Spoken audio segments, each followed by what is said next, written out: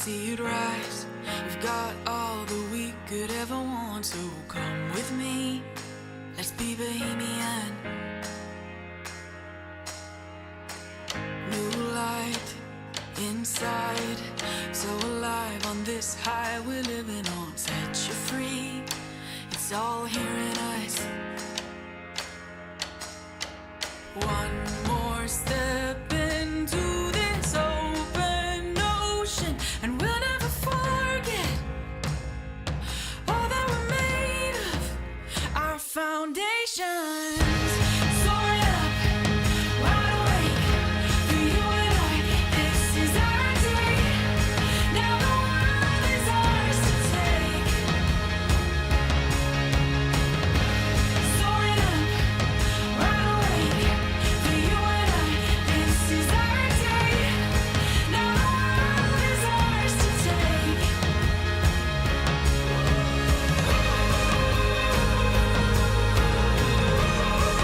The world is ours to take. The world is ours to take. New horizon, open eyes on the future and everything that we could be. Take my hand, so take my hand now. One more step into this open ocean, and we'll never forget all that we're made of, our foundations. Soaring up, wide awake, for you and I, this is our day. Now the world is ours to take. Soaring up, wide awake, for you and I,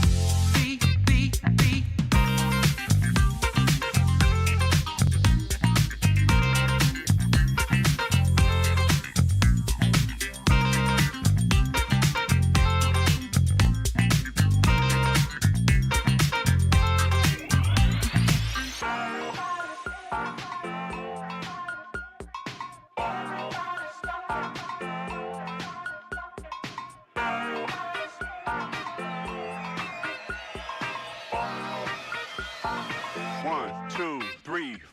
Everybody's talking about the new sound. Turn around, listen up, we're playing for keeps.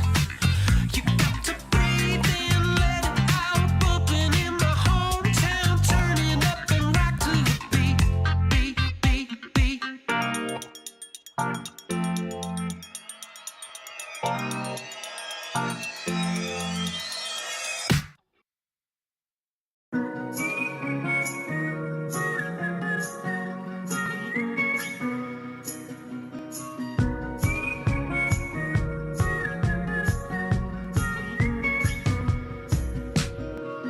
That you wanted to see me. Now hold on to my love.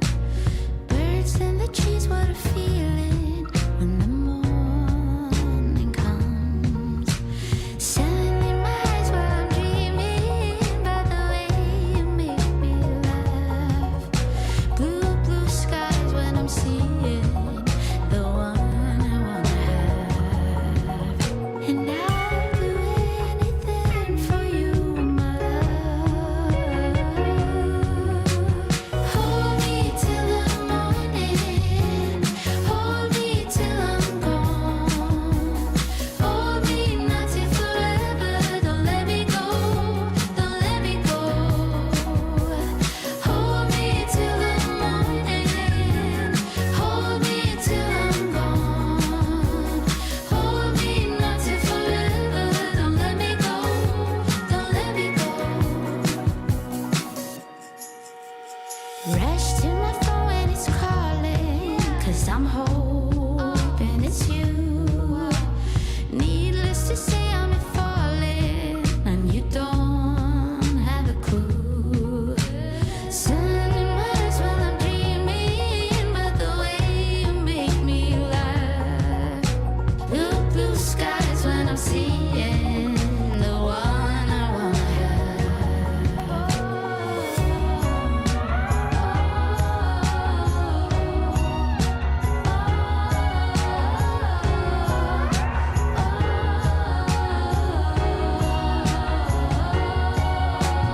Hold me till the morning. Hold me till I'm gone. Hold me not till forever. Don't let me go. Don't let me go. Hold me till the morning. Hold me till I'm gone. Hold me not till forever. Don't let me go. Don't let me go.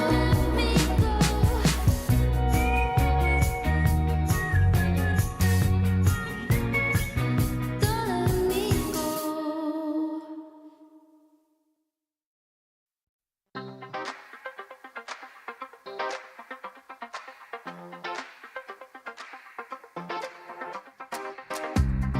Oh my dear, there's something worth saving here. Oh my love, if we just rise above, like staring at the sun. 5, 4, 3, 2, 1. You shine a light. Yeah, it's the real thing. Yeah, it's the real thing. You shine it bright. Yeah, it's the real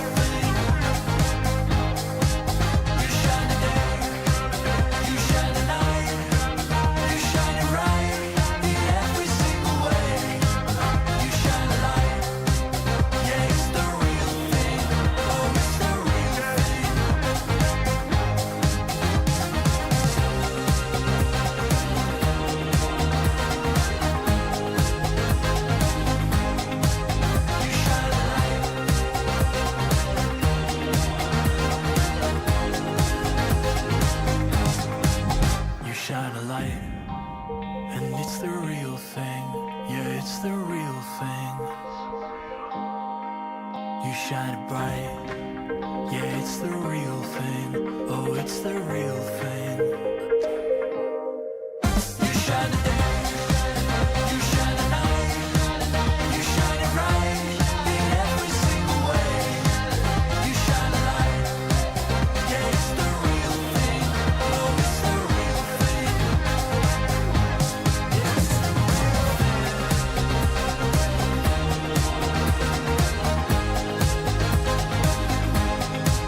You shine a light.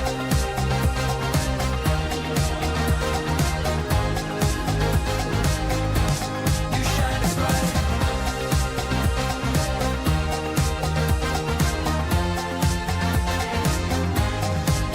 You shine a light.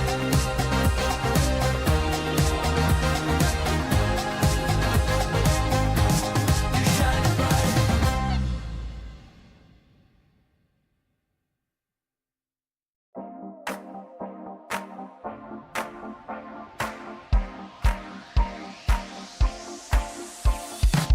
I've got a feeling there's a reason that you walked into my life. I can't blame the stars or superstition, 'cause you know I'm not the type. I don't know what you're thinking, that I'm crazy, but you're wrong. Feelings can't be caught just in the night. Don't think I'm dreaming, 'cause I've been waiting for so long, and now all I've got is you go through my mind. There are some things that just feel so right, that you know they can't be wrong.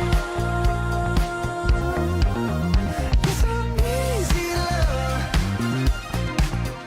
It's so easy to love. And I think you know it. It's so easy to love. Yeah, it's so easy to love.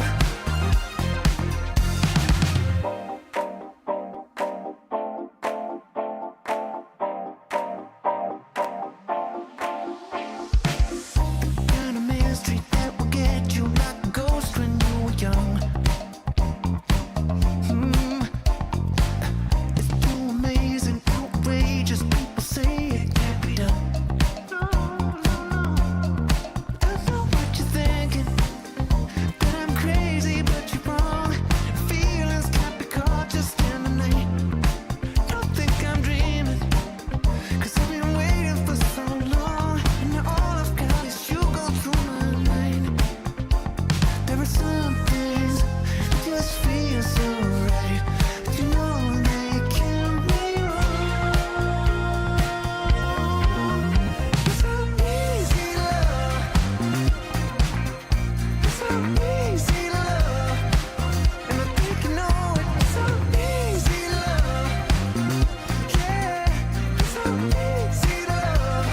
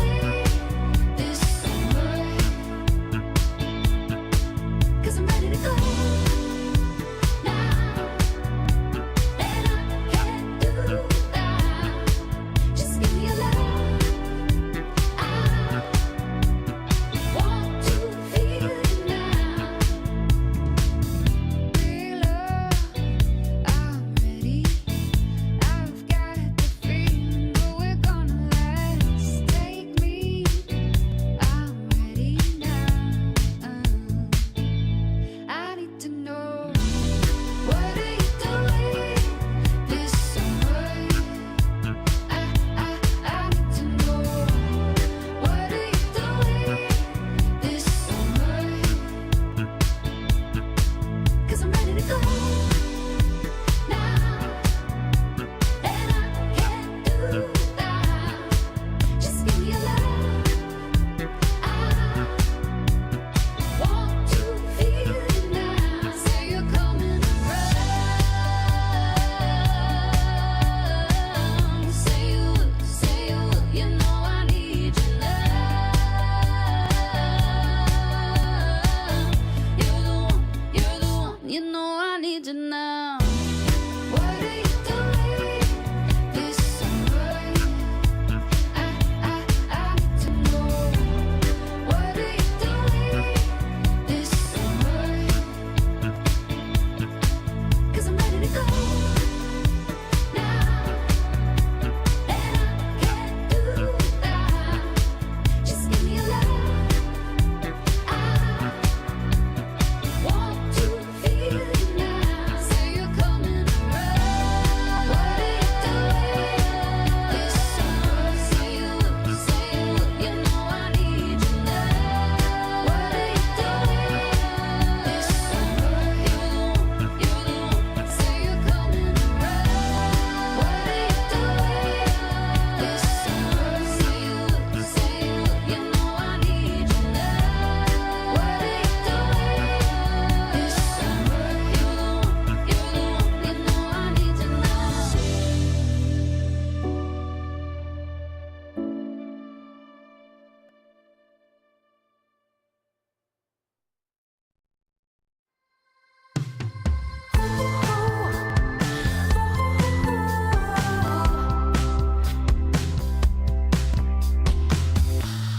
California dreaming, waiting on a feeling that I need.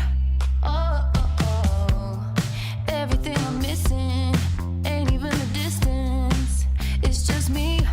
Oh, wait, don't wanna wait. No way, can't make me stay. No, I'm gonna find that place. Take me away. Let's go. We can live that life, baby. It's simple. It blows my mind. Let's take a detour. Leave it all behind, and I'll meet you in the sweet sunshine.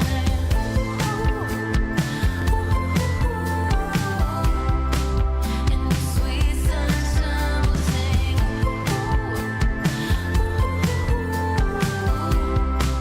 In the sweet sunshine, living for the moment. All the roads are open. Can't you see? Don't care where we're going. We're just roller coasting to the beat. Wait, don't wanna wait. No way, can't make me stay. No, I'm gonna find that place. Take me away. Let's go. We can live that life, baby. It's simple. It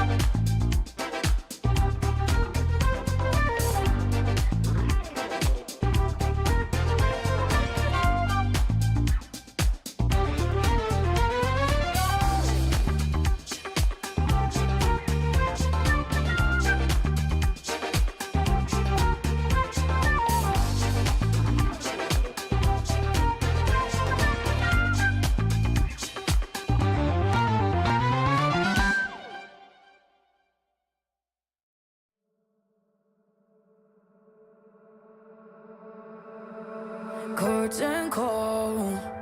Dynamo, are you ready to blow?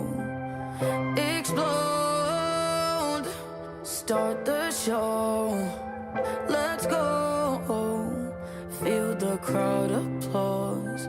Let them know we've been counting down the days, been riding through the haze. We'll take it to the grave, be the unstoppable. I'm coming up, unstoppable. Don't let it drop, we're going down slow. I'm coming up, unstoppable. Don't let it drop, be the unstoppable. Start the show. Whoa, dodge the blows. Go, knocking on the main stage door. Whoa, feel the applause, feel the roar. I'm coming up, unstoppable.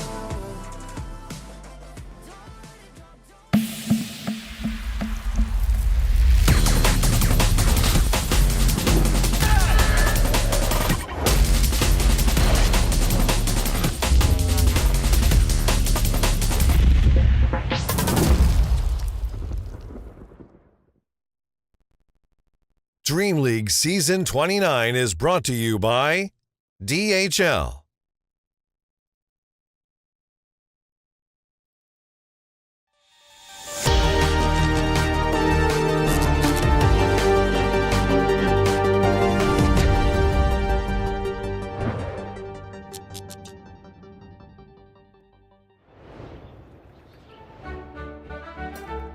Welcome back to another exciting season of DreamLeague. We're up to season 29 at this point. It's Permsleeze and Winter taking you through all the festivities here on the Ember stream. In case you're new here, folks, there's 4 streams of exciting Dota 2 action happening all throughout the next, 10, 12 hours. So you're gonna have no shortage of fun games to watch, and there's no shortage of fun series to watch on this particular stream because we're starting off with a very exciting series. But before we get a bit more into that, Winter, it's a new season. You can see the flowers are all around us. It brings a fresh new feeling, you know, maybe a sense in the air that something's gonna change. Some teams are gonna get toppled over. Maybe we see a new underdog take the title under their belt. How are you feeling? Feeling great as always. I'm ready for another DreamLeague. Always ready for exciting games, or, you know, the games that I like and you don't like. The low kill games, everyone is just moving around the map, and you know I love those games, you know. Can't wait for more of those games. We might have a chance to see one on our screens, at least within today, some very high-skilled teams. Speaking of the teams, let's talk about the participants for this season. They've all come from different areas, right? Whether they were directly invited, whether they were qualifying through the regional qualifiers, or whether they actually made it to DreamLeague Division 2, which we had the chance to see, right? So overall, some small changes to the format. I think typically DreamLeague-wise, we're very used to the whole, okay, we're gonna have best of 2 series, big group stage, 2 groups. But this time around, they've actually changed the odds up a little bit, I want to say. Because now all group stage series are best of 3. So instead of maybe a 1-1 scoreline, there's gonna be a more definitive winner. There's going to be clearer standings within the groups. What do you think about that change? So it reduces the chances of, I think, the weaker team going through. Like I feel like when you make it 3 games, because sometimes you can win 1 game, you know, you catch the opponents by surprise and you take 1 game away. But if it's 3 games, it's difficult for more difficult for the underdog to actually get 2 games in this series. Okay. So you're saying that this format actually would benefit the stronger teams that we more expect to win? Yes, I think in a 3-game series, the better team usually will have the better advantage.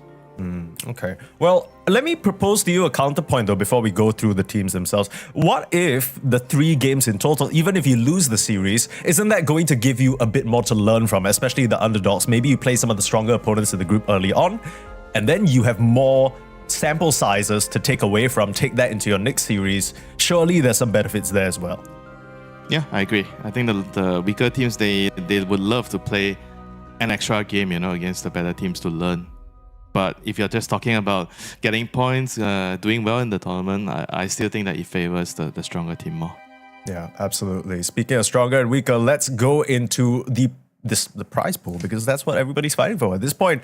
I mean, it's just a couple of months away until that EWC, baby, and everybody's trying to make sure they're qualified. This particular event has major implications, because even though later on in the graphic we'll see who exactly has already qualified for EWC, there's huge prize money, huge club rewards at play, and the EPT points, the rewards, only get larger with time, especially for those teams kind of near the bottom rung of the invite list. You want to make sure you get that bump up. There are some new faces, as we saw in our team list as well. X-Heroic, Playtime, Nigma Galaxy, Gamer Legion. These are all teams that need the big bump in the prizes, need the big bump in the EPT points to make it to that big event. So that's going to be what it's playing for. Speaking of the EPT point distribution, we got Esports World Cup coming up. That's in Riyadh in the summer.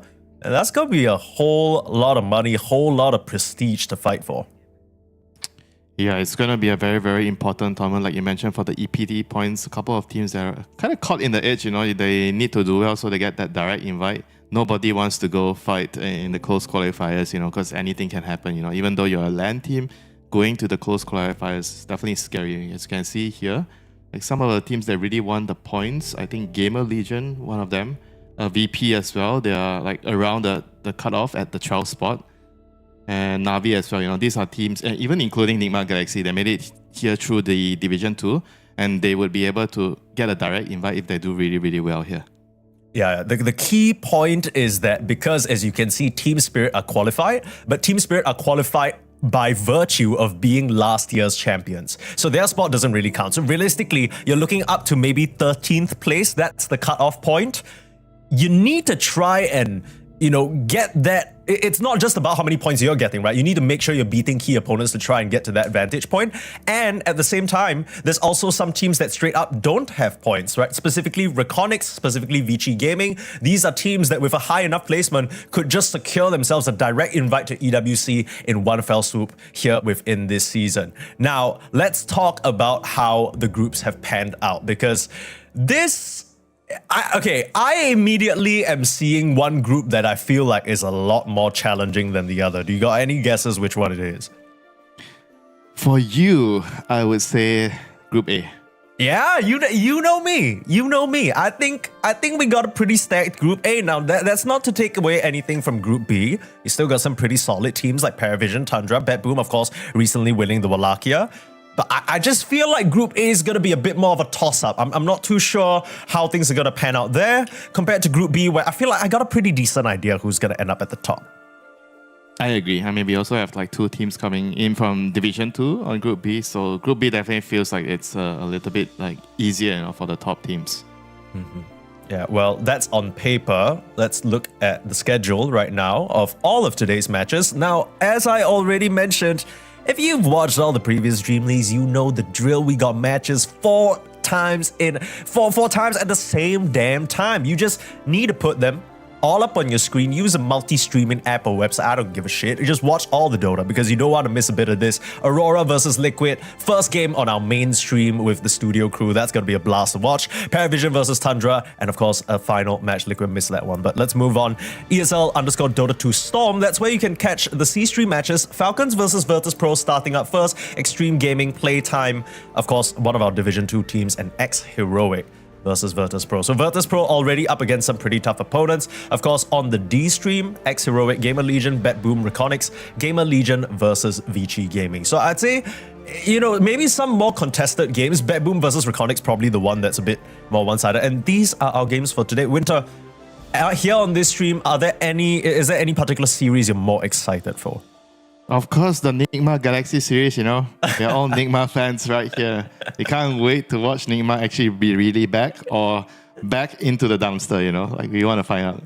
Yeah, well, we will have to wait a while before we get there because we have a match, as you saw in our schedule, right before that. It's none other than Spirit versus Vici. Now, Vici, in case you haven't been following, maybe in the past few months, they've returned to the scene after quite a hiatus, the organization that is. But these players will be very, very familiar to you. Shiro, XM, Bart, Sinkyu, and Y. That's 3 out of 5 of that TI attending PSG LGD team, which Spirit, of course, have a lot of history with. But speaking of history, let's hear about the team from a video.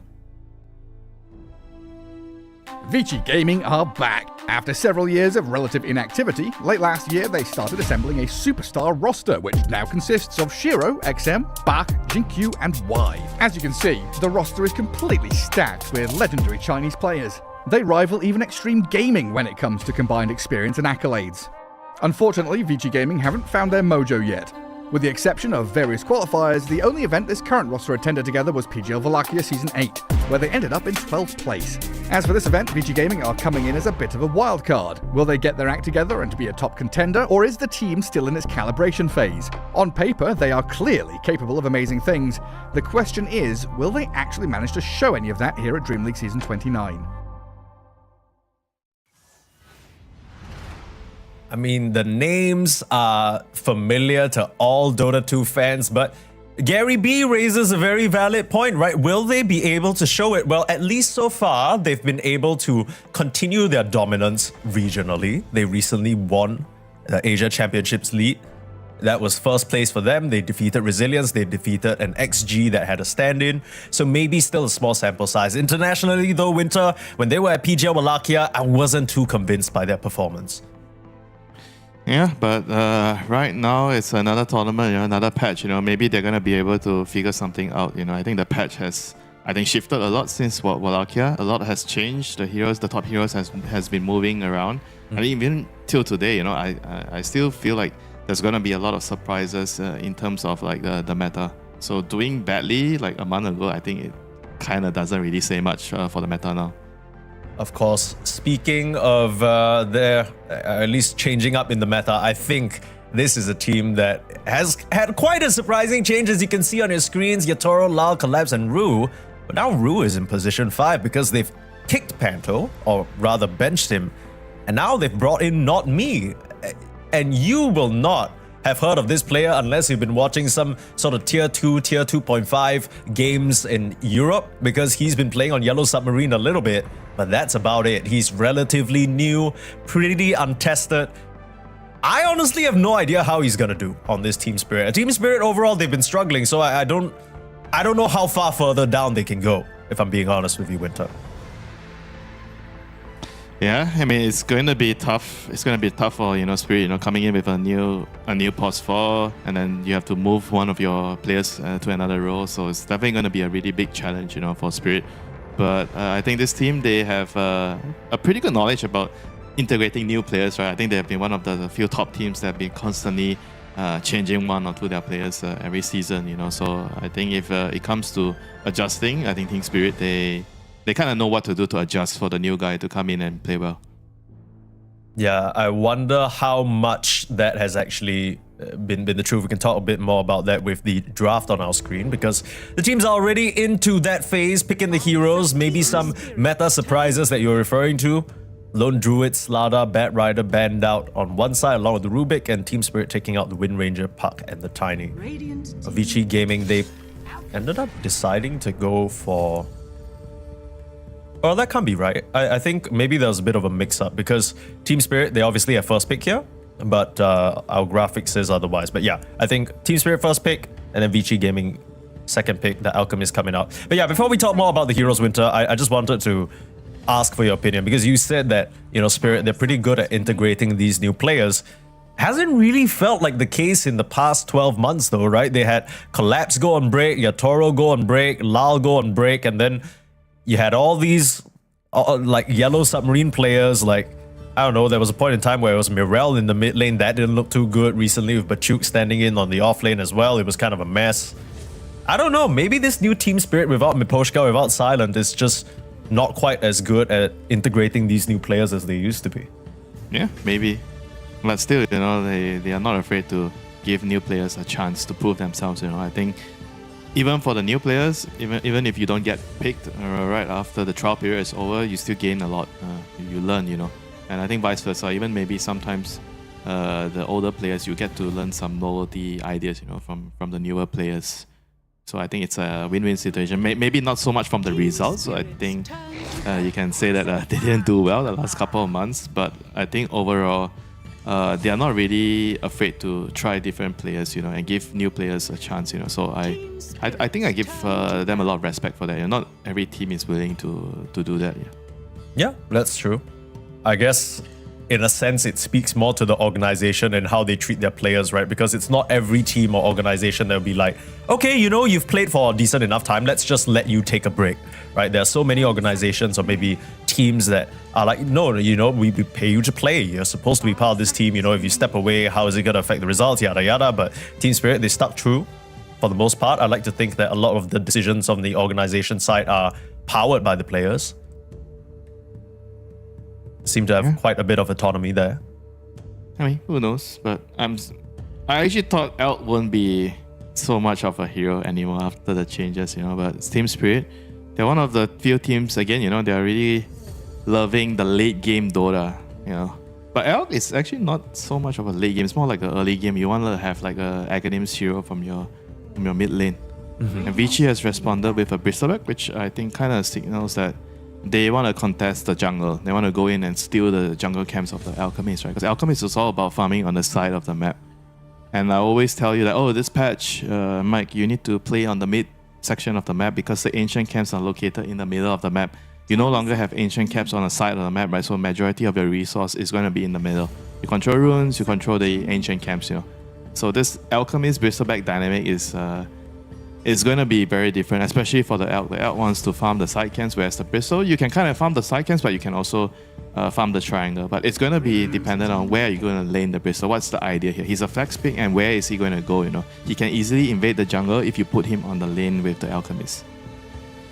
Just to quickly clarify here, Winter, because I heard some different ideas coming out. So you were saying we're in the current meta where the triangle and the middle of the map is more of a priority, right? But Yes. At the same time, you're saying that Elk, in general, he prefers to farm the side of the map. So is this a situation where the Bristleback is going to try and follow him to the sides of the map, or are we expecting this Elk to try and prioritize maybe his own triangle and the Bristleback follows him there?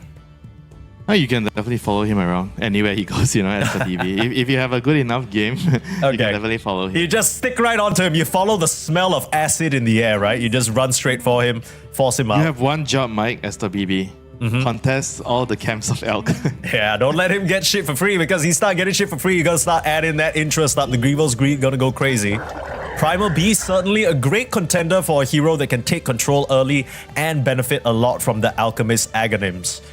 Team Spirit, you said they might be favoring a bit more of the late game Dota, and Primal Beast gives them the scaling, but I kind of agree with you. I feel like Alchemist is a very timing-based hero, right? You're trying to take advantage of this huge burst of power that you can give to one of your allies. I guess you just want to make sure that your other two cores have that capability to like solo carry the game.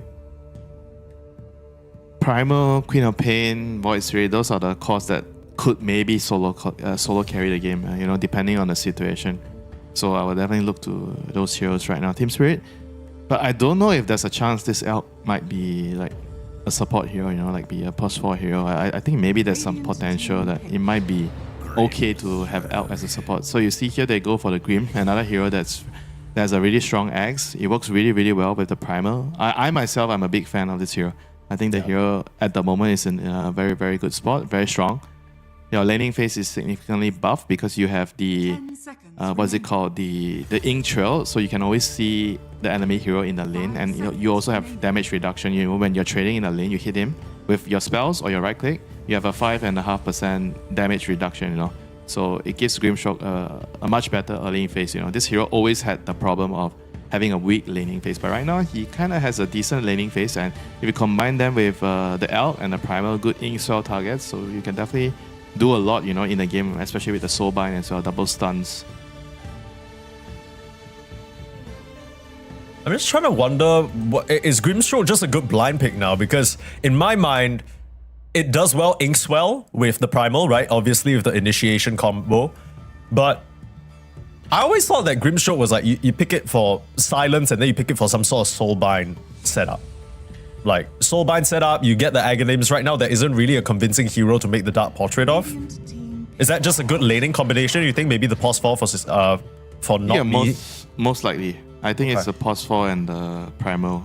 They're picking the lane from the get-go. So Vici Gaming, they go for the SD. Not a very popular hero right now, but it's great against the Grim. You can dispel the Ink Swell. The Disrupt also obviously very nice at protecting against the Grimstroke. The silence, the combination. It's good against the primal. It's good at dodging the Elk stun as well, and very good at kiting the Elk if Elk is a carry. So this SD pick definitely has, I think, has a lot of merit here together. And you kind of also have a lot of heroes to clear stacks. I think when you have SD on your side, you want to be able to stack and you want heroes to clear it. So you have BB and you have Beastmaster. So these two heroes are really great for that.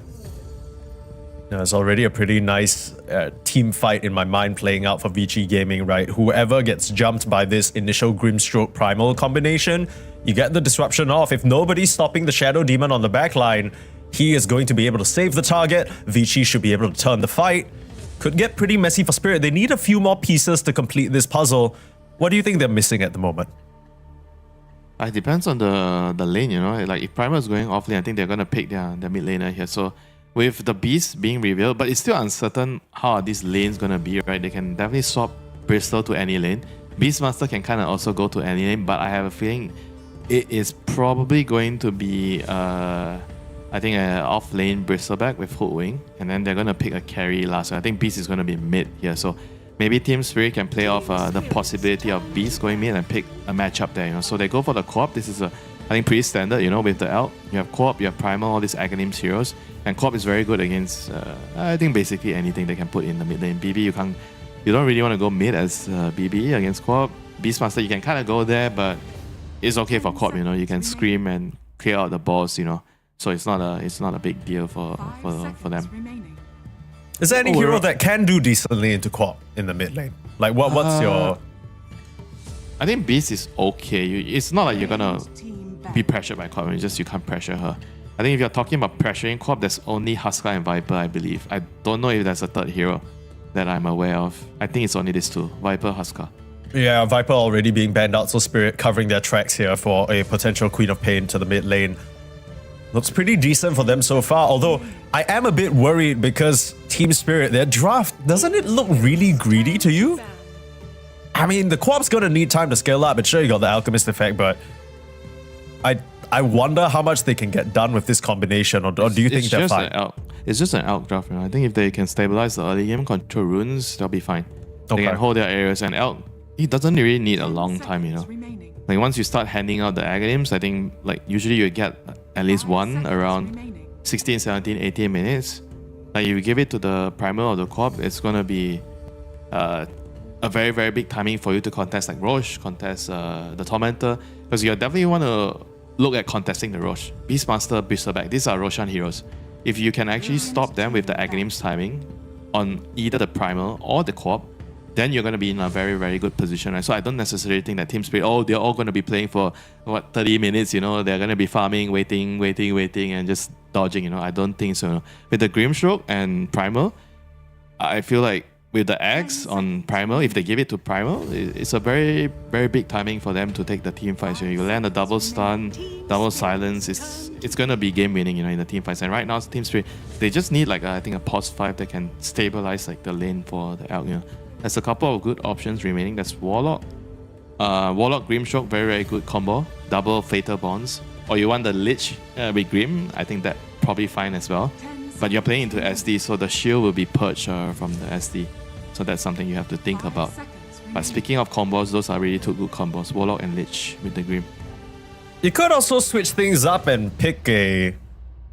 Like put Bristleback carry, although I don't know whether that defeats the purpose of trying to follow the Alchemist around. And of course, you know, you're playing against XM, you got to ban the Sniper, you got to ban the Viper, so two of his signatures being taken out already. They seem to believe that the Beastmaster has the potential of going to the off lane, or rather, sorry, the carry role. and they're worried about a Vici Gaming last pick. Clockwork certainly is an excellent hero to lock things up for Team Spirit. It's going to give them a lot of early game just area control. If they can play Huskar, they definitely should play Huskar here. Clock does nothing against Huskar. You can't burn his mana, so your cogs are whatever, you know. Because the Clockwork has been like, I think this is a hero on the rise. You know? He's one of the, I believe he is one of the best heroes on the support role right now. The cogs just, they do way too much, you know, in the game. There's a couple of heroes that you can mana burn and make them, I feel like, useless in the early game team fights, like someone like Bristle, even Beastmaster, right? That's melee heroes. You hit them with a couple of cogs in a team fight, suddenly, hang on, what do I do? You know, I have no mana, I'm just running in, I have no mana, you know, so you can't do anything, you know. So Vici here, they go for the Kes, like a super brawly lineup. They want to contest all the jungle camps with this Beast, Kes, Bristleback lineup. I don't think they'll be farming their own stacks. I think they'll be trying to farm the Elk stacks. There is a full-scale invasion. Vici Gaming are coming for Team Spirit's territory. They don't plan to allow this Elk to farm up a storm. But of course, it's gonna come down mostly to the supports in my mind of Team Spirit. I don't know whether you agree, Winter. I feel like Rue and Not Me are going to have a lot to do. And you gotta keep in mind, this is going to be Not Me's debut game, right? It's his first game on this level against a team like Vici Gaming. It's quite a lot of pressure stepping in for Panto. I know the guy hasn't really had some great performances lately, but I think you're playing for Team Spirit now. You gotta step up. And there's no pressure, right? It shouldn't be any pressure, you know. You don't think so? I don't know. If they drafted me to Team Spirit and I gotta play Love Collapse Yatoro, he's like, Yatoro's like, secure my farm. I'm like, oh shit, okay, well. I'll be so excited, you know, to show what I'm capable of. I don't know, I see it from a completely different angle where I feel like as a up and coming new player, being given a chance at this type of stage, you know, you kind of just want to show what you can do, you know. You don't want to worry about the naysayers or what people are saying, you know. You just want to enjoy yourself. Yeah, I can see that as well. I guess that's why you're a competitor and I'm not, right? Like, I'm thinking about, oh, you know, it's so scary. I'm so anxious about it. But Yatoro, he's gonna yell at me. Yeah, he's gonna ask me to stack and I'm gonna miss the stack and he's gonna flame the shit out of me. But yeah, of course, Not Me. For those of you not familiar with him, he has been on the Yellow Submarine team for a while, which is widely known as the Team Spirit Academy team per se. And he hasn't really been able to, I want to say, accomplish much. He had some decent success in EPL. Mike, hang on, Mike. Okay, I'm holding. Something's happening, Mike. Oh no, not me. I was just talking about too. He's gonna get bushwhacked. Might just get run down. Do they have the chase potential is the question. Should be able to get himself back to his tower. Wait, why the hell do they only have 4 heroes with this move? They smoked top with 4. Only 4. Maybe if they brought the beast. But I guess they brought the boss, so that matters. The hero doesn't really... Yeah. As if he's gonna get an axe hit off. Come on, let's be real now. Okay, yeah. But anyway, I was talking about Not Me. You might be onto something, right? He's had his time on the Yellow Submarine Team Spirit Academy team. He's had some decent enough results. And now it's his time. Now it's his time to show what he's made of. Now it's his time to prove his worth to Master Yatoro. Yes, sir, I can secure your farm. You will get a very timely Aghanims. Don't worry about it. Is that how you treat all your elk players in your games in PUBG?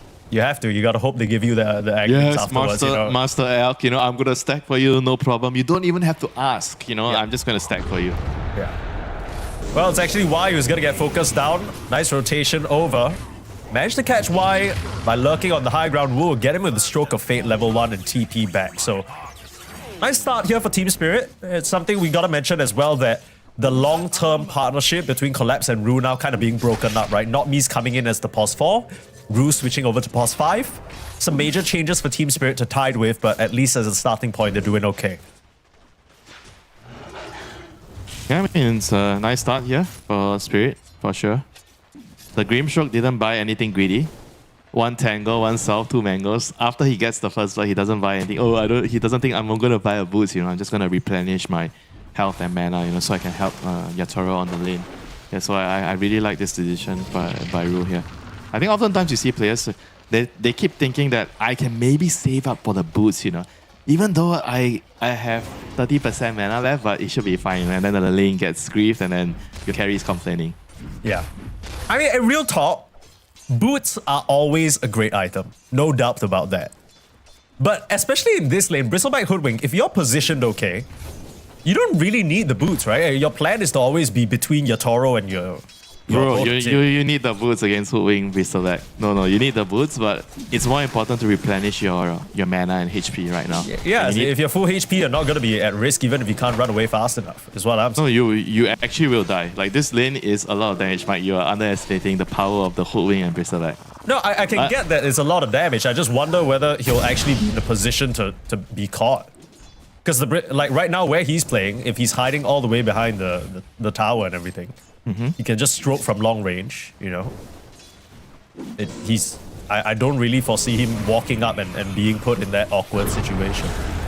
But who knows, maybe they double wave and dive his ass. Yeah, who knows? Oh, this is a very interesting idea here. Having the SD in this lane against the clock. He can never kick his power cogs. You just disrupt him every time he's trying to do that. Nice idea here. Okay. Because this Clockwork Hero is so annoying in the lane because it's so easy to land the power cogs and just burn your mana. So you either have to be something like a Jakiro, you double hit and you kill the cog, or you have to be something like SD, you know, you disrupt him every time he's doing it. Yeah. Kind of reminds me of like the Elder Titan effect, right? When you have the spirit out, you need some sort of way to stop him from just running and hitting you. Same situation with Not Me and his cogs. If he just gets to play bowling, all your mana's gonna be burned. You have basically no resources in the lane.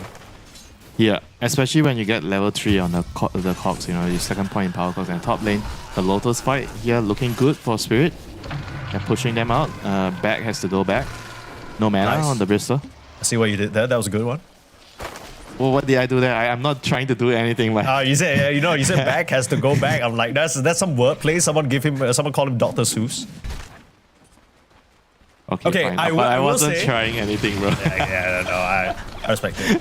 Okay, so we were a bit concerned about this Hoodwink Bristleback being a threat for Rue, but right now, he's the threat for them. He's stepping up, he's bossing out, he's showing up big style. Yatoro, you gotta watch your HP there. We'll get Yeah, this this reset. is the power of the winning the Lotus fight, right? You get the extra resource, then you can actually go for the kills like this. You know, you have extra mana. And This now they mid lane get situation is a bit rough though, Winter. Are you seeing this? XM has just pushed Lal completely out of the lane. Rue will go down here, but he's happy to take the trip back to base. But he yeah, wants to go home. He actually wants to go home. He's happy to die. I mean, if anything, he's happy that Bark didn't get the kill.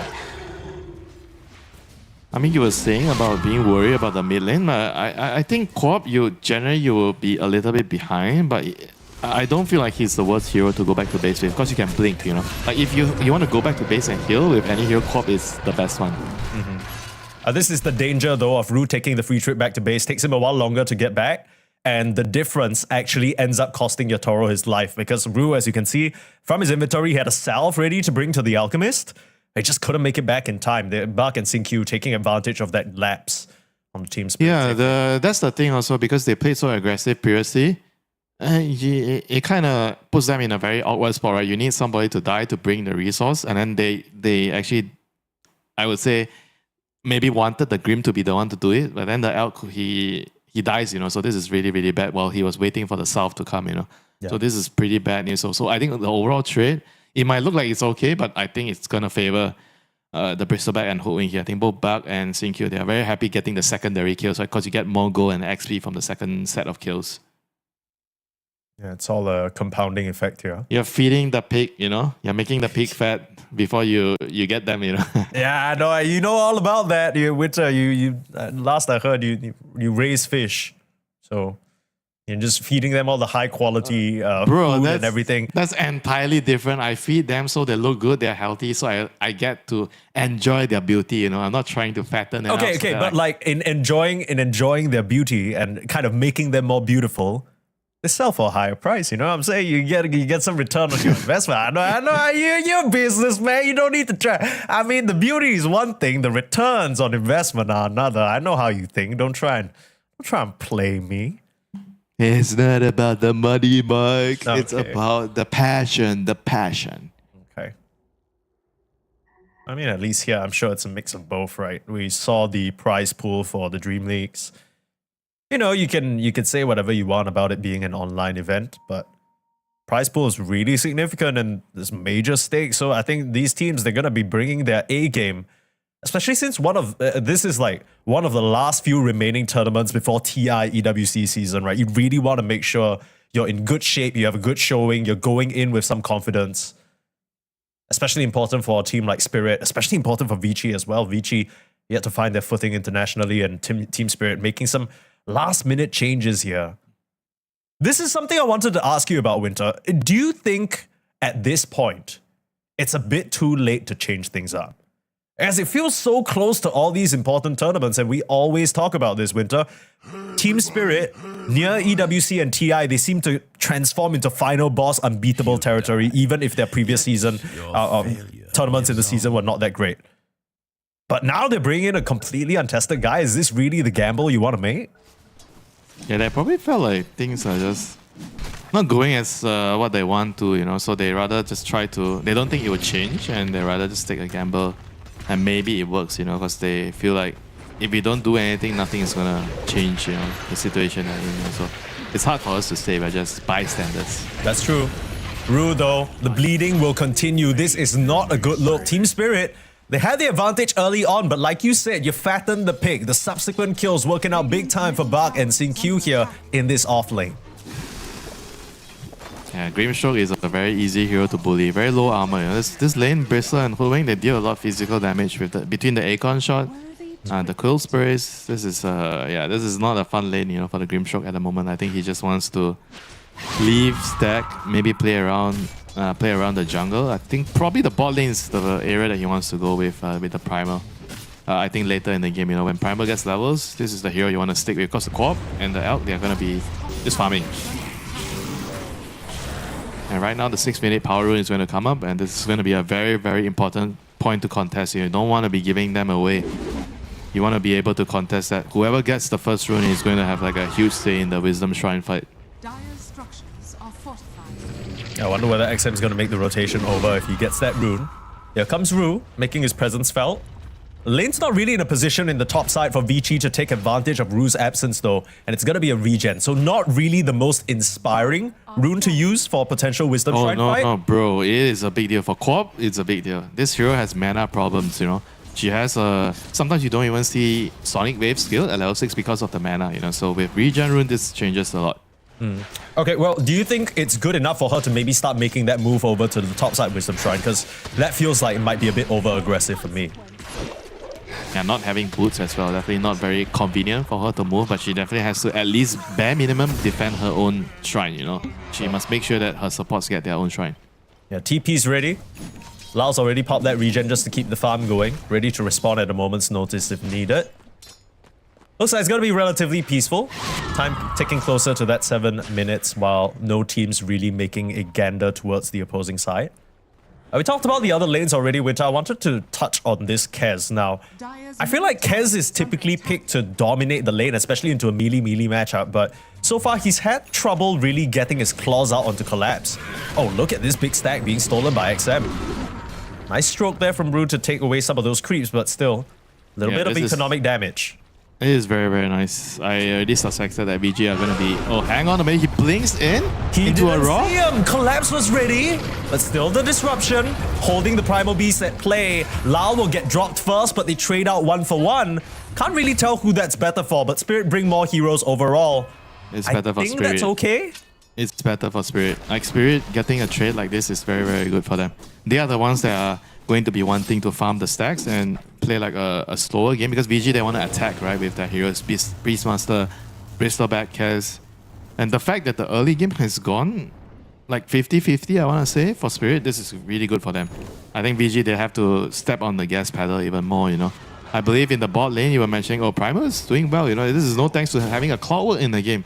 How often can you say that, you know? Having clockwork on a lane secures, like a double melee lane, having clockwork and you secure the lane, because power cogs is just such an insane ability in the laning phase right now. Even in the team fights, you know, it's going to be an annoying thing, you know, burning away mana from heroes like Bristleback, Kez. Yeah, I'm kind of worried, especially for the Kez, right? Because this is a hero that relies on his mobility tools like the grappling claws, running around freely to output the damage that he wants. But if he runs into cogs, it could get troublesome. Collapse with a charge on through will force out that disruption, but here's Not Me on the chase. Looking for a good cogs angle. Tries to bounce the last bounce into wide. you got him. Manages to connect. That is nice. Not me. Eyes on the prize. And meanwhile, Vici still scrambling to try and get a hold of Collapse. Has a second bout of the phase boots coming over slow from the rocket. And he will get himself out. Really cool play there from Team Spirit's offlane duo. And Sing Q in the mid lane. Root, was that? Oh, that's a big one. 400 gold? Yeah? Yeah. Okay. Radiant's middle tower. He sniped him Goddamn. with the stroke. Yeah, he sniped him with the stroke. I think he was behind the trees or something. You know, you're trying to hide and dodge. How did he even get that low is my question. I guess the Queen of Pain must have jumped in and maybe used a spell or two.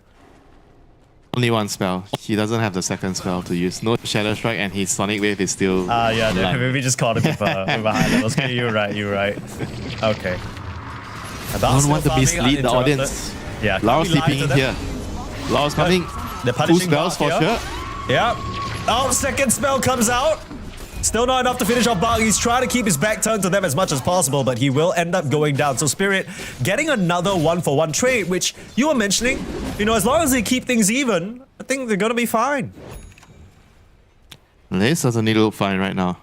Alchemist is farming away. He's not the top level. Bristleback is still the fattest hero. I was gonna say pig, but yeah, fattest hero right now.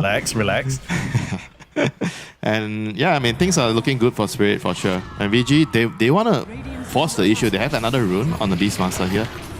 AD rune, so they want to be able to take the tower here. Catapult wave is arriving in the mid lane.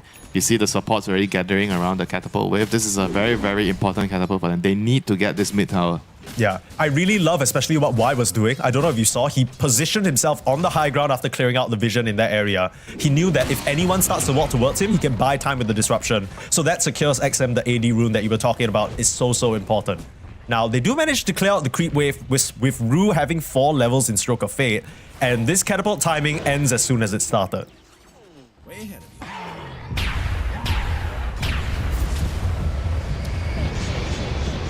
Right, you're not fighting Cass, or okay, nobody wants to fight the other. Yeah, that was a bit... not too sure what that was. You I can't... believe Cass was happy. Yeah. The happier person. I mean, he just forced the Primal Beast used all his spells, and it was like, yeah, nah, I ain't gonna do this. I mean, he's like, why did I do that? You know? Yeah, like he's asking to say, okay, you know, I could have just used that shit on creeps. What a waste of goddamn time.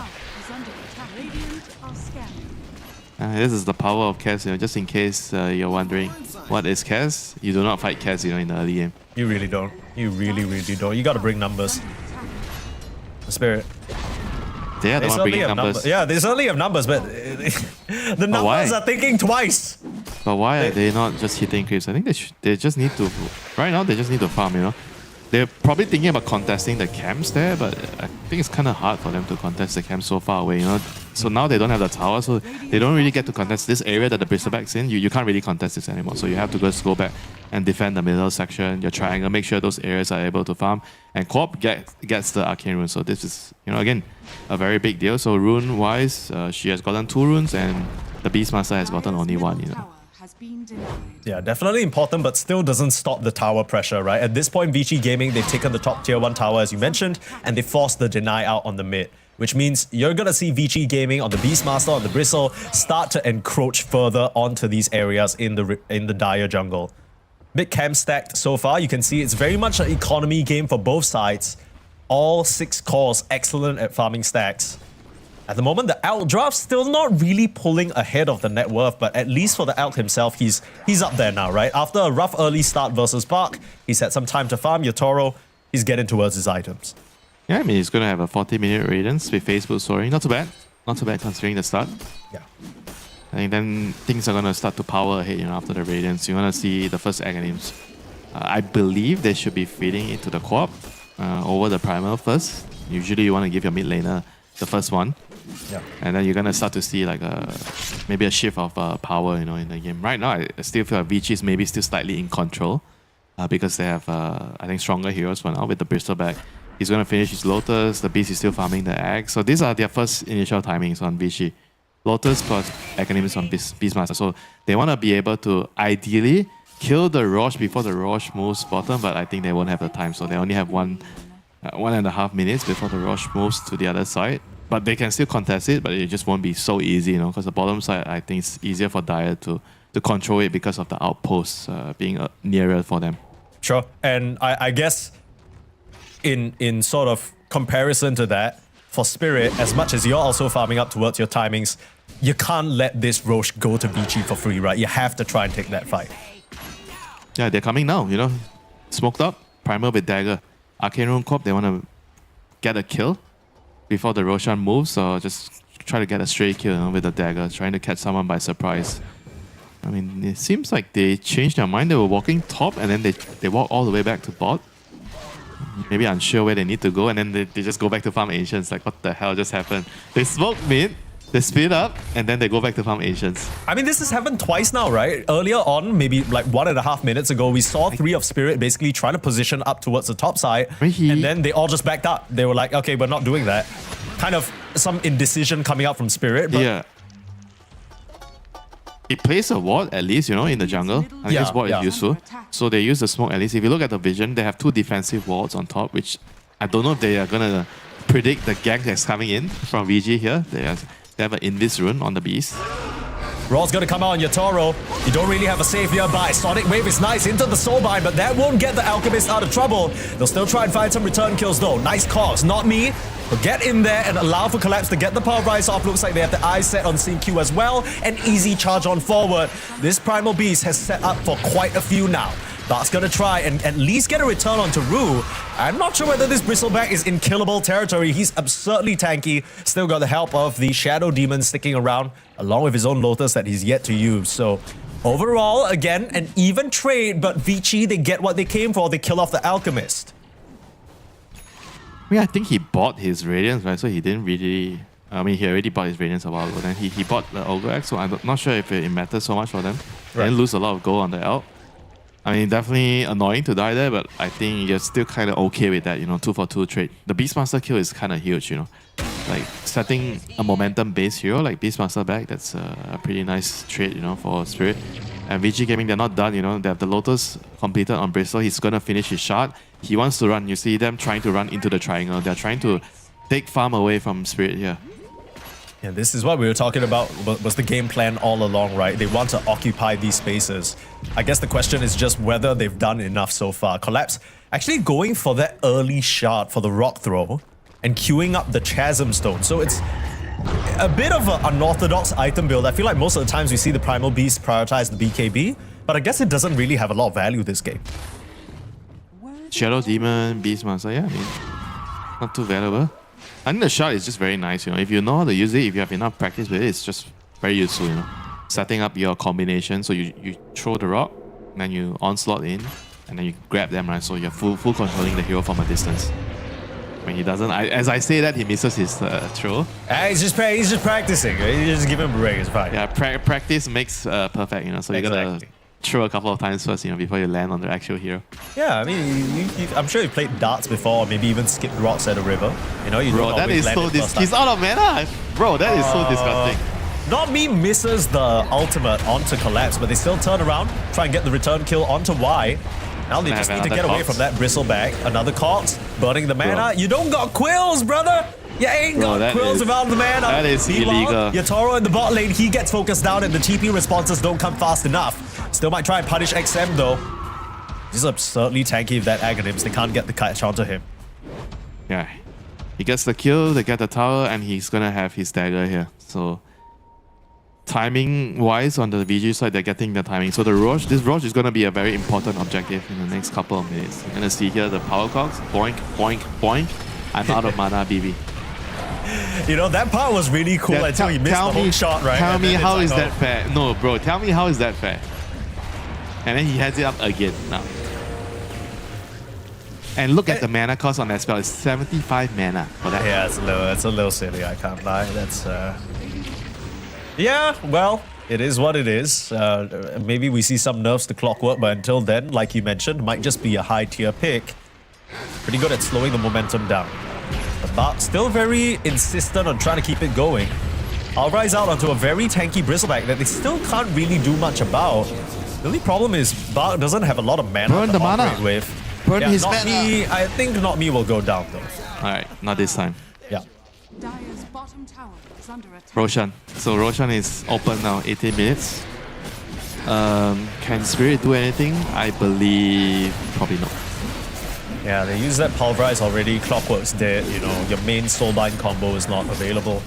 You're still fast, a bit. yeah. It's too You're fast. kind of slower on your Toro than you want to be, right? I think these deaths have really hurt him. He's not there at the first Aghanims, and because of that, the Queen of Pain is not quite as strong as she wants to be as well. Yeah. I was telling you about how important it is the first Aghanims to the corp so they can actually defend the Tormentor of the Roche, right? Because Yeah. he doesn't have it, he just got it. So, but unfortunately, VG has already claimed the Roshan, and usually after you claim the Roche, Tormentor also belongs to you because the enemy team cannot contest the Tormentor. Yeah, we were kind of expecting the Roche to maybe even be earlier, right? We thought maybe they would try for the top Roche after getting that Beastmaster Aghanims.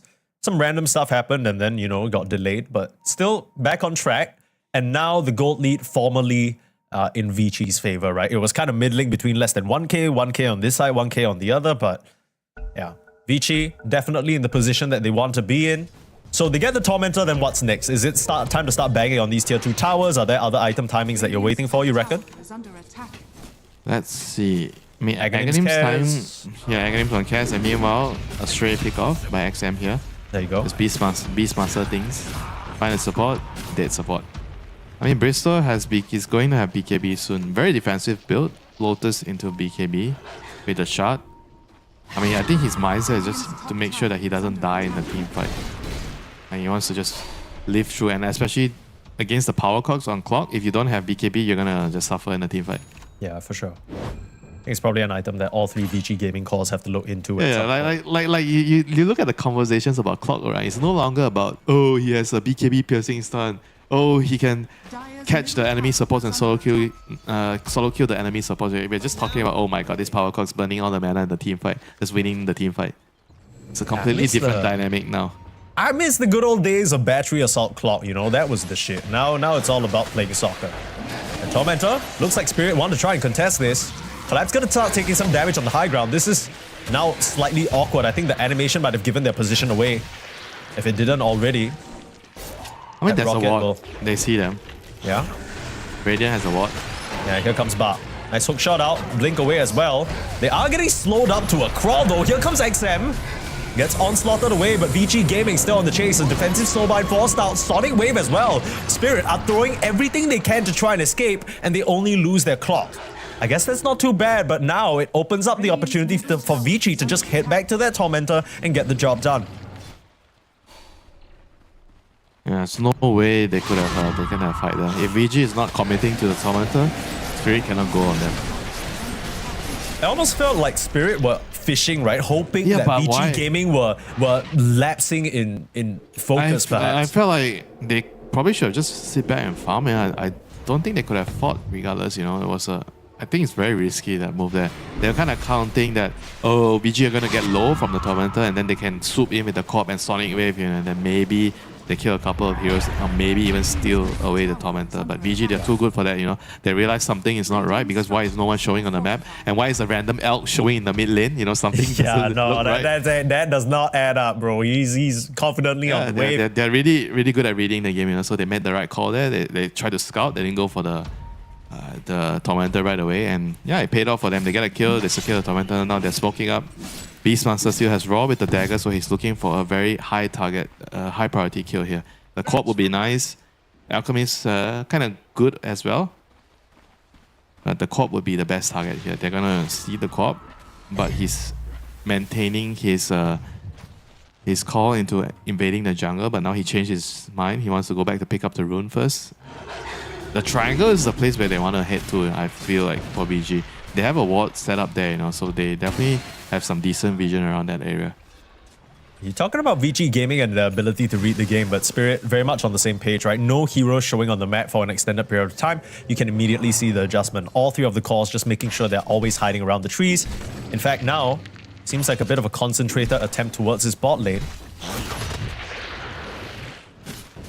Not sure what Gonna this is smoke 4 heroes again. Okay. And then this time the clockwork is not definitely not in the smoke, so he's alone. He's the one moving around. Maybe it might be good for Spirit, you know. The ward sees the clock. So I'm not sure if Vici knows what's going on this time, you know. Because they see a clock in mid lane, they're like, what do you actually see from this, you know? You don't know what's happening, you know. I feel like this might benefit Spirit. But again, you know, they smoke, they go bottom, they get cold feet, you know. They don't see anyone on their vision as well, on the Vici Gaming side, so they don't want to make a move here. And Bristleback is not a target you want to go on, you know, a BKB Lotus Bristleback. So I have a proposition for you, Winter. Yes. I find that throughout this game, we've repeated the same thing at least 5 times. We've seen Spirit smoke up, try and make some sort of a move, and then we're both scratching our heads. You're saying, you know, why can't they just farm? Why can't they just farm? What are they scared of? Is there some overwhelming timing here with Vici? Because most of the time, if your opponents get an Aegis and you're not strong enough yet, you dodge them. So why are Spirits so intent on trying to force the issue? Are they worried that they get outscaled or something? I don't think they're worried because they're getting outscaled. I think they just wanted to find a quick pick, you know, and then resume farming because they realize Vici are probably not together based on the hero showing on the map. But now, yeah, the Grimshock dies. This is a pretty big... Actually, this is a pretty big kill. This actually stops Spirit from being able to contest. The Grim is a pretty important hero in the fights. The dagger plus the soul bind into the double elk stun, the pulverize. That is a very, very strong way for Spirit to win the team fight. So they have to wait. They definitely have to wait for a rule here. I don't think they could take the fight. But it seems like they're still interested in taking the fight. They're poking. Thinking about the Raw, XM lost him over the tree line, couldn't get the vision, unfortunately. And key thing to note is that the second Aghanims has now hit the table. Lal has that Aghanims upgrade. The upgraded Shadow Strike is going to be very painful for all these melee cores. And you got a BKB on XM and a Lotus on the Bristleback. Those are your only dispels. You don't have any other options. Yeah, also not to mention the break duration, right? Right now the Bristleback seems like he might actually be killable, but I still think it's going to be difficult. If he has, as long as he has BKB up during the break duration from the primal, he will probably survive. And also he has the SD with Glimmer, with Disrupt behind him. Yeah. So these fights are still, I feel it's still going to be very complicated for Spirit, you know. That's why I felt like farming would be the most sensible option, you know, because you have Quap. Oh, Quap is... Okay, he's fine. I'm glad it wasn't me, you know, I didn't curse him again. Yeah. But yeah, I was saying like Quap is one of the hardest scaling heroes in the late game, so I feel they shouldn't really be worrying about too much, you know. Even though they have a 6k goal deficit here, it's not the end of the world, you know. You keep farming, you keep scaling, you get to your talents on the Queen of Pain. The late game with the Quap and the Primer, I feel they are unstoppable, you know, if they get there. Sure, yeah. And yeah, I misspoke just now. I was talking about the Queen of Pain eggs. Of course, she was the first one to receive it. It's collapsed with his eggs and the break mechanic we were talking about. Team Spirit still trying to play a little conservatively. XM's been trying to get some sort of a roar for the past 1.5 minutes in this area, just not able to really find the connection. You can tell Vici Gaming, they're feeling strong right now and they want to force the issue, but Spirit not really giving them that chance. And they're doing a very, very good dance around the lines, right around the enemy territory, trying to just get whatever farm they can. They find a pick here. Can they kill him? Can they burst him? Nope, they can't. BKB in time. I mean, it's not too bad. Yeah, not too bad. I mean, this is the thing with like the change to Grimstroke. You can no longer control the detonation of the ink spell, so it's kind of hard to reliably lock heroes down with Grim right now.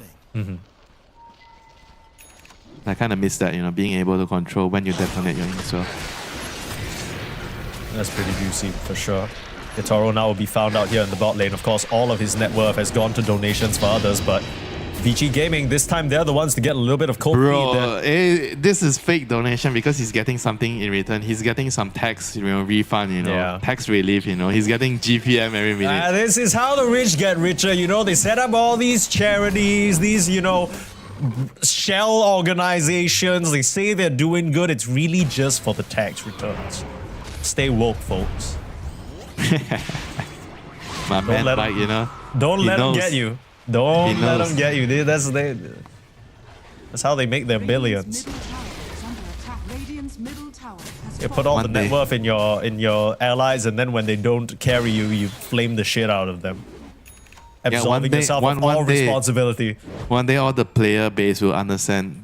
All these elk players, they're not actually trying to help us. They're just trying to help themselves, you know. Yeah, if anything, it's less pressure, right? Because all you need to do is hit creeps. And then you give your allies the Aghanims, they gotta do the work of 1.5 cores. Because you're just farming. This dude's been hitting creeps for 28 minutes. How is this even fun? Tell me, Mike. Like how? Well, I think it depends on what kind of player you are. You know, you think about team spirit. They're coming off of a pretty rough recent tournament result. Your Toro, you know, he's got his boy Collapse back. He's feeling confident. Lal is back as well. He's like, you know what? Early morning warm-up game. It's going to be a long day for us. Let me just... Elk as your warm-up, bro. Yeah, let me just get in the group. You know, it's kind of like the Dota 2, you know, new player tutorial. Each section or each game is catered towards learning one skill. Your Toro's like, okay, let me make sure my farming's tight for the rest of the day, guys. Just pick me the aisle. You know, I don't care that, you know, some teams are ignoring it. Let's just go first pick it. I'm going to hit creeps. You guys just do the carrying, you know, not me. This is your debut game. You can be the star. Yeah, he definitely can't say not me this time, you know. In this game, Yeah, if he gets given the axe, he has to carry the game. But I doubt he'll be getting the axe. Grim is probably going to get it before the clock. Yeah, the Elk also starting to build up his own item. So his BKB complete, looking at the AC and the blink for the initiation potential. So your Toro is going to be entering the game very shortly. For the At first least- time, he's showing up. Oh boy. He's been making anonymous donations so far, you know, no nameless donor. Here's Collapse.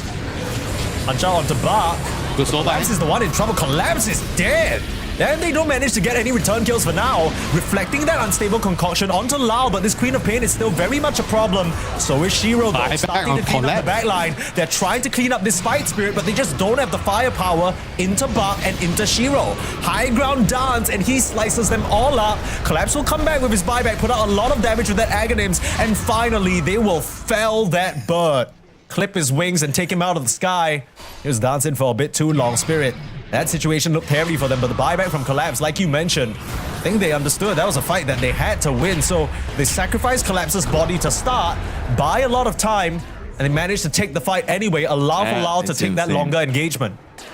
That was so planned. I feel like that was really already pre-planned. They wanted to use the primal buyback there, you know, identifying that this is going to be a very crucial moment in the game, and they need to use one of their buybacks to, you know, establish control in the game. You know, I think that was world class right there from Team Spirit. He jumps in. They land a very, very good soul bind here on 2 heroes, and yeah, they were just able to clean up after that with the core, with the Elk on the back line. The Cast lost majority of his mana from the power cogs, and here we're gonna see the primal re-entering the fight after the BKB is down on the Elk and cleaning up. It's world class. You know, this team fight is world class from Spirit. I honestly, I'll be real with you. When Collapse jumped in and immediately got blown up like that, I was so scared for Spirit because he represents so much of that AoE damage and the break as well, and the ability to take down the Bristleback. But yeah, the more we look at it, especially in that replay, it just looks like it was all set up to be that way, right? They allow for Yatoro to sort of soft commit into the fight. Vici had to use so much just to really take down Collapse. And now, they insure him with the Aegis, so they say, thank you for your contribution, we'll give you a second life to work with. He's not going to be so worried that he used that buyback anymore. All worth it, my friend. And now they get the Tormentor as well. Who is going to get that shard?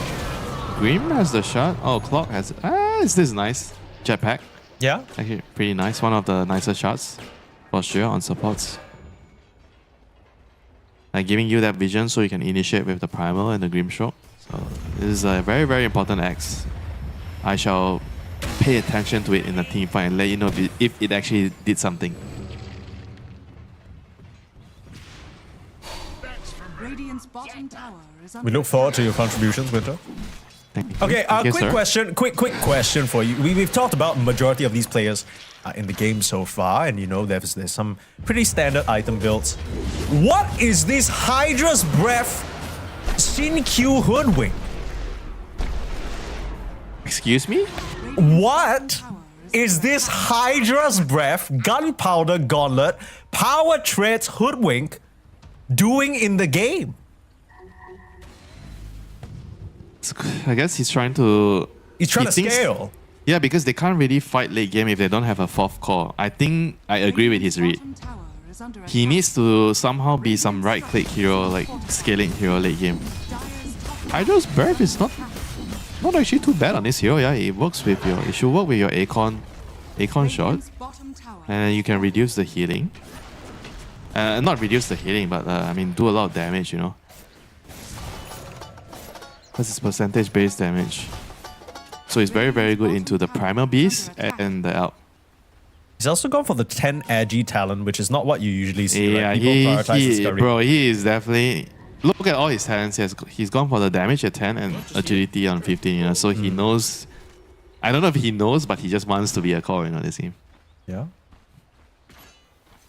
I mean, this is one of those things when you look at Sinq's gameplay, he always tries to be a core, you know, like him and I think Boboka. They are the two post-4 players that I feel like every time they sort of sniff a chance to be a core, they will take it.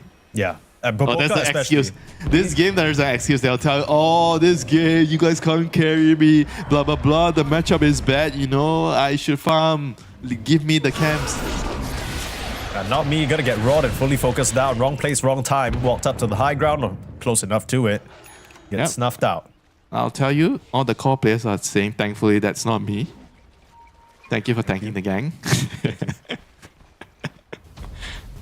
Yeah, I mean, it's fine. The clockwork going down. I mean, it doesn't particularly look like Spirit are in a rush anyways. Yeah, but it's hard Slowly- to say though. If you click on the hook wing, right, does it bother you, you know, that the hook wing has this sort of build, you know? Do you feel like Vici are gonna maybe potentially outscale you with 4 cores? Yeah, I'm a little bit worried, but I'm gonna be honest. He's queuing up a Shadow Blade next. So what's gonna be like the full build? Hydra's I mean, you Breath, gotta get a Shadow Daedalus in Blade, there, something in Daedalus, yeah. and then BKB at some point, or maybe not even BKB, just full damage, right? Because Yeah. you're not gonna be in front. You know what, at this point, okay, he's got the Crystallis going. At this point, I wouldn't even be mad. Give me a moonshot. Go moonshot, you know, right click. No, Rapier. It's Rapier, bro. Screw the attack speed, man. Okay. Well, the damage he's doing is pretty significant, right? It took a small chunk out of Collapse's HP. Yeah, bro. Like level 20, when you get the double additional bounces on the Acon shot, and if you have some damage item, this is actually a big deal in the team fights. Yeah. He'll have to get there, though. He's very close. No problem. They're just trying their best to split. I wanna see see- XM's on the run. I want to see Rapier, like XM's on the XM. run, Nightfall, but shot. that's not me. You can't. No. Not you. Yeah, not This this time. Not this time. And here comes Laurel. He is on the hunt. Bloodstone BKB. And he's very, very strong on the quad. Oh, he sniffs himself a Kaz, but Collapse on the high ground, waiting to put a stop to them. Has to watch his HP, though, being sliced apart by the Kaz, turning around now, pulverized, set up for Spirit to come back around. Kaz able to no, escape he with didn't grappling land the claw. Sonic Wave. TP out, yeah, the Sonic Wave was slightly off the mark there, allowing for Shiro to escape. And Bach should be fine as well. He's still got his BKB to work with, but another hook shot forward. It's not me again. Right in their faces, stopping the retreat. And why? He doesn't have the same mobility, he doesn't have the same HP pool, but Bach doesn't as well. Collapse will trade his life over for the Bristle, Shiro. and now they're looking towards Shiro. He survived the first No round, buyback. but he's not going to survive the second. Yeah, Toro and Lau on the front lines, getting it done. And another Full nice cost, catch no there, buyback. Spirit. They're just everywhere. And yeah, like you mentioned, Vici Gaming, they were in control for so much of this game, but one or two failed fights, especially that fight with the Collapse buyback. And Spirit just wrestling control back of this one. It might just be too far gone at this point, Winter. That Collapse buyback was the MVP of the whole game. That fight just turned the whole game around. They got Roche, and everything just felt like it crumbled, or it just gone from good or decent to shit, you know, for BG after that point, you know. Just imploded, you know, everything just imploded from there. They lost all their timings, and then I don't know if Hoodwing going a carry build was always been part of the plan, or he just decided to do it after that fight, but it just... I don't think we're gonna be seeing any dataless Hoodwings anymore, you know. Okay, but I'll be real with you and say that I'm not sure whether Sinq's item build would have changed the trajectory of that fight. Yeah, I agree. You know, like it's funny to point at and be like, haha, you know, it's failed, but I mean, he did buy the vessel, you know, so the vessel's kind of useful for the early stages. yeah. So it wasn't like from the first item he was already you guys are useless, you know, I'm gonna carry the game on my own, you know. He already tried. yeah. He gave them a chance, you know. he gave them the benefit of the doubt. He built a vessel, he bought a shard, and then he sees like, guys, come on, bro. We ain't gonna win this game if we continue down this route. I'm going to be the carry. Step Yeah. aside. He's looking at Vici Gaming, unable to clean up any of these heroes. He's like, all right, I'll take it. Take Yeah, matters. but not gonna lie, you know, maybe it'll be helpful if they have a 4-staff, you know. You know? I mean, they're kind of just getting bowled over right now. The team fights. You gotta remember that Vici Gaming, the way that they set that one up was pretty awkward, right? It was Shiro on the run. He tries to get up to the high ground, runs into collapse the whole time. They don't even have their Beastmaster because he got picked off in the bot lane. So things really just falling apart here for the Chinese side.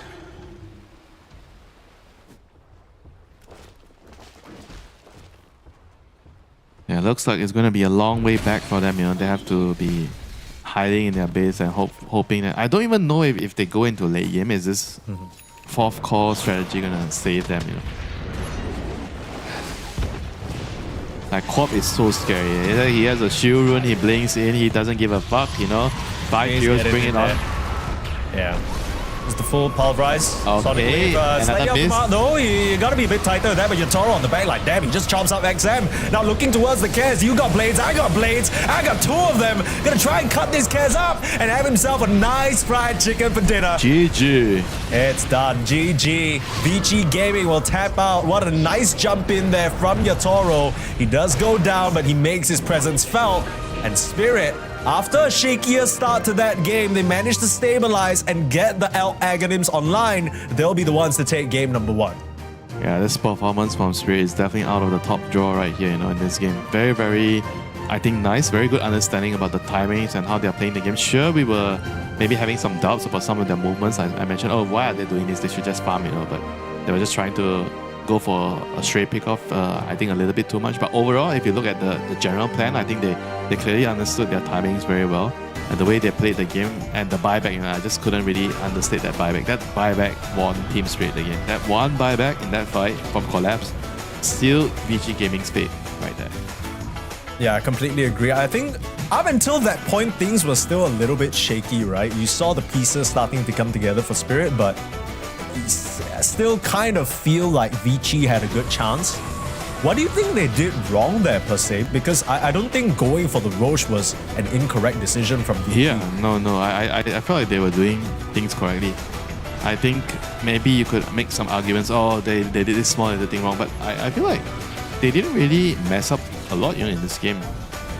They just lost because Team Spirit deserved to win the game after making a very, very good decision to use buyback in that fight, you know, using the primal to body, and that was a very crucial moment. Vici was still in the lead at that point, but that collapse buyback just totally changed the game, you know. And I think sometimes when you lose a game like this, you gotta give it to your opponents, you know. They played well. They deserve to win because they did something amazing in the game, you know. Hats off to them, you know. I feel like from Vici's point of view, this is the type of game where you lose, you don't even feel mad about it, you know. Yeah, I guess so, although I'm sure some frustrations probably arising because on paper, I did think that the Vici Gaming draft had what it took, especially with how they started out the early game. I think if I had one point of criticism though, Winter, you know, you were saying it didn't seem like they made any mistakes. I just thought the pressure would mount faster on Spirit. You know, it felt like Bak was having such a good start, XM was doing a decent job as well, but then there were one too many times where maybe XM got caught and traded out for, right, in these sort of pick-off situations, and I feel like maybe the Beastmaster and his stunted growth slowed Vici down just a little bit from the tempo that they want to play at. Yeah, maybe, but they still got the first Roshan, right, at 18 minutes. I would say everything was still according to plan, you know, at that point. And then it was in the second Roshan where everything just, you know, turned around, you know, for Spirit, you know. So I felt like, yes, you can make arguments about that, but you have to think, you know, are you going to expect all the players to play perfectly every time? You know, no, you know, people are going to make small little errors, you know, here and there, but you got to have a solid enough foundation in the strategy to be able to still win, you know, even if your players make some mistakes here and there, you know. I felt like Vici Gaming, they were controlling the game pretty well, and up to that point, that second Roshan fight, and Collapse used his buyback, and that's how everything just went to shit, you know. I mean, sure, they could have played slightly better here and there, but I felt like overall this game, you gotta give your hats off, you know, to Spirit. I don't think every single team will be able to do it, or even any team, will be able to make the same decision. They're using the primal buyback to win that fight. Identifying that you need to use one hero as a body so that you can win that crucial second Roshan fight. So that was world class, and I think Spirit definitely deserved to win this game. Yeah, really, really nice stuff. They didn't have a save, so they used the buyback as a form of saving Collapse instead. Come back with a full fresh body. Really nice stuff. Team Spirit, they'll take away game number 1. Let's see whether Vici can come back in game 2 after a short break.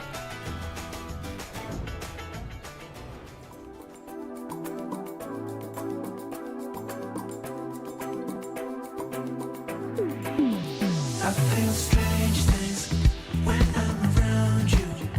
Feels like the sun shines brighter since I found you. And all the roads I've been down were just to get me to this moment. But I know it, and I swear it's true. Baby, it's a crazy love thing. It's a love thing we're talking about. It's a crazy love thing. It's a love thing. It's a crazy love thing. It's a love thing we're talking about. It's a crazy love thing. You know that you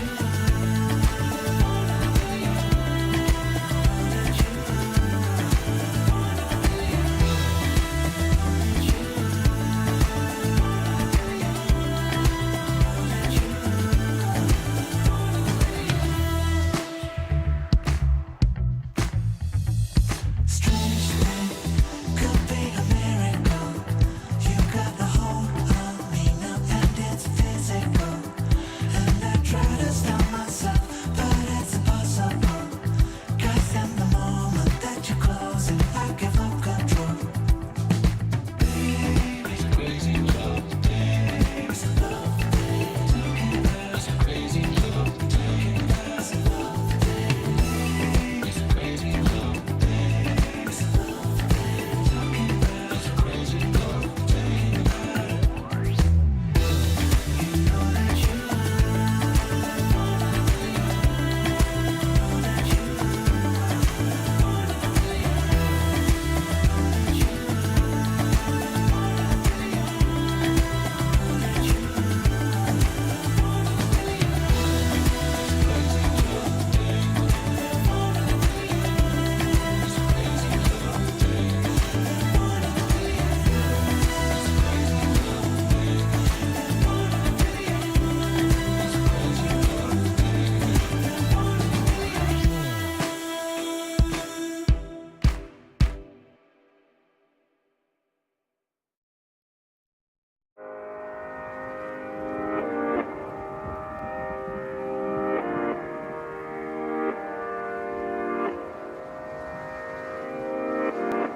There were fallouts, we've been up, down, but I blame myself.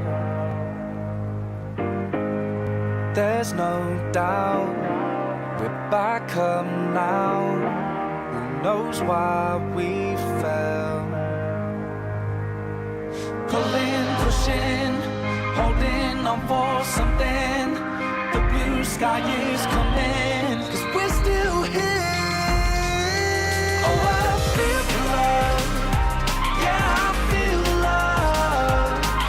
It's something we don't need to understand. Oh, I feel the love. Yeah, I feel the love. Let's just go, no, we don't need a plan. 'Cause I feel the love.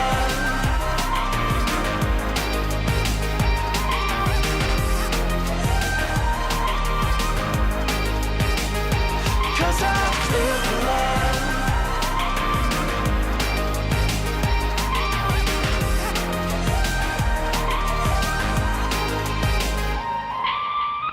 There were rough seas where we barely even knew ourselves. There's a cool breeze as the air clears. I don't know well. Pulling, pushing, holding on for something. The blue sky is coming, 'cause we're still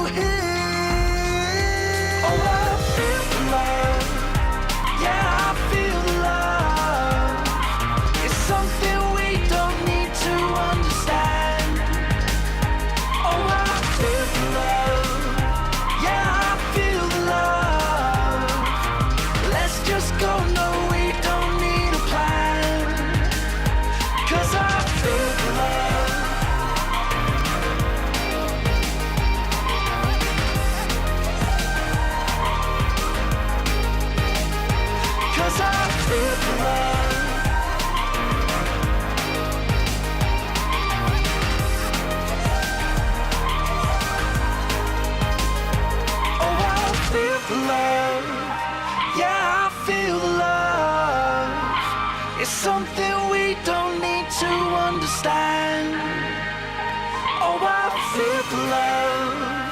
Yeah, I feel the love. Let's just go, no, we don't need a plan. 'Cause I feel the love.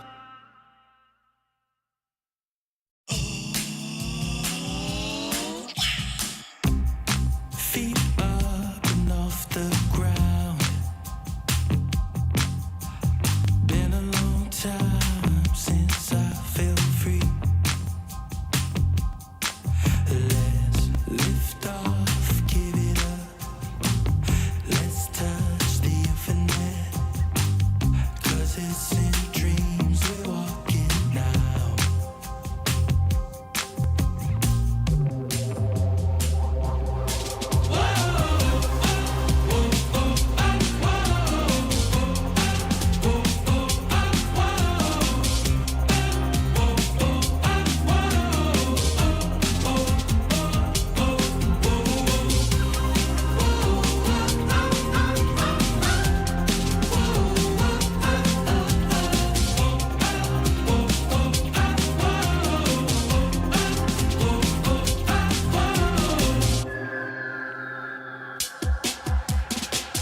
Come see the colors of the sky. Paint the pictures we see. Into forever now. We go without a doubt. We're higher now. Oh yeah, we're getting higher now.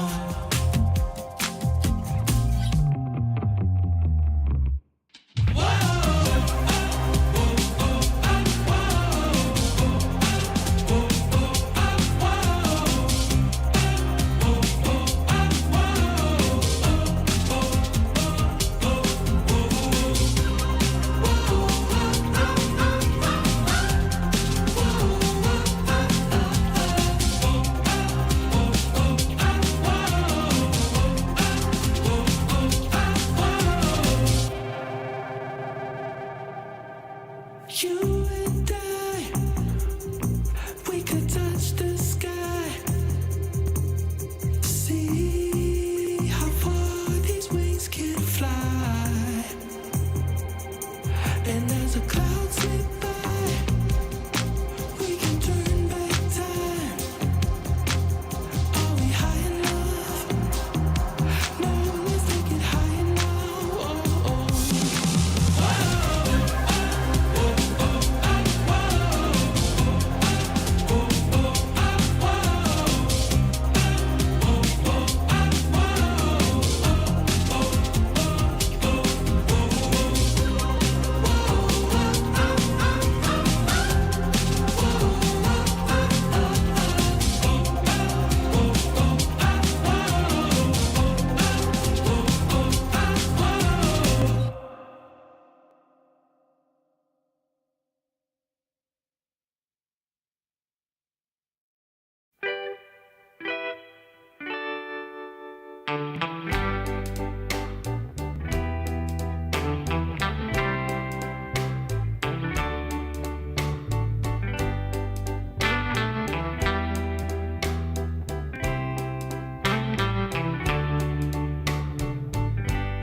Sometimes I'll be foolish.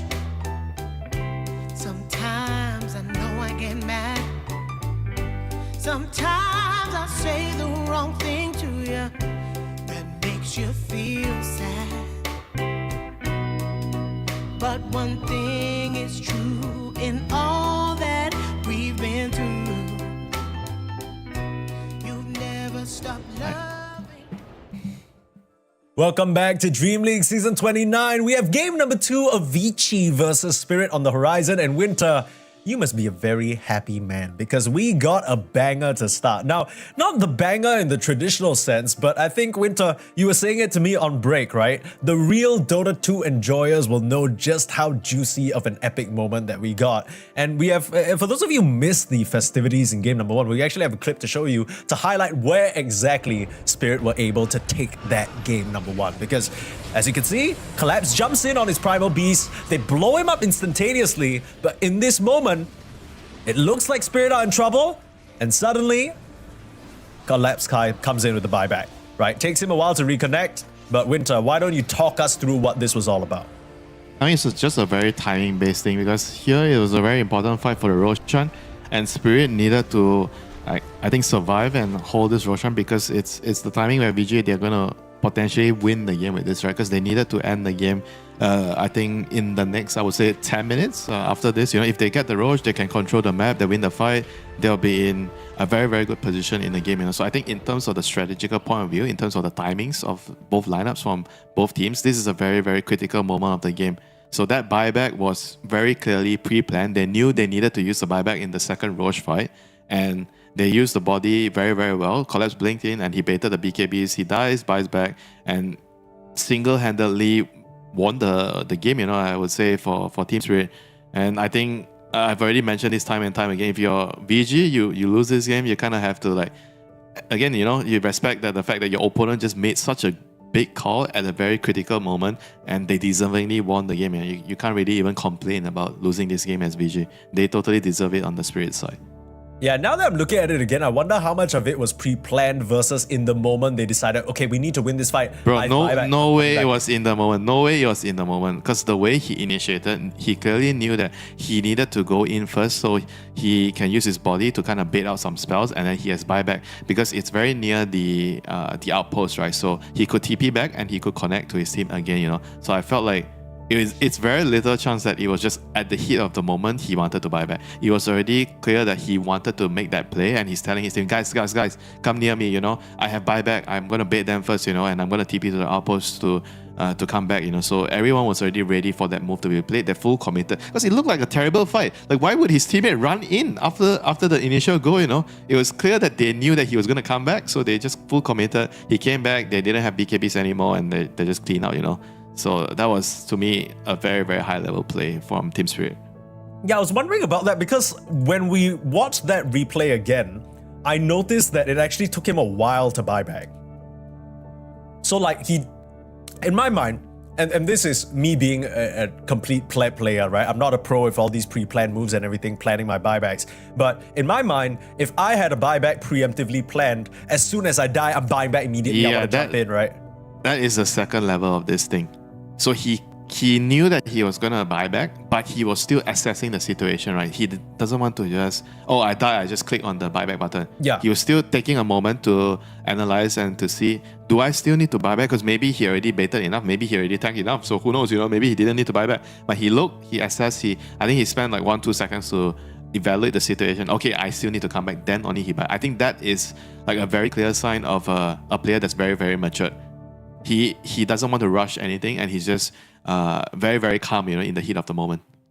Okay, so what you're saying is that it's not even as straightforward as just, okay, I have buyback, let's take this fight, right? It's like, okay, I have buyback, but let's bait them in until it's the perfect time for me to buy back and then come in. Yes. They've already been pulled down to the low ground, right? We saw in that replay, at some point, they think they're gonna kill Yatoro. He manages to get out of the sliver, and out of nowhere, Primal Beast with the hands, rah, Collapse just comes in, wins the whole fight. It's pretty dope stuff. But then, I guess that begs the question, because you said, Winter, when your opponents win a game like that, as Vici, you just kind of gotta shrug your shoulders and go fair play, you guys played well. What can you change in game number 2 to try and turn things in your favor? Because if Spirit are at this level, it's not like they're gonna stop being at this level, right? So how do you step up to the plate to try and give us a game number 3? I don't think they should change anything. I think they played well enough. They should stick to what they're good at and just play the way they see the game. I think they clearly had this idea. They gave away Elk, and they clearly feel like Elk's not a very good hero. They wanted to use the Bristle and invade the jungle. I mean, they were able to pressure. Maybe it's not perfect, but they were able to, I think, execute the game plan. For the most part. But it just came down to that moment. That buyback just changed the game. Sometimes you can't let this type of moments discourage you and make yourself doubt, are we actually doing the right strategy? Should we have actually just banned the Elk? You shouldn't doubt yourself, when you lose games like this. You should just stand your ground. We could still improve on certain areas in the game. We could have played a little bit better here and there, but we didn't lose the game because of the strategy. We lost the game because our opponents did something spectacular that won them the game. And you need to respect that and just move on and not get shaken by it. I think this is something that they have to come to the conclusion too after the first game, and it's very, very important for them to not doubt themselves. I think they're a very strong team. Yeah, absolutely. Vici Gaming showing their stuff. The score doesn't tell the full story. That's what I'm hearing from you, Winter. Now, I do have a question because at the start of today's show, we noted that there's a pretty significant format change, right, with DreamLeague Season 29. What would typically be best of 2 group stages is now a best of 3. Does that kind of change your approach at all? You said, Vici, they clearly have this idea that the alt isn't that strong.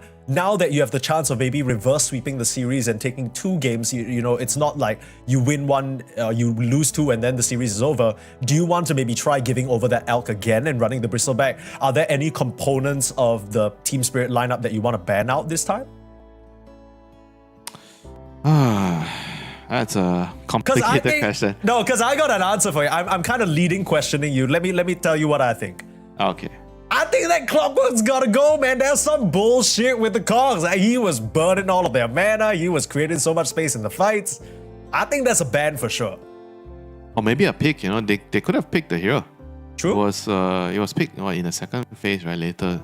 So they could have definitely... It was last pick, actually, overall for Team Spirit. Last pick, 23rd. It was the 23rd pick. So they were on the first pick side.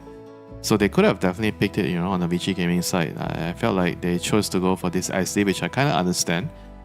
But yeah, I mean, maybe you have to put more stock. I saw Y playing this hero as well a lot in pubs. So I think he knows the hero is pretty good. It's just all about like trying to figure out what are the priorities. Maybe they didn't really understood the pool of this new player, not me. So they didn't realize that. But after this game, this should give them, I think, some form of understanding of how he likes to play. So maybe in the second game, I think you might be onto something. They might put a little bit more stock on this clock hero, and they might try to at least ban it or contest it on their side, because I think they can definitely play it. Yeah, you were also saying that why, apart from playing the hero a lot, clearly Vici Gaming understand how strong the clock is because they intentionally put the Shadow Demon in the lane just to nullify the cogs, right? To me, that seems like such an extensive response. Like, what kind of other heroes require that kind of answer? It just feels like there's no way you want to lane against that guy. I mean, it's the support matchup, like there's always this battle in the draft. Okay, you show your 4. The enemy shows your 4. You try to pick a 5, they can lane or win the 1v1 battles on the side, against the 4. So these are things that I feel like as a support you need to really know your matchups. Which hero will provide you a lot of problems or trouble you in the lane, in the 1v1. So I think a lot of players, I think in general you have some kind of similar understanding, but there will be certain deviation, right? Some players will feel I prefer to be on this side of this matchup. Some players will say, no, I don't want to be on this side of the matchup. Then you're going to hear something like, oh, you just need to change your build. This matchup is okay because you need to buy your starting items a little bit differently. Or you need to be with a different pair. Your carry hero needs to be slightly different. So this matchup is actually not so bad. So you're going to have all these differing opinions about how the actual matchups between the supports are going to go. So there's a lot of layers to this. But there's a very, very huge... I think priority placed by most of the teams, in the support matchups. It's not just the support against the cores, but against the lane matchups too.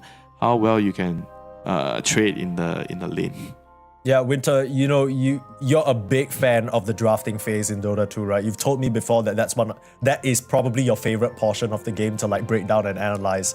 I think one thing you've told me that really sticks out in this game is that the 23 pick, even though it's not overall last pick, actually using that slot for a support can be so impactful. And I feel like we saw it demonstrated by the Clockwork pick right here. Right? Like, it's such an excellent answer to not just the support in lane, like you said, but also the Kez suddenly can't be as aggressive. The Bristleback can't maneuver the fight. The Beastmaster blinks in, he gets a raw, suddenly there's cogs around his target. You can't even play. So I feel like this 23 pick really brought the Spirit draft together in a big, big way. Yeah, I mean, for sure. It's very hard to, I always say it's very hard to get good calls, in the last phase most of the time, because a lot of it are already taken away from bans or picked by your opponents, So I'm a fan of using the last pick for support. It definitely worked out for Spirit this game. And I mean, I don't know if Vici gonna put too much stock on that, because I think one thing you can do about that is you can maybe try to pick your calls faster, I guess it only works to a certain extent, but it's something that you have to just deal with, if your opponents are doing that. Okay, so folks, apologies. I understand there's quite a bit of yapping and quite a bit of our faces more than you would like, but we're currently facing some issues on the Spirit side. They're having some trouble getting lull in. Electricity seems to be the problem, so they're trying to find a solution, maybe get him over to a boot camp or a place that he can play. As of present, the news is that, you know, it's being worked on, but there are some penalties already being applied, so we'll get you the update on that. But for those of you just joining us, you're in for another very exciting season of DreamLeague. We already had a banger game 1 to start, and for those of you who missed the action, we're actually going to go over the highlights again just to kind of talk you through how that game number 1 went, right? And you know, it wasn't the case, even though Spirit won that game number 1, it wasn't the case where it was just a one-sided sweep or it wasn't an uninteresting game by any stretch of the imagination. It was very tight all throughout. Vici, they were able to take control early on with their timing-based draft. They were occupying a lot of the areas in Spirit. At least at the start, it seemed like they had some struggle stabilizing.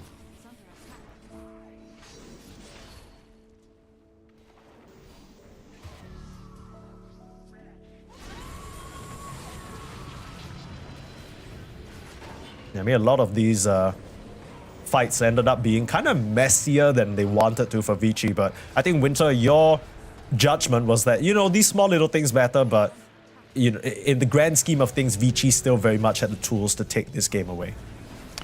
Yeah, the small little trades here and there, I think they were not very good for Vici, but it's not the game ender. It's not like, oh, because the beast died here, then they couldn't get to this stage. You can see they were 6-7k ahead, you know, at this phase when Collapse decided to make this play, you know. So they were definitely still in a decent position. Yeah, 6-7k is not really where you want to be as an ALK draft, but especially against the start that Vici Gaming had, you'll absolutely take it. So yeah, we saw a little bit of a compilation there. Of course, Vici Gaming, I don't think that highlights package really tells the full story. I think they played a pretty solid game overall. And people coming into this series might be thinking, okay, you know, Vici, they just played PGL Wallachia, they weren't looking too hot, but I feel like, especially within this game 1 alone, maybe the sample size is a bit small. But I do think they're a very strong team. I do think they're shaping up and they're in good form to maybe make a good run here at this DreamLeague. I think when you have players of this caliber, of course, it's only going to be a matter of time. Even if they take a break, they're going to come back. You know, things are going to come a lot more naturally to them. And hopefully, this game number 2 comes naturally to us, because right now we're still dealing with some delays. So send it off for a short little break. You can tune into the other streams in the meanwhile for Dota 2 action, but we'll be back sooner than you can expect. So just stay tuned. We'll be right back.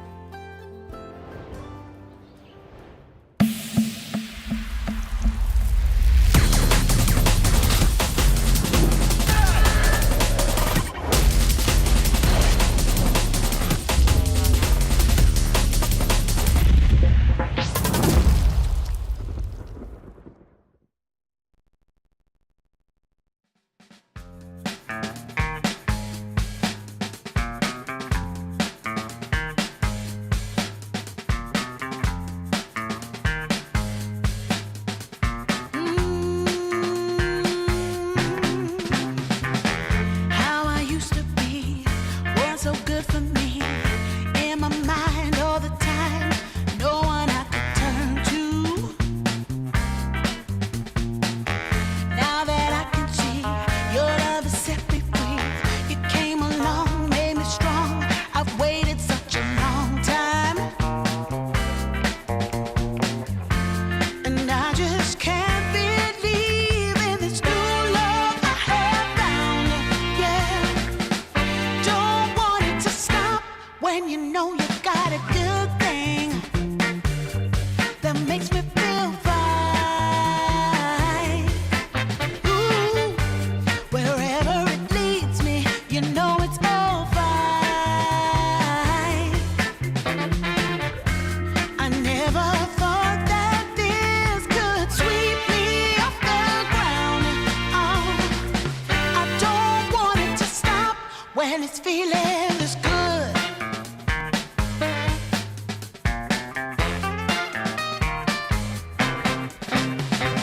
Whenever you're around, my heart begins to pound. Though I know you'll take it slow, no way to stop this feeling.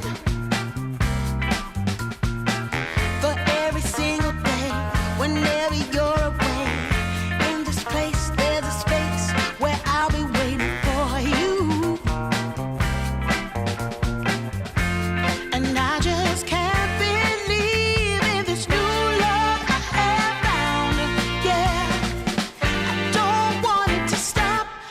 know you got a good thing that makes me feel fine. Ooh, wherever it leads me, you know it's all fine. I never thought that this could sweep me off the ground. I don't want it to stop.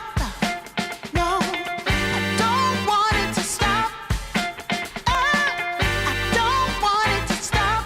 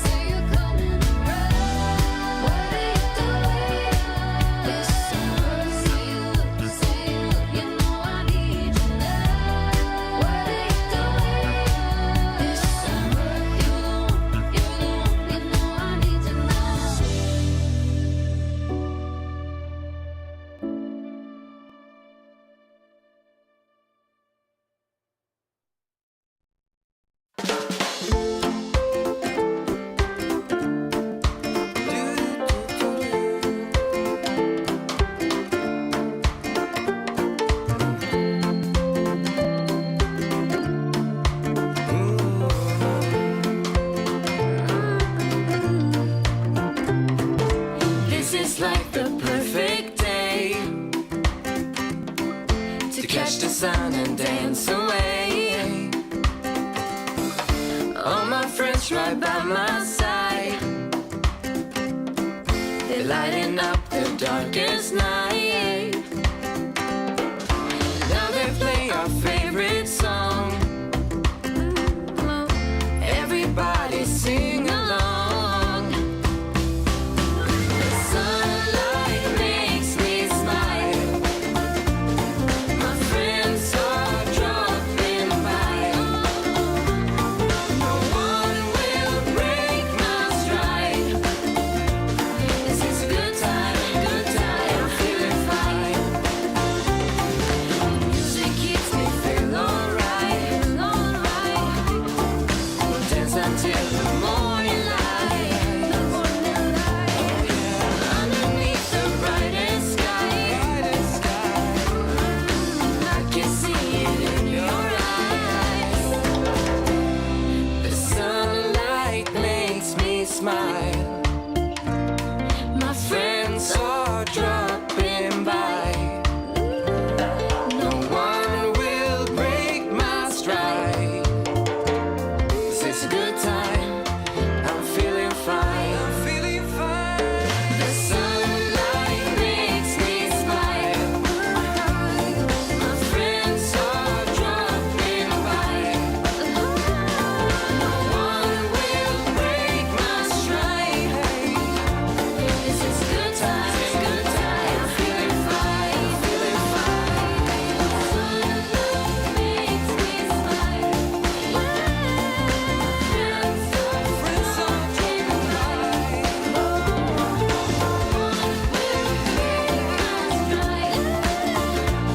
This is a good time, I'm feeling fine.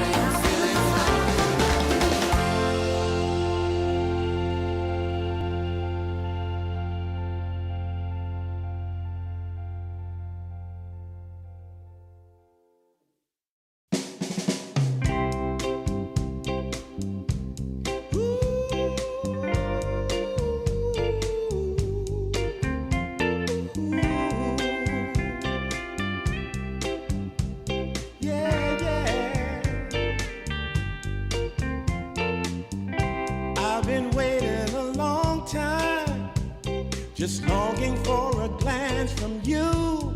Yeah. A chance to look in those big brown eyes. No telling what my heart would do. Hey, when we met, I sure knew it felt as good as it could be. In that moment, though it felt so good, I wondered why you noticed me. If you gave me just a little time, it would sure ease my troubled mind. Don't tell me that you don't feel the same inside. Don't tell me. These are feelings that I ought to hide. I don't care where you came from, just tell me where you wanna go. If there's a chance to be together, that's all I really need to know. Is it real or make believe that keeps me thinking of you? If you've got time to walk with me, I'll show you how my heart is true.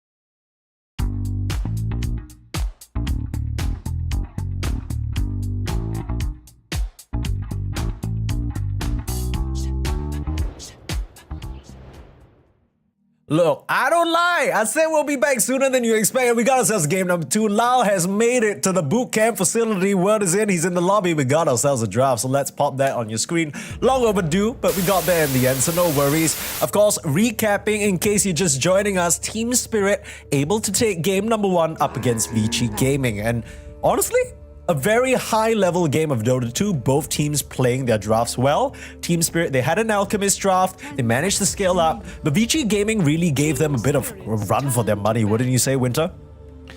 Yeah, for sure. They played really well from the start to the second Roshan, you know. I think they kind of were in control for the vast majority of the game, but just couldn't really seal the game. So hopefully this time it's not a repeat. I think I was saying about dealing with losses like this, right? You don't want to doubt yourself. Oh, are we actually going to change our strategy? Are we not playing well enough? They need to figure out. I mean, I think they should understand after they see the replay. It's like your opponent just did something amazing. You know, you just have to give it to them and then play the next game without doubting yourself too much. You know? I'm sure they've already come to the correct conclusion, because it's important to figure out why you lost the game. You know. Yeah. You need to come to the right conclusion so you know what you need to do for the second game. So now they are first picking Rubik. Rubik is a hero that I think has garnered a lot of attention since the new patch. Every time you pick Rubik, I think the key thing is to be able to enable this hero in the laning phase. So heroes like Underlord are great, Tide are great. Those are the sort of heroes you want to pair with Rubik. And for Spirit, they go back with the Elk. You know, they seem to think that, alright, Vici thinks the Elk is not the problem, Spirit thinks the Elk is the problem that we think you cannot solve, you know. So both teams just basically standing on their ground. We did nothing wrong, you just got lucky. It's kind of a bit of a change, right? Because in the previous game, Spirit first picked this Elk overall, and then Vici answered with the Bristle. Pretty interesting that Vici choose to ban the Bristle themselves, maybe worried that Spirit would first pick it. But then now they don't have that answer. So what kind of other options do you have if you're Vici Gaming? I think you don't want like straight up answers necessarily. I think the lane, you want strong lanes because they have a different opening here, Rubik. So as I said, they need like Tide. Underlord is probably the best one, you know. So I think I expect Spirit to probably remove one of those, probably the Underlord, and they're not going to give you such a strong lane against the Elk because you want to be able to farm freely as Elk. I think it's super important that the laning phase is acceptable. I'm not saying you must win your lane as Elk, but at least you want to be in a lane where you can farm decently, trade 50-50, and be alright, you know, then you can transition into the jungle. So Underlord Rubik is one of those lanes that I would say that it's going to be hard for you to farm and expect a 50-50, you know. So they decided to ban out the Puck here, so thinking that Puck would be also a problem. I mean, I see a lot of teams on the second phase banning Puck as well in the second phase bans because you don't want to give that 18 Puck, right? You always hear players thinking, oh my god, this hero, they got an 18 pick Puck, what can you do? You know, we pick our supports like this and then they have an amazing 18 pick Puck, you know, and then you lose the game, you know. So Spirit here clearly showing why they wanted to ban the Puck too, because they intended to pick the Co-op right away. Puck is one of I think the most annoying heroes for Co-op to deal with, like a hard counter, I would say in some ways. So the coil, the silence, and then in the laning phase you can't really do much against Puck. So this is somewhat understandable, but then the Underlord is in the pool. You know, I think this is a very critical hero here. You cannot pick it as Spirit because you're up against Rubik. So if they feel like they have something more important to pick, they could pick it here and leave the Underlord for 18. So this is the thing that they need to decide here. Whether they pick it here or they pick something else more important first, you know. What could be important here? So Tiny is also in the pool. Tiny is, I think, one of the, if not the strongest carry of the current patch right now. I think in my mind, he is very, very hard to deal with. Very strong in lane, very good in the scaling department, very good at playing the team fights because you're an initiator yourself. Yeah. So there are a lot of benefits of getting the Tiny here. So one of the heroes that I would think of, and there's also a Pang. Oh, there's no Pangolier. Sorry, Pangolier is already banned. Yeah, I mean Tiny, Underlord. Those are the heroes that I would be. And there's one more, Ember Spirit, because they already showed their mid laner. So if you want to pick a mid laner, I would say Ember Spirit is there. You know, Ember Spirit you buy mid laner, he's really good against Co-op. He's also good against Co-op in the lane. You know. So Yeah, the previous game Yeah. Spirit actually chose to ban out both the Sniper and the Viper, which we do know are XM specials, right? Do you maybe want to look into that? I guess you don't need to pick it this early. You could 18 it or 20 it, but yeah, maybe the Viper if they want, because they're not gonna get Viper last. they are not. Pretty Absolutely yeah, not. I'm no. pretty sure of that. If they want it, they have to get it at this junction. If they want Viper, they need to pick it now. I'm expecting them to pick their mid hero here. I feel like it's probably a little bit difficult not to pick the mid hero after seeing the call. Either the mid or the Underlord. If they wanted Underlord, they will pick the mid hero because there's no way Spirit can pick Underlord next. Yeah. So I think this is somewhat already. The only reason I would say that they will pick the Underlord here is they are not sure what to pick mid yet. So they wanted to see another two picks. I just am wondering if your lineup ends up being something like Silencer, Rubik, Underlord, and then the Viper mid. That doesn't really seem like it pans out nicely. They go for the Timber Sword instead. This is a different approach entirely. So it's also similar, like in a way where you want to pressure the L. But this is not. I think it's not a lane combination that Rubik likes. It's not so strong, in my opinion. Yeah. But the whirling death is very scary for L. Before you have BKB, you can never get pressured. As L. I mean, maybe the lane is somewhat as strong as the Underlord plus the Rubik. But I think the mid game is not as good as Underlord. Underlord, you have the global presence and you have the root against the Queen of Pain, which is useful. I think this Timber is just like all for the lane. If you don't do well in the lane, I feel you're gonna have problems. With this setup. But we'll see what Spirit decides to pick on the 5. They see the Timber and Rubik lane, so they need to come up with a 5 that can secure the L in the laning phase. Some a strong laning hero here. Is there a chance that you do a little switcheroo? Like you put maybe the Silencer with the Timber Saw lane and then you bring the Rubik up to top side? Because I feel like Silencer you can't. Timber could be quite oppressive. You can't. I think you can't do that. I think it's hard for Silencer to go on the off lane. You die too easily on this hero, and this is like the problem why I didn't really like picking the two supports here. You get counter. Enchantress counters both Rubik and Silencer. You cannot fight this hero with your supports. So this is going to present Vici with a huge problem early, right? You already committed to win your lanes, So this is what I don't understand, Like, why would you, if you already want the Ember, right? Why would you not pick it just now? You see your lane matchup. Like, why would you? There's no value keeping this Ember to 80, in my opinion.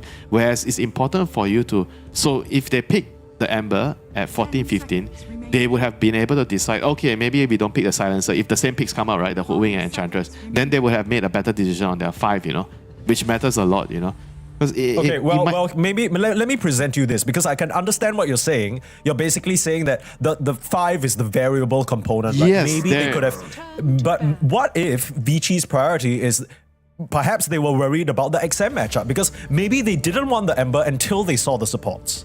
Maybe that's the concern. Maybe, but I think Ember just destroys any support. Like Ember is the support's nightmare. Like, it's very hard to pick a support that's good against Ember. It's like mostly the lane matchup when you're deciding to pick Ember. Okay. I feel like were there any other options you think other than the Ember? No, I don't think so. I think it was just either Viper or Ember, and they could have just decided just now. They didn't want to pick Viper because I can understand there's a hood being available in the game. But then again, if they wanted Viper, they could have just picked Viper plus Hoodwink, But I don't know if they would flex it to 5. So maybe if they don't, so they can't pick the Viper there. So Ember is like a very good pick there. They could have just picked the Ember plus the Timber or the other, whatever it is they wanted to, and then everything would have been fine. Now they have a problem that their supports cannot fight early game against these Enchanters, which I think is a severe problem because your lineup, the idea of this lineup is to pressure the Elk. You take away his jungle, right? So your supports having a good matchup in the game is very crucial.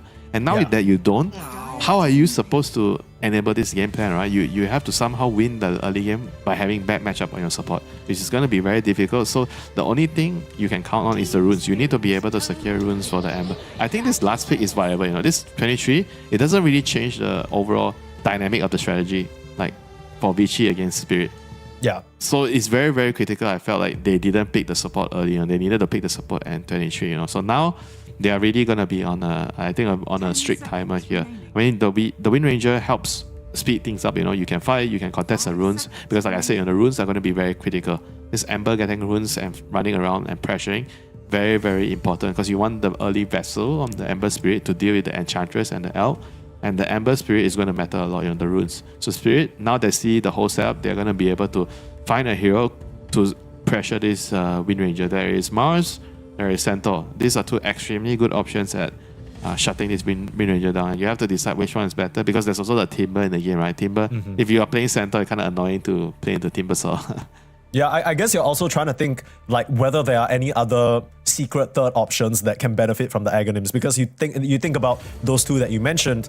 The Centaur Workhorse is nice per se, but it doesn't really present that same level of power spike as like say a Primal Beast, right? I think Vici Gaming, they've done a decent job at banning out some of these off lanes. They go for the Legion What Commander on instead. earth? Wow.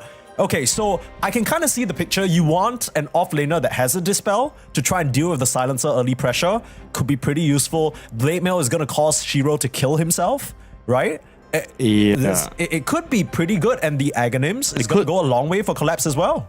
It definitely could. The Dispel is very, very valuable here. Against Ember Chains, the Silencer spells, the Timber debuff, and the Dispel for the Shackle, the stuns, I think this Legion pick, even though it's not obvious that this is a hero I would consider, but it's a very, like I said, it's a very good pick here. It synergizes really well with the entire lineup. It has a lot of value, and this is going to put so much pressure on Vici. They have to win the early game so hard that I think it's going to be kind of a tall task to ask from their line, because Spirit, I think they have the better early game lineup with the heroes.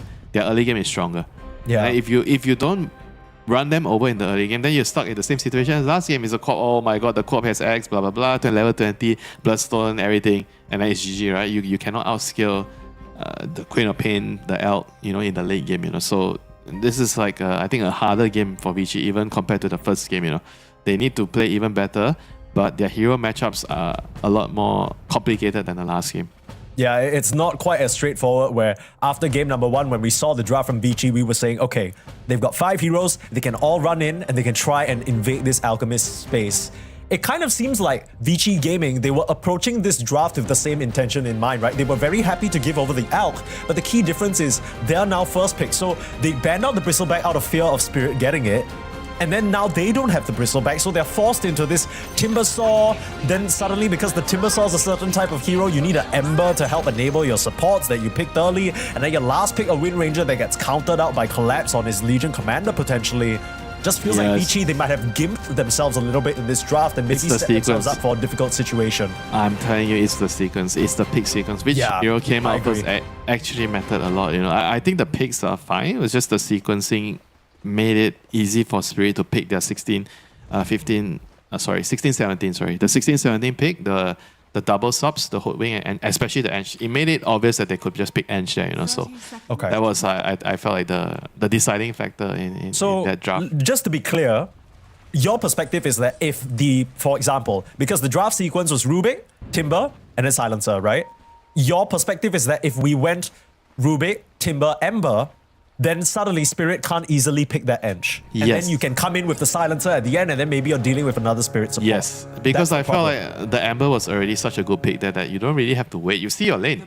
Like you already can play the lane and you don't care about the support matchups, So yeah. I mean, Silencer can be annoying. That is only the considering factor. That's why maybe they picked the Silencer first, but then I think, it's not really as important as getting a better pick on the support later, because you cannot reveal the Silencer. I think maybe what happened there was they were worried about the Silencer, so they decided they don't want the Ember against Silencer matchup because he can ruin your day with the global. But then they shot themselves in the foot with this early game Silencer against Enchantress matchup, which is going to be a huge ass problem in the first 5 minutes. I just can't help but feel like, there's a couple of things overlapping here for Vici Gaming in terms of what happened in the draft, right? Because as early on as the Rubik pick, we were thinking, you could pick an Underlord here, or maybe even a Tidehunter, but none of those things came out.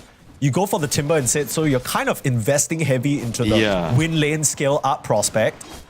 And now, obviously, if you make that decision, it only stands to reason that you now have a situation where your draft has to rely on this early timing.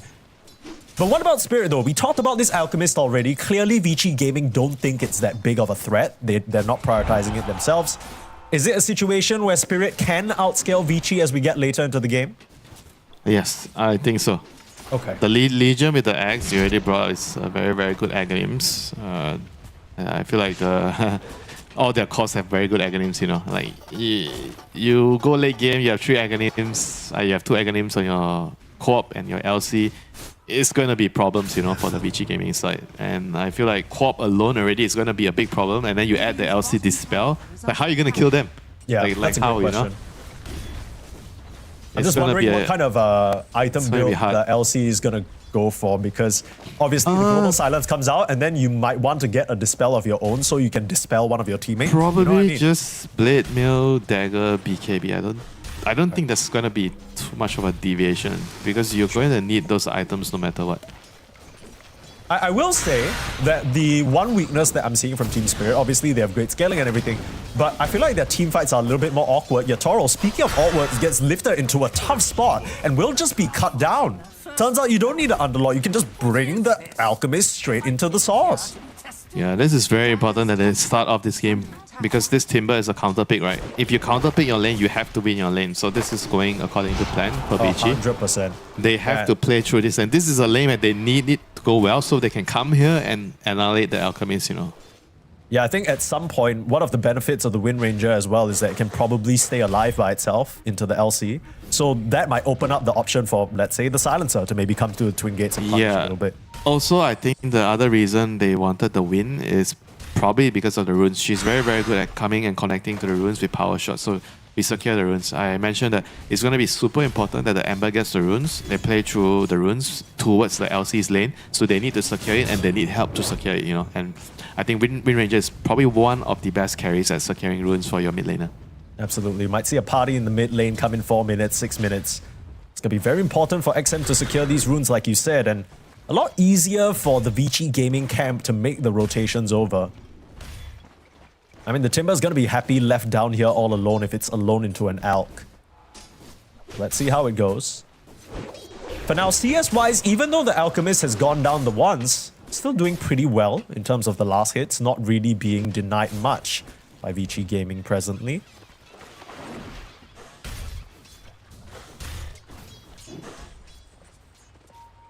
I do wonder how comfortable Ru is with a hero like Enchantress, right? We've seen him play Pulse 4 for what feels like the better 2 seasons now. I think that's kind of one of the big stories of... his pause 4 is kind of like, I want to say like, he's not very greedy. Like his 4 can be like a 4.5 or like a 5, you know, at times, you know. So I think when he was playing with Panther, Panther was the greedy one. Yeah. Panther was the one taking a lot of farm. But I wonder whether that was the issue, because honestly, from the few games that I've watched from Not Me, I don't think he's very greedy on the 4 either. Maybe this game he'll show us something different with this. Yeah. Because sometimes some teams, they prefer to have supports that don't farm as much, you know. They don't play the dead lane. That's like a very different, I feel like, philosophical style, you know, of how you should play the map, you know. I think if you look at, for example, Falcons, they always have a 5. I mean, snaking is always going to be pushing lanes farming, you know. So there's like a different approach on how they should be playing the map, you know. And because Spirit is a much more late game orientated team, they're costing a lot of farm, so they tend to prioritize that. And then meanwhile, Xingqiu just trying his luck there, but dying. And Corp is back to base. So he doesn't really lose too much, like I already mentioned. Corp is one of the few heroes that's okay to go back to base, you know, because you can blink. Yeah, I actually wonder how much of a good decision that was, because on one hand, I was thinking, wow, Xingqiu's making so much space, but then he runs all the way to the mid lane and provides an easy kill for Lau to pick up on the way back to his reset anyway. So I can't imagine that's feeling too good. Bark a bit too low on mana to really put the pressure on Yatoro. This is... I mean, you got the initial kill on Yatoro, but you're not really doing much to slow him down at this point. I guess the upside is that the Timber's also farming, but Winter, you were saying that they need to find a bit more out of this lane. Perhaps put some more pain onto the Alchemist. They need to bring... I think they need to bring more heroes through gate with the Silencer, or they need to secure runes. Now 6 minutes, they need to secure runes so Ember can come down here. Yeah. If this Elk is undisturbed, untouched, the game is going to be very hard for BG. You know? So 6 minute runes, AD rune. So Ember, XM gets the rune. So this is very, very important here for BG. Can they actually maybe pressure? He chooses to TP to base, so it might mean that he wants to go to the Wisdom Shrine. He wants to walk there because there's a catapult wave on top. Catapult's still alive. Maybe he wants to go there. Yeah, he Let's didn't see. leave a... He left a remnant in the top side, in the mid lane. So he comes back to mid, shows his face first. There's still some time to clear out the wave and walk on over. Yeah, he wants to. He definitely is going to clear the wave, and we'll see where he's going. I think he should be going to contest one of the shrines here. Very, very. Actually, nope. He's going in. Goddamn, guesses wrong. Lao jukes him out. Oh can't boy, that find was him. close. That was so close. Oh, you can tell. I mean, Vici Gaming, if they manage to get the snipe onto Lao there, that would set them up for a really, really nice early game start. But instead, this AD rune now, somewhat wasted, right? The Ember Spirit's not going to get much done with this. And Lao just goes for the reset. No resources, no TP responses needed. And just like that, they've Yeah, just this kind of is played out very the AD good. rune. Very good for Spirit. Nothing happened when your enemy mid laner gets the power rune. That is huge news already for the team that did not get the rune, you know. So this is big. Normally when you lose like the haze or AD rune, you're gonna get contested, you know, in the Wisdom Shrine. Yeah, and look, even some damage onto XM. He tries again to do what he did on the Beastmaster. Just head into the triangle, steal away some potential stacks if they were there. Fortunately, it was just a single medium camp.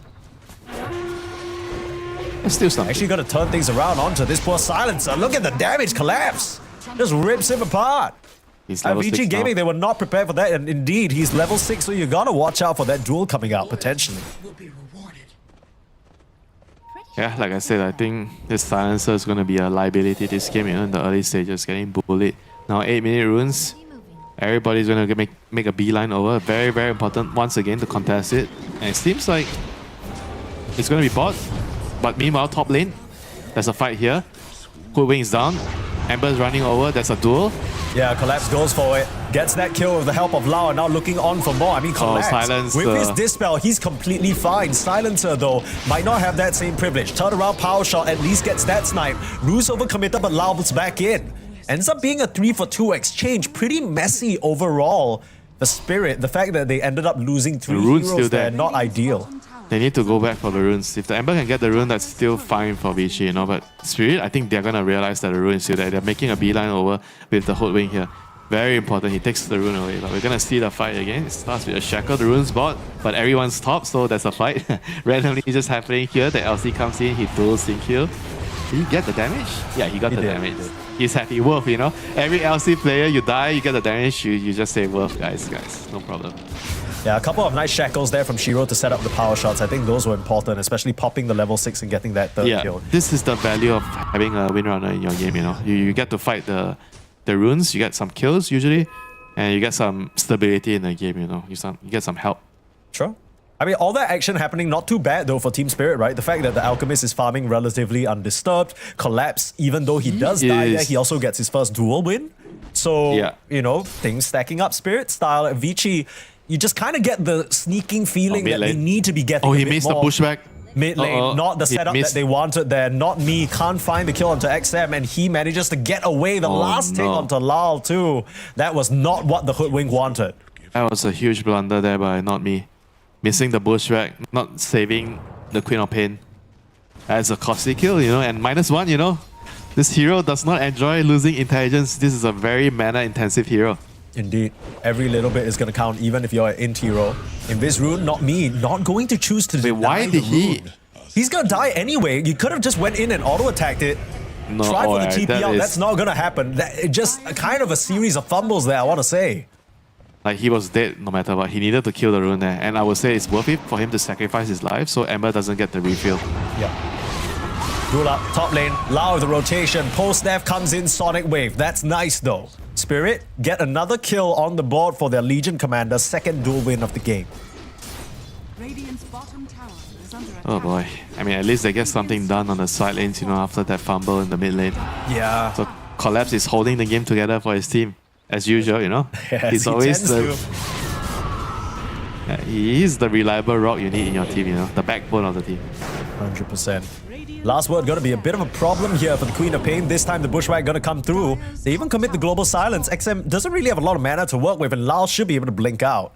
Ring of Health regen will keep him topped up. Meanwhile, quite a bit of pressure. And Shiro going down again. I mean, Collapse trades his life for it, but he gets the kill first. And was that another duel win? No. That was just No, a run no. out and kill him. That was just, yeah, the good old-fashioned right-click chase him down, you know. That's crazy. Ench dispelling the wind run there, you know. Yeah. And not really something that you expect to happen into the Wind Ranger. You got to keep in mind, this Wind Ranger was picked into the Edge. So they knew this could have been a problem. And it pays off there. Kind of counter-picking themselves a little bit. Yeah, but at the same time, I understand why. They just wanted to have more fight in the runes. They know that the runes are going to be very crucial based on the mid matchup. So they wanted, I mean, they could have picked something else like a tiny, but they felt like they needed more power in the runes, you know. So I understand that, you know. You can't get everything you want, you know. You need to choose which one is the priority. Yeah. So I guess that begs the question, what's the current trajectory here for Vici? Because clearly this early game hasn't really gone the way that they want.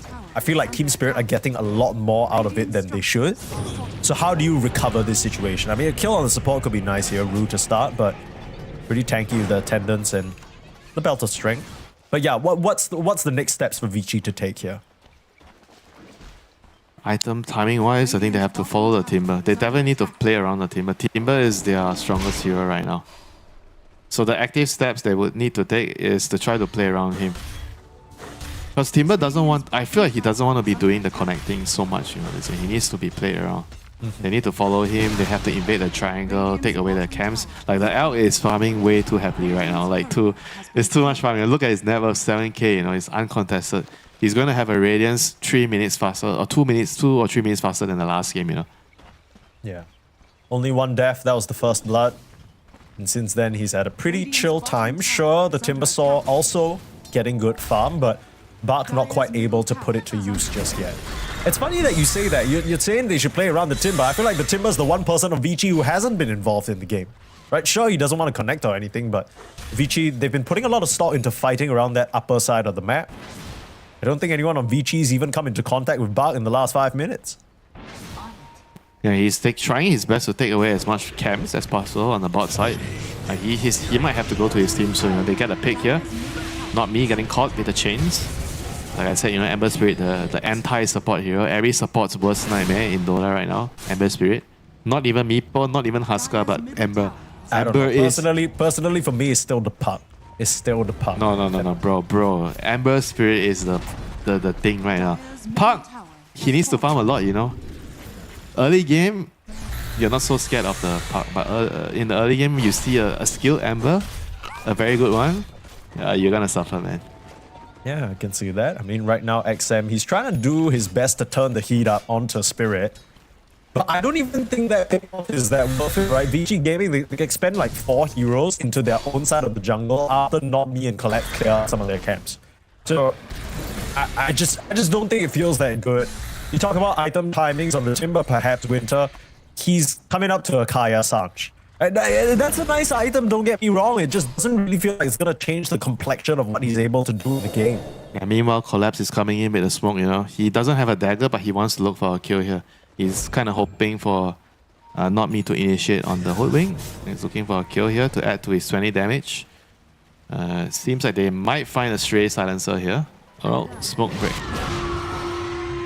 B line up, smoke's gonna break. It is bright as day, but with this move speed, need a little bit of it to work.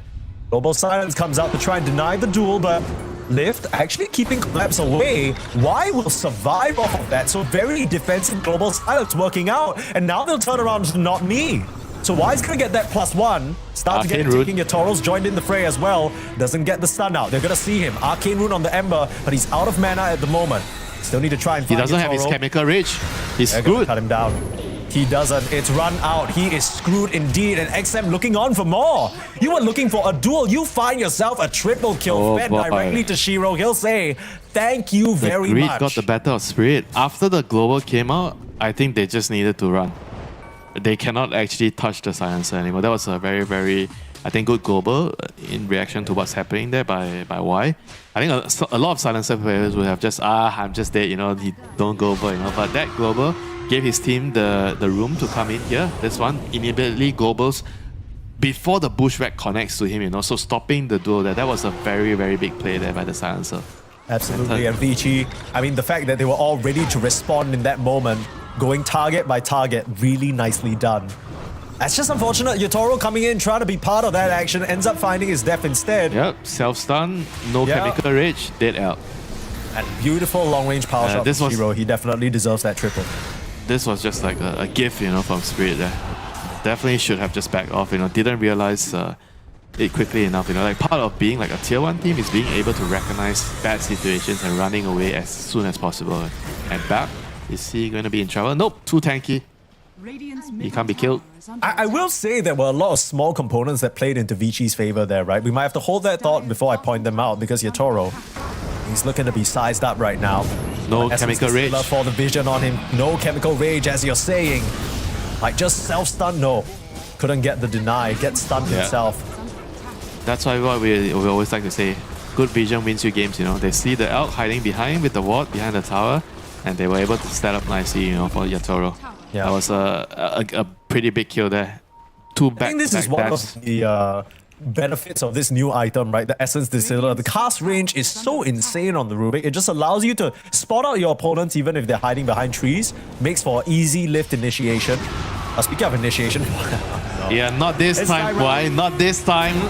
absolutely not. XM now in a bit of trouble, but Bart's here to save the day. Turning the damage onto Lal. The Queen of Pain still able to blink out to safety though. And Bart, as strong as he is, he will not be able to Wow, help they the Ember killed survive. the Ember. Holy shit, that's a big one. They got the Ember somehow.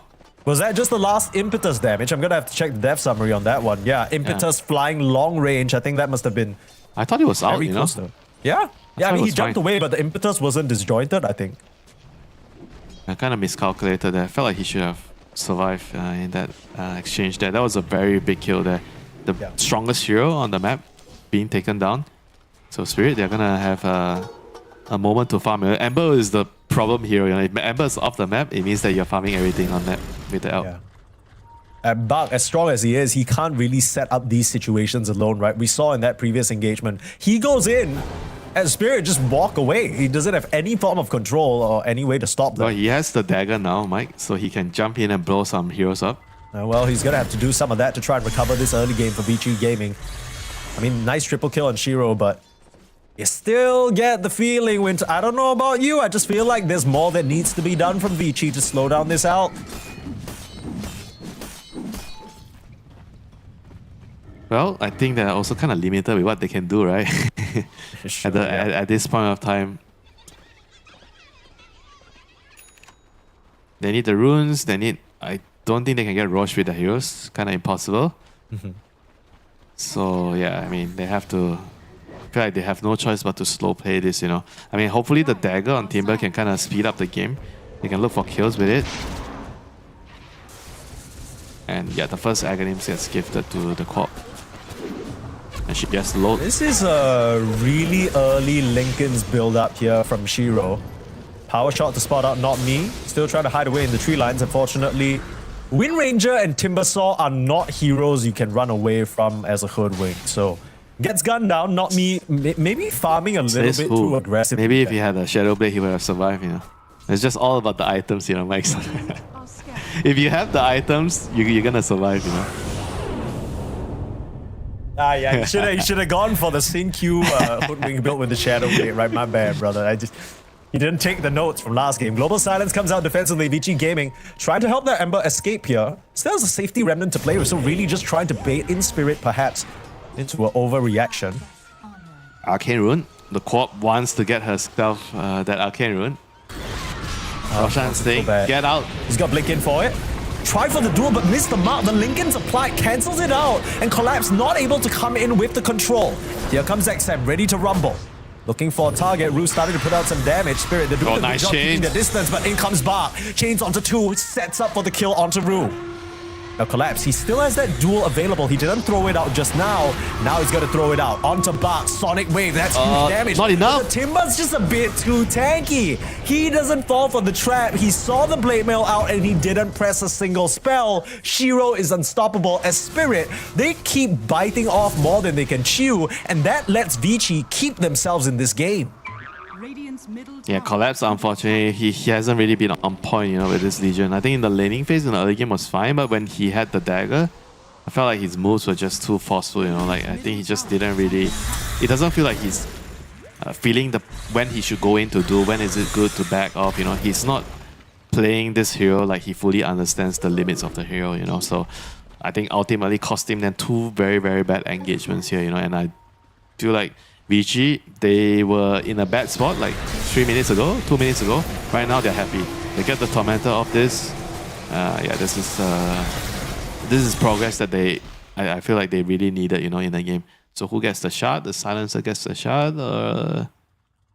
It's alright, it's okay. alright. It's a farming shot. Yeah. You're not gonna, yeah. you're Bro, not gonna he's say like, I no get to the shot, I that. kill my guys. It's time to kill Midas. I have the shot. I can skill. Wait, it's actually queuing Midas. That's crazy. Okay, we'll see that fight again. So the way they go in, clearly they were trying to get the He's the Ember because important kill. easier He's the kill lockdown. compared to And they were trying to Bart, bait obviously. the rune. They were Yeah. hoping that the Ember will go in, but he has Lincoln's placed on him by the Wind Ranger, so protecting him from the duel so they couldn't go on him. So that was a good heads-up play by Shiro, but yeah, ultimately it was this, they went back in. They could have just left, and settled with, okay, Ange died, bye-bye, go back to farming, but they decided, nope, I want to go in. In the end, it wasn't even that close, like the Timber was still quite comfortable, he wasn't really gonna die, Hubing didn't have sharpshooter, and they just didn't have enough DPS there to take down the Timber, so very, very tanky hero at this stage of the game. Yeah, I also wonder how differently that fight would have looked if maybe Yatoro was there, right? Maybe he's got a bit of PTSD from trying to get involved earlier on and getting killed off. Bro, if you want him, bro, if you want Yatoro to come, you don't give him Elk. Elk is, bro. This guy does not show up to team fights. When was the last time you seen an Elk show his face pre 20 minutes to a team fight? Well, it happened a few times this game, but it didn't work out. Yeah, precisely, right? That's why Elks, they don't want to show. Okay, a bit of a different story here though, because obviously Lal, he's gotten that first Aghanims. Hang on, Bart, in trouble here. Is he though? Come forward. He's very tanky though. Are you sure? He also has Timothy. You didn't kill the guy the last time. Are you sure you're gonna try again? I mean, the thing is, Collapse as a Blink, he just doesn't really want to go for the duel because of that very reason, like you said. So, yeah, anyway, back to my point. First Aghanims over to Lal, but this time round, it seems like Yatoro's going for his own items over the second Aghanim. So maybe just thinking this Legion Axe isn't as strong. Still gonna go in for the duel though. They found the duel onto XM, Global Silence for the defensive play, but able to dodge away from the sharpshooter thanks to the Global Silence. XM is alive. Yeah, buy your support some chicken rice, please. That man deserves a plate of something, whatever. Yeah, you know what's funny? All of that while AFK farming. So you actually that's gave yourself an excuse to buy mine. Say, guys, I saved you. I deserve it. I deserve it. Yeah. Like, what else do you want from me, brother? Like, I did my job. Oh, got the route out. But it doesn't stop Collapse from going through the twin gates, funnily enough. So That's just, logically, hashtag Dota you're 2. supposed to stop him going through the gate by routing him, right? Yeah, I would think so. But I guess roots only count for movement spells and teleporting through a gate using I don't You know have what to technology. physically walk through the gate, right? I don't think you're walking. I think the gate is sucking you in and transporting you out. That's the vibe that I get. Because you stop outside the twin gate and then you start channeling it. What are you channeling? You know what I mean? If you could just walk through and teleport, you'd see a hero just kind of take a step into the pool type situation. I don't know.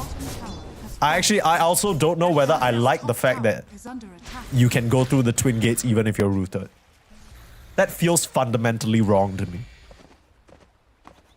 Yeah, but a wise man once told me, you can never try to understand and explain everything in Dota, That's true. That's true. A fool's game. Not Dota 2, understanding Dota 2, that is. Yeah, be careful. Makes sense Be careful with what you say, Mike, Don't want to get in trouble. Dota 2 is our favorite game. We play Dota 2. Because does that make us fools? We play Dota 2. Yeah, maybe, depending on the perspective. Yeah.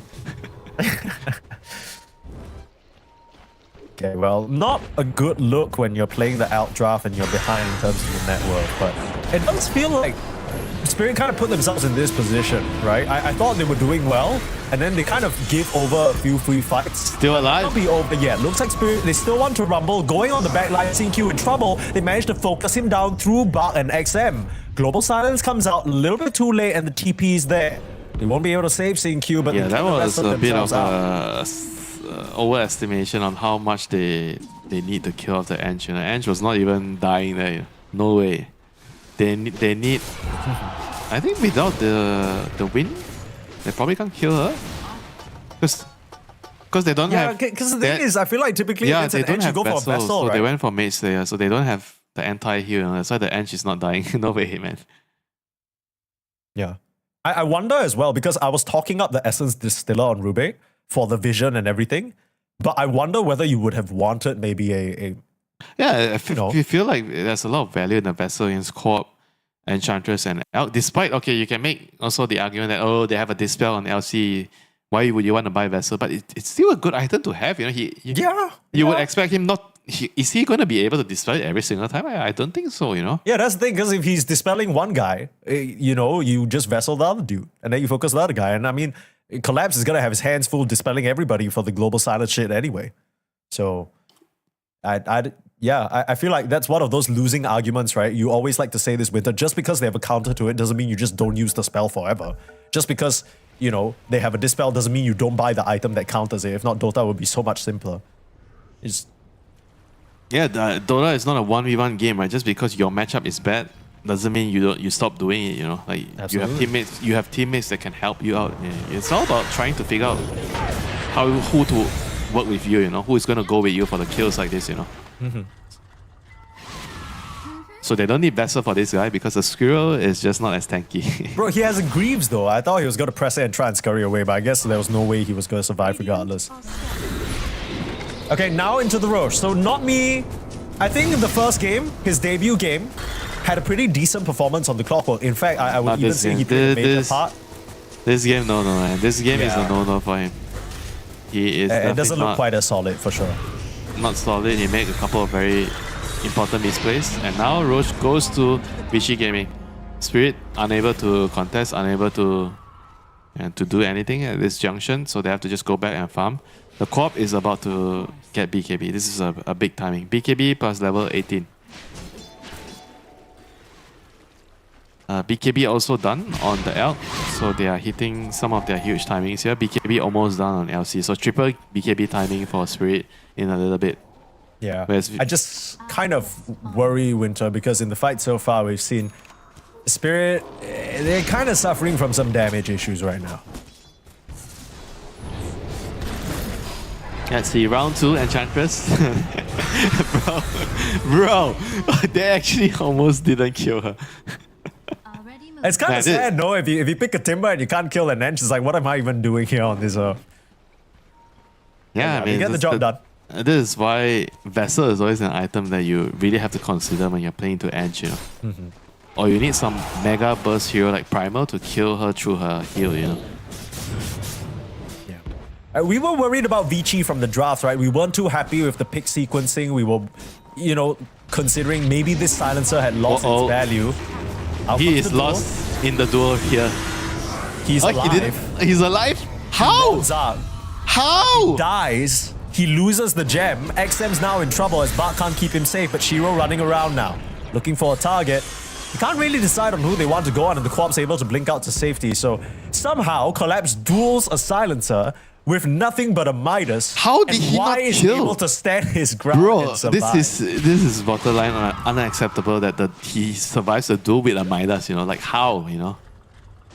I think actually maybe Collapse didn't get as many procs of the serrated shiv as he wanted, because I feel like if Meanwhile, he did, Yatoro, he needs to BKB to I run. think he's fine. Are you sure though? Are Shiro's you going sure in. he is fine? God damn, Shiro's going in. Shiro's got a Lincoln's block that stun. Yatoro, you're in trouble. Green's not Shut gonna the save you. hell God up, Mike. damn. He's not fine. He is not fine. You're absolutely right. I will shut the hell up. Winter, you cast this. I'm sorry. That was probably not the wisest thing to say. Go ahead. Damn it. I'm sorry, Mike. Please forgive me, Mike. I'll buy you 10 plates of chicken rice. You know? Okay, the chicken rice currency is all going to work on me. You know how it goes. But yeah, I agree. I think that was kind of crazy illegal. Lao's going to come in, force Y out of this area, but can they actually punish him? Oh. No. Nighttime vision. Unlock. Okay. Yeah, so VG definitely very, very happy with the exchange. They have Roshan, they killed Yatoro. They got a duel out onto Shiro though. The Blade Mail doing its work and they kill off the Wind Ranger the first time. Collapse has to sacrifice his life along with Not Me for it though. So they get the Aegis, but I think Shiro is not fine. worth it though. I feel it's not worth it. The... It's not worth it. Yeah, this is not looking too hot right now for Spirit. Doesn't it kind of feel like they're a bit disconnected? Like Lao's making a play stealing the Wisdom Room on the other side of the map. And then... I mean, I'm telling you, this is not about the team. It's just about Collapse, you know, on this hero. He's been making very bad decisions on this hero. Bart's now in a fair degree of trouble. A lot of damage coming out from Rue actually on this edge. Still laying into Bart. Perhaps one of the only ways they can threaten this Timbersaw, the pure damage of the Impetus really chunking him there.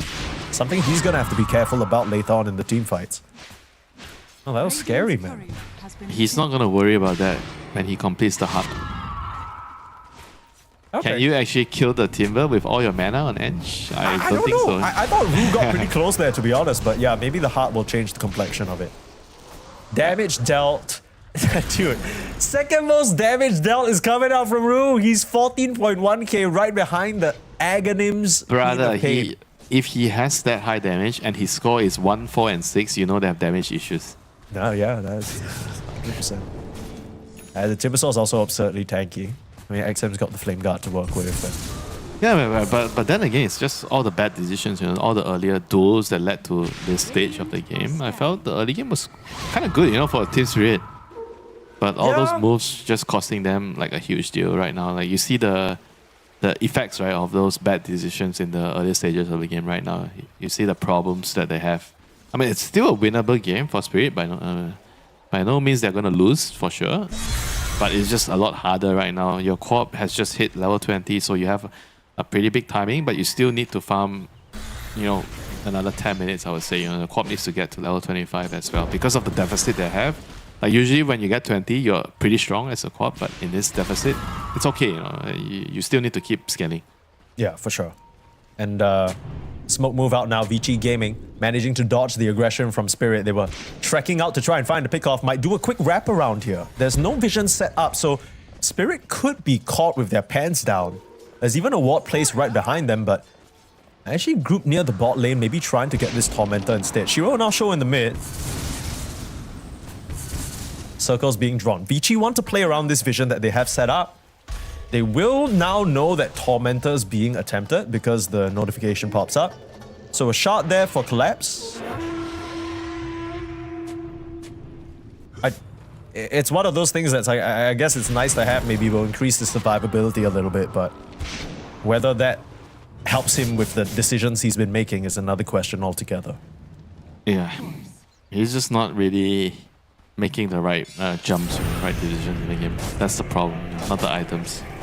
Yeah, I feel like you put Collapse on a hero like the LCE, it's like... How he needs to play the fight, right? Let's just look at how what is he supposed to do? I think he actually might be better off not jumping, you know? If he doesn't see the silencer, he probably shouldn't jump. Just wait behind. When global is popped, you BKB and then you use your W to save your teammate, you know? Dispel someone, you know? And Rue is getting run down again. Nice this is what... Episode 3. Gleipnir, right? Yeah, okay, there you go. No running away, but this is going to take a long time. Okay, not that long. But yeah, so I think that Collapse, he probably has to take a more defensive stance in the team fights where he actually just waits. Wait, is he gonna kill Y? He's gonna try again. Get his ass! Like, that was such a random, like, he's gonna die for this, I think. Or I maybe can try and TP out. Oh, he can BKB, yeah, he still has BKB. Hashtag worth. Hashtag worth. And I need to bring your attention to something very important prior to this point. Hold that thought, of course they're not gonna let me talk about it. Lal in some trouble.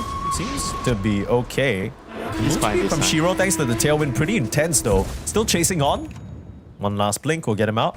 But yeah, prior to that moment and that kill onto the silencer, Legion Commander was actually falling behind the LC metric. That's what I like to call it when you have less dual damage than minutes in the game. He was sitting at 30 dual damage at 33 minutes. It was pretty rough to watch, but now he's over the line, so I guess I can close one eye. So what is the average? What is the average? I don't know. I feel like you gotta get at least 3 times, bro. Like 30 minutes, you want like 120 damage or some shit minimum. That's how you know it's a good game. But we talk about Collapse, you know, maybe he's not really looking too comfortable decision-making wise on the LC. Do you think about the type of heroes he's good at, you know, the Primal Beasts, all these Mars and Teamfight Initiators, the Tide Hunters. It's a lot more AoE teamfight control, solo target, like solo pick-off, right? There's a lot more skill expression. This is just you blink in, point and click, and the moments that he's picking are just a little bit awkward to manage It's against the also Vici lineup. because of the silencer. You're playing into global, so your decision making has to be different, you know. Oh, you need to always figure that if I don't catch the silencer first in the duel, that's why he's always been focusing on the silencer, right? If you don't catch the silencer, you do somewhere else, the global's gonna come out, things are gonna get ugly. I wonder though, if, let's say in an ideal world, Spirit, they start the fight by dueling the silencer. The question then becomes, do they have enough gas in the tank to kill the other Vici heroes?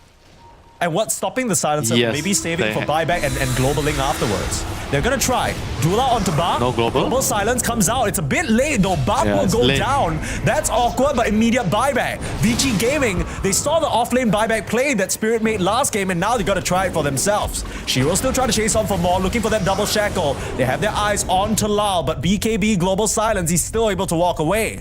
All they're left with is Rue on the Enchantress. They're gonna try and cut her down.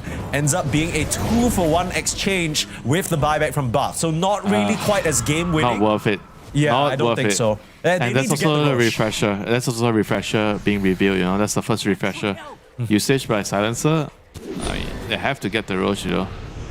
And they will. Hydra's Breath complete for Shiro now, so his damage potential has just gone up a notch. So this is the new thing, right? You have to buy this on all the range costs right now? Yeah, I guess so. Yeah, was it just me or did that global silence come out a little bit It's too for late, sure right? late. It's too late. Let's say way too late. 1 second means a lot, you know, in a team fight. And this second global silence came out a little bit uninformed as well, right? Because you BK beat, but nobody else on Vici were actually looking at it. And then suddenly they find themselves lifting an Alchemist illusion for some reason. So maybe getting a little bit confused there, maybe a bit chaotic. Vici Gaming, not the cleanest, but they'll still get themselves the Roche and the Aegis on the Timber. So really taking a page out of Spirit's book from last game. I just don't think it's quite as worth it. But overall, as you can see from the Gold League Winter, still seems like Vici are the ones in control. They just maybe needed to land that global silence a bit earlier. This is by no means enough, you know, to close out the game.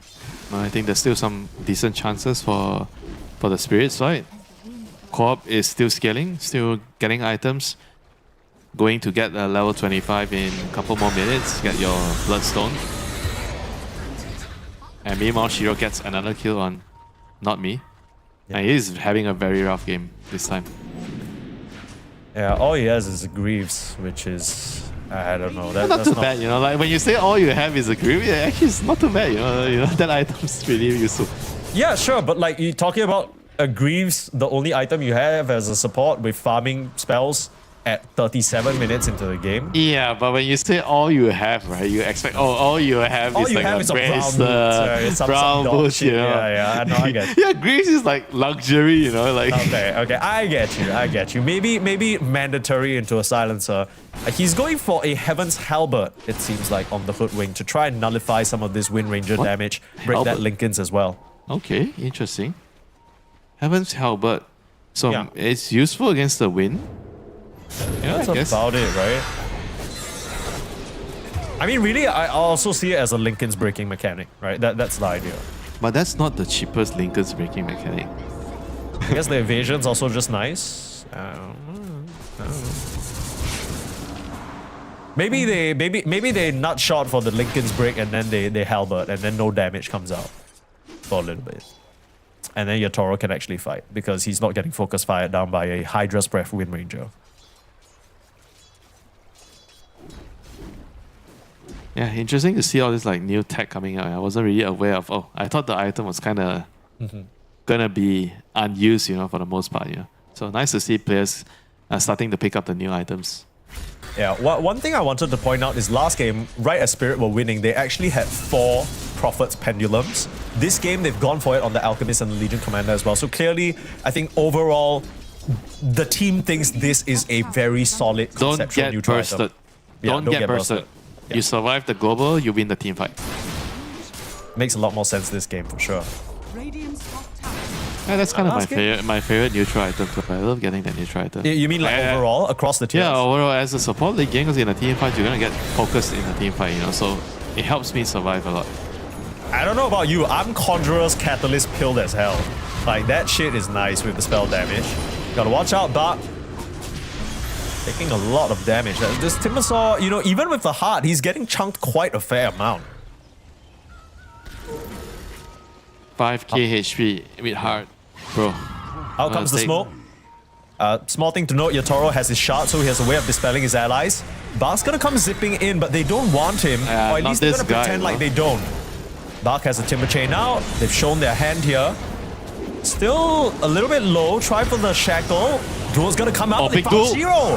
He doesn't have the ages. He's and down. he'll get cut down. Godlike streak taken away as Spirit. Coming alive here, but no tree left to stand on.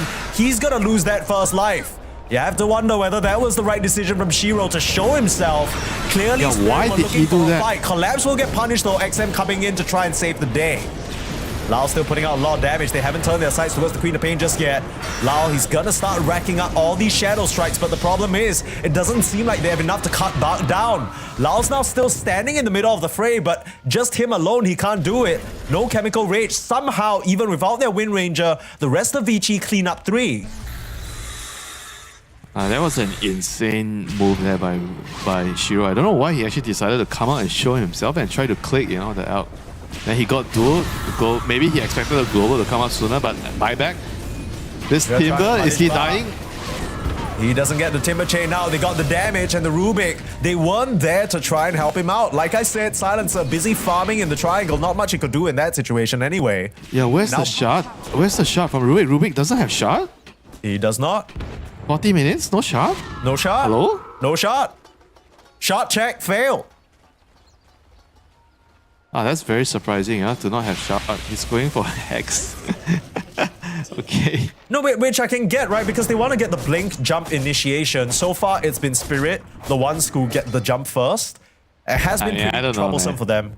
The shot is like such a big item. No, of this I hero. agree. I think shot would have been amazing there. Dire's middle tower is under I think it's just mandatory, you know. You have to get the shot, you know. Every I game. think you do. I think you do.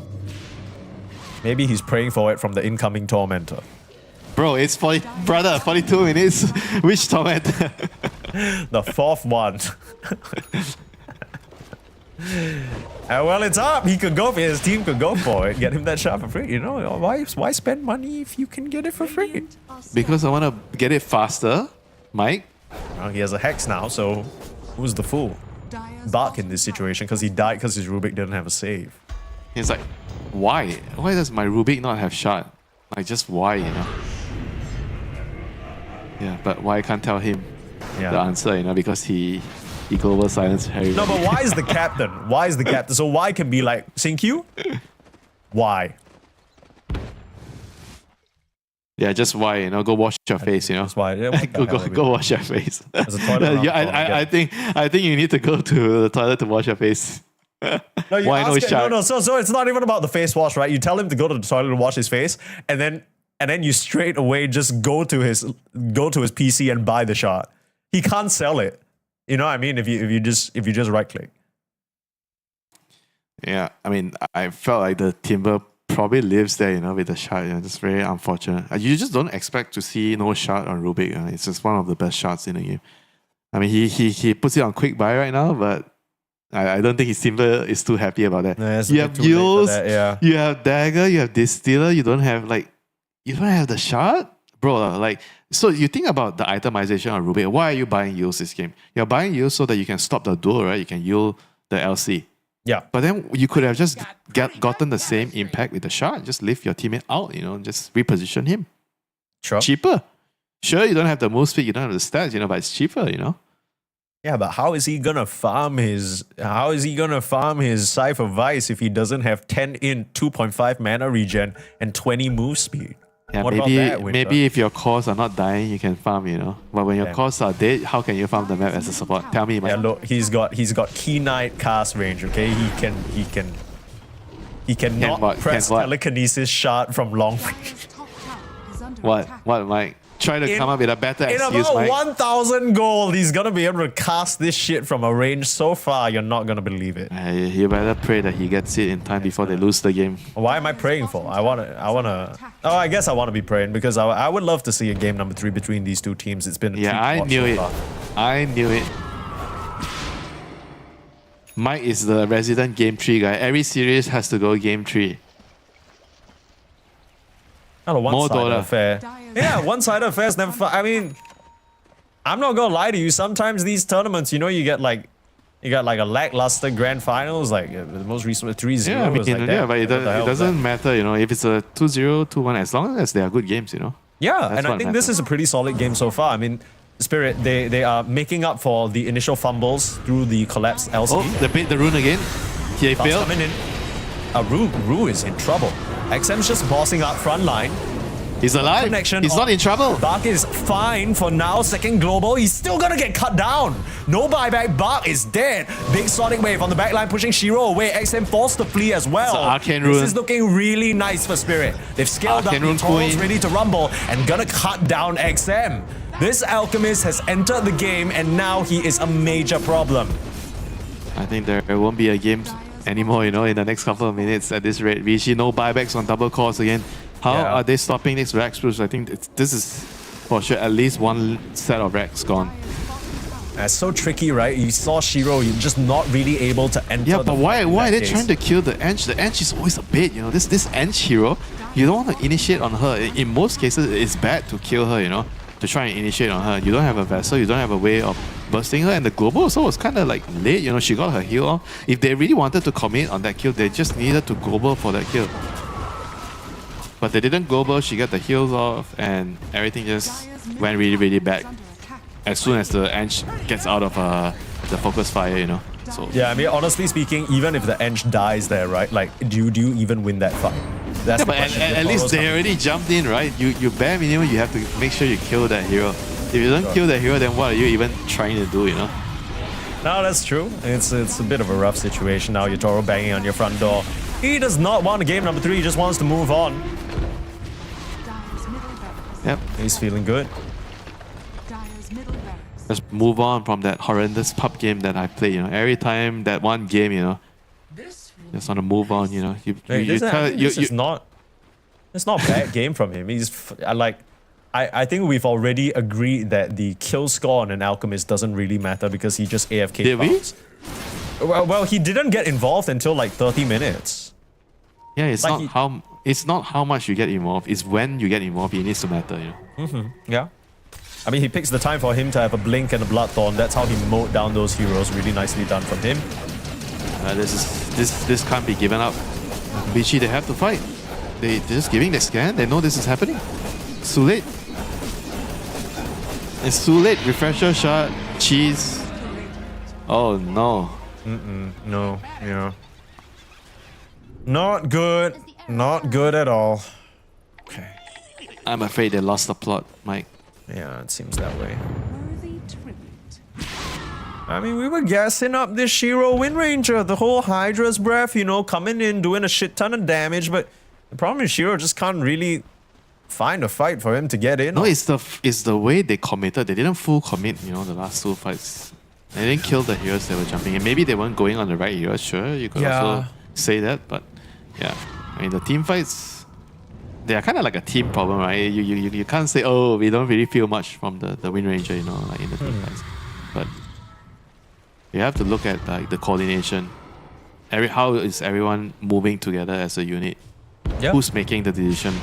If Timber is waiting and he's going in, we have to go together, you know. It can't be half-ass, you know. Like only Timber goes in, then we don't pop global for that kill. We think we can save it. You already bought a Midas, you know, on Science, so you're already having a fun game, you know. So you have to do your job.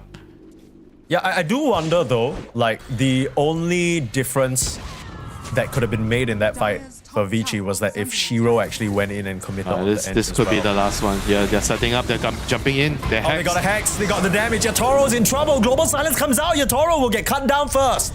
Who else can they find? Putting out major damage onto Not Me, Big Greaves, big damage. XM, he's trying to do his best to slow down Spirit. They found themselves the hoodwink. The question is whether it's enough. Get No Aurora. chemical rage. Shiro's coming in. Collapse. He's a bit late to the party and he can't find any duels for now. AoE press the attack. Now onto XM. The Ember's gonna go down, but he has a buyback. Coming straight back into the fray, looking for Collapse, but they have their sights onto Lal. Trying to get the vision. Q with the lift. Lotus Orb to reflect, but pulling back into the chains. Another press the attack, allowing Lal to escape. It's this level 25 LC talent. So bloody annoying. And Lal, is he going to get out here just off the mark? XM not able to achieve anything with this buyback. But Vici, this is their time to strike. They need to try and find something. This elk is no longer the carry, Mike. The Corp is the carry. The elk is just a side character. He's fed 3 Aghanims. He's just a tank right now. You know? He's not exactly the damage dealer. The Corp is the problem. It's a bit of a different story, right? Because earlier on in that fight, we saw when Spirit were the ones to get the jump, the elk absolutely is the damage dealer. It's just the difference being that this time round, Spirit, they were just leaving the elk out in front to hit the tower. Of course, Vici are gonna initiate on that. I mean, to be fair, he had Aegis, Mike, you know, so it's kind of reasonable for him to hit the tower, you know, with 2 lives. But Vici, Chemical rage. yeah, Come I back mean, with that Vici, they second were, yeah, sure, you know, of course, you know, you can make the argument if you die, then you're kind of screwed, you know, even for your second life. But You know what? I would like to see Winter. You know what? At this point, put the Ench up there. Let Rue hit the tower. He's got a moonshot. Ench is the tower hitter right now. Yeah, Ench is the real character. You need to save your Toro for the big blast, you know what I mean? Like, they jump the Ench and then bam, in goes your Toro, Bloodthorn, rip you up. We saw what he could do in the fights. It's just, he was so busy running away that he couldn't get anything done. You're saying he shouldn't be the first contact point. That's what I'm saying. You just get me, Winter. He should not be the first contact point. If you see him, you should only see him for a brief second, and before you blink, he kills you. That's the Elk's preferred mode of operations, I think. Yeah. Things are getting tense now for sure. Vici, definitely, they still have some decent chances in this game after the last fight. They took out the Aegis. I mean, everything. They push out the lane, so they're going to have to decide which high ground can they hold. They have a couple of very good wards. Look at their vision. They have very good wards outside the map, on the side, on top. One power rune ward in the mid lane, but it's going to get killed. So maybe they can actually use the information here to find a pick on their heroes. Double global silence is up soon. 5 seconds. And Aghanims as well this time on the silencer. So the double global is going to be very, very powerful here. Yeah, I will say that in the previous fight, I think Y did a great job using the globals at an opportune time, right? That's the benefit. If Vici are the ones to get the jump, it feels like they have the priority in terms of how they want to use their ultimates in the best way. But if they are forced on the defensive, if they have to throw out the globals kind of reactively, it becomes very easy for Spirit to play around and plan around that, because you can kind of tell when the silencer needs to press that spell. Then you just BKB afterwards. You know what I mean? You have no reason to press it beforehand. Dire's top tower is under attack. Collapse It's Fresh all- Shadow Blade, he's on the hunt, trying to find these solo pickoffs. He's under a ward though, so he might He's die indeed. here. They're going to see him. Things come through, yeah. He does have that level 25 talent. Dual refreshers cooldown on victory, so he could go from one to another. Really, really scary stuff. Mass TP is coming out from Vici. They're trying to lay a trap, but Collapse starting to sense that something's amiss. Different heroes on Vici have been missing for far too long. He's gonna make the safe play, TP out. So he should do the weakest target right now and then keep dueling to the Yeah, strongest do target. a Winter's Curse recursive situation, you know what I mean? So he should do the silencer, then the Rubik, then The Ember? the Ember. Yeah. I mean, they all have Lincolns. True. AD rune. It's all good. That's what the Diffusal Blade is for. Yeah. Good old diffusal blade to break Lincolns. Classic. Oh, here we go. Looking out the back. Oh, he's putting the Lincolns. Oh, They know. They know. God damn.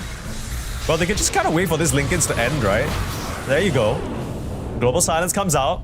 Nice save. That's the stolen press, the attack. Bark still being swiped away, and Bark is going to Bark's go dead. down. Yeah, he's not gonna survive that one. Alk in trouble though. Global Silence, second one coming through. They kill off Yatoro. And now XM onto the back, Collapse. Getting sliced apart there by the Ember Spirit. This is a huge fight for Vici if they can win it. They didn't even need to use the buyback. And they'll kill Lal as well. Trying to fight into the double Global Spirit. They were the ones with the jump.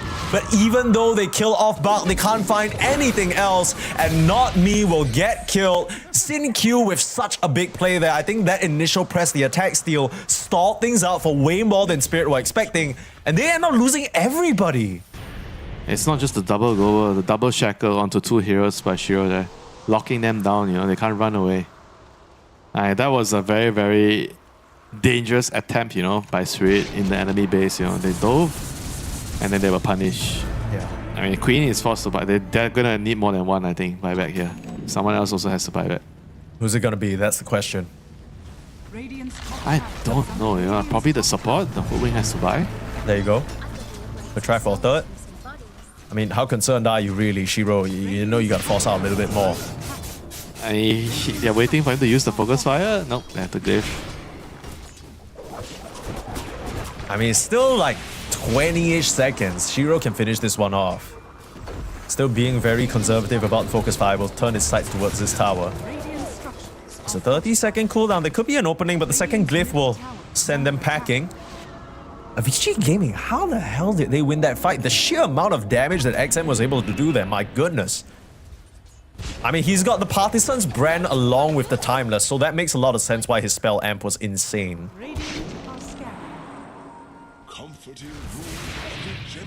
And he's starting to reach an absolute point here.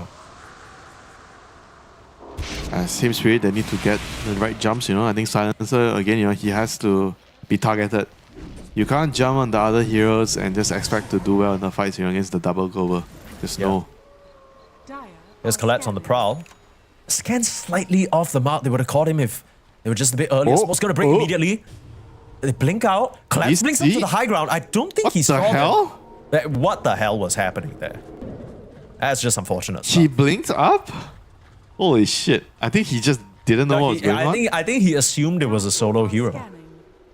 No, I think he just didn't know what was happening. He didn't know that there was... He didn't see there was a smoke Yeah, break he at just all. didn't see. He didn't see anything and he just played like usual, Played like normal. That's crazy. I was lucky that he was in front of 5 or 4 heroes and didn't die. I mean, he's still a buyback, but yeah. Would have been pretty rough. And this game got a little messy. In some moments, we were thinking that maybe Vici were the ones in control because Spirit had given them so many good fights. And then now you're reaching a point, at least in some of the engagements, where Yatoro, he had entered the fray, right? He was starting to burst down these heroes. The problem now is that both Vici and Spirit, it really comes down to who gets the initiation, who shows themselves first. Spirit, they had that entire team wipe against them when they were trying to push the mid lane and showing their heroes. Of course, Vici using the buybacks expertly as well. But now, it's all about who can maintain their position, who can be the one to get that jump, and it's all going to be settled around this Roche Pit. Big wraparound play. Trying to use Bak as a bait. They got the vision, hex up immediately, find them in the tree line though, global silence to start, Collapse forced to BKB and XM has to watch himself a little bit. Gonna try and get the vision.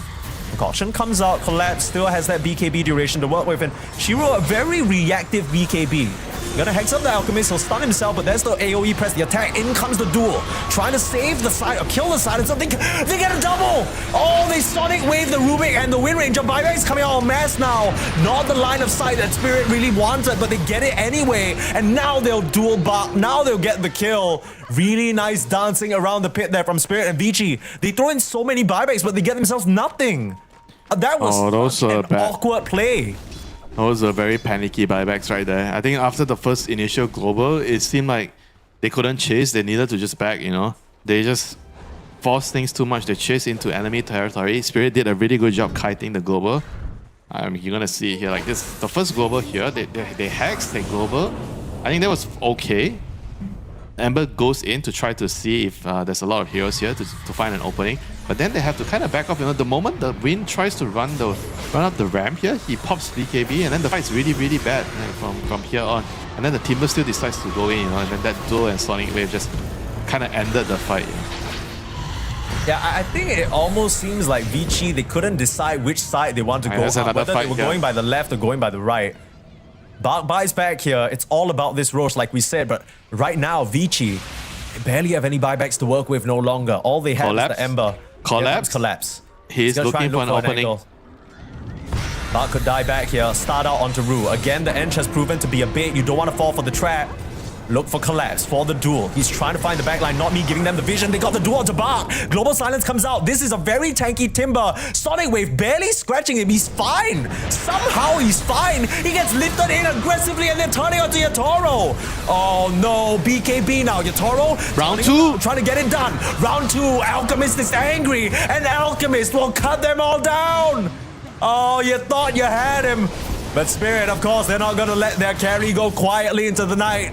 GG is called, and despite such a good fight from Vici Gaming, they fumble in the last moments, just not respecting Team Spirit's kiting. Really, really nice discipline there, really good repositioning around the pit, and that is ultimately what gets Team Spirit this series win.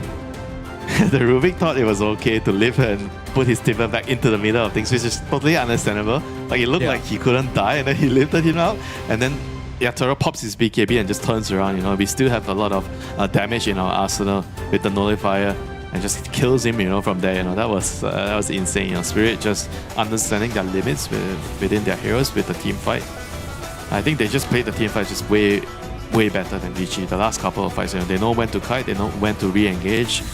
They're very, very good at understanding which hero to focus on. I think Collapse was also particularly, he was very patient in the last fight, just waited and waited until he sees the team. He knows the Timber is like the biggest damage hero. If he can disable him, if he can force him to, you know, pop his spells early, then there's going to be a very, very good fight, you know, for Spirit. They just need to kite out the Global Silence and just re-engage after, you know. Yeah, I think something must have, some sort of conversation must have been had in the Spirit camp, because earlier on in the game, we were criticizing Collapse, right? Some of these jumps, the decisions he was making just didn't really size up. Felt almost like he wasn't very comfortable on the Legion Commander. Winter, I don't know whether you've heard this saying before. If someone is having a bad performance, you just delay the game long enough that they learn to play their hero. At some point, I think Collapse got the hang of it, right? He understood, okay, this is when I can jump. I need to play around these aspects. I think especially around this Roche fight, he did such a great job. He was just constantly out with the AoE press the attacks, bailing his team out, kiting back. He wasn't running in mindlessly when he didn't need to. And of course, all of it adding up to a Team Spirit victory. So even though we were criticizing, not me, we were criticizing Collapse for some of their sort of shakier plays, Vici Gaming, despite being the ones in the driver's seat for a large part of it because of some Team Spirit fumbles, they're the ones who end up fumbling, and what could have been a Game 3 ends up being a 2-0 sweep for Team Spirit instead. Yeah, Rue is definitely the unsung hero of this game. You know? He is 4, 9, and 16, but he did, I felt like he did a lot using his body to bait the enemy team into bad fights, and at the same time, he's also doing a large amount of DPS, you know, with the impetus in the last couple of fights. You know, I felt like he also shined in this Enchantress. This is a hero that really suits his playstyle, and we are probably going to see, you know, a lot more of Ench, you know, from Brew. You know, so apart from the cost, I think Brew played an amazing game as well on the Enchantress this time. Yeah, you want to talk about the Ench, I want to call back to something that happened close to like 45-50 minutes ago, and that's of course the draft, right? The only reason they were able to confidently pick this Enchantress is because the sequencing in which Vici Gaming decided to select their heroes in the second phase. You were so vocal about how much you didn't like that decision, and it ends up coming to bite them because this Ench had such a free game. Sure, there were moments where she gets cut down by the Timber and whatnot, maybe Shiro gets a kill onto her, but yeah, I mean, Spirit, I think one thing that we noticed from this series is clearly, whether it's Collapse on his Primal Beast or Rue on the Ench, they're really good at just the concept of using a body to win the fight. Yeah, also the buybacks, you know, in the first game it was the buybacks, the second game was the body, you know, the way they baited out the opponents. I mean, Vici, they're not, you know, terrible players, you know, they are top tier players, you know, and even top tier players get baited out by this kiting, you know. You always hear about the in and out, the poking and prodding. It's a very, very high skill thing in Dota, being able to know that how far you can go, and there's a line, you don't want to cross that line, and you want to force the opponents to cross their line so they are out of position and you can take advantage of it. I think Team Spirit as a whole, they did this amazingly. Yeah, it was really just around that Roche pit, the high ground that they maintained, right?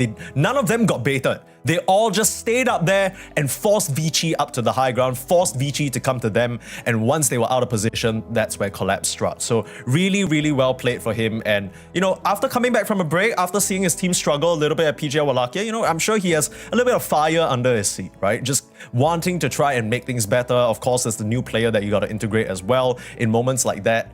You mentioned it in the first game, he's always that reliable rock that you want to step up, right? He's been the one that Spirit have gone to time and time again. But yeah, I mean, my MVP for this game has to be Rue. Collapse, he brought it together in the end, but that Ench, man, how often do you call the Ench the MVP? This was an Ench game and a half, that's for sure. The Ench is quite a normal support hero to call MVP. I think this hero, when you pick it in the right game, usually you will have a high amount of impact. You win the lanes, you take control of the game because you take towers and you pressure, and then in the late game you become a DPS hero, like a scaling hero. So this hero has a lot of potential if you get into a long drawn out game, So I think if you're going to pick a support to be an MVP, there's a high chance that it's going to be a scaling support like Ench, I think. Yeah. Take nothing away from Rue. I think he played a fantastic game, but still, his hero, the pick enabled his play a lot.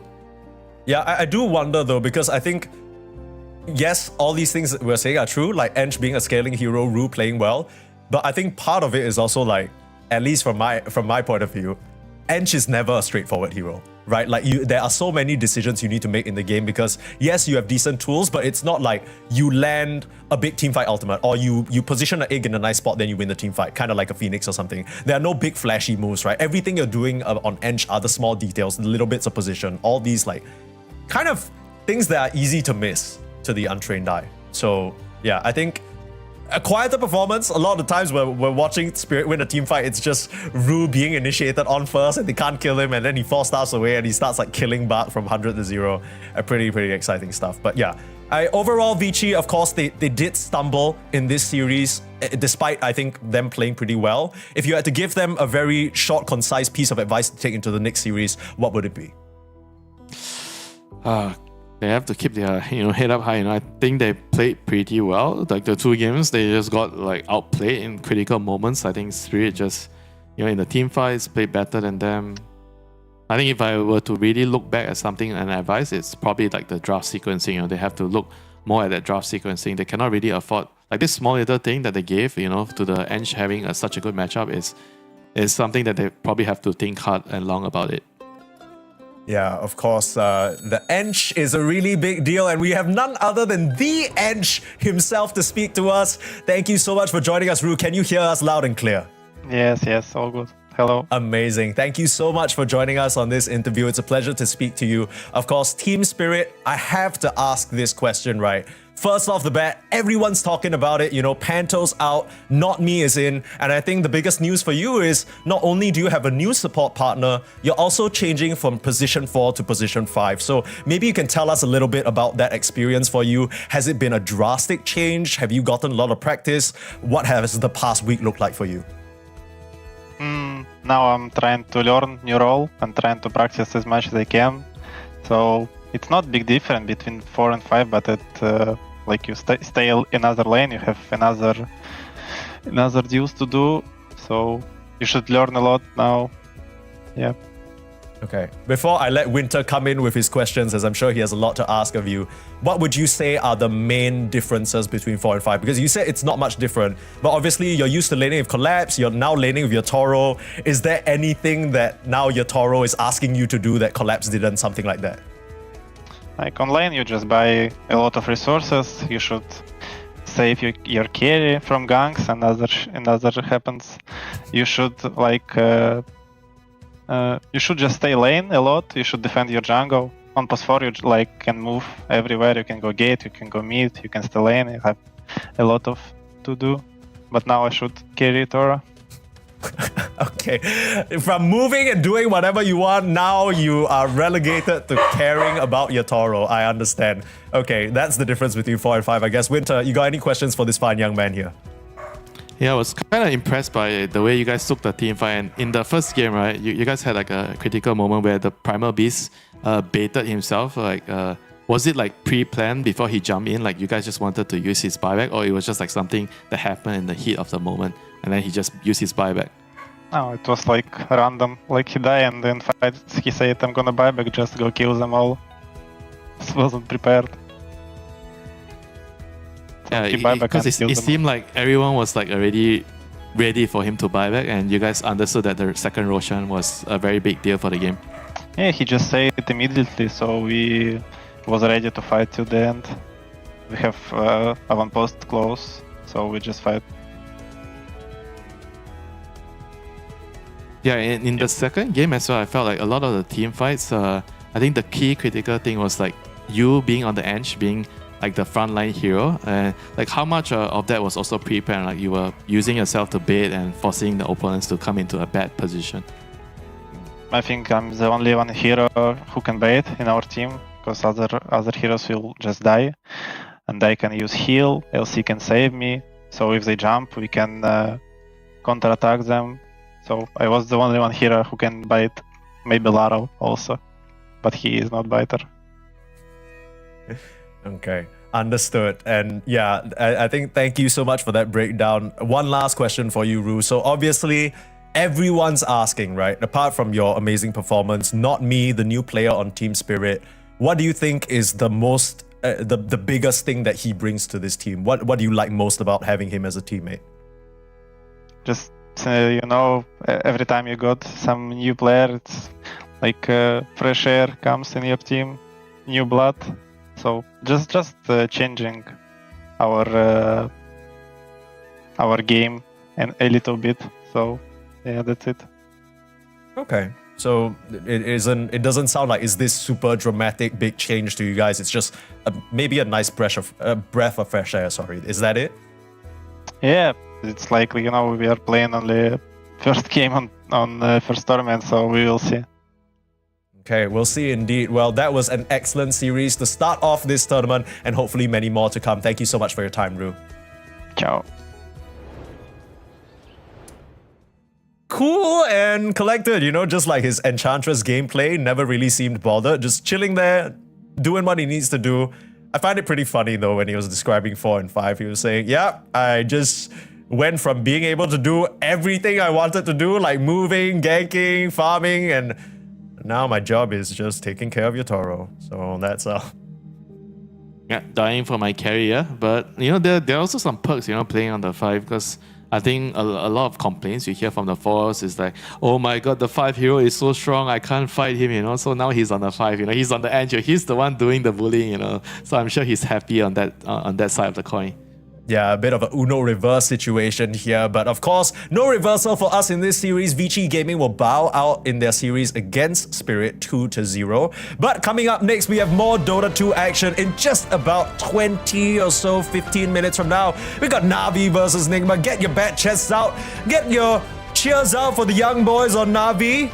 Ready to rumble. It's fresh young talent versus some of the veterans in the scene after a bit of a longer break. We'll see you there.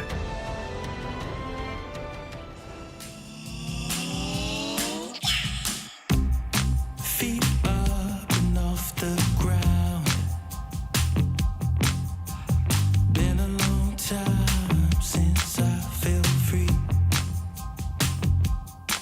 Let's lift off, give it up. Let's touch the infinite. 'Cause it's in dreams we're walking now.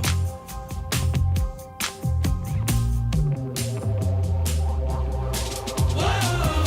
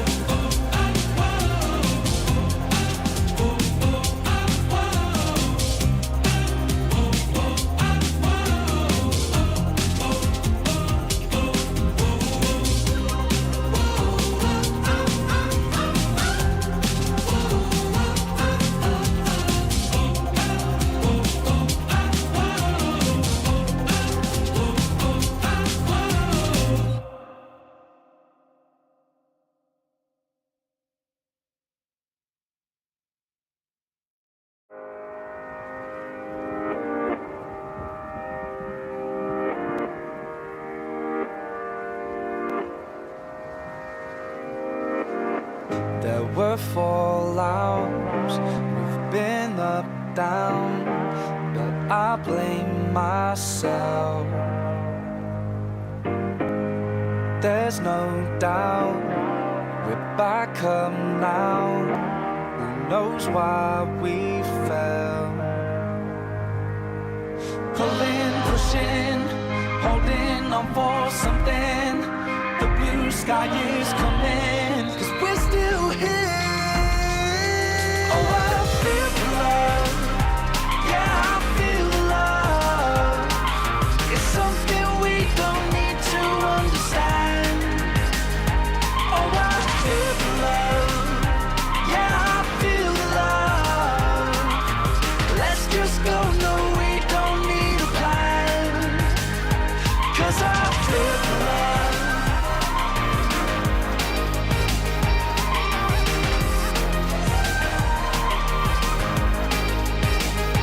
'Cause I feel the love.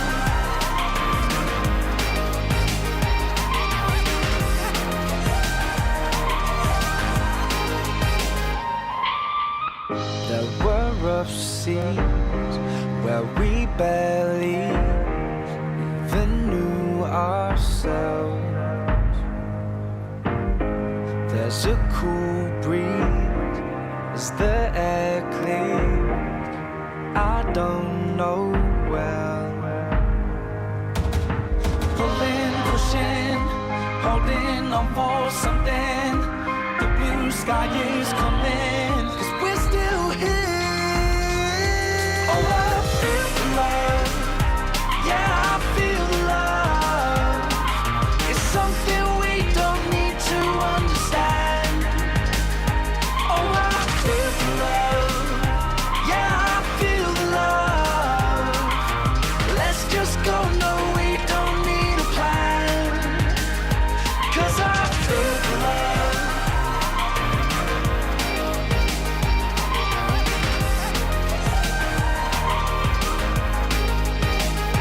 'Cause I feel the love.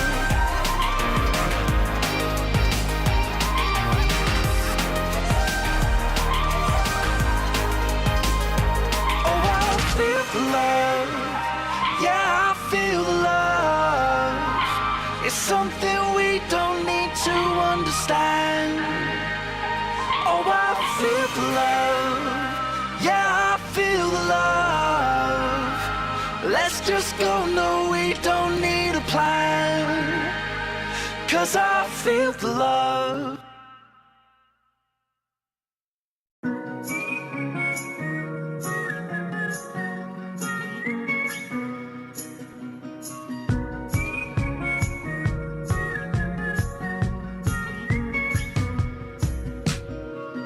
That you wanted to see me.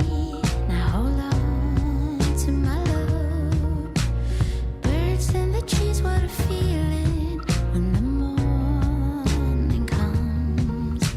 Sun in my eyes while I'm dreaming about the way you make me laugh. Blue, blue skies when I'm seeing the one I wanna have. And I'll do anything for you, my love. Hold me till the morning. Hold me till I'm gone. Hold me not till forever. Don't let me go. Don't let me go. Hold me till the morning. Hold me till I'm gone. Hold me not till forever. Don't let me go. Don't let me go. Rush to my phone when it's calling, 'cause I'm hoping it's you. Needless to say, I'm falling, and you don't have a clue. Sun in my eyes while I'm dreaming about the way you make me laugh. Blue, blue skies when I'm seeing the one I wanna have.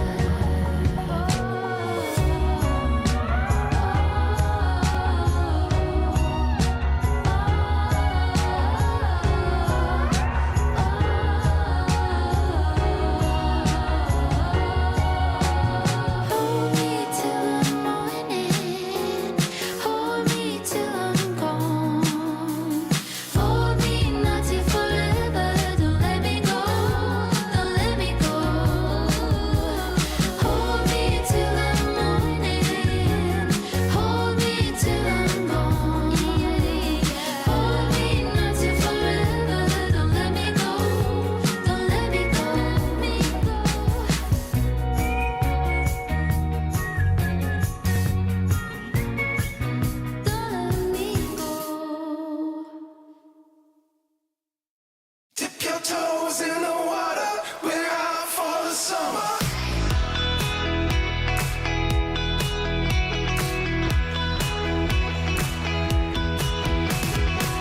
Got out of office on, go fishing on the door. A cool box sitting on the backseat of your car. Let's sink an hour or two doing nothing at all.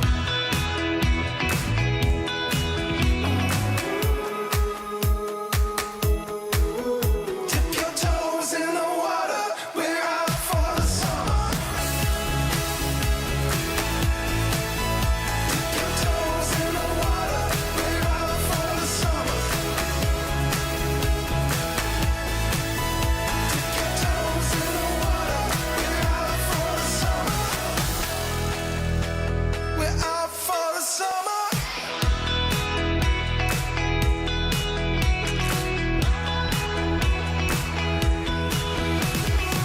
Got out of office on, go fishing on the door. A cool box sitting on the backseat of your car. Let's sink an hour or two doing nothing at all.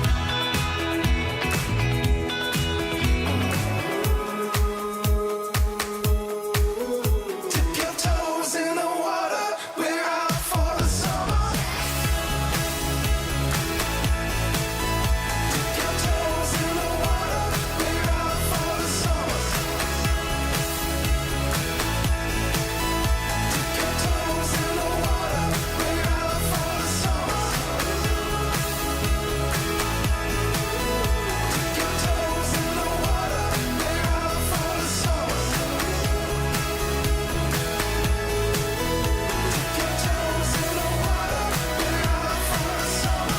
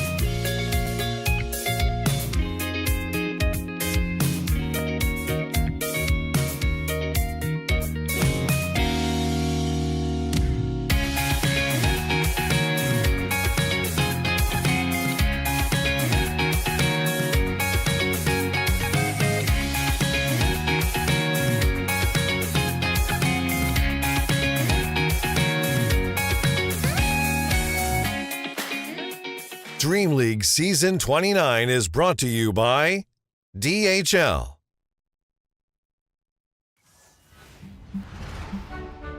Welcome back to DreamLeague Season 29. Our first series was quite a straightforward affair if you weren't watching, but if you were watching, you'll know that Vici Gaming put up a pretty solid fight versus Team Spirit, although they did get 2-0 in the end. So Spirit, I think, proving themselves to be the better team at least for this opening series, which is pretty good vote of confidence, right, given that they just swapped another player, Winter. Yeah, I think they look like a very, very different team. They look a lot more coordinated. They look like they are very motivated to play. Their strategies are nice. I feel like this is going to be a team that's on everybody's radar, after you look at their first few games today. Yeah, absolutely. I think maybe some discomfort on heroes that they're not very practiced with, like the Legion Commander, but it proved to be the correct pick in the end, right? Just countering out the Silencer, getting those single target pickoffs, made things pretty solid. But let's move on to our upcoming series. It's of course Na'Vi versus Nigma. Now, Na'Vi, I think one of the OG Dota 2 teams, Dota 2 organizations, back when Dota 2 was sort of more getting westernized. They had this big audience. Of course, they left for a little bit, came back, and then now they have this really young roster full of a lot of promising, I want to say talent. That's the word I'd use to describe them. And prior to this event, prior to PJ Wallachia, which just happened like, 1.5 weeks ago, they were still playing with Zayak, but they decided to switch him out for Daze, who was their original pause 4. So the team's gone from having a bunch of young guys and one older player as the captain to 5 young guys. Of course, that's just the surface level of the team, but we have a video to tell you a bit more. Na'Vi has been on the rise for quite a while now. Their progress hasn't been the fastest, but at least they're moving in the right direction. The extremely young roster of Na'Vi recently went through a fairly significant shakeup when their oldest and most experienced player Zayat stepped down from the team and Daze joined in as his replacement. The rest of the roster remains the same. Got the Juice, Niku, PMA and Riddies. As a result of this roster change, this already young team got even younger, with their oldest player only being 21 years old as of a few days ago. Happy birthday, Got the Juice! Their results immediately afterwards have varied wildly. They qualified to this season of DreamLeague by taking down Nigma Galaxy and Team Liquid in the qualifiers, and then they got 14th place in PGL Falcons 8. Too little, too late, never really felt like Na'Vi were going to be able to put up too much of a fight. Unfortunately, that's about it when it comes to tournament experience for this iteration of the team, but the potential is clearly there. And with players this talented at this young of an age, the sky is the limit for Na'Vi. Who knows, maybe in a year or two, we'll look back at DreamLeague Season 29 as the start of a new generation of Dota.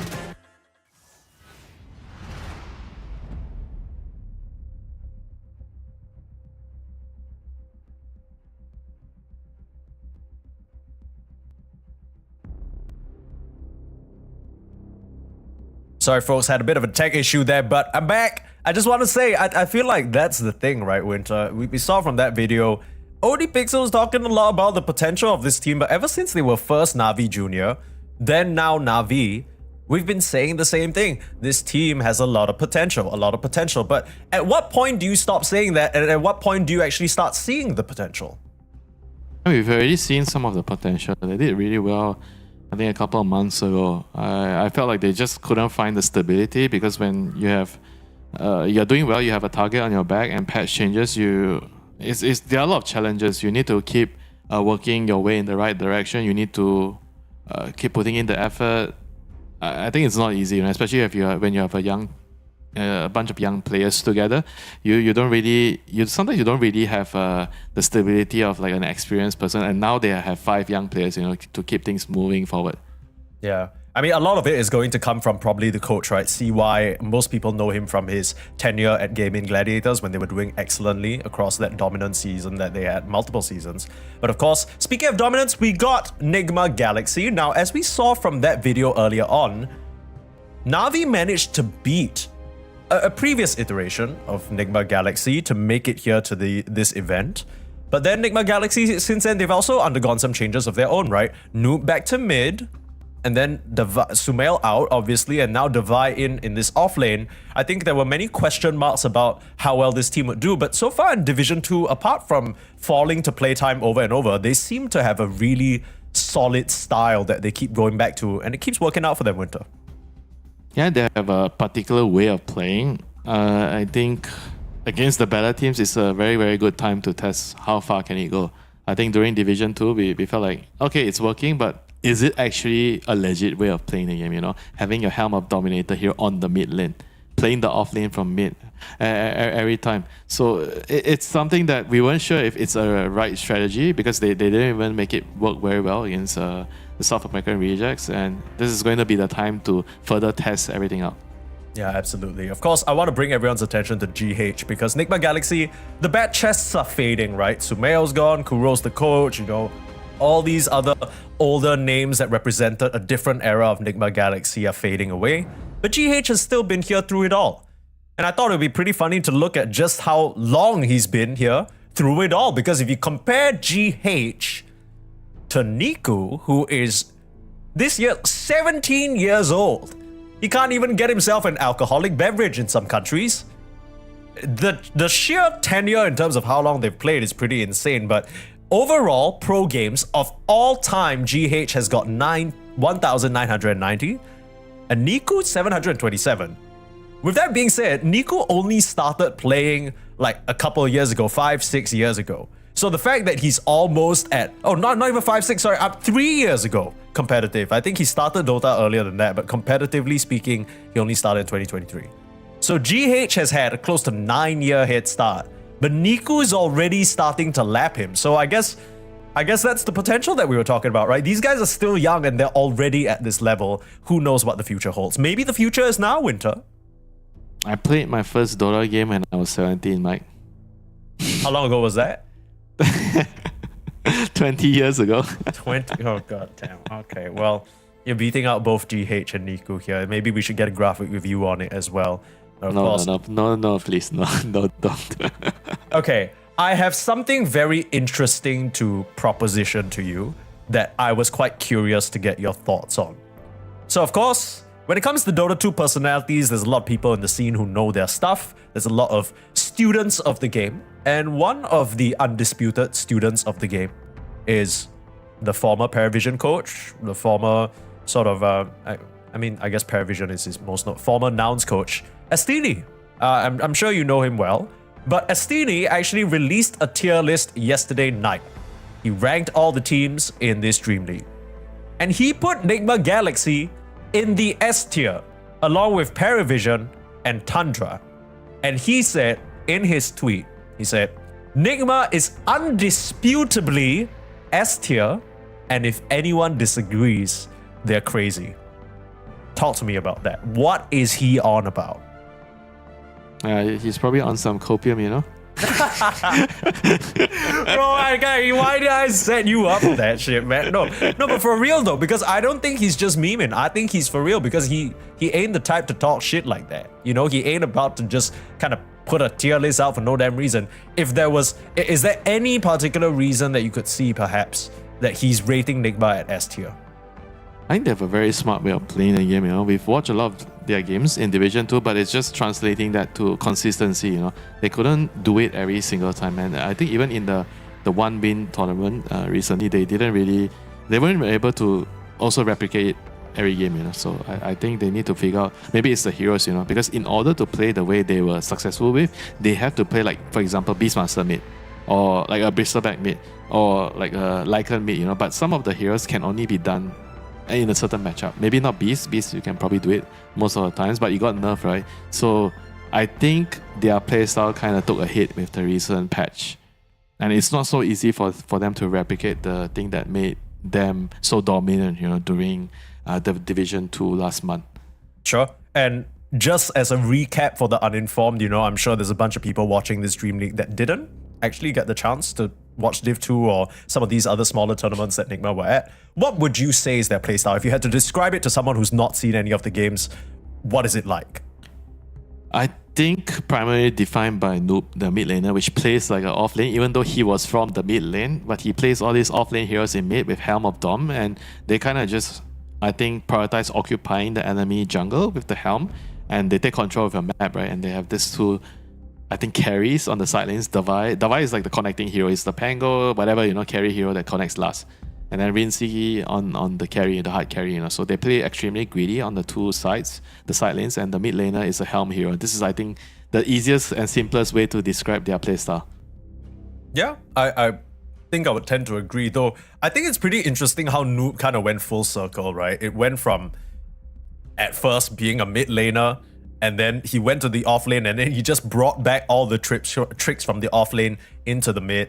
I think you mentioned the Helm Dom. He was playing Lycan mid, Beastmaster mid, getting the Helm Doms and Helm Overlords and putting pressure on that way. I feel like most of the time you see a lot of these Beastmaster mids go Aghanims, right? There's rarely ever a deviation in that build, but yeah, he's the one to kind of pioneer it a little bit. Let's see whether they are able to bring out that sauce, because I think Na'Vi will be a good first test, right? These guys, they are undisputably a tier 1 team, but they are also extremely inconsistent. As we saw in that video, they have the tendency to, sometimes maybe they pop off, sometimes it's just like, okay, last place in the tournament, not really able to show their stuff.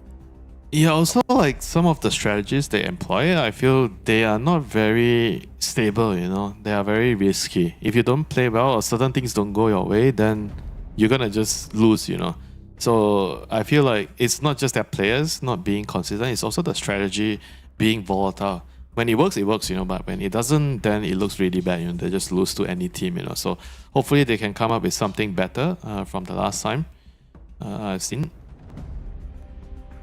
Would you say that's just like a overall incorrect or suboptimal drafting approach? I'm not sure, because it can also be attributed to priorities. Like, what do you have priority in the draft? Like, what is important to you? Are you trying to focus mainly on countermeasure, just wait for the opponents to pick something then you counter, or you just don't care, you just pick for your own draft integrity? And then what is on your tier list? Is the laning important? Is the team fight important? Is stuns important? Obviously for Nigma, we know the answer, As long as Kuro is involved, there will be no more than 2 stuns in the team. That is his 2? decree. Bro, 2 is generous, No, I said no more than 2, so it could be 0. But it'll never be 3. I'm saying it will never be 3. But of course, memes aside here, I guess we, comparatively to Na'Vi, we have a very clear picture of what Nigma want to do. Have you noticed anything about Na'Vi? Like what kind of priorities they have in the drafts? Like what are they looking for? Because I do agree with you in the sense where their strategies can look a little bit strange sometimes. And I find myself scratching my head. I'm like, what are they trying to achieve with this? I just can't put my finger on it. What do you think? If I knew what they were doing, I would be in their team, I just... I mean, sometimes it's hard to analyze from the outside, certain things, it's difficult to understand why they're doing it unless you're inside the team, you get the inner workings of the team, what are they prioritizing, why they are doing certain things in a certain way, because from the surface, certain things look obvious because it's on the surface, right? It looks like that, but it's actually not, if you dive deeper. So we will never be able to tell if you're not in the team. Yeah. Well, the one man who can tell you is on your screen right here. It's Mr. CY. Now, from what I've heard, he brings a lot of ideas to the team. In fact, some of these funkier drafts might actually be him. It is pretty interesting though. He went from literally coaching gaming gladiators who had such a specific and distinct playstyle, right? And they were just running that every single time and it didn't feel like anyone could beat them, to now he's working with a lot of unpolished gems in a way, right? Like these players all have potential, but maybe the strategy aspect is not quite matching up just yet. Yeah, maybe, but we'll see, Hopefully they show us some better, like more consistent strategies, today. Yeah, let him cook. We got the draft. Let's see what CY comes up with. 5 seconds remaining. I got some interesting early bets. Largo being taken out first phase. And Nigma Galaxy, instead of choosing pick priority, they go for Radiant instead. Well, that's pretty interesting. 10 seconds remaining. Yeah, I thought Dire would be more of the norm right now with how the Roche and Tormentor change. Because you can get the Roche easier at Tormentor. Because normally before 15 minutes, it's hard to get Roche. So you can only get Roche like post 15 minutes. And then when post 15 minutes comes, the Roche moves to bottom side, which is closer to Dire because you have the outpost there. So I think a lot of teams tend to prioritize that.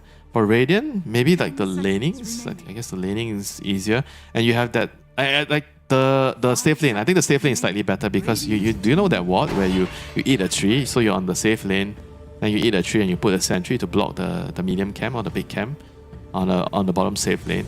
I think that is what Radiant has and Dire doesn't have. So I would classify that as the main Radiant advantage, you know. It's pretty hard to deward, and if you don't know the location, you actually won't be able to find it. It's the one you're talking about, like within the trees of the small camp type. Yeah, you have Then to you need eat a tree or cut a tree to place Yeah, it. it's kind of annoying. Some heroes can get to it naturally. I actually hate that Dota has this type of ward spots, you know. Like I feel like it's kind of unfair, you know, sometimes. Like why does but do you only think?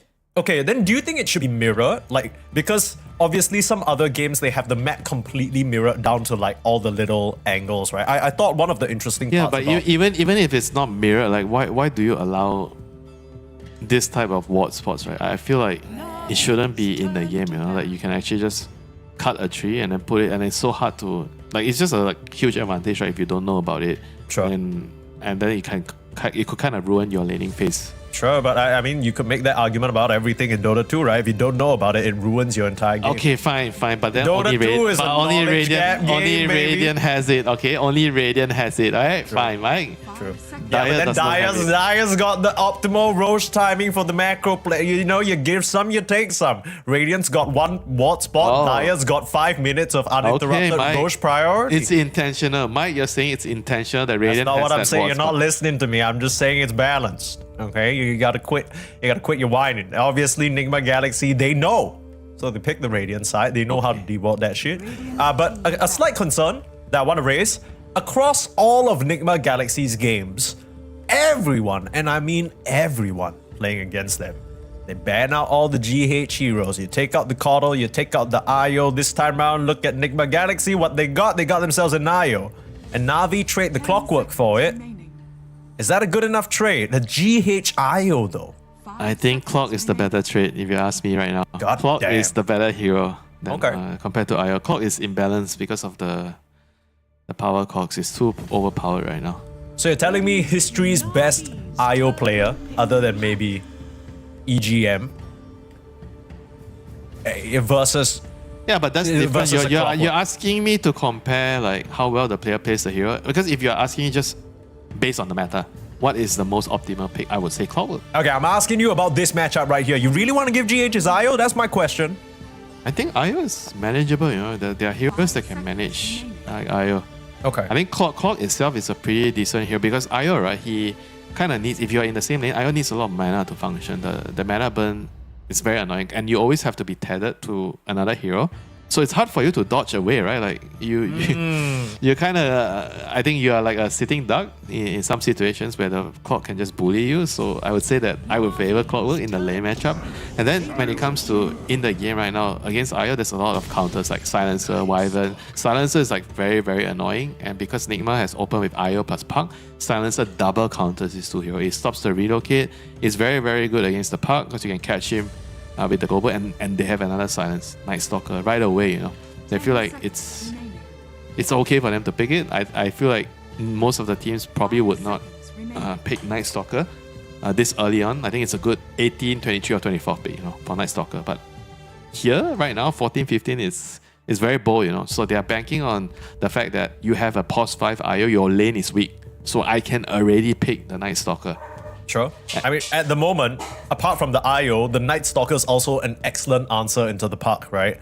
The Puck already has the Silencer to worry about. Now you're worried about the Night Stalker coming in out of the skies. Could become a very tricky situation for Nigma Galaxy. Pretty interesting that we've just moved away from the Phoenix as well. That was such a big hero for many teams. Just an opening pick, strong team fight. He did get nerfed. The nerf was quite substantial for the laning. They nerfed the damage from your innate. Yeah. And then they nerfed the heal from the Sun Ray. They also nerfed the damage from, I think, the egg as well. So the hero just doesn't really... It's not bad. I don't think it's bad, but it's just not so high in priority. And right now, the other thing I wanted to add is it seems like when you have Clockwork, you can just straight up pick your off-lane hero. I think this is the the theory right now. Oh, Like, I see what Clock- you're saying because he's going to Clock can- secure it regardless. Yeah, Clock secures your lane, right? So you can just pick anything. It's just like, you know, in the previous series when I say, oh, you have Rubik, so you pick underdog. So the lane, it doesn't matter the matchup, you can play the lane.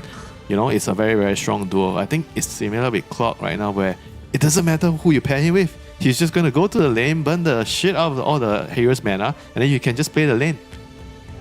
Okay, I will say that Nigma Galaxy are getting a lot of their favorite picks, but the current win rate doesn't seem to bode well for this Rubik right now. He is 0 Rubik and is 5. the clock. Rubik is the clock counter. Is it? Yeah, you How steal so? the power cogs. Okay. And then you can also lift him. I mean, I guess you don't really care about lifting him out of the cogs, but because power cogs is so imbalanced, so you steal it. Remember there was a patch where the tiny toss was so imbalanced? It was with the Fessor, and then you just pick Rubik to steal the toss, and then you become the better tosser. The better, the better tosser. You know all about that one, Winter. I'm very good at tossing salads, you know, mixing my salad. Yeah, something like that, sure. Ursa comes out here for Na'Vi. I know this is a Got the Juice special. Why? But other than why that, I Ursa? don't see the... Maybe they just want to make whatever That's why offlane their pick drafts, difficult. their drafts are not the most conventional ones. They have their own ideas on why they want to pick a certain hero. Maybe they feel like the Ursa is a good Cass matchup in the game. Like Cass is a hero that he wants to burst targets down, right? And against Ursa, you cannot burst him and you cannot man fight Ursa. Nothing can man fight Ursa except, I think, Troll. Or if you want to say Faces White, fine, you know? Because you're in the chrono, you can't fight. You're stuck, you know? But even then, you know, Ursa is a good matchup against Faces White because you can pop your ulti during chrono. So Ursa is definitely the king of 1v1, you know? One of the kings. And Ursa and Troll. So Cass probably going to not prefer this matchup. I think on paper he should not like this matchup, but in the meta, I think Cass is a more valuable hero. He's a stronger hero in the meta compared to Ursa. We kind of already saw this matchup, right? Like the Kez is meant to... Basically, the concept with the Kez is that it's really strong versus any melee offlaner. So in theory, daytime for the first 5 minutes, you got a Kez, potentially an Io to pair with him. It's going to be pretty brutal for the Night Stalker, but you have not against the Clockwork. clock. Not against the clock. I think so. the Point I'm trying to make is that we already saw the clock be an effective answer into this Kez. How are they going to maneuver around it? I am not too sure, you know, and then again, it's Nigma. They already have 2 stuns, 3 stuns now, so they're already expecting expectations, you know, with the stuns. That's crazy. Kaz, Rubik, Park. So I think we're are you for counting, a good one. Are you counting the Shoto Sai auto attack as a stun? Yeah. I mean, if you don't count that, Rubik, you can steal a stun, right? You can steal something. So Rubik, That's the secret stun. You know, you crack the code. You know, Kuroki, he don't want to pick the stuns. But if you can convince Kuroki to pick the Rubik, you actually get more stuns overall. Yeah, you gotta learn how to negotiate with your drafter, Yeah, right? You don't just straight up tell him, hey, I think you need to draft in a different way, you know? No, you don't do that. You just try to, hey, Kuro, you know, I think this game I can do a lot with Rubik. You know, just say that, you know. Some new strat right there. So last bans, you know, Navi decides not to give them the Rubik plus Underlord, which is, again, you know, I think this is quite common practice. When a team gets Rubik, you cannot pick Underlord, so you have to stop them from picking Rubik plus Underlord together. It's a very, very strong lane. And overall, right now, for their last pick, Navi... Wait, they're banning offlaner, so Navi is maybe playing this Night Stalker mid? Maybe this is something that's happening here. That's why because we don't know, right? Because Nigma is banning offlane heroes. Yeah, what's going on? I think it must mean that because they picked the Night Stalker after the Pugs. So it was rather strange to me, right? Why would you pick Silencer? And you don't need to double counter if it's an offlane NS. If you wanted to pick it, you can pick it later. Why are you picking it right away? But if it's a mid hero, then it makes sense. It's the lane matchup, so he just wanted to play Night Stalker. Because Niku, I also know he plays Kaz mid. So I think the Night Stalker mid kind of fits that type of profile of the hero. Yeah, he doesn't just play Night Stalker. He doesn't just play Kaz mid. He plays a bunch of shit mid. He plays Undying mid. This dude is wacky to say the least. Night Stalker mid wouldn't even be that strange for him now that you mention it. Bat Rider's gonna get taken out, so is the Tide Hunter, so a bit of team fight and a very difficult matchup probably for this Kez in the Bat Rider. Yeah. So what else can they pick against Kaz? I mean, they have Clock. Do they want to pick like some range hero though? Is there a range hero they can pick? Viper DP type of hero. No, they go Axe. So it is a nice stalker mid. So they pick Axe into the cast, the Blade Mail hero into cast. I don't know how the lane matchup will go, but again, you know, you have clockwork, so you should be fine. I think this is going to be the new norm. As long as you have clock, everything is okay. And for Nigma, they need to kind of round things out with a frontline hero like an anchor, because they have this relocate, so they need a body to hold a portion of the map so that they can connect to, right? Because Cass and Puck, they're both connecting heroes, so they need an anchor on the map right now. Some Centaur, some I don't know, like some tanky beefy boy. Yeah, a lot of these premium heroes are kind of banned out already, right? The Underlord, Enigma, Lycan, Largo. You go for the Viper. Okay, so just trying to put the pressure onto this Ursa. No anchor, but all lane winners, you know, they just want to win the lanes. I can see that. I mean, this draft. is still a little bit different from their usual style, right? I guess it's because when we watch Nigma Galaxy, no one gives them IO, but this is their version of the IO draft. So they want to win the lanes and kind of roll you over that way. The team fight's not very convincing though. No team fight, they have very little team fight. Yeah. Like Ruby can steal some spells, but that's about it. You're not team fighting Global Silence, Dark Ascension, you know. Silencer, Night Stalker, they come in, they pop their R, GG, you know, you run.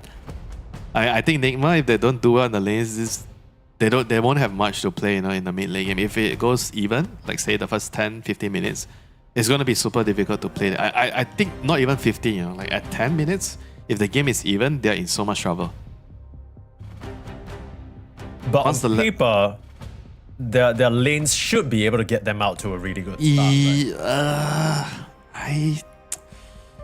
I'm not very sure. Their lanes are not like very stable lanes. It's IO cast. I guess this is the lane where I think it's okay. They should be able to be fine, but I don't think they can win the lane against Clock. But the bot lane is the one that you need to really look out for, because when you pick Viper off lane, you have to win the lane on this hero. You cannot just pick this hero and I go 50-50 or the lane is a little bit hard, it's okay. No, it's not okay, you know. And this hero is vulnerable when you have a melee position 4 on the enemy side, because he can rotate and kill you in the early game, or even set up some sneaky level 1 gank to kill you, you know. So I think if the Viper gets shut down, Nigma is just going to lose the game, you know. So this Viper is a very, very key hero for Devi. If they want to hope to have a mid-late game to play for, this Viper has to win his lane, or at least have to have some sort of advantage in the early phase, you know. And Na'Vi is going to be looking to attack this weak point. The Viper is a weak pressure point that the Clock can abuse in the early game. Yeah, imagine the Clockwork maybe coming through the Twin Gates, start running at them. I'm curious about this Night Stalker mid though. This is not something we see every day. Yeah, what's the build though? You just buy what, Armlet? Run around and kill people, or you buy Echo Saber? I mean, there's a period of time where we were seeing the Phylactery, right? But I think with the Harpoon buff, probably might want to head into the Echo Saber like you were suggesting. Probably not Philac. I think he needs to get some sort of like damage item, because he needs to be killing heroes with the supports. Echo Saber will be fine, and maybe at some point he needs to buy BKB, because the Park Core is actually quite annoying for NS, so you need a way to get out of it. Not to mention the Viper Strike, which you can't really do much about. Yeah, the Viper Strike is going to be kind of annoying if you can throw it out onto Niku, right? Because that's going to break up his Hunter in the night. He'll be moving very, very slowly. Like a snail, you know? A Night Stalker moving like a snail. Not something that happens very often. I think they might have spotted the ward placement. Wait, Clock, not entirely Clock. sure. Look at the day's Clock. He's going to try to attempt a steal. Sneaky bugger. Wow. Nope. Oh, he actually got it? No, he has the steal. Yeah, that's the change coming into play, folks. The fact that the Clockwork can walk through his cogs actually allows him to trap up Vincere and just breeze past him, snatch it away. Let's see what he does. The Clock is the key hero here. Is he going to get towards the top side to kill the Viper? He's thinking about it. He's staying on the gate. He's going to place... He's also moving his sentry out. Actually, no. The Axe is the one on top. What Bro, the hell? The Axe is the one. He's going to show on board on the Clock, or what is he going to do? Something is like not right. Devi knows. There's two little heroes showing on the map right now. This ain't right. The Clock is showing, but he knows where's the Axe. What on earth could the Axe be doing right now? Yeah, it don't add up. It really don't. He's gonna come through the Twin Gates. Bro, ever since OG started that trend of like all these like cheeky level 1 first burst with 3 heroes with the carry or the off lane, you know, everyone is really, really good at reading these moves, you know, in the early game. I think you have to be, right? Because if you don't, your whole game just gets ruined off of the first 30 seconds of the game.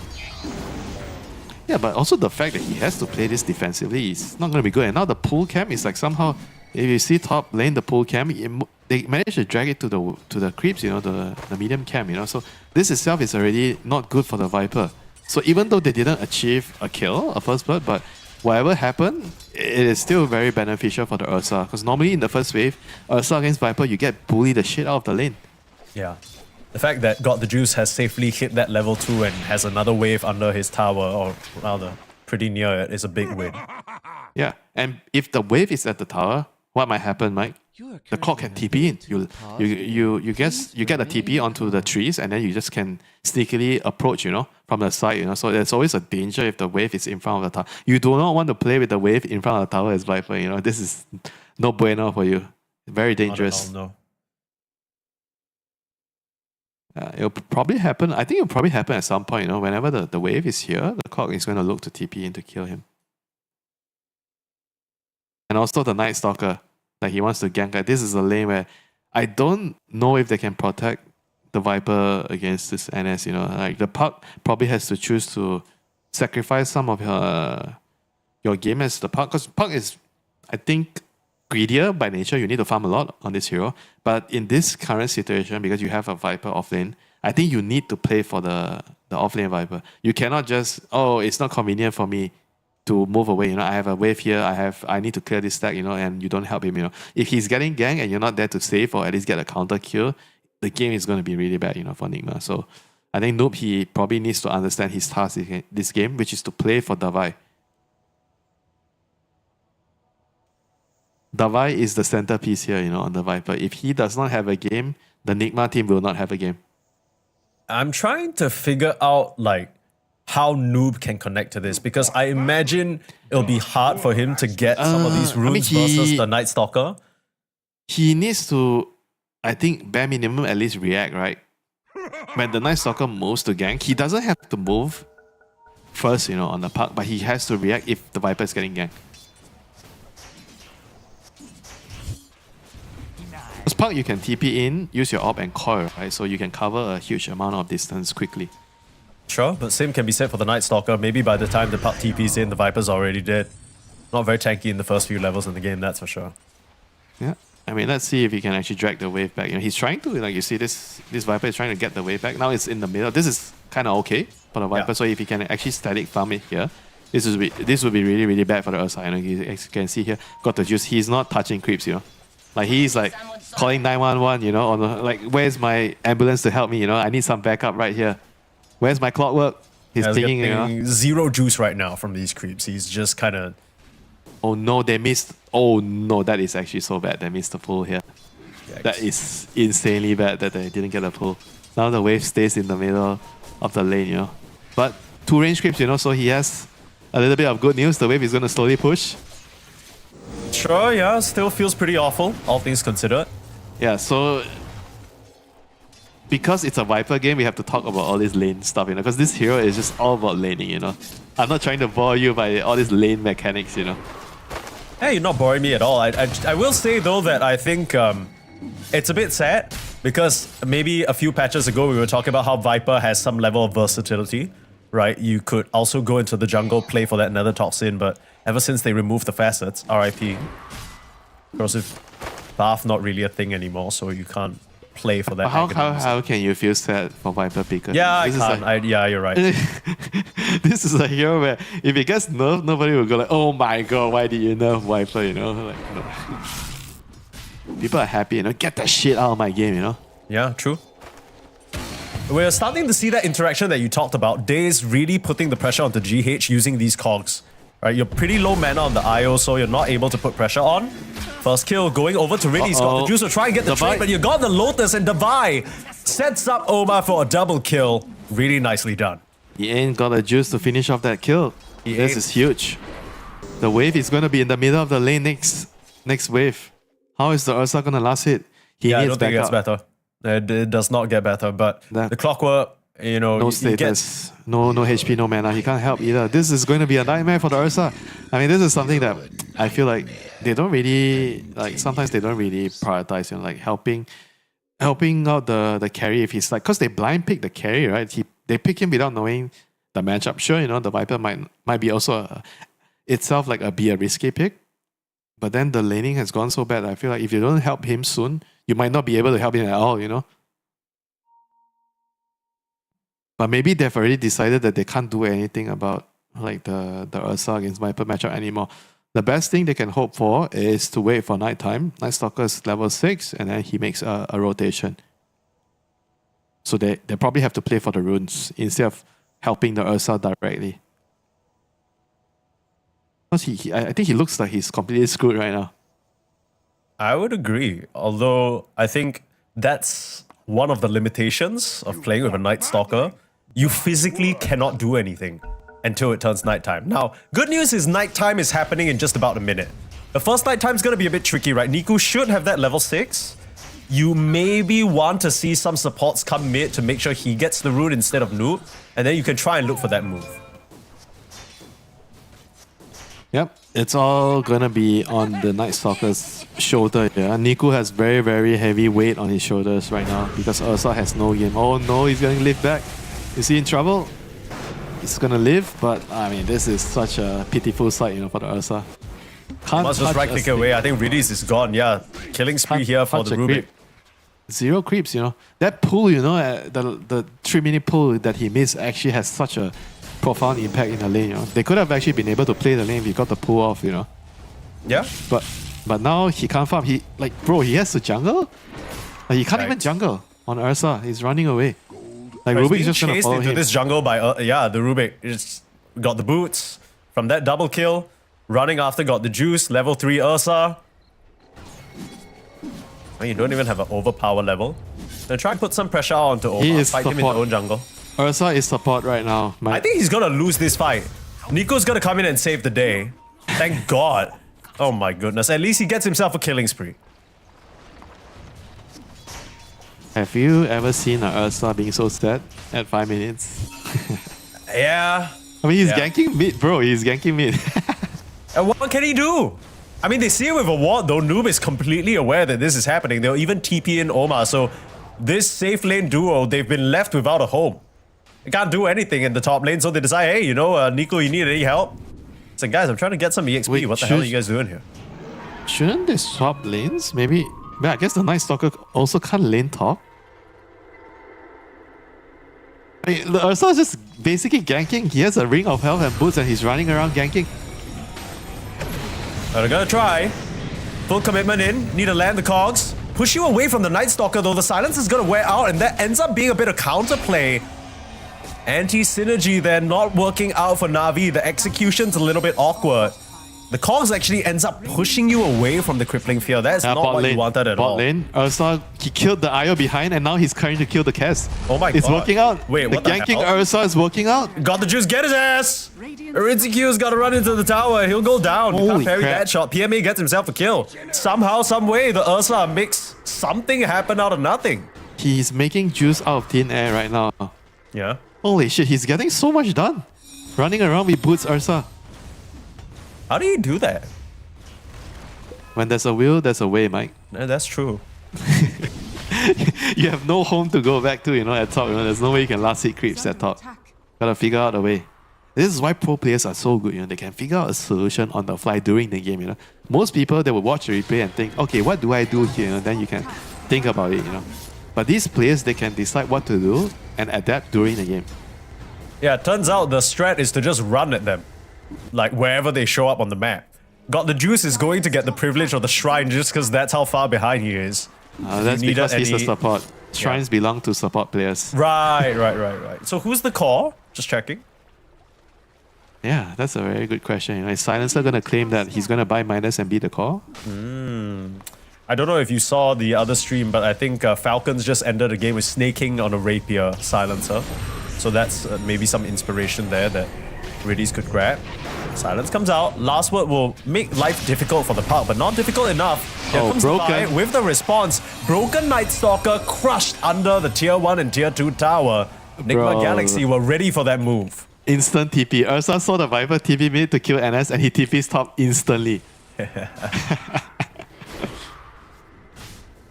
The burglar has been evicted from my home. I can return home right now.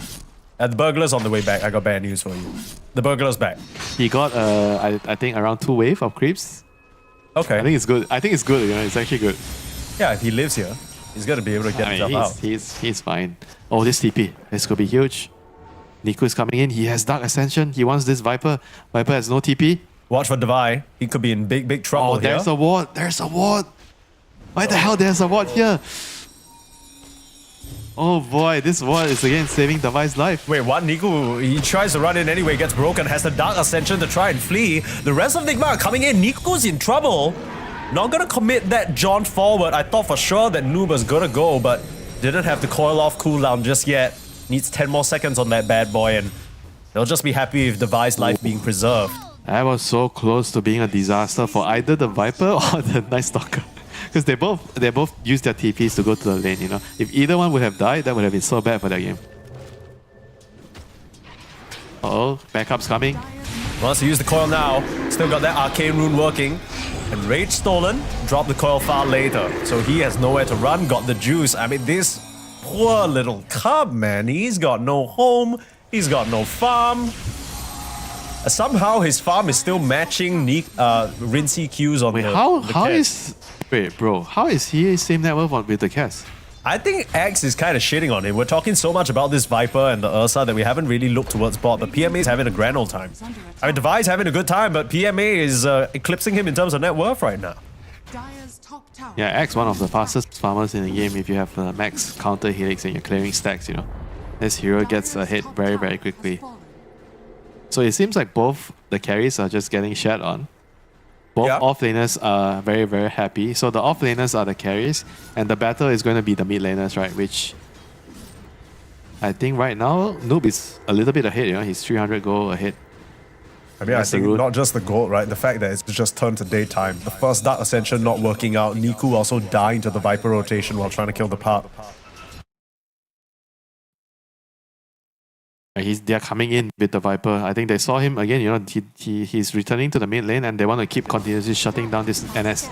He's the main tempo hero for Na'Vi. And he is dead again. Just to force around.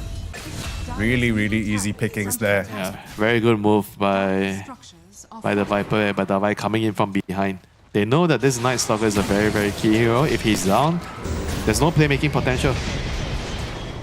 Slashes out, PMA gets the kill of the GH, but might get punished for it. Still putting on a lot of damage onto Rinsey. Meanwhile, the Clockwork trying to keep the rest of Nigma Galaxy at bay, while Rinsey still playing around with PMA. PMA will be able to get out of there. So, I mean, they get the Night Stalker, they get the Clockwork, but the Axe gets a support kill. I guess that's fine because Rinsey's still alive and farming. Is he actually going to try He's going back in. this? Oh my god! Grappling that was so close. PMA still got to go for the chase. You got a TP coming in. GH parrying the first one. Can't get the chop. Got stunned out. You still need to find it, but not around the tree line. GH there with the grid. save. The grid got the better of him. He could have just gone home. Just clear some stacks. Keep farming. Yeah. And just like was that, out. Kez is back in front. He was out, Mike. He was safe. He indeed was, yeah. That's pretty unfortunate. And here comes the vampire. The Night Stalker is here to hunt. I mean, Omar's really, really high level. This would be a great kill to find. Pretty defenseless on the Rubik, alone under the tower. And again, it's the running bear here to claim another. It's ready to get the last hit. But yeah, I mean, it seems like the approach for Na'Vi is just run at them non-stop. Oh no, PMA is in trouble. PMA comes back from the death straight into another. The 3 cores of Nigma there to greet him. No TP. That is a big, big blow. Dying, tipping to lane and dying again. Game is ruined right now for PMA. Wait, what? The Ursa's tipping mid. Okay. Bro, this guy is just... He knows what he's doing, yeah? Like, the amount of kills that he's getting in this game is unreal. How is he doing that? Like, how did he just TP mid and kill a Puck? As in Ursa? Ursa killing Puck. I mean, I guess this is why they call him one of the best Ursa players around. Bro, I'm gonna be so real with you. I feel like the first series of the day that we had, Spirit versus Vici, like that game 1, it was like pinpoint perfect, right? The teams were playing super well. It came down to a super tight, like now we learn accidental but kind of intentional buyback into one team fight, but it was still very even. Game 2 was also kind of a masterclass. And then this game, we got Midnight Stalker, we got Ursa Blind Pick, we have Puck dying to not the Night Stalker mid, but an Ursa TPing mid.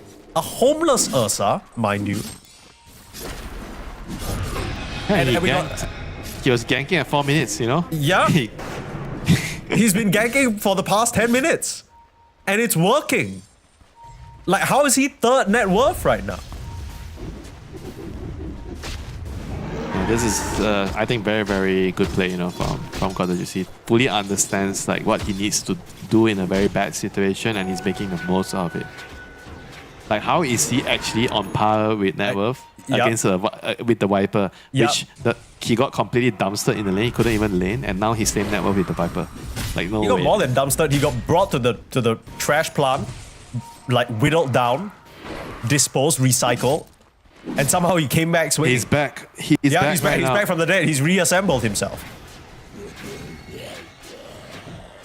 If you told me the Ursa is going to have Facebook Battle Fury at 14 minutes after the first 3 minutes, I would have never believed you. Like, what? No way. I will tell you, I'll wager 4 plates of chicken rice or 10, you know, whatever the crazy amount of number is, you know. I'll just wager it, you know, and be confident of getting my chicken rice in return. Yeah, well, I got bad news for you. Those chicken rices are forfeit. But got the juice. He'll get caught again. A nice AD rune gank from Noob and Oma. They'll get it done. Yeah, he can't afford to get ganked here. He's getting way too much already. Okay, if you say so. Relocate. Oh, guess what? Global! Screw you, relocate! Oh, to get the kill onto Noob. That's nice. Wait, why are they tipping the X? Tip the silencer! It was the silencer, Mike! No, I see you. Why are they tipping the X? I guess maybe it was the X calling for it, you know.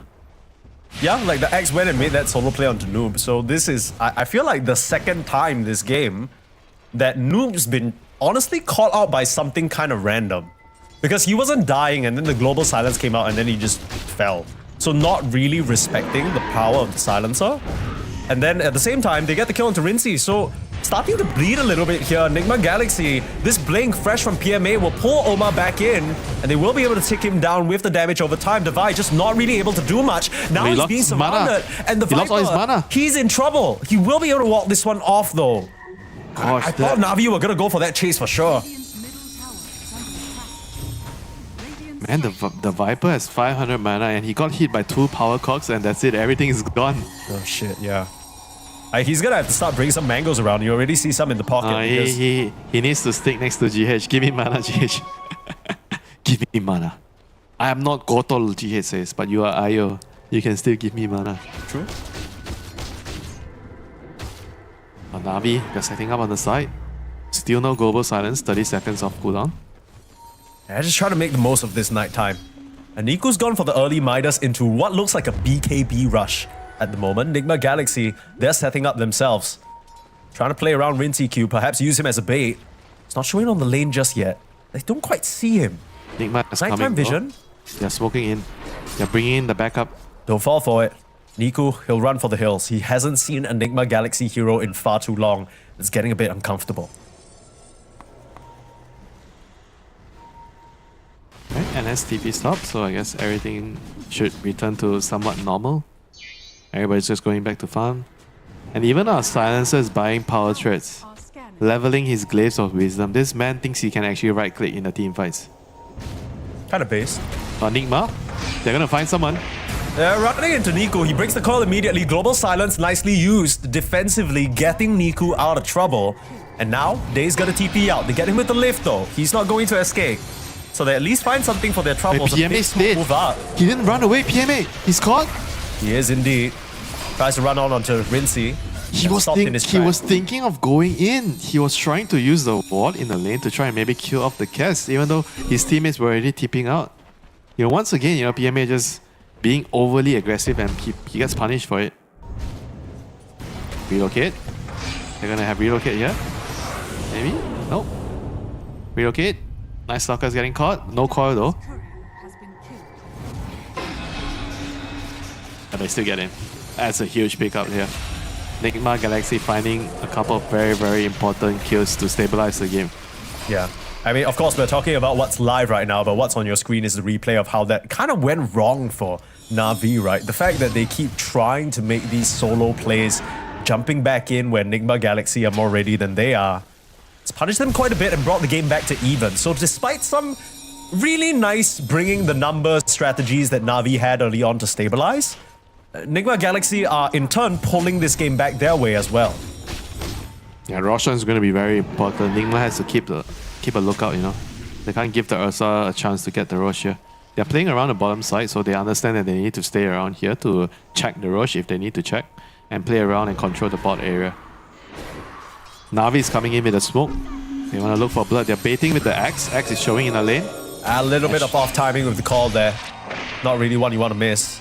Try to turn the blade mail around, look for the damage. Daze spots out Noon, but this is a very clear indicator that Na'Vi are around to play. Watch for the hook shot. Niku looking for an angle in, but he's not got a blink. He's not really got anything. Got the juice. He has a blink though. He's going to jump onto Omar, get the last hit. Here comes GH, here comes Devi. Now, the Ursa's in some trouble. Still will be able to just walk this one off somehow. Devi here with the chase. They have global. Start forward. They do in fact have global. PMA just waiting for his opportunity around the tree line. Noob's still gonna poke at them. Shield rune available on the park, and he's feeling tanky, ready to rumble. You got hook shot, you got call, way too many forms of initiation, and Devi, he'll be caught out. Called global silence, which means there's no response coming out from Nigma, and now they're looking towards this puck. Can't burn out all his mana, he'll be able to blink up back to the high ground. But overall, Nigma Galaxy and Na'Vi, I feel like these two teams are kind of taking turns to underestimate each other and getting punished for it. Yeah, still, you know, both teams just waiting for the right moment to get the Roshan, especially for Na'Vi. They really need to get their Aegis, you know, the first Roshan for the Ursa. It's on its way top. Oh, that's very cute. That is very cute. He didn't have the coil anyway, still needed a few more seconds. But just some safety, you know, burning the mana to make sure he couldn't cast it even if he did have it up. Yeah, this is, I think, officially the most annoying hero in Dota right now. It's no longer Techies, it's no longer Venomancer, it's no longer Viper, it is Clockwork.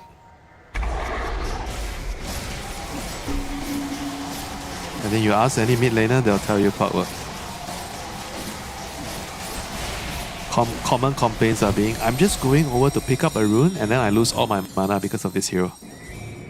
Yeah, maybe the mana burn is a bit too intense. For how easy it is to land, maybe you gotta dock those values down a bit. Yeah, that's why Pangolier with Diffuser is so OP. True. Okay, they enter the Roche. Nigma Galaxy not really in position to contest. Yeah, they took Tormentor, so this is the trade. Okay. So who got the shard? Who was GH. GH got the shard.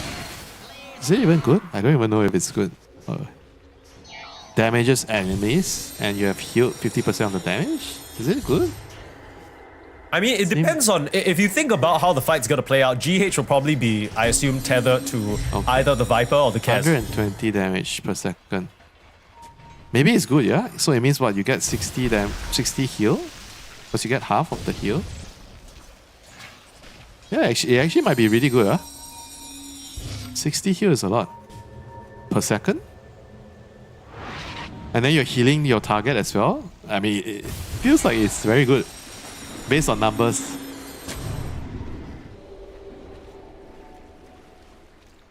Is it comparable to the Rubik shard? I'm not sure, but it should be pretty good. Nah, this is one of those situations where you say, of course you want the Rubik to get the shard for free, mate. I mean, it's hard to say though. Maybe this is better. Conceptually, it seems pretty useful in a team fight. Yeah, don't you think you want the lift to pull them out of, you know, silence from the Miku, or maybe away from the Ursa, or out of the cogs? Yeah. Yeah, but bro, 120 damage a second? And 60 heal? Seems How many like heroes a big number. how many heroes do you think realistically he's touching in these fights? With the tether specifically. Yeah, I mean, if he's tethered to Kaz and Kaz running in, potentially 1 to 2 heroes? You don't think so? I'll just have to see how they maneuver the fight, right? I don't think I've actually seen this used enough, to be real with you.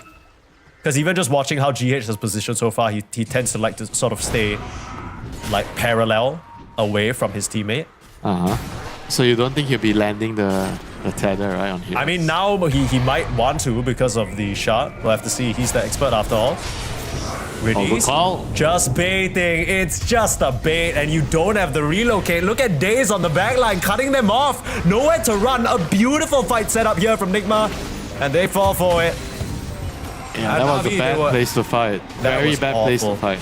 Yeah, I mean, Nigma, they thought they were jumping in, getting themselves a free Riddies. Absolutely not. A second call from PMA, and he won't be denied this time. No cuts down for him, but it's Riddies rightfully deserving that tip because he baited them all in like fools. Yeah, remember what I said in the draft? If Nigma is not ahead with their heroes, it's going to be hard in the team fight, and that was a very good example of it, right? They got caught, one global, they tried to kill a hero, global plus Dark Ascension, completely sealed the fight. And not to mention, they are fighting in an area that is so wide open, they're so exposed, right, by the Dark Ascension, that it's just too easy for Na'Vi to get a good angle there. Hey, really props to, I think, Daze as well, right? The support duo of Na'Vi making that one happen. Between the initial bait from Riddies to Daze cutting off the back line with his blink in. I don't know whether that was a blink or whether he had it in that fight or whether it was a hook shot, but either way, great positioning.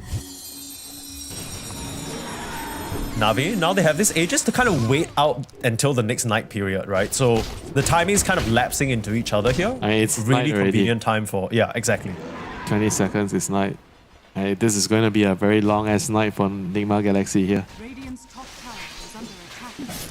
They don't have map control, they have to dodge. Like, it's very, very bad, bad feeling. When you have IU and you don't have map control, you can't really abuse the relocate as much as you want. Yeah, it doesn't help that, as you can see on the minimap in this replay, the pub was rather far away from this fight. So even even if he's here, does it change anything? I think they're still screwed, no matter what. Yeah, I'd agree. Riddies managing to survive with a clutch Essence Ring at the very end as well, baiting in Noob. So Noob thought he was at least going to finish off that silencer kill, couldn't find it. All these details we caught in the replay, of course. When it was actually happening, I was just more flabbergasted that Nigma Galaxy were able to, Na'Vi were able to find that opportunity. Speaking of finding an opportunity, Daze finds trouble, but here comes the Night Stalker, ready to punish. Look at the full wraparound. They focus down the Rubik first, and now they're looking towards the harder target. Yule's up to try and kite out the Ursa, but Niku has his hands onto the second support. GH not getting out of this one, and I think got the juice. He is very happy to just use that Aegis. Second call, and the hookshot comes in. Davai will get punished again, and this time round, sure, Noob survives, Vincere wasn't even part of it, but everybody else dies, and these fights, they just look so simple for Na'Vi. Yeah, it's too easy for them. Pop global, pop Dark Ascension fight is literally over. Like, Nigma cannot fight back at all, with their heroes. They can maybe try to relocate and defensively save a hero, but not everybody is going to get out, Somebody's going to die. Yeah. I like the Riddies build here. I think a lot of the time as a silencer, you're tempted to maybe go into that Midas so you can make it to a Refresher or an Aghanims, but I think he understands this Solar Crest just amplifies his survivability against the Cares, the Essence Ring, all of it just piling up. Strength Treads, Fluffy Hat. I'm sad that he doesn't have a shot, because he went Treads, right? So he's going to be doing a lot of right clicking, and they get another catch. Omar is dead. Yeah. It seems fun, going Treads. I've always tried to buy support items first, Maybe getting Treads first is good for your game on Silencer. It gives you some tankability as well, right? Which is very handy. Seems good. Indeed. Daze trying to make it. Hook shot back in. Davai, he's gonna get called. That's beautiful. PMA, he's been on point. First chop, doesn't even have mana for the second, but who gives a shit? Another 2 heroes gone down. So simple for Na'Vi. We were a bit worried about how they were doing in the early stage. They were making some risky plays, but that's what is so fun to watch about this team. Somehow, some way, they make these crazy strategies work out. Yeah, the way they are playing is very unique. I would say they are the only one that plays and prioritizes certain heroes, like their picks as well. Very, very different from the rest, right? And normally, as Night Stalker, you will prioritize getting a shot, on this hero so you can farm. But he has a completely different build. He has Midas, BKB into AC. I'm very surprised that he doesn't have shot, you know. Like shot seems like it's a very, very good progression for this hero. It helps you in the team fight, it helps you in farming as well. Yeah. Almost going to be dead again. I mean, I think they're just taking advantage of the fact that the Nigma Galaxy heroes, honestly, apart from the Cares, they don't have the most armor to work with. Right? The Viper's now trying to work his way towards the Heaven's Halberd. Forget about armor, Mike. It's all about the synergy. They have no synergy right now with their cross. True. Everybody needs to farm. There's not enough catch. They can't abuse relocate. They can only try to farm, but you're trying to farm, guess what? Against a clock, against a Night Stalker, against an axe. Good luck. It's a cute Hurricane Pike to the high ground, but Niku can follow you there. Got the juice, gets a kill on the GH. Yeah, You're kind of at the point in the game where the supports can't really do much. This game is close to being done, Mike. I think maybe it's done, bro. Maybe it's already done. I think it's done. You gotta remember at some point, Got the Juice was like homeless. How did this I don't happen? even. How actually this happened? He blind picked the Ursa. Yeah. He got wrecked in the lane the first 3 minutes. He has no farm. He has to move. He can't jungle. He has to gank. He runs mid. He runs bot. He was running around, and then now he stopped net worth. There was no way I would have believed you if I see in the first 3 minutes of the game that the Ursa would have this type of game, you know, at 29 minutes.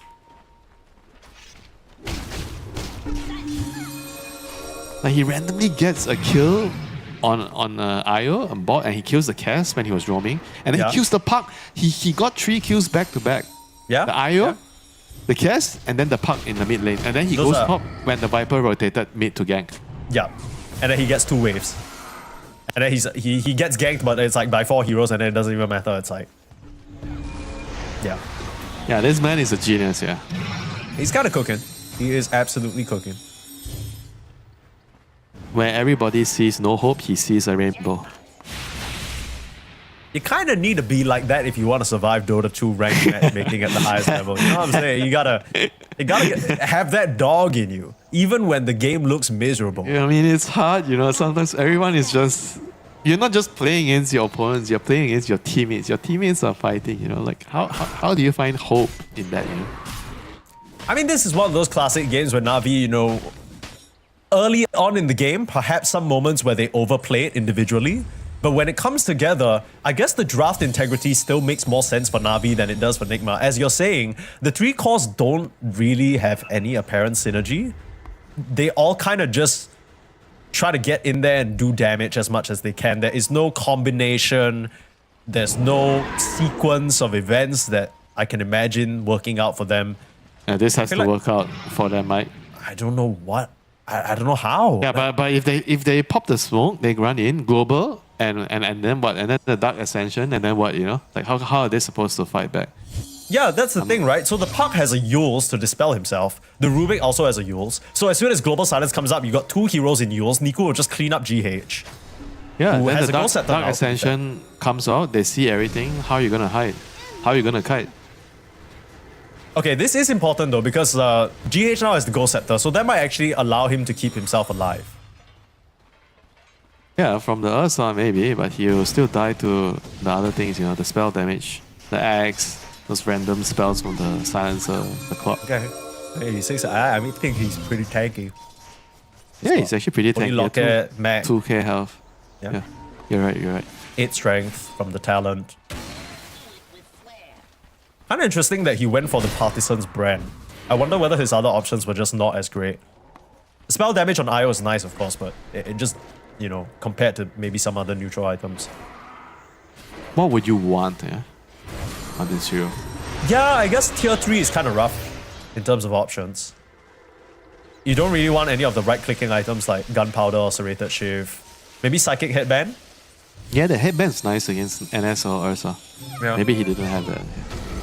Everything else is kind of whatevs. Yeah, because you can also use it on your teammates, right? So I think still a lot of players, they don't really know this or they're not used to utilizing the headband on your teammates, you know? It's just like a mini for stuff.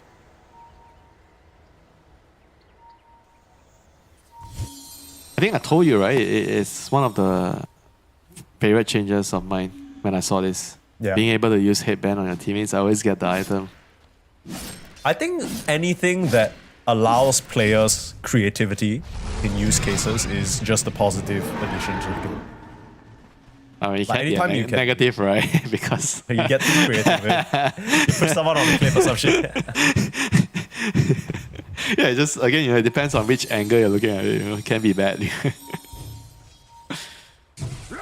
I remember one too many times where I actually pushed my teammate into the hands of the enemy carry.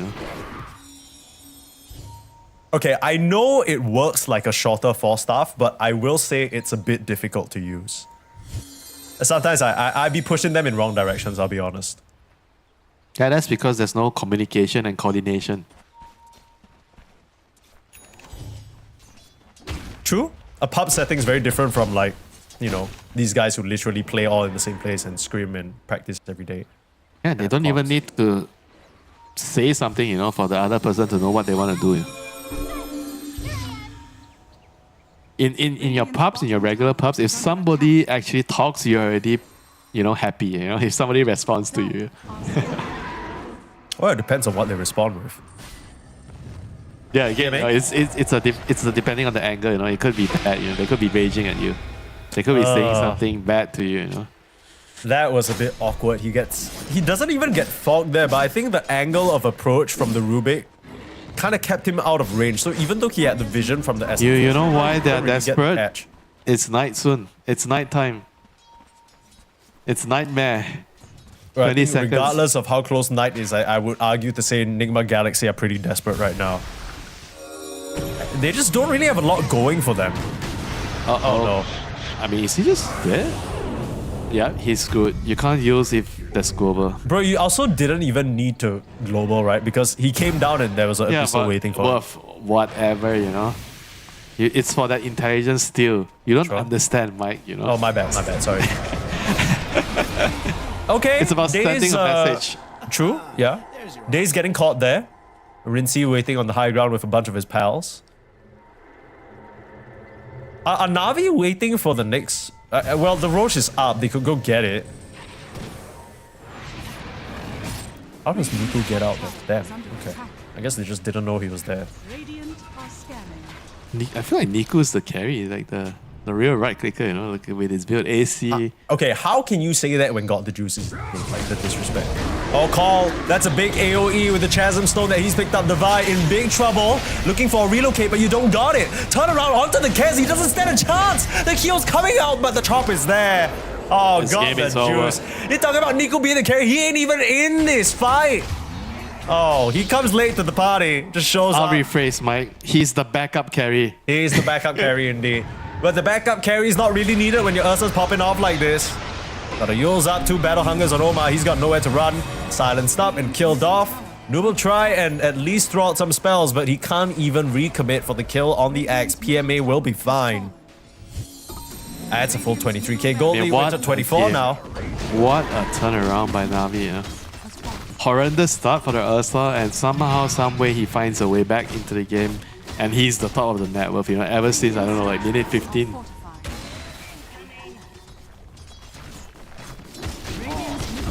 Yeah, I mean, God the Nigma Juice got kind of went crazy this game. I'm not I gonna mean, lie. this is why Nigma didn't really have a lot of room, to maneuver with their draft. They needed to snowball. They needed like a very big lead for everything to work. I just think that's the downside of drafting like this, right? You draft to win 3 lanes, and then okay, mission success. Devi won the lane. But then what? Like what does even happen? It's the last pick. I think the first 4 heroes, it's fine. If they have some kind of like, we were talking about anchor hero, some kind of body hero. If they pick something like that, there was definitely options. Like sure, but Centaur. what other options were there? It's Centaur. You think Centaur would have been fine? Yeah, it would make the draft a lot easier to play. With the Viper, you have only one choice: you win the lane or you lose the game. Okay, quick question though. If you did pick the Centaur, aren't you kind of setting yourself up to lose the lane versus Ursa Silencer? I think your lane is not that weak. Rubik Centaur's a decent lane. I mean, and again, you can't get everything. Your last pick, if you can get something to win the lane, get something to fit the draft, get something to have a win condition, then great. But oftentimes you can only choose one of the 2 or 3. Yeah, that's fair. And you gotta you got to choose which one is more important. You know, like the Viper just gives them such a small window to win. Definitely tricky affair here. And rage forced out by the Ursa. Yeah, no Viper strike. Oh, that's a big spell. Your NS and Ursa is going to be running around in the team fights. Has haven't really seen Devi get the most use out of this Heaven's Halberd just yet. He's picked it up for the past maybe 5-10 minutes already. Oh, Swift Blink on got the juice. How has he done? I feel like a broken record at this point, but like, he's 30k net worth. Like, if any of you are watching now and you didn't see the early game, you might be thinking, oh, Nigma, haha, they're choking. Oh, they're so bad. No, you have know, to emphasize. It's not the early game, the first 3 minutes. Like, literally the first 3 minutes. Just the lane, you know. Just the laning phase. You've seen the lane, you're like, there's no way the Ursa has the game. Yeah. Bro, this is the type of shit you watch, like, as a Na'Vi fan, you see the first 10 minutes, you turn the stream off. You know what I mean? You're like, I'll come back for game number 2. Maybe they can have a comeback. You don't expect this shit. Like, God the Juice is ganking everybody. He ain't got no stuns. Guys, I don't know if you saw him solo kill a puck in the mid lane just from TPing in. And now he's just killing everybody. Now he's just ending the game versus Nigma. They ain't got a choice. They ain't got a chance. God the Juice is coming for you whether you like it or not, and now you got a silence, now you got a nullifier. You ain't going nowhere. Aeon Disc can't save you against the call, and Vincere and Devi, they'll do what they can to try and turn things around. But really, the only thing turning is their heads rolling on the floor. Chop, chop, chop. BKB is out, which means your life has expired. Vincere will die, and GG is finally called. What a slaughter here from Na'Vi. I mean, if you omit the first 10 minutes, everything really ended up going their way. Yeah, very, very good execution in the team fights. I think we just gotta say, you know, like the Ursa, he found a very creative way to get himself back into the game, and that was what mattered the most, you know, I think in the early game. Like all these small little individual plays that kind of salvaged so much for his team. I think Na'Vi, they were in a concerning position, you know, after 5 minutes of the game, you know. We definitely felt like, oh, Nigma might be able to, you know, win the early game hard enough for this lineup to actually work together, you know. It really looked like they were in the right direction, and then those couple of kills that the Ursa was able to get when he was roaming since minute 4 actually turned the tides of the early game. I think we're starting to see this more and more, specifically pertaining to Viper as a hero. As so many teams try and give it a chance because of the break, because of the lane domination, but then you end up in this point in the game where he kind of just feels like a souped up range creep. It can't really provide you much in the team fights. He's a body that can very much be ignored because the damage doesn't stack up like it used to. I don't know, just not a very convincing hero if you ask me. Same, I agree. I think the window of the hero being strong is just very small. You know, you don't have a lot of contingency plans. Once the lane fails, GG, you know, you can't do much, you know. And their hope is, okay, maybe we can farm the map until we get our items, right? But no way, man. There's a nice stalker in the game. There's a global silence. There's clockwork hookshot. You just can't get away with that. And on top of that, PMA on the X, he was really, really farmed at the start. Sure, he had some, I think, moments where he died back to back, kind of ruined his game. But still, very, very high impact on the X. He was able to find a lot of very good openings thanks to the vision from the NS and the backing of the global silence. Right? Everything is so easy. And you see the power of this clock hero. I can't, you know, remind everyone, you know, this hero is actually absolutely insane, right? The amount of work you can get done with a clockwork is just crazy, you know, with the net worth you have. Yeah, I'd say so. I think Days, you know, there weren't like crazy flashy moments from him, but I think he did his job, similar to Not Me on Spirit in that game number 1 versus Vici. Just kept the Kez at bay, right? Made sure the IO was a non-factor. You can't really put on as much pressure if you're Spirits. You ain't even got mana for that. So Na'Vi very much able to make things work with their rather unorthodox draft. It's a Midnight Stalker with a Midas Rush. It's an Ursa ganking all around the map, and PMA, of course, on his X, making things happen. Big calls coming out from him. But of course, that's only game number 1. Nigma Galaxy, they have a chance to prove us wrong. They have a chance to show the fans what's up in game number 2 after a short break.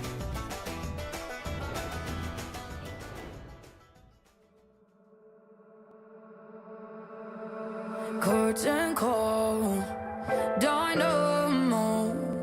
Are you ready to blow? Explode. start the show. Let's go. Feel the crowd applause. Let them know. We've been counting down the days, been riding through the haze. We'll take it to the grave, be the unstoppable.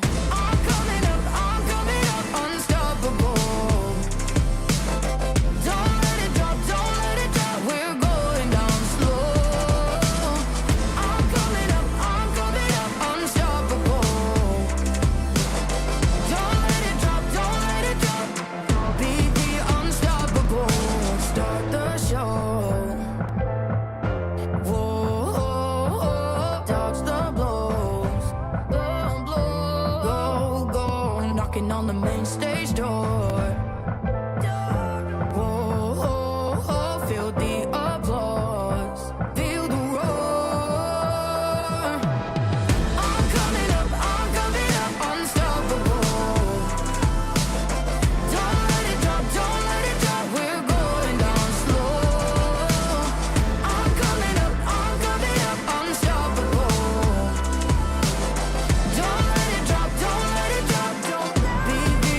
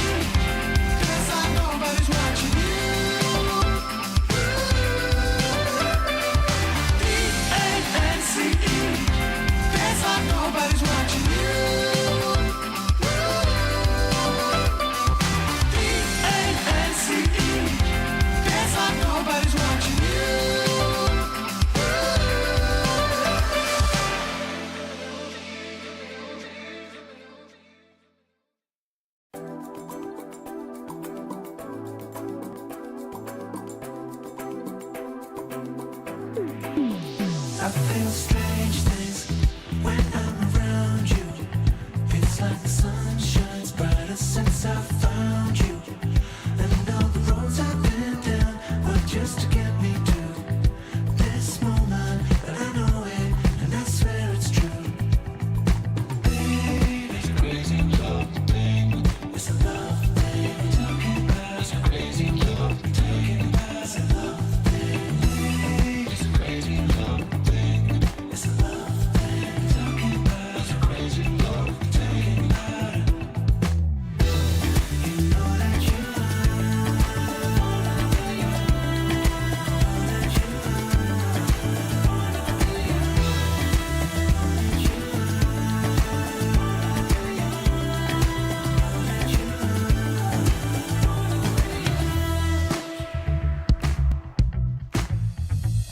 strange thing could be a miracle. You got the hold on me now, and it's physical. And I try to stop myself, but it's impossible. 'Cause in the moment that you're closing, I give up control. Baby, it's a crazy love thing. It's a love thing. Talking about it's a crazy love thing. It's a love thing. It's a crazy love thing. It's a love thing. Talking about it's a crazy love thing. You know that you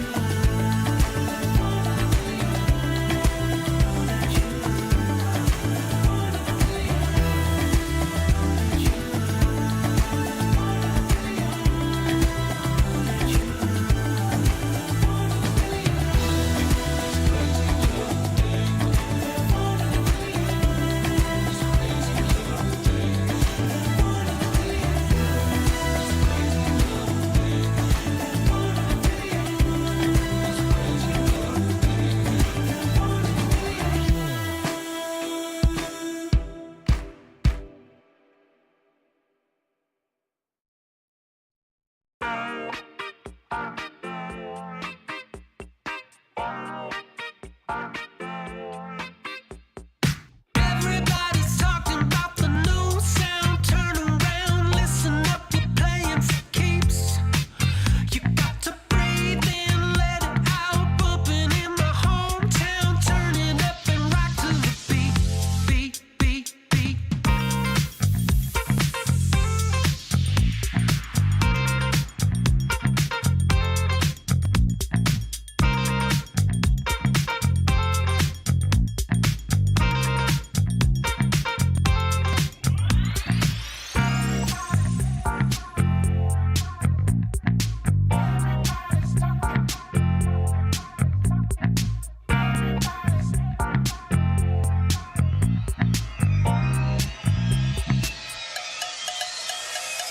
Everybody's talking about the new sound. Turn around, listen up, you're playing for keeps.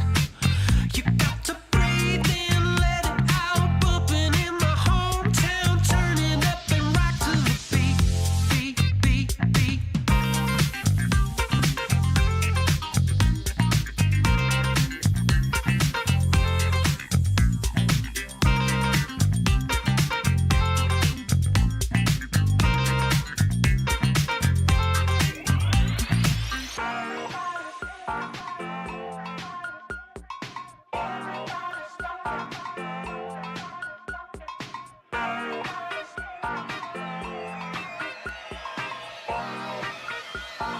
One, two, three.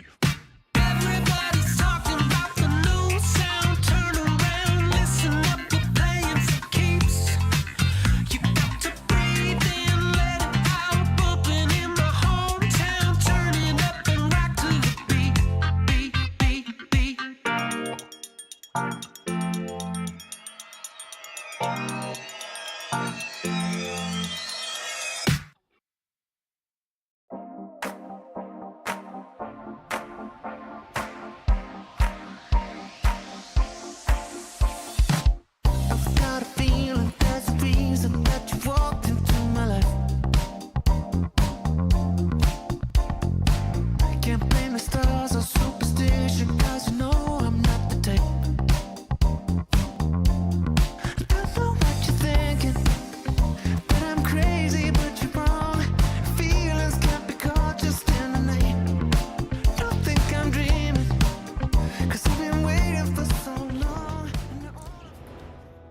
Division 2 might have been a walk in the park for Nigma for the most part, but come to the big leagues, play against the big dogs like Na'Vi, and turns out it ain't quite as straightforward. They get their hands on the prized GHIO only to get slapped down to size. I think Na'Vi, they answered with a pretty unique draft of their own right. There's the Night Stalker mid, and I think not very often you see a ganking Ursa from Pause 1. Not even in a million years you'll see that. Like a ganking Ursa. Yeah. It's just it's just amazing, like when you can find something in the game when it looks like there's nothing at all, you know. It looks like doom and gloom for the Ursa after minute 3. Like he is completely out of the game, and then he found a move, he found a way.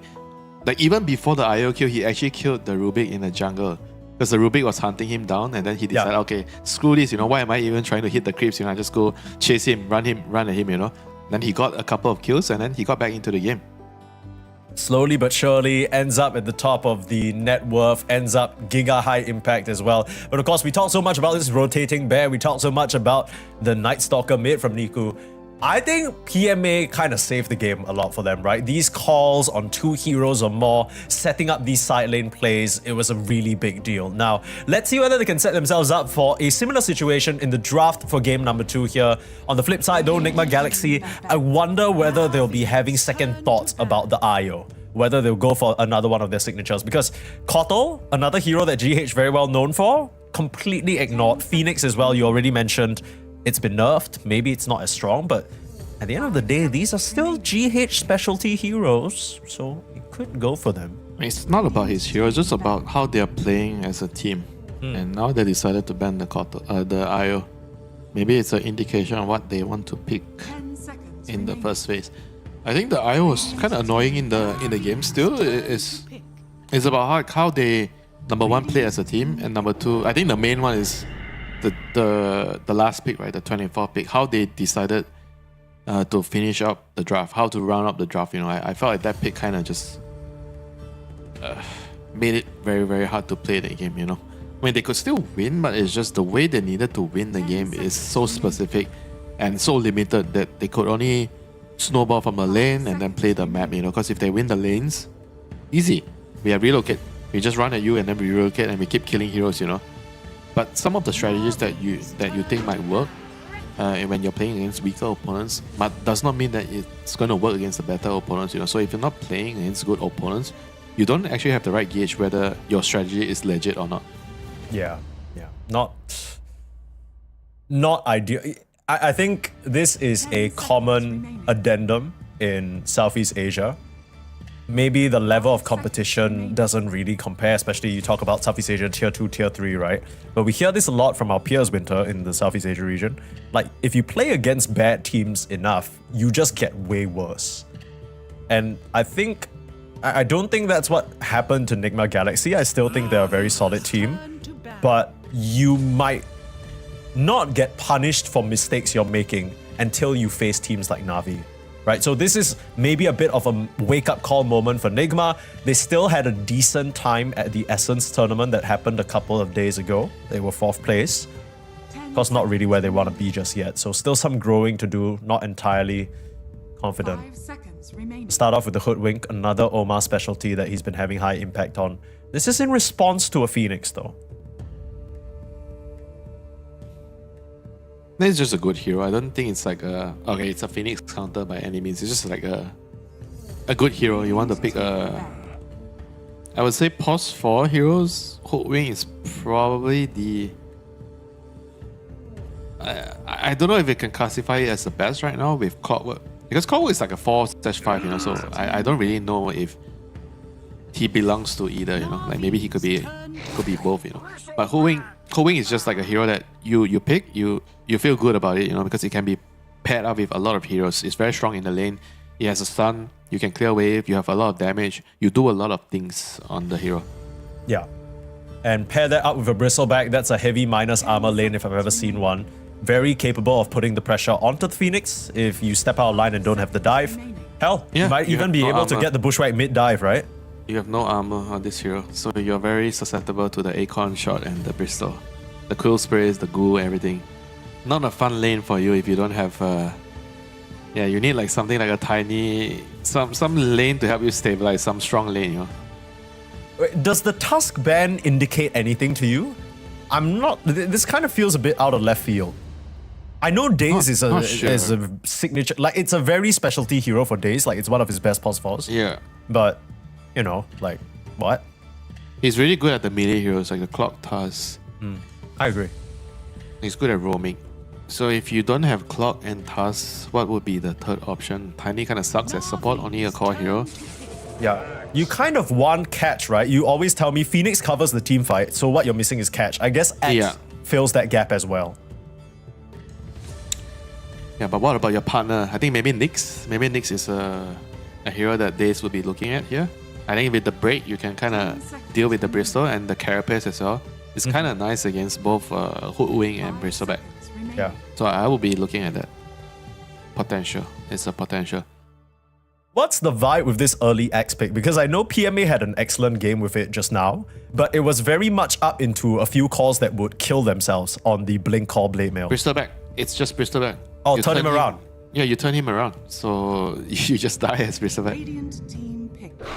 Aren't there any other options that you could go for other than X? Like why the X here? Because you don't see any of your lane. Like sure, the Bristleback could be carry, sure the Hoodwing could be 5, but you don't know what you're up against. Is there no fear that this X might be countered? Yeah, for sure there's gonna be like some heroes that can counter you, you know. I think in most cases you don't really see people do this, you know. X or Legion Commander blind pick. Because you don't know the Bristleback if he's gonna be a carry or not. And now you see a Wyvern. Wyvern is like the ultimate X counter, you know, and then now the carry Tiny comes out. Even though it's against a Phoenix, I think generally you don't want to pick Tiny to Phoenix, but I think Tiny is just so good right now that you don't really care, you know. True. And you got the backup of the Winter Wyvern, which is, I think, a really solid support behind him. This is looking really good for Nigma this time. Their draft is more all-rounded. They have teamfight, they have catch, they have solid lanes. Yeah? Yeah, everything is ticking the boxes right now. And Na'Vi, they gotta find a very crucial 18 pick. This pick is going to be all or nothing for them, because I think until right now, based on the picks, Nigma is ahead with the heroes. Oh, this is an amazing pick actually. This is a great 18 bro, pick. this is insane. This pick is This is insane. the 18 pick right here. You just turn it around. What? See why? You cooked with this one. This is a good ass Necro game. It counters the BB, it counters the Tiny, and it's also somewhat good against the Wyvern. Yeah. This is Your Cold Embrace ain't gonna do jack, brother. The healing reduction and all that jazz. everything got saved, you know, at this 18 pick. That's what we love to see. Yeah. That's what we love to see. Is it it's a mid hero, right? Or is it gonna be a carry? It's a mid, right? It will be a mid. It could be a carry. I think it depends because Nigma Galaxy, they also have the flex, right? Devi plays the Bristle, but so does Noob. Yeah, but Na'Vi have to decide now. They're picking the next hero. They need to decide. Could they do like? I mean, they should pick another mid hero, to be honest, because can't they pick Muerta? Too greedy, bro. Like, how so. can you have Necro is already, bro? There's not enough budget. Okay. Sorry. There's only one ghostly hero available for each team. No, too much. It's too much. I think they need a rotating hero, a spirit hero, whatever. You know, something to move around. I hear you. How is what are they going Ember to pick? Vessel? Yeah, Ember, Park, any type of rotating hero, that's fine. But there's no Ember anymore. They removed the Ember. So what remains is probably Park, Storm, Void Is Queen of Spirit. Pain too greedy, you reckon? Yeah, bro, Queen of Pain is a carry. Yeah? What do you mean, yeah? Oh, okay, so we're not doing that shit. Okay, my bad. No, how can... Corp and Necro are the same kind of hero. Yeah, no, that's fair. And X needs somebody to play the game first so that he can clear stacks and get his dagger and blade mail. Is he even a good blade mail game? You probably don't. There we go. But this is cool because this could still be a mid. No, this is definitely their mid. I think the Cass is going to be the rotating hero. The anchors on this game is going to be the X and Necro. Cass is going to be moving around. Na'Vi have such an interesting way of drafting. It's so fun to watch. It's a breath of fresh air. So true. 5 seconds. Yeah, I mean, they got all these ideas, and I mean, we were talking about CY being the notable coach. You have very, very I think, hard to kill heroes, right? Axe, Necro, Cass, all your cores are kind of unkillable. So Nigma have to find a way. Like, they need to pick a magic damage hero here because they have too much physical. BB and Tiny, they're both physical. It's not good against Necro. So they need one core that has some magic damage to kill Necro. It's just awkward, right? Because if you pick something like a pump, then it gets messy. They go back for the Viper. This is a good Viper game. This is good. I like this here because it counters the Necro. It gives them a way to kill Necro. It's also good against the Axe and Cass. You can kite them. And you have a hero to hit the egg, you know. Viper can help hit the egg, deal with the egg. Okay, hold that thought. Wasn't it a good Viper game last game as well? Only for the lane, but not for the whole draft. But this one, this time, their whole setup, they have frontline, they have cash, they have team fight. So the Viper can just be slot in to counter the opposing heroes. Like the Viper purpose here is mainly to be a big source of magic damage so they can kill the Necro during the Ghost Shroud. Right, okay. And that's going to be largely through Nether Toxin Viper Strike, right? So are you still going that typical Viper build? Are you going Eggs, perhaps? Like, what's the plan? I'm not sure. I'm not sure what's the build. Because when we talk about Nigma Galaxy... Mage Slayer is kind of nice also against Phoenix, Lion, Necro. There's 3 mage heroes. So the Mage Slayer is kind of nice. Yeah? I mean, even if you get the proc off on the X, then suddenly his counter helix does less, right? Which is kind of significant. It seems like a really good Mage Slayer game. So I think he's probably going to do that. And who's going mid? So it's a Cass going mid. Yeah. He should win. I think you should win, right? In theory, you should win your lane as Viper. I think the Kez can beat the Viper though. Yeah, I've seen some games where you just use... If you use your parry very well, you can definitely get the upper hand in this lane. Yeah. Because I believe that Niku, if it comes down to a full commit, like let's say if he makes it to like level 3 or level 4, I think he can ramp the damage up on Noob way faster than Noob can get the poison attacks off. So in my mind, at least in this game, I think the Viper needs a bit of help perhaps from Omar rotating in to try and help him out. Maybe if the Kez overcommits, you get a TP in from the Winter Wyvern to save him with the Cold Embrace and then turn it around. Could see a lot of these type of plays happening. Yeah, we'll see. But anyways, I think this is going to be a much more competitive game based on the lineups. And if I am going to overall choose a side, I feel like Nigma won the draft slightly. I like their overall setup more this time. I think Navi's lineup, it just looks very, very clunky and weird. You have Necro, Axe, and Cass as your tri-core, you know? It's so weird, man. It looks like just your everyday pub, you know? Nobody wants to play like a role, so everybody just picks farming heroes. I will say that Navi, even when they pick weird heroes, I feel like they tend to have a good understanding of how to make them work in the game. Like they have very clear ideas, right? So that's the difference where some other teams, perhaps that we've seen before, when they get a bit too caught up with the counter picking, then they don't even know what the plot is. They just, oh, this hero's good versus what we see from your team on paper. The plot is the counter picking. My heroes counter your heroes. That is precisely the plot. Yeah, but that's one side of the story. In fact, that's just the surface slice of the story, right? In terms of how you actually execute all of it in the team fights, around the objectives, the timings, all that stuff. It's comes with practice that Navi very clearly have. Kind of feels like they rarely randomly pick a hero out of nowhere. It's always player comfort. So got good reason to believe. I mean, we know Niku really likes his Kez mid. Assume that God the Juice got a good degree of practice on this Necro as well. Daze is gone. He's Daze is done. Who's getting the kill? GH? Because GH is the boss. Oh. Okay. It kind of made them work for a couple of blood grenades and an extended chase. So still first blood there for Omar. Perhaps a quicker boots or maybe a urn that he might be looking at. Just looking to stock up on resources to try and crush this lane.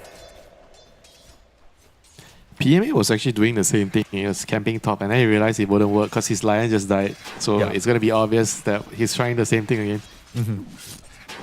This mid lane, this is the lane to watch right here, ladies and gentlemen. Absolutely. Shout out to our observer Pablo. He's keeping us eyes on everything here.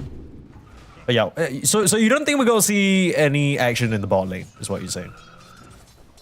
No, that's not what I'm saying. I'm just saying this is going to be the crucial in the mid lane. Okay, Yeah, you're still going to see action in bot lane. It's an Axe and Lion, bro. They're going to try and kill someone, you know, in this lane. That's what I'm thinking. I got my eyes glued on this lane. I don't know about you. I mean, there's a Wyvern though. Like, if you get healed at level 2, I feel like the lane should be quite stable for them. They just keep healing. You just make sure that you're always like 70% health. It's not easy for the Lion and Axe to just bully you out of the lane, you know? But if you don't get the heal, then yes, you know, something wrong might happen. You know? I will say that compared to last game, the Axe doesn't really have obvious blink blade mail call targets. Right? Like, all of these heroes on Nick. There's a Wyvern. You ain't gonna do that. Yeah, I mean, there's a Wyvern. And then also, if you think about it, even if you find Vici, Devi, or Noob out on the lane by themselves, I don't think you can 100 to 0 them. Maybe you need the help of a Finger of Death. That's why they picked that Lion or Reaper Scythe, perhaps.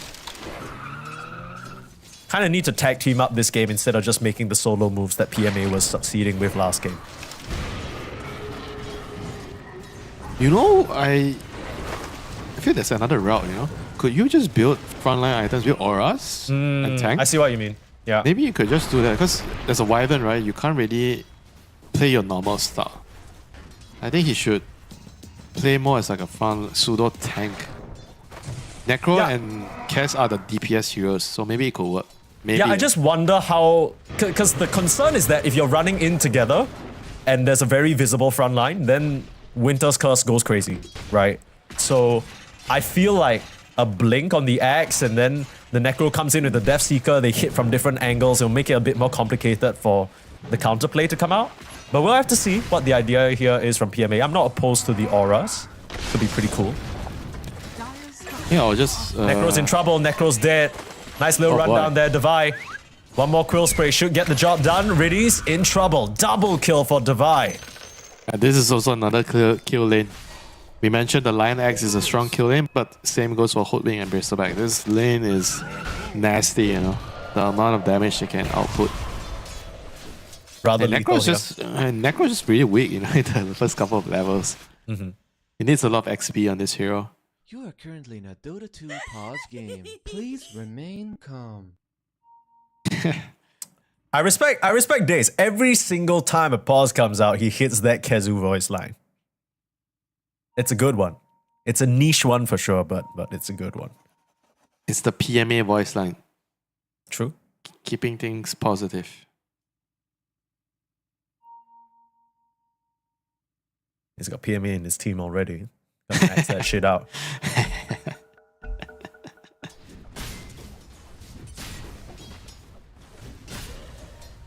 I can't believe there's a Dota 2 pro player called PMA.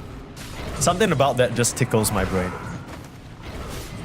You would rather them called toxicity?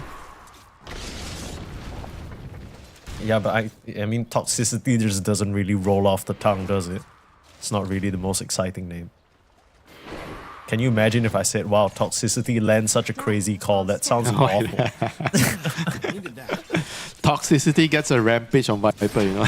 Wow, a toxicity rampage. Yeah, no, this sounds like shit, to be honest. Okay, so Niku, he's not really doing too hot in terms of the CS, getting massively denied here by Noob. I guess this is to be expected. What is the kind of recovery plan here for Niku? Is that just the ganking route that we saw from Got the Juice a bit earlier? Yeah, mostly. Like, he just needs XP and he can move around. Viper doesn't move around as well. Oh, he is getting run down. Is he just dead? I think so. He's just dead. Nice two-man stun. Oh, you were talking about Nico. I'm talking about GH down here in this bot lane. Yeah, we got everything covered. Every angle is covered. Come on. Come on. Winter and Purple Sneeze, baby. That's what I'm talking about. Full coverage.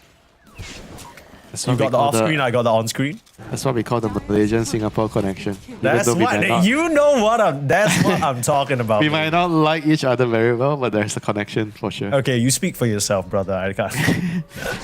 I'm not about to go out here and make these claims. But yeah, Noob, he's doing very well for himself on the Viper. And like you said, maybe not just a lane dominator this game, but set up pretty much for success as well. It's pretty low on resources though. Got GH to give him a heal. That kind of leaves Vincere in a pretty rough spot. Nice TP away. Heads up play there from the carry of Nigma Galaxy to escape danger. Meanwhile, Niku being surrounded on all fronts here, he has to know something is up. Supports have not shown themselves on the map for a while now. Yeah, there's nothing you can do, you know. You're in a losing lane matchup. Even if you bring your supports mid, there's nothing.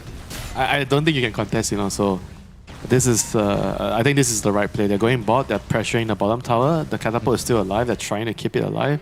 This is the best they can do in this situation for the Na'Vi side. Kind of convergence here. GH came through the opponent tier 1 tower. Now they're trying to get the kill onto Daze, who gets caught off guard. Turn around with the Hex. Needs a bit more help though, not gonna have it. Okay, and looks like the Phoenix will go down as well. Alright.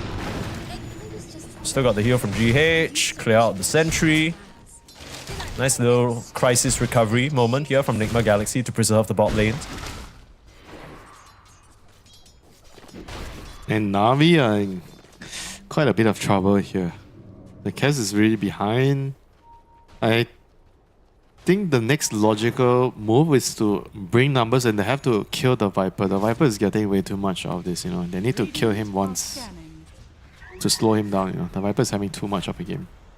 Yeah, but now Noob is just gonna head on off to the right side while Nigma Galaxy planning a full-scale invasion on this Wisdom Shrine.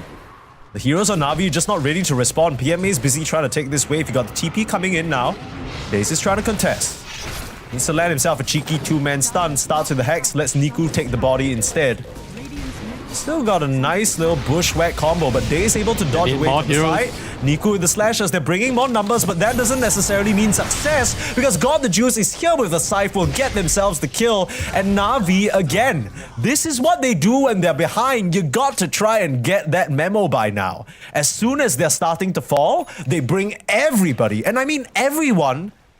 And Nigma kind of fall for it again, right? Noob's not coming, Device not coming, sure they're farming, but this is Na'Vi's way back into the game.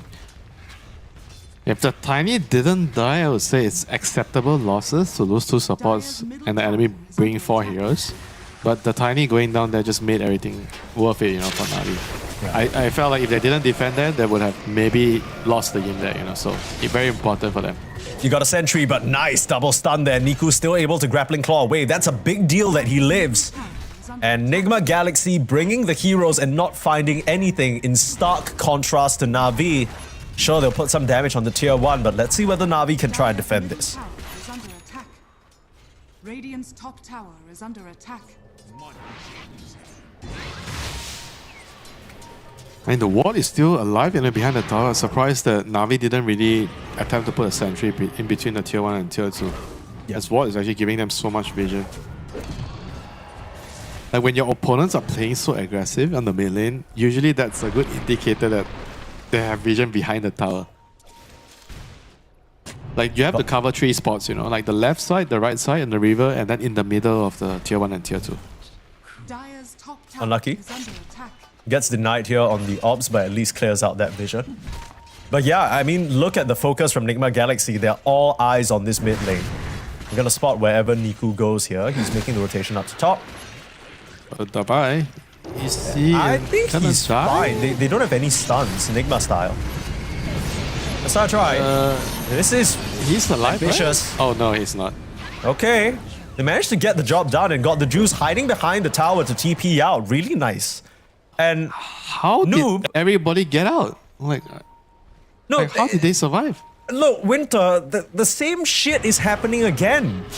Na'Vi are just running around the map, making these ganks happen. And yeah, you got yourself a Boots of Travels Viper, but he's late to the party. Finally, he'll get himself something on Niku, but it's not even him who gets that kill. It's GH, the boss. So, you haven't really progressed your game here on Nigma Galaxy. You can't help but feel. Na'Vi is happy with this trade. Cass for the Bristleback. Bristleback is top net worth on Radiant side. You take that trade anytime. And they're gonna get the tower here on the Nigma side. This is like the most important tier 1. Alright, never mind. Eventually they'll get it, but not now. At some point, yeah. At some point they'll get the tier 1 mid tower. I don't know when that's gonna be. Yeah, Navi is doing a really good job just delaying and holding. Very, very important to hold this tower as long as possible. And got the juice. He's like so bold. Yeah, he doesn't even have 1 point goal shot and still in this lane, you know, against the pistol bat. He don't give a shit. And I think it's because I think it's because Devi doesn't know. Right? Like Devi doesn't know whether he has a Ghost Shroud spelled out or not. So he's just not making this play to run at him. But finally they'll bring Noob in, a bit of Ash Legion shield, a bit of catapult wave action, take advantage of that timing and finally take down the tier 1 top. So start to cramp out the space. Niku on the rotation, not gonna find anything. Got a couple of rocks in his head. Dire's middle tower is under attack. Dire's structures are fortified. Radiant's bottom tower is under attack. And really just wants to get his level 6. Radiant's bottom tower. Yeah. He's fine. He's fine, he's fine. Yeah. And kind of like a shitty game for him, like he has no space on the map because of how bad his mid laner got bullied, you know. Yeah, it happens. They're still surviving. They're finding ways to slowly get to their level 6. I mean, they also lost... who took the shrine? One of the cores took it, right? So they didn't get the XP on one of the supports. Hideaway still gets the landing. They can't find him over the tree line. Noob is quick though. Last parry, he's nicely alive. done. Good plays there. And Nico's not really having the game that he wants, but still. He can get there, just needs a bit of time. But is he going to be impactful? Relevant? You know, that's the question. Like, when is he going to stamp his authority in the game? Right? Because Cass mid, you always feel this hero. You have the snowball. You have to keep getting kills. If you're just sitting back and farming and recovering, you're not getting a lot out of this hero. Yeah, I get what you mean. They're just way better heroes to sit back and farm with, you know, not Cass. I guess his main goal was to be that kind of action man, right? He was going to run around, make things happen for the team. In a way, if Nigma Galaxy are fully focusing the Kez, they're not dealing with the axe, they're not dealing with Got the Juice. So that's the one benefit, and it's reflected in the net worth right now. And the axe is the critical one. He's the one that would enter the game in a little moment, yeah, another 2 minutes.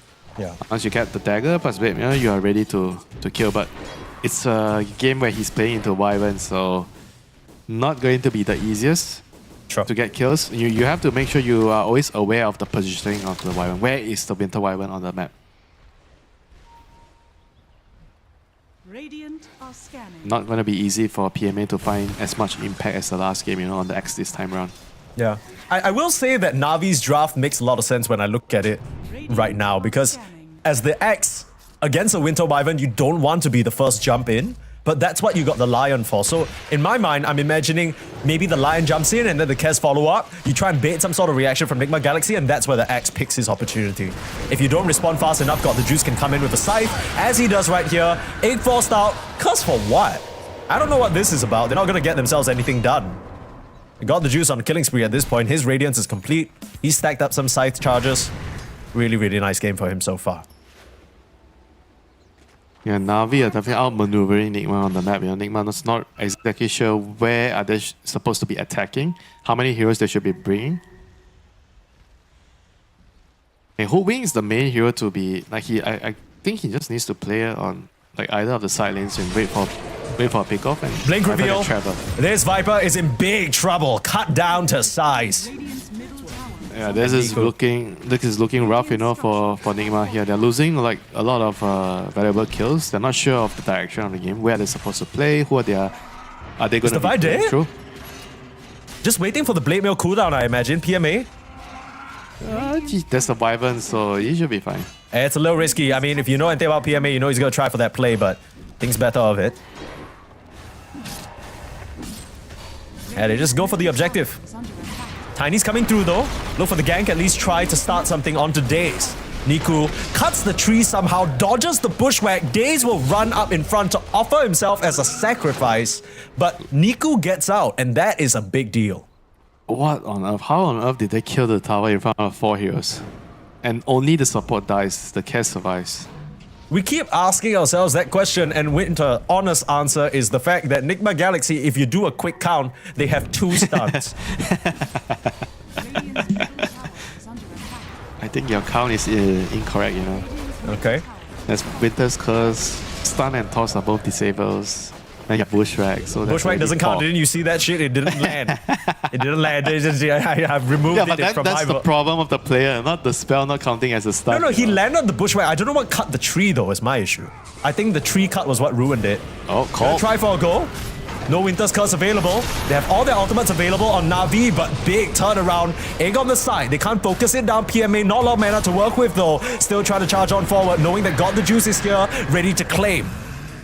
An Axe caught by a Winter's Curse, but it doesn't really do much. You need an Avalanche to get away from God the Juice. Vinci's got to try and turn around, avalanche the ground, but look at the Battle Hungers. He's going nowhere. Burned down to a Chris Niku off the mark, but will get him with the Sunray. Got the Juice with a triple kill, and look at PMA still looking for more. Nigma Galaxy getting mowed down like grass in this bot lane. Na'Vi, they are looking on fire. What a sad way to die, Mike.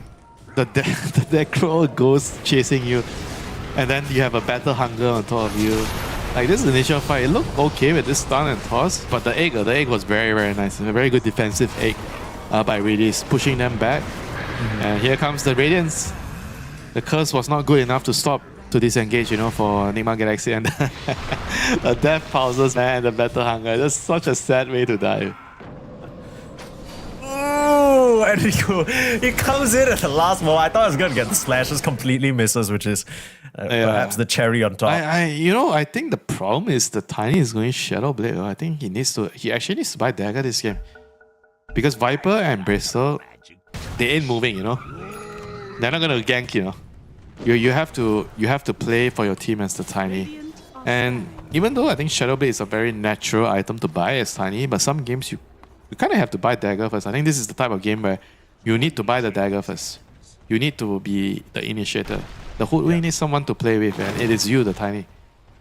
Okay, caveat to that is we might now start to see this man on our screen be relevant, right? Because he's been quiet, he's been farming. As you can see, his GPM is barely keeping up with PMA, but he has more last hits because he's had more time to be by himself. Crucially, he has that BKB, and we've seen what Divide likes to do with this Bristle, right? Once he gets the BKB, he goes on in there, acts like a body, and maybe he can open up the opportunity for his team, but for now, he hasn't salvaged enough space for Vincere to avoid getting cut down. He's not supposed to be on the bottom side, you know. He needs to be defending the towers with the BKB. I feel like they're not having the right heroes in the right part of the map. The Tiny needs to be farming the safest farm, because he needs to finish his Shadow Blade and Dagger eventually. Hopefully he gets there. If the Bristleback is farming with the BKB, this ain't right. You know, he's in the middle of the team fight here. To get an opportunity for a nice egg there. You're going to try and turn around and focus it down. Riddies will go down along with PMA. This time round, Divide will get the surprise jump onto them. They got the Juice, will escape with his boots of travels. But good fight for the first time in what feels like forever for Nigma. This is what he precisely needs to do. You know, he needs to come to the fight, speed the body. He has already had his fair share of farming, and it's time to give back to your team. You can't just farm all the time. Nice play there. Nice little pick off. Wards noted, but still, Omar will die as a result of that. Yeah, he'll know there's a ward there. Is GH just dead? You don't... No, okay, well, he's letting him live. I like this move. They don't see the heroes, so there's no point taking any risk. You don't have Reaper. Yeah. You can't reliably just kill him and get out, you know, so I think this is the best play. You also got zero vision in their entire jungle, so you don't know where the enemies might be approaching from if they are coming to respawn. I think we saw a stat for camps stacked just now. I believe Riddy at what felt like the 10-minute mark already had 6 stacks. Yeah, overall 17 stacks, so non-stop stacking here from the Phoenix. He did miss out on the Wisdom Shrine, but he's gained a lot of EXP that way. And all of it is just funneled into God the Juice, and you can see that reflected in the net worth. He is so huge. Radiance, Manta, boost of travel, pre-20 minutes. Crazy, crazy. I don't know. Okay, he hasn't got the Manta yet, but he's very close, so we'll give it to him. I will say the one downside of Navi's lineup is the Roshan's a bit awkward, right? The Necro doesn't really give you that objective. they are all about killing heroes. You have Necro, X, and Kes, you know, you're not killing Roche. Roche is not on the menu, right? No. He gets a break. He gets to chill. Thank goodness. Nigma making a right play here, going to the Roche. They see, sorry, not Roche, the Tormentor. They see Navi showing themselves top to push the lane. Yeah. Gets the Tormentor, so the Wyvern shot is like, it's okay now. It's not insane anymore. I mean, I think it could It's be still pretty useful. sick for the tiny, right? Yeah, it's good when you're pushing. When you get to co-embrace and then hit something, you know. But in I the mean, team I fights- feel like even for the tiny, if you cold embrace him and then he turns around avalanches and starts smacking, low key.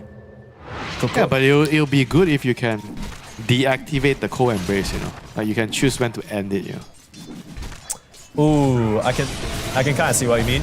Turn the bristle back around, cut him up. Easy finger of death. All the ultimates used, other than the egg. Who has more stack, Lion or Necro or X? I actually have to check. Yeah, infinite scaling. That's crazy. Bro, Lion only has one. How? Spotting out Omar. He's gonna be in trouble. Slightly off the mark of the call, but still will hold him in place, and the stun from downtown. Daze will get himself the kill. No stacks for anyone involved though.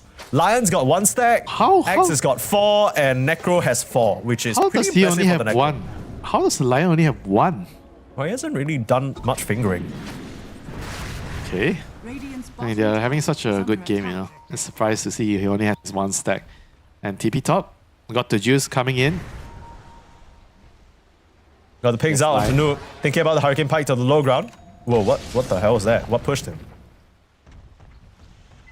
I feel like he got double pushed or something. I'm not sure what exactly happened there. Okay. Radiant's bottom tower. Yeah, Sure. but this ain't good, you know. If your Tiny is sitting next to a Viper, this ain't good, you know. Your cores shouldn't be in the same location right now. They need to find out which side lane to play, you know.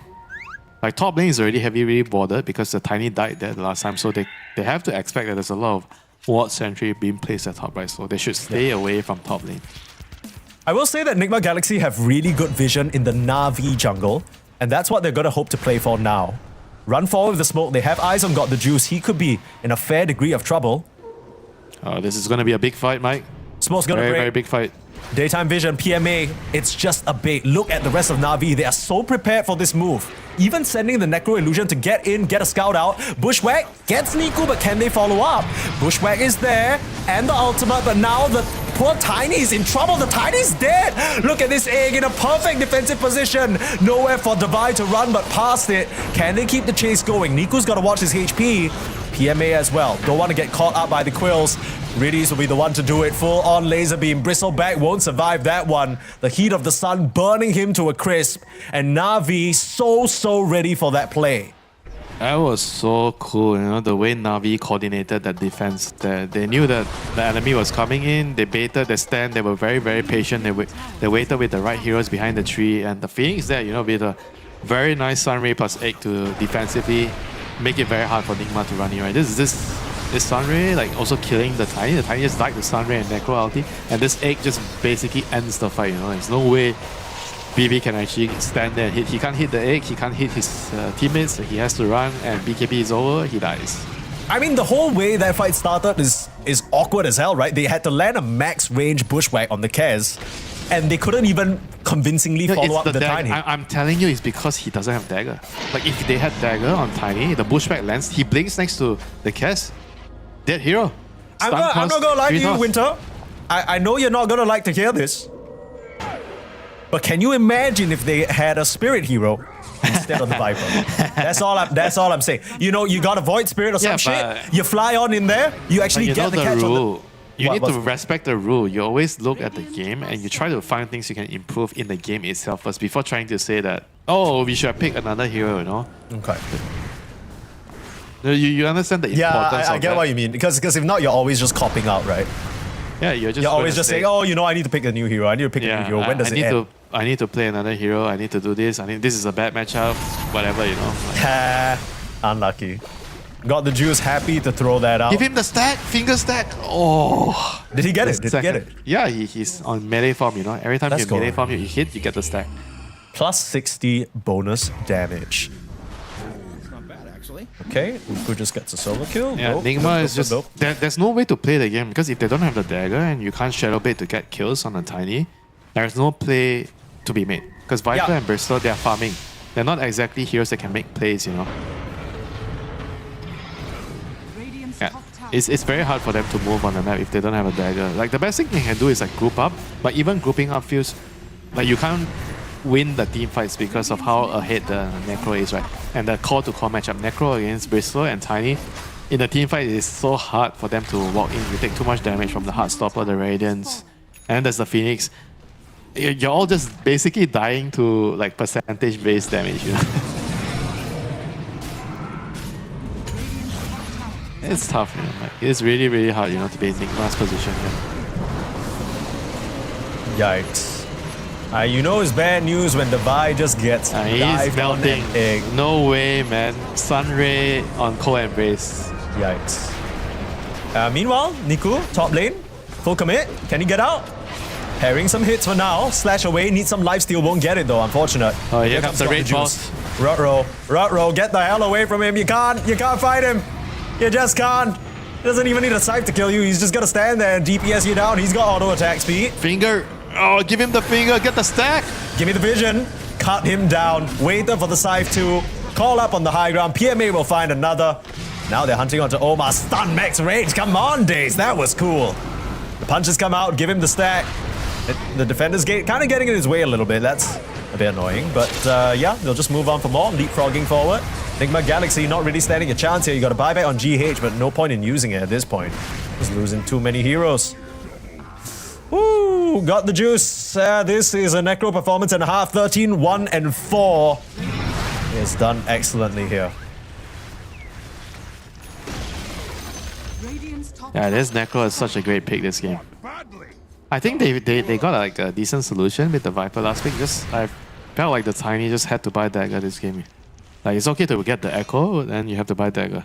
Yeah. Because the game is like too difficult for them to make any plays if the Tiny doesn't have dagger early, you know.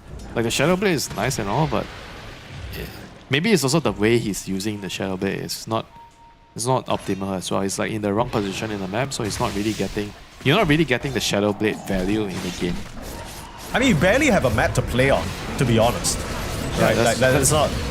That's why you need a dagger. You know, when you're losing the game, it kind of really sucks to buy Shadow Blade. Oh, here comes a big avalanche. Riddy's in trouble. Oh, they got the Phoenix. They got the juice, but he's able to walk this one off. PMA there with the save. He's alive. Rest of the Na'Vi claws now trying to retreat, but Niku's back in. Niku's looking to cut out the Viper, and nothing that Na'Vi can, do wrong at this point. Apart from Niku going down, of course, he got a buyback on the Viper, sure, but I mean, they can't even got the juice. I mean, God the Juice has Boost of Travel level 2. Why does he have Boost of Travel level 2? Yeah, because he thinks the game is over. Yeah, I mean, the game He's 24k net worth. At 28 minutes, he's 24k net worth. He's level 23, by the way. And wait till he gets his Aghanim's, you know. When he has the Aghanim's, I think if he's standing in the middle of a fight, everybody just dies. You know what my issue is? You know, we talk a lot about Na'Vi and the success that they have. Let's talk a little bit about Nigma, right? They've looked a bit lost. I kind of get it because they're not really playing the style that we saw from Division 2. I have a quick replay of that fight. Let's see Devi. I mean, he is just not Yeah, too good of a they probably don't have like a wide enough pool as well. But the thing is, I felt this lineup is okay, you know. I even said I preferred their lineup at the end of the draft. Remember, I felt like I would have sided their draft. Maybe 60-40 for Nigma. It's just the way they're using their heroes, the way they're playing as a team is not optimal. You know, the laning phase was okay, but they didn't recognize which hero has to go with which hero, the two-man gang squad. So the two-man gang squad should be the Hoodwink and the Tiny. So you need Dagger on the Tiny. You get a couple of kills, then your Viper, Wyvern, and Bristol. These three heroes need to sit and wait, you know. They're not doing anything in the game if the Tiny has no Dagger. It feels like one of those decisions that needs you to think a little bit outside of the box, right? Yes, the optimal Tiny build is the Shadow Blade, but specifically in this game, you need someone who can go in and catch and set that up, right? I think that's kind of what you're saying. There's a difference between playing your hero and playing the game. It is optimal for Tiny to buy Shadow Blade, don't get me wrong, I agree completely. But for the game, no. Yeah. This is kind of one of those things where, you know, you see just to call back the most famous example, right? Thompson Gyrocopter Diffusal Blade, right? Whether that's the optimal item build, obviously not. Like, what the hell is that? But specifically for the game, in that moment, it makes sense. Enigma Galaxy maybe juice. He's running some in moments. He doesn't 1v5. care. He doesn't care. He has BK. He doesn't care. Maybe they can kill him. Wait, everyone's dying. Oh my god. Oh, Okay. got the juice. He Got the got juice. Manta! He got a Manta! Oh, he cooked them. Nice little Winter's Curse, try to TP away. Maybe Daze goes down for this Oh one. my TP away on the God. Tiny, he'll survive, but Omar getting called up. Sheesh. That was such a boss play. Like, he was so close to dying, but then the fact that he was close to dying, That's he insane. baited Nigma to go in to try and kill him. And that was the only way Nigma didn't TP out. It's actually crazy. This Necro... wait, guys, he wasted his BKB, guys. Let's try and kill him. And then he dodges the spells with Manta and his Ghost Shroud. And yeah, that was it. GG. Yeah. It's crazy stuff. That was, It's absolute. that was a casual BKB if I ever seen one. Runs Hey, in, can we- TPs into 5 heroes, BKB. Can we get a quick net worth check, by the way, Pablo, if you don't mind? Don't know if you can hear us. I think you can hear us. Okay, well, I'll do the net worth check for you. No worries. 26,000 net worth on this Necro, by the way. 27. He just got up there. Don't blame me. 27k net worth. Pretty crazy stuff. Level Yeah, I don't 25. Level 25 on Necro soon. It's disgusting. And they try to get the jump on him. Rincey looking for an angle. Instant ghost form. Yeah, you just Instant died. turnaround. The cold embrace. It is cruel. It is tough to survive out here. Bones chilled. Nothing but a rock. Gonna get frozen in place. That's not comfortable at all. Nigma Galaxy really not able to show their brand of Dota in this series, and GG is called. They tap out. They're done with this one. It is another 2-0 sweep. Even though we've changed the group stages to be best of threes, guys, it's just not in the fate of the Ember stream today, at least not yet. Na'Vi will take a very convincing 2-0 over Nigma Galaxy. Very, very nicely done, you know, by I think this Na'Vi squad. They were suffering a lot in the early game with the Kez against Viper matchup, but they were able to understand that. I think the key thing, which was really crucial, is they didn't react mid. You remember at 4.5, 5 minutes where the two supports of Nigma, they went mid, they were attacking the tower with the catapult, and Na'Vi didn't do a single thing. They just left their support bot. They tried to go for a trade because they understood there is no point contesting mid when you already lost the mid lane so hard. So it's better off for you to find some plays on the side lane. And they did the right play. They enabled PME on the X.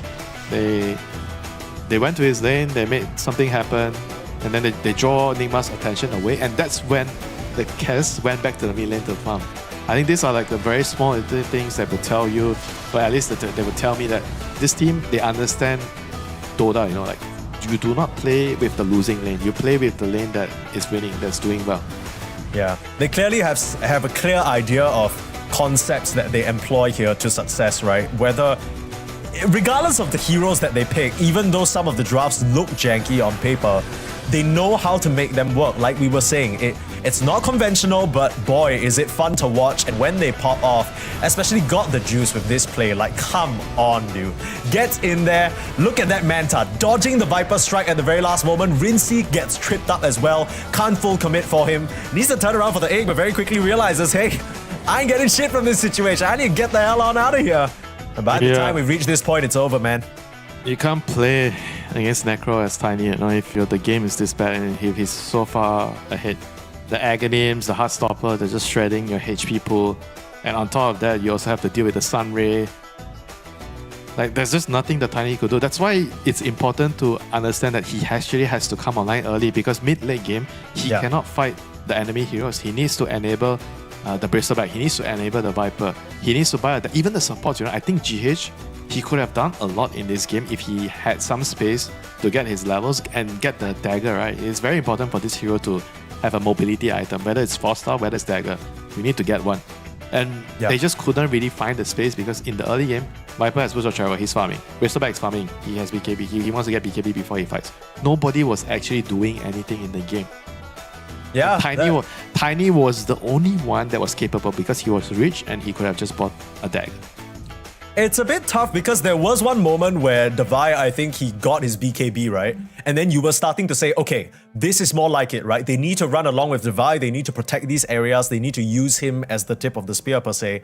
But that happened once and then it didn't really happen again. The way that it unfolded almost felt like it wasn't even intentional from Nigma Galaxy, right? It just so happened to be in that moment Na'Vi ran into the Bristleback with his fresh BKB.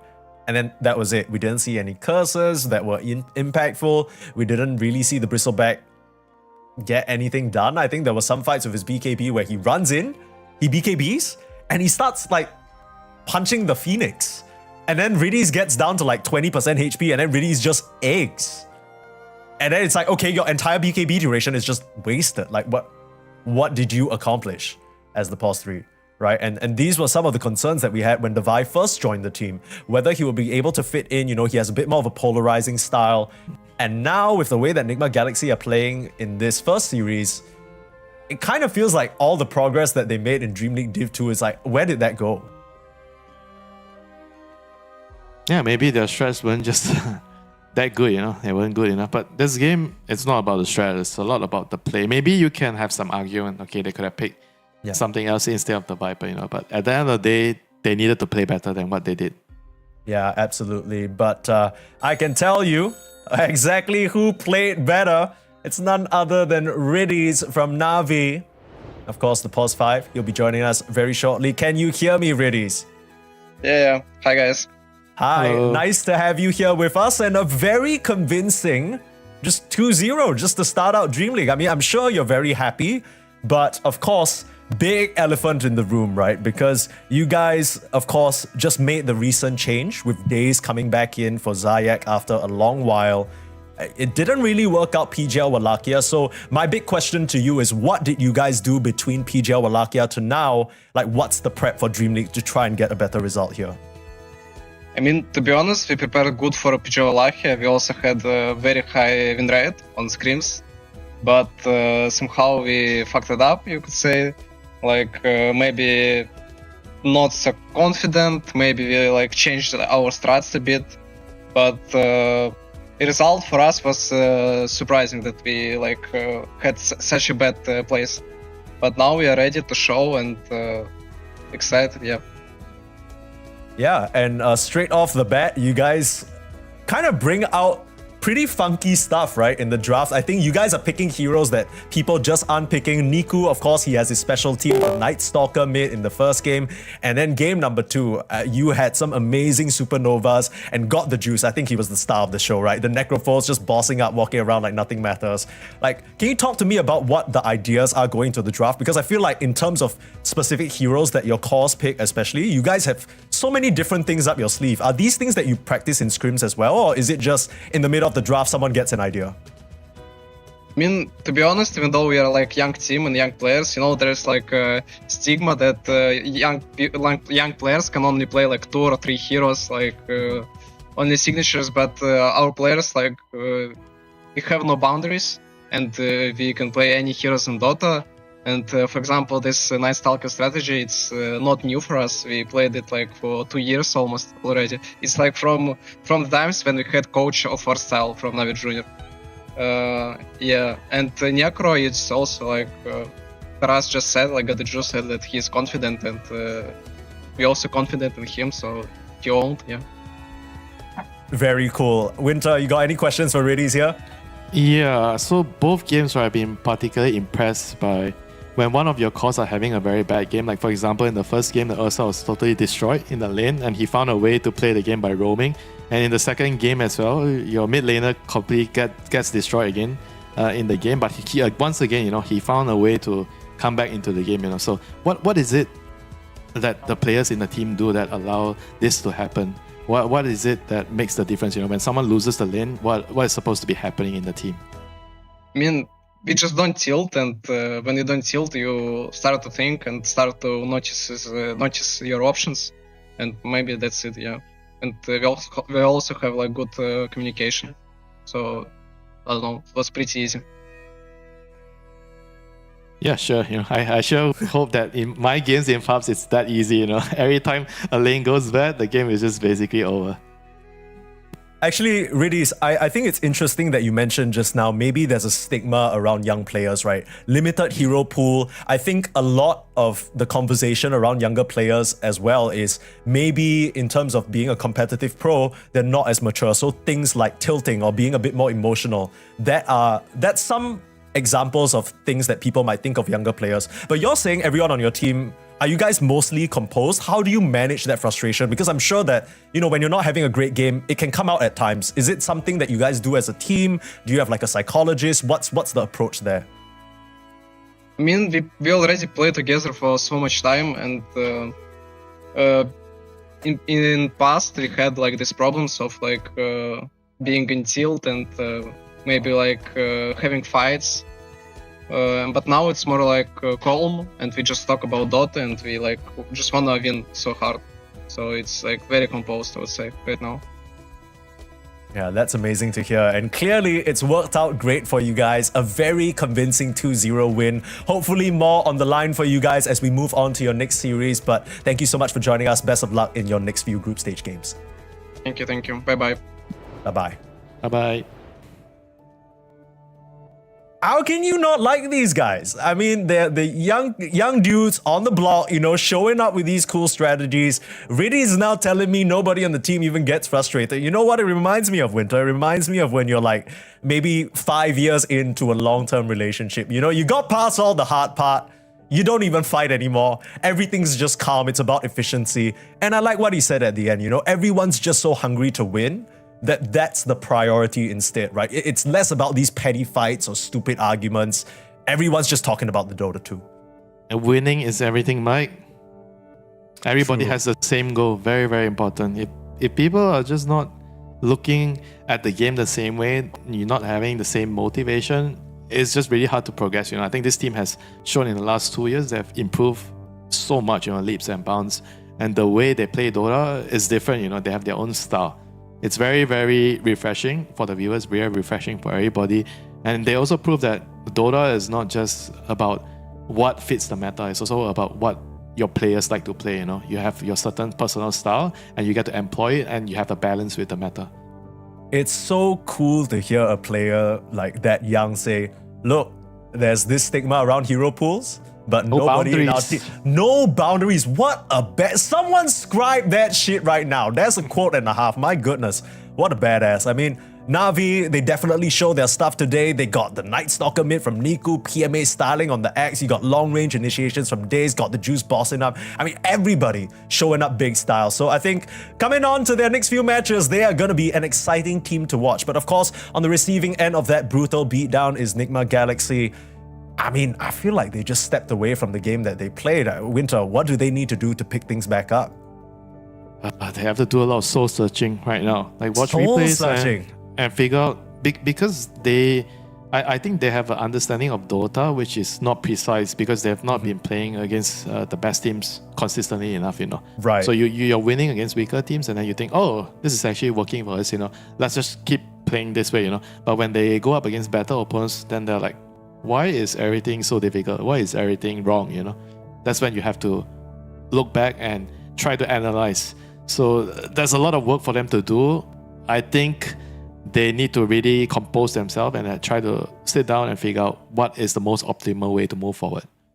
Yeah, that's a problem for Nigma Galaxy to deal with, unfortunately, but we'll leave them to it because we got more Dota 2 on the menu. But before we get to that, let's look at how the standings have shaken out so far. Of course, one match apiece for everyone in Group A, one match apiece for everyone in Group B at the moment. And straight off the rip, we got some winners and some losers as it goes. Aurora Gaming actually dropping their match to Liquid 2-1. I know that was a very contested series. And Falcons as well, managing to pull it back. There was a 106-minute game with some rapier, some late game shenanigans involved. That was a fun one to watch. So if you missed out on the Falcons VP Game 2, you gotta go check that one out. But any surprises so far, wins and losses wise? I mean, it's hard to say what is surprising and what's not surprising, right? I think the meta has shifted a lot, like anything can happen. Sure. I felt like if I were to choose one, it's probably like Liquid doing really well against Aurora. I felt like Aurora, they were coming in really hot, I felt like they were one of the stronger teams. So yeah, maybe that was like a little surprising for me. Yeah, I can see that. I think for me, not to rag on Virtus.pro or anything, of course, but I think coming into this tournament, maybe my expectations for them weren't super high given their recent performances. But the fact they were able to take a game off of Falcons, to me, that maybe means something, perhaps the start of a revitalization for that roster. Of course, there still is more Dota on the menu. Like I said, this is just the first few bits. We got plenty of days on the group stage and everything's a best of 3, so there's more Dota 2 action. Specifically on this stream, coming up, it's gonna be Aurora versus Falcons. This will be a very fun match to watch. Aurora losing to Liquid in the first series. They want to get one back before the day ends, and Falcons, they've already taken down VP. What's Aurora to them? But we'll have Ricky and Trent taking you through that series after a bit of a longer break. You don't want to miss it.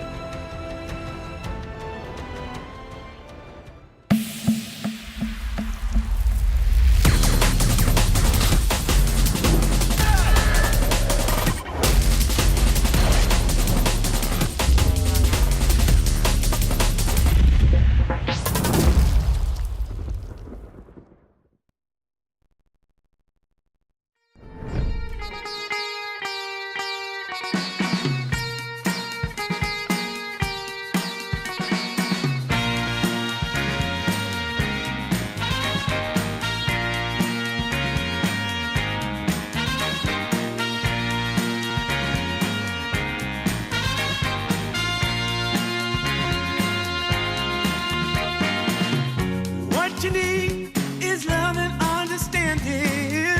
Find a heart whose love is true. Deep down, there's only one companion who's there for you when you need him to be. Your heart was broken in 1,000 pieces. So much pain that you've been through. Here stands a man who's your salvation. Just ask yourself, am I ready for you? 100% now. I'm ready. 100% now. Yes, I'm ready. Eyes wide open. I'm ready to move. 100% now. Take a chance in a new direction. Any place you wanna go. I don't have all the right answers, but one thing I know, I'm so ready for you. 100% now. I'm ready. 100%. You know I'm ready. Yes, I'm ready. Eyes wide open. I'm ready. I'm ready to move. Well,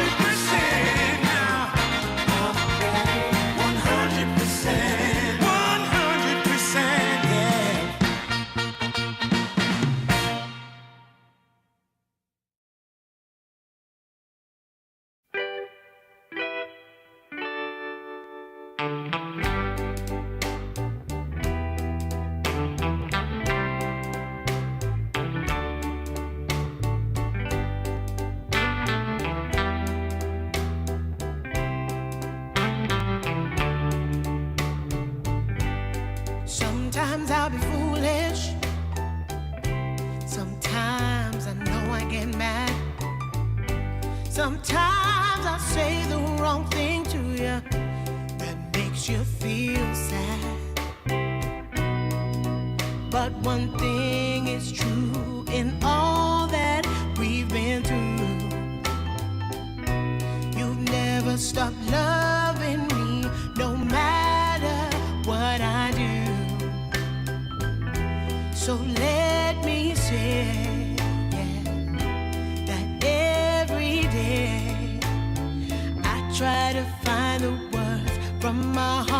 say thank you. 'Cause you take me as I am.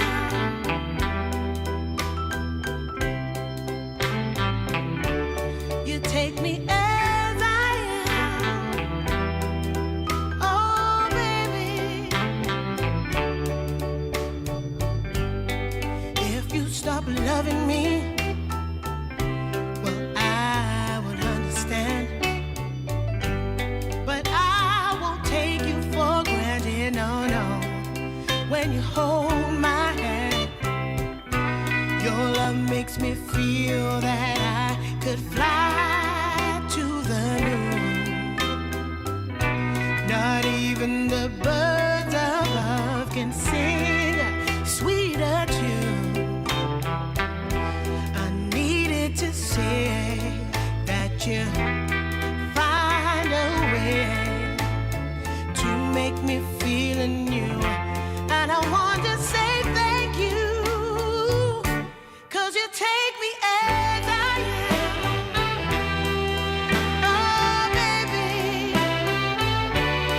take me as I am. Oh, no,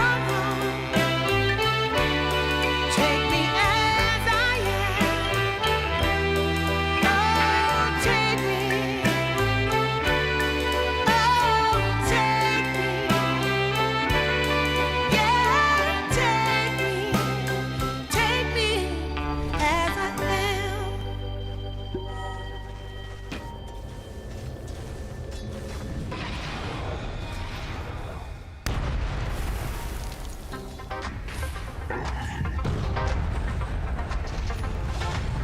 Radiant's middle tower is under attack.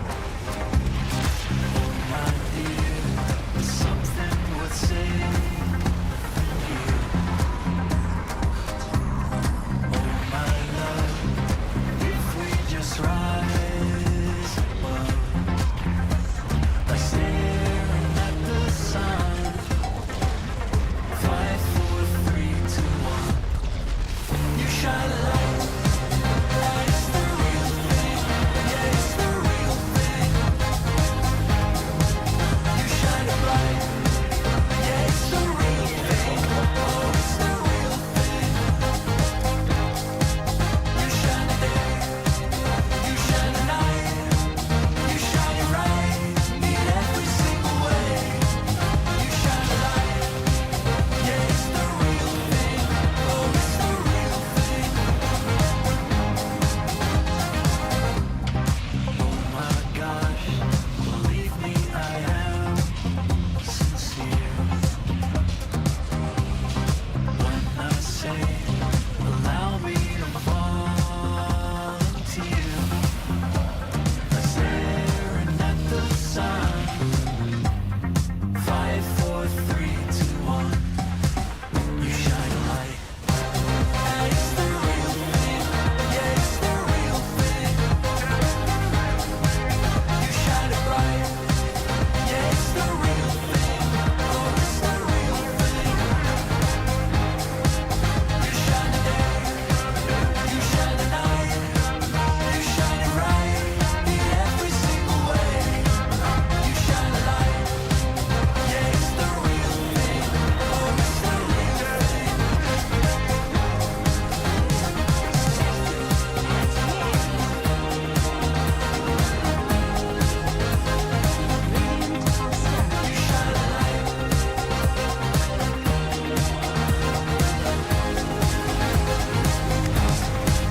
You shine a light, and it's the real thing.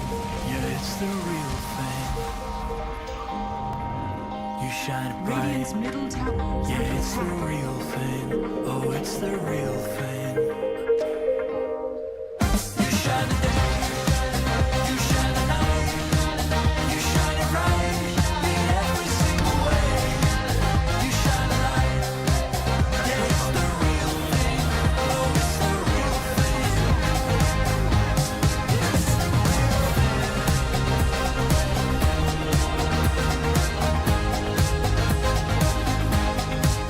You shine a light.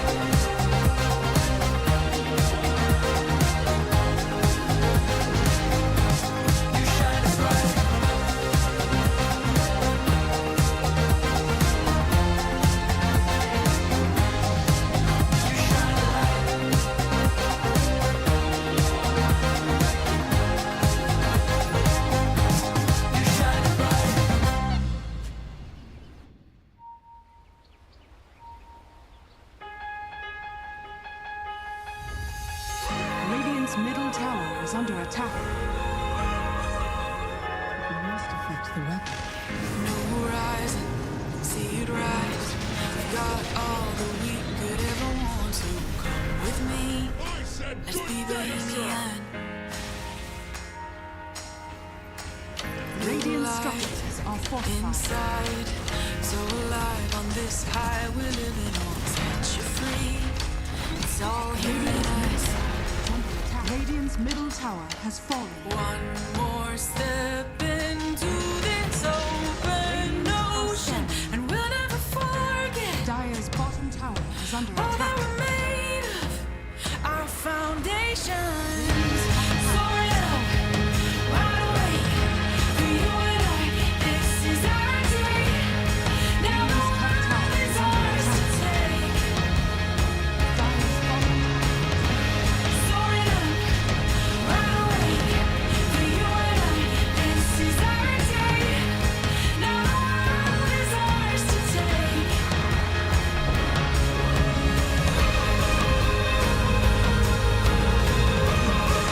The world is ours to take.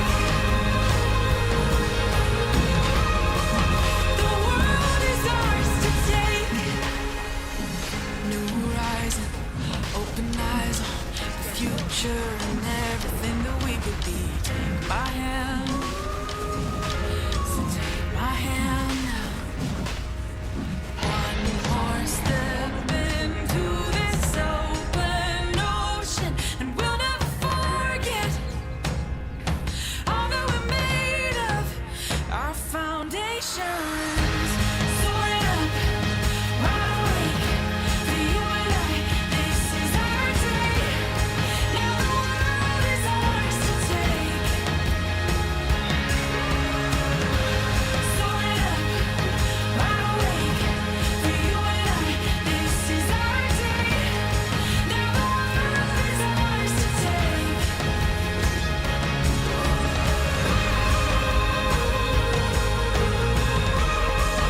The world is ours to take. The world is ours to take. One step into this open ocean, and we'll never forget all that we're made. The world is ours to take.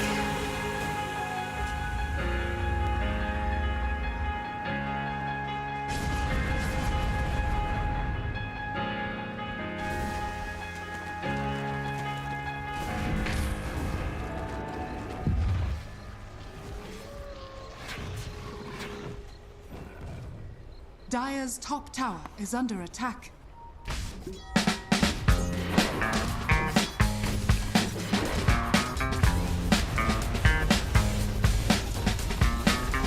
Dire's structures are fortified.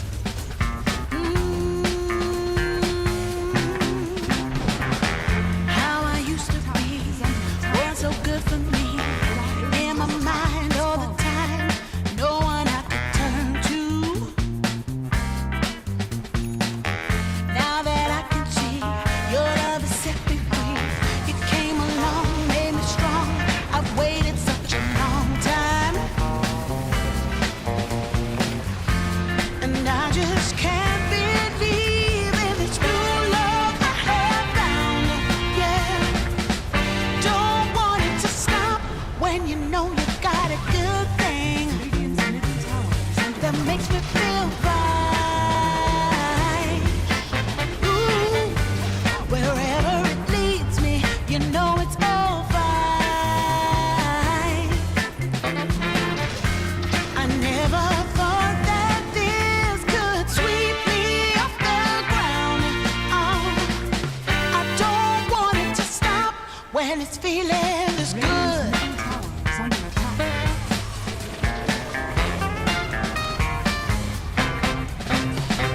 Whenever you're around, my heart begins to pound. Though I know you take it slow, no way to stop this feeling. For every single day, whenever you're away, in this place there's a space where I'll be waiting for you.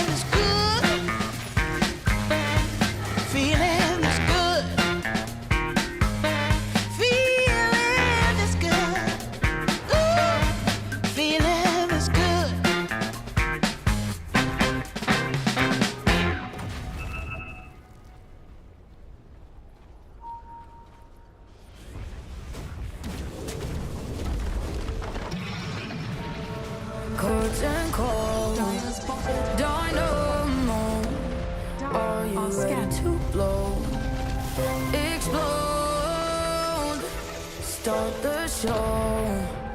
Let's go. Feel the crowd applause.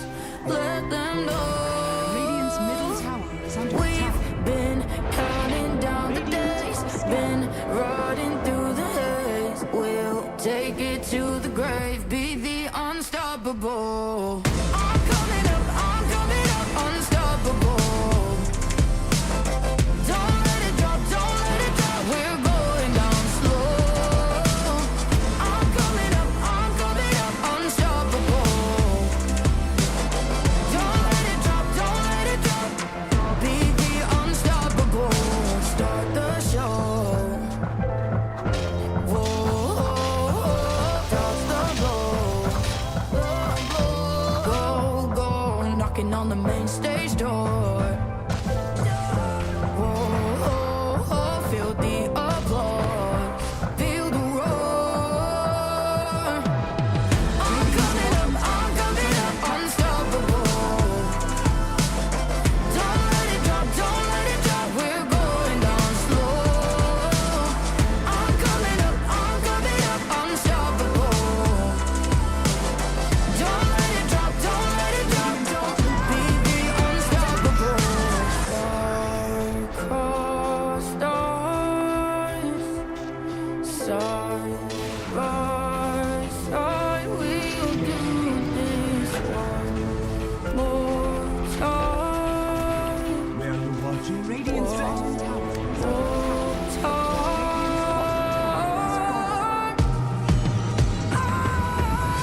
I'm coming up, unstoppable.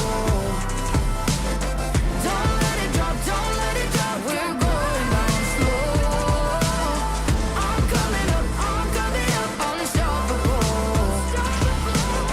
Don't let it drop, be the unstoppable.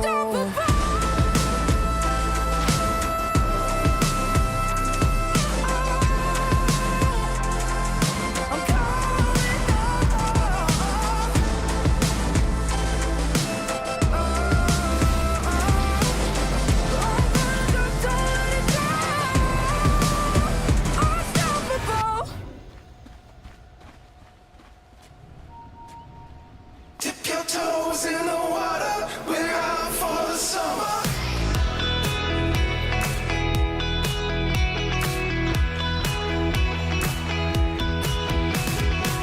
Got out of office on, go fishing on the door.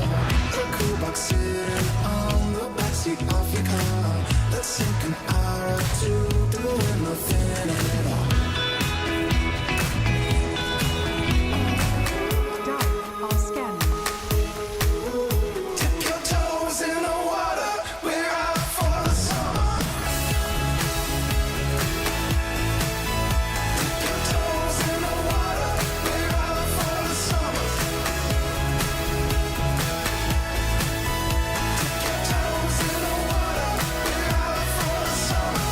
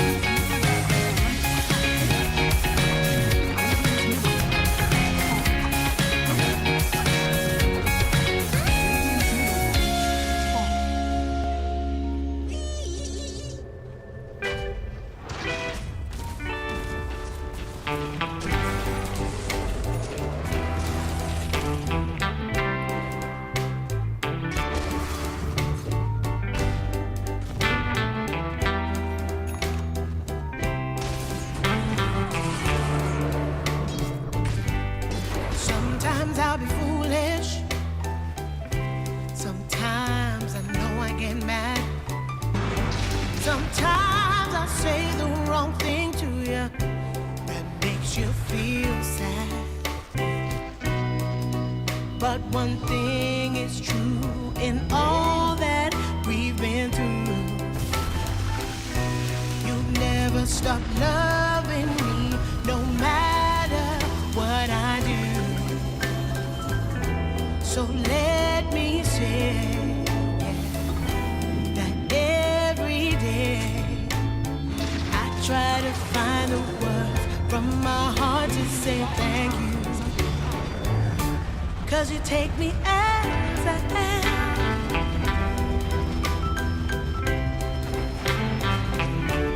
You take me as I am.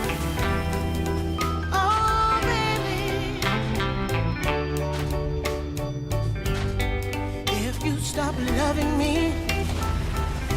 well, I will understand. But I won't take you for granted, no, no.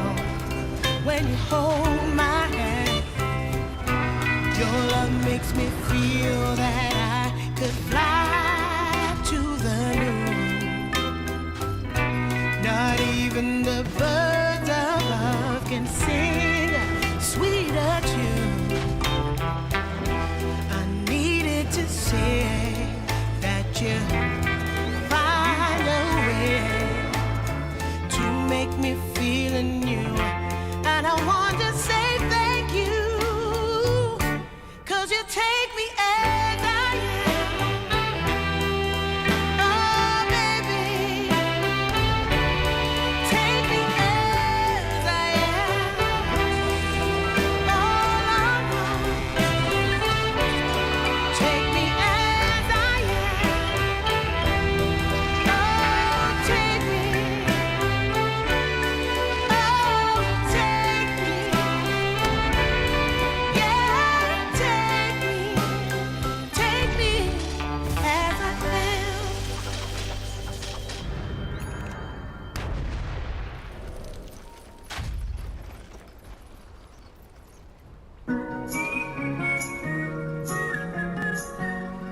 Radiant's bottom tower is under attack.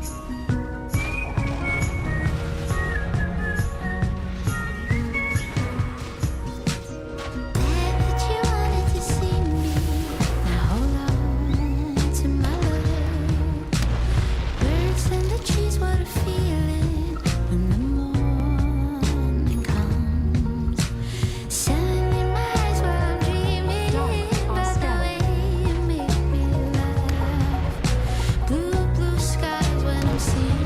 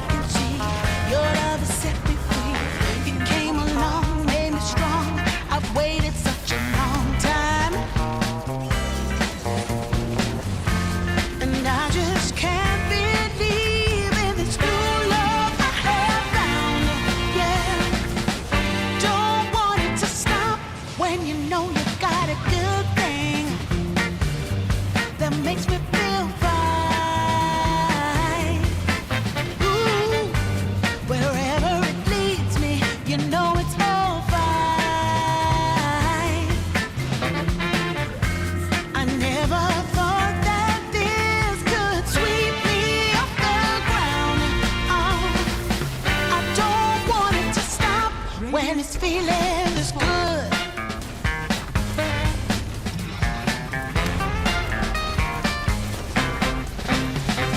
Whenever you're around, my heart begins to pound.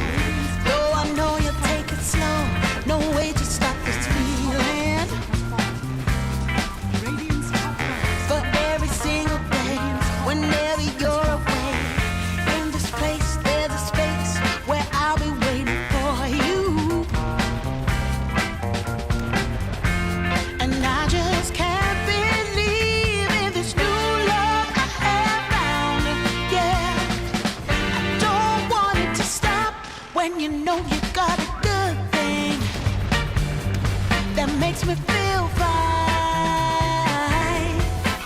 Ooh, wherever it leads me, you know it's all fine.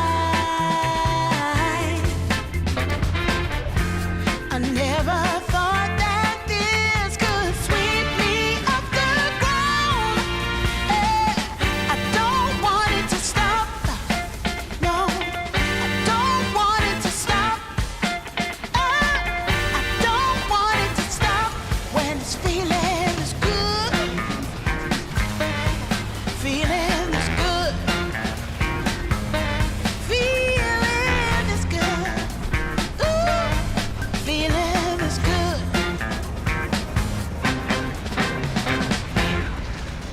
Radiant's middle tower.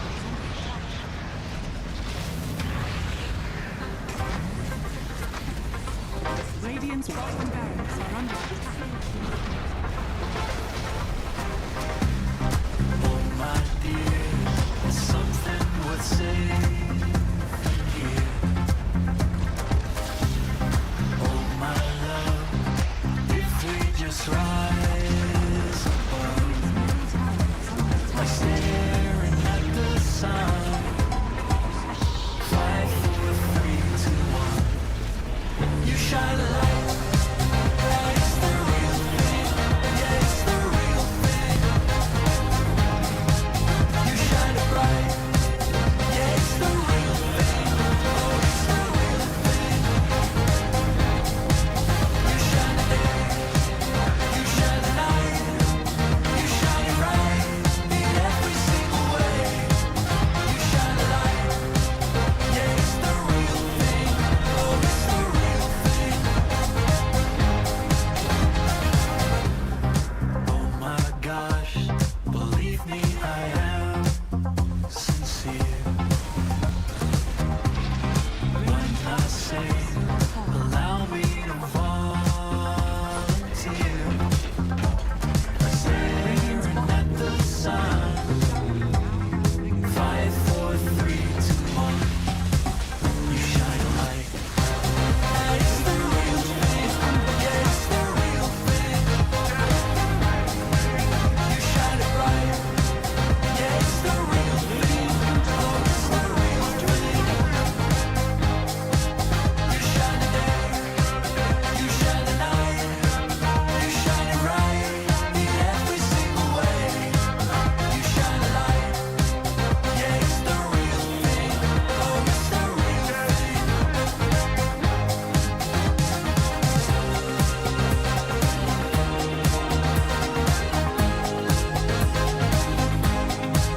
You shine a light.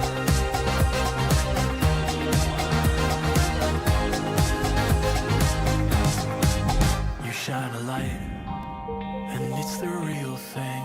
Yeah, it's the real thing. You shine it bright. Yeah, it's the real thing. Oh, it's the real thing. You shine the day. You shine the night. You shine it right in every single way. You shine a light. Yeah, it's the real thing. Oh, it's the real thing. Yeah, it's the real thing.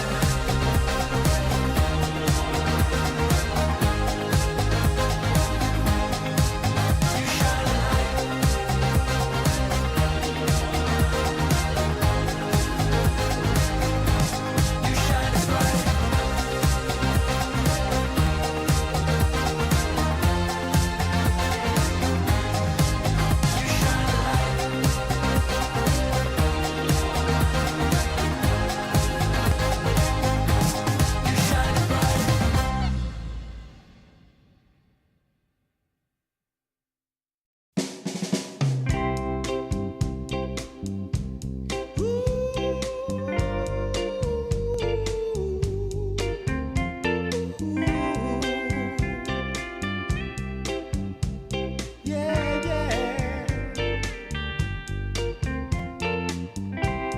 been waiting a long time, just longing for a glance from you. Yeah. A chance to look in those big brown eyes. No telling what my heart would do. Hey, when we met, I sure knew it felt as good as it could be. In that moment, though it felt so good, I wondered why you noticed me.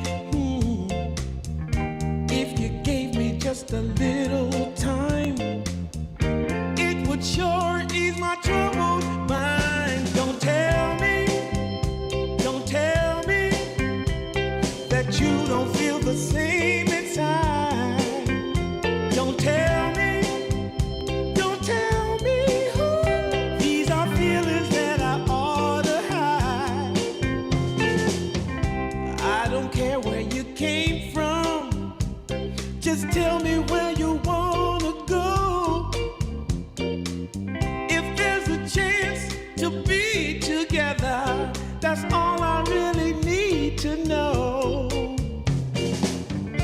Is it real or make believe that keeps me thinking of you? If you've got time to walk with me, I'll show you how my heart is true. And here I stand, waiting for you. Tell me, baby, what I gotta do. Don't tell me that you don't feel the same inside. Don't tell me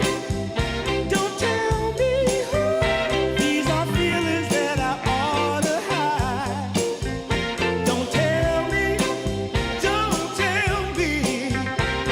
that you don't feel the same inside. Don't tell me who. These are feelings that I ought to hide.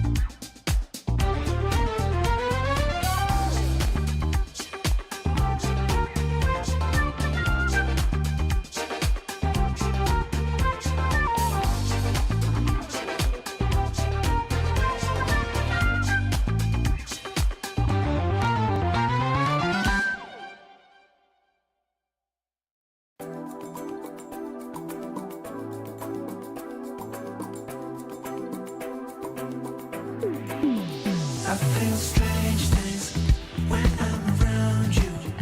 It's like the sun shines brighter since I found you. And all the roads I've been down were just to get me to this moment. But I know it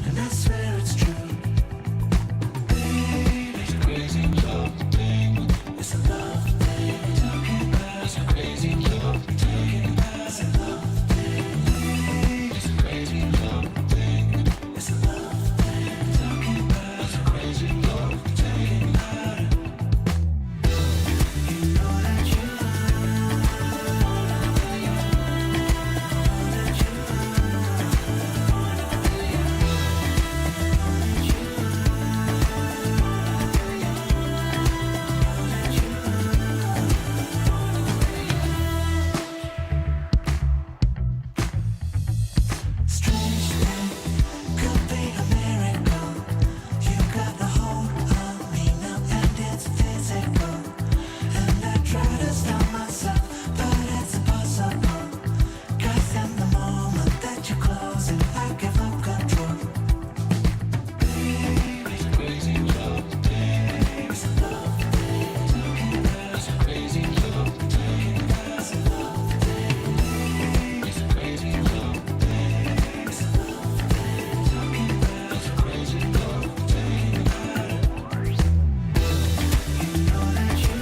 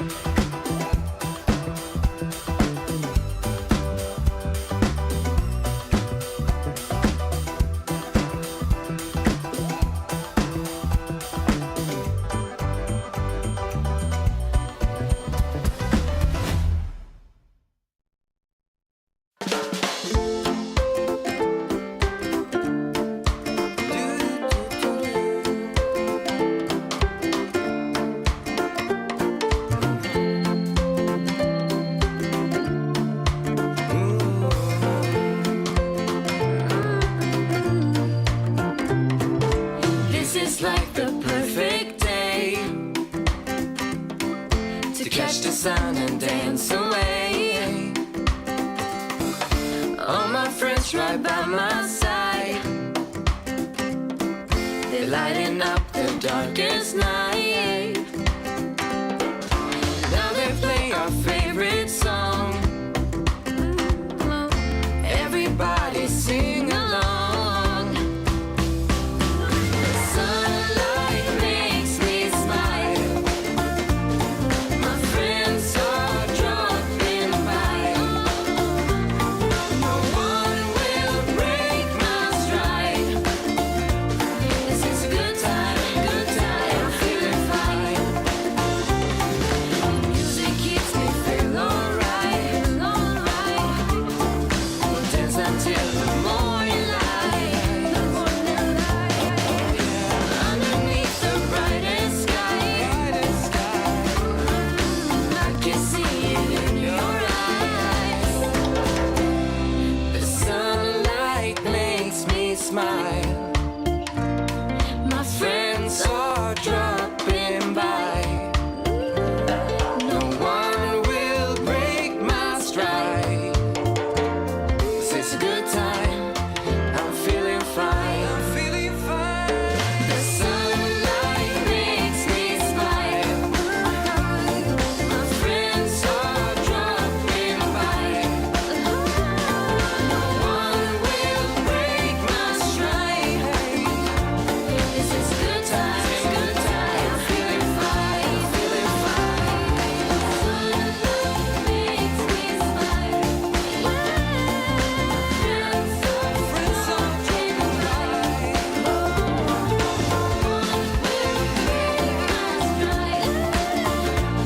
This is a good time, I'm feeling fine,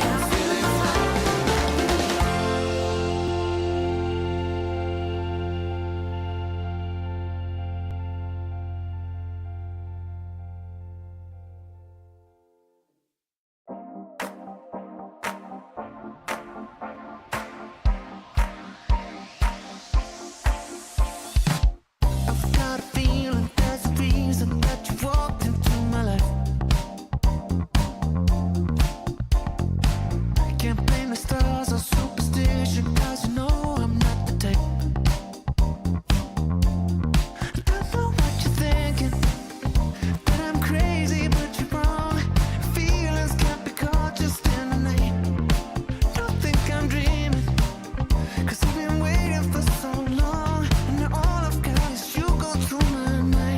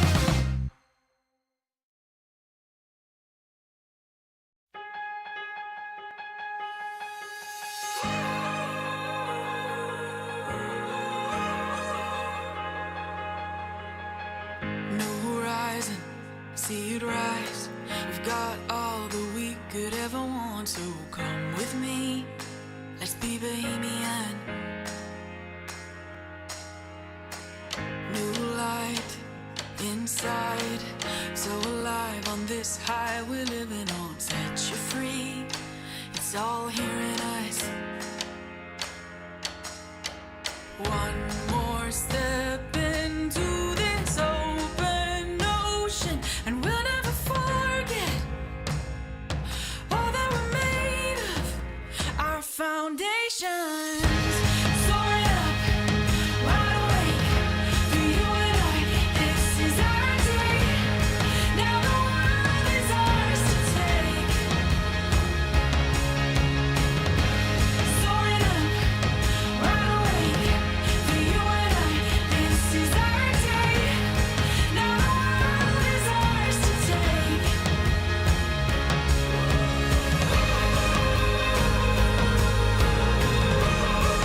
The world is ours to take. The world is ours to take. New horizon, open eyes on the future and everything that we could be. Take my hand, so take my hand now. One more step into this open ocean, and we'll never forget all that we're made of, our foundations. Soaring up, wide awake, for you and I, this is our day. Now the world is ours to take.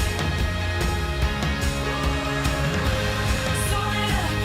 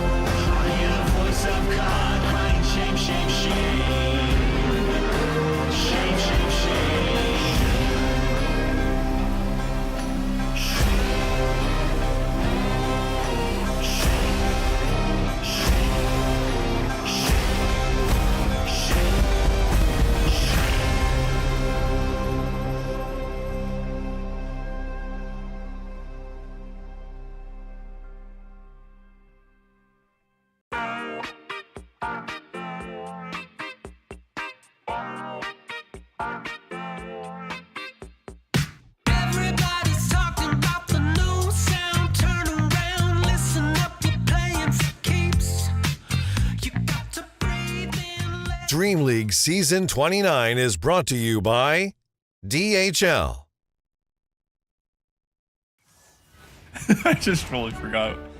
What's up, everybody? How you doing? Welcome here to DreamLeague Season 29. I'm Cryptic here with Trent, actually. Very fun. We finally get to work together again, and it's going to be a great time. Trent, how you doing, man? I'm doing great. You know, it's sunny here today, which is nice and very wet and cold. And like DreamLeague has come out. Look at the flowers around us. It has summoned much needed blessed weather here for me today. So thank you, DreamLeague, as always.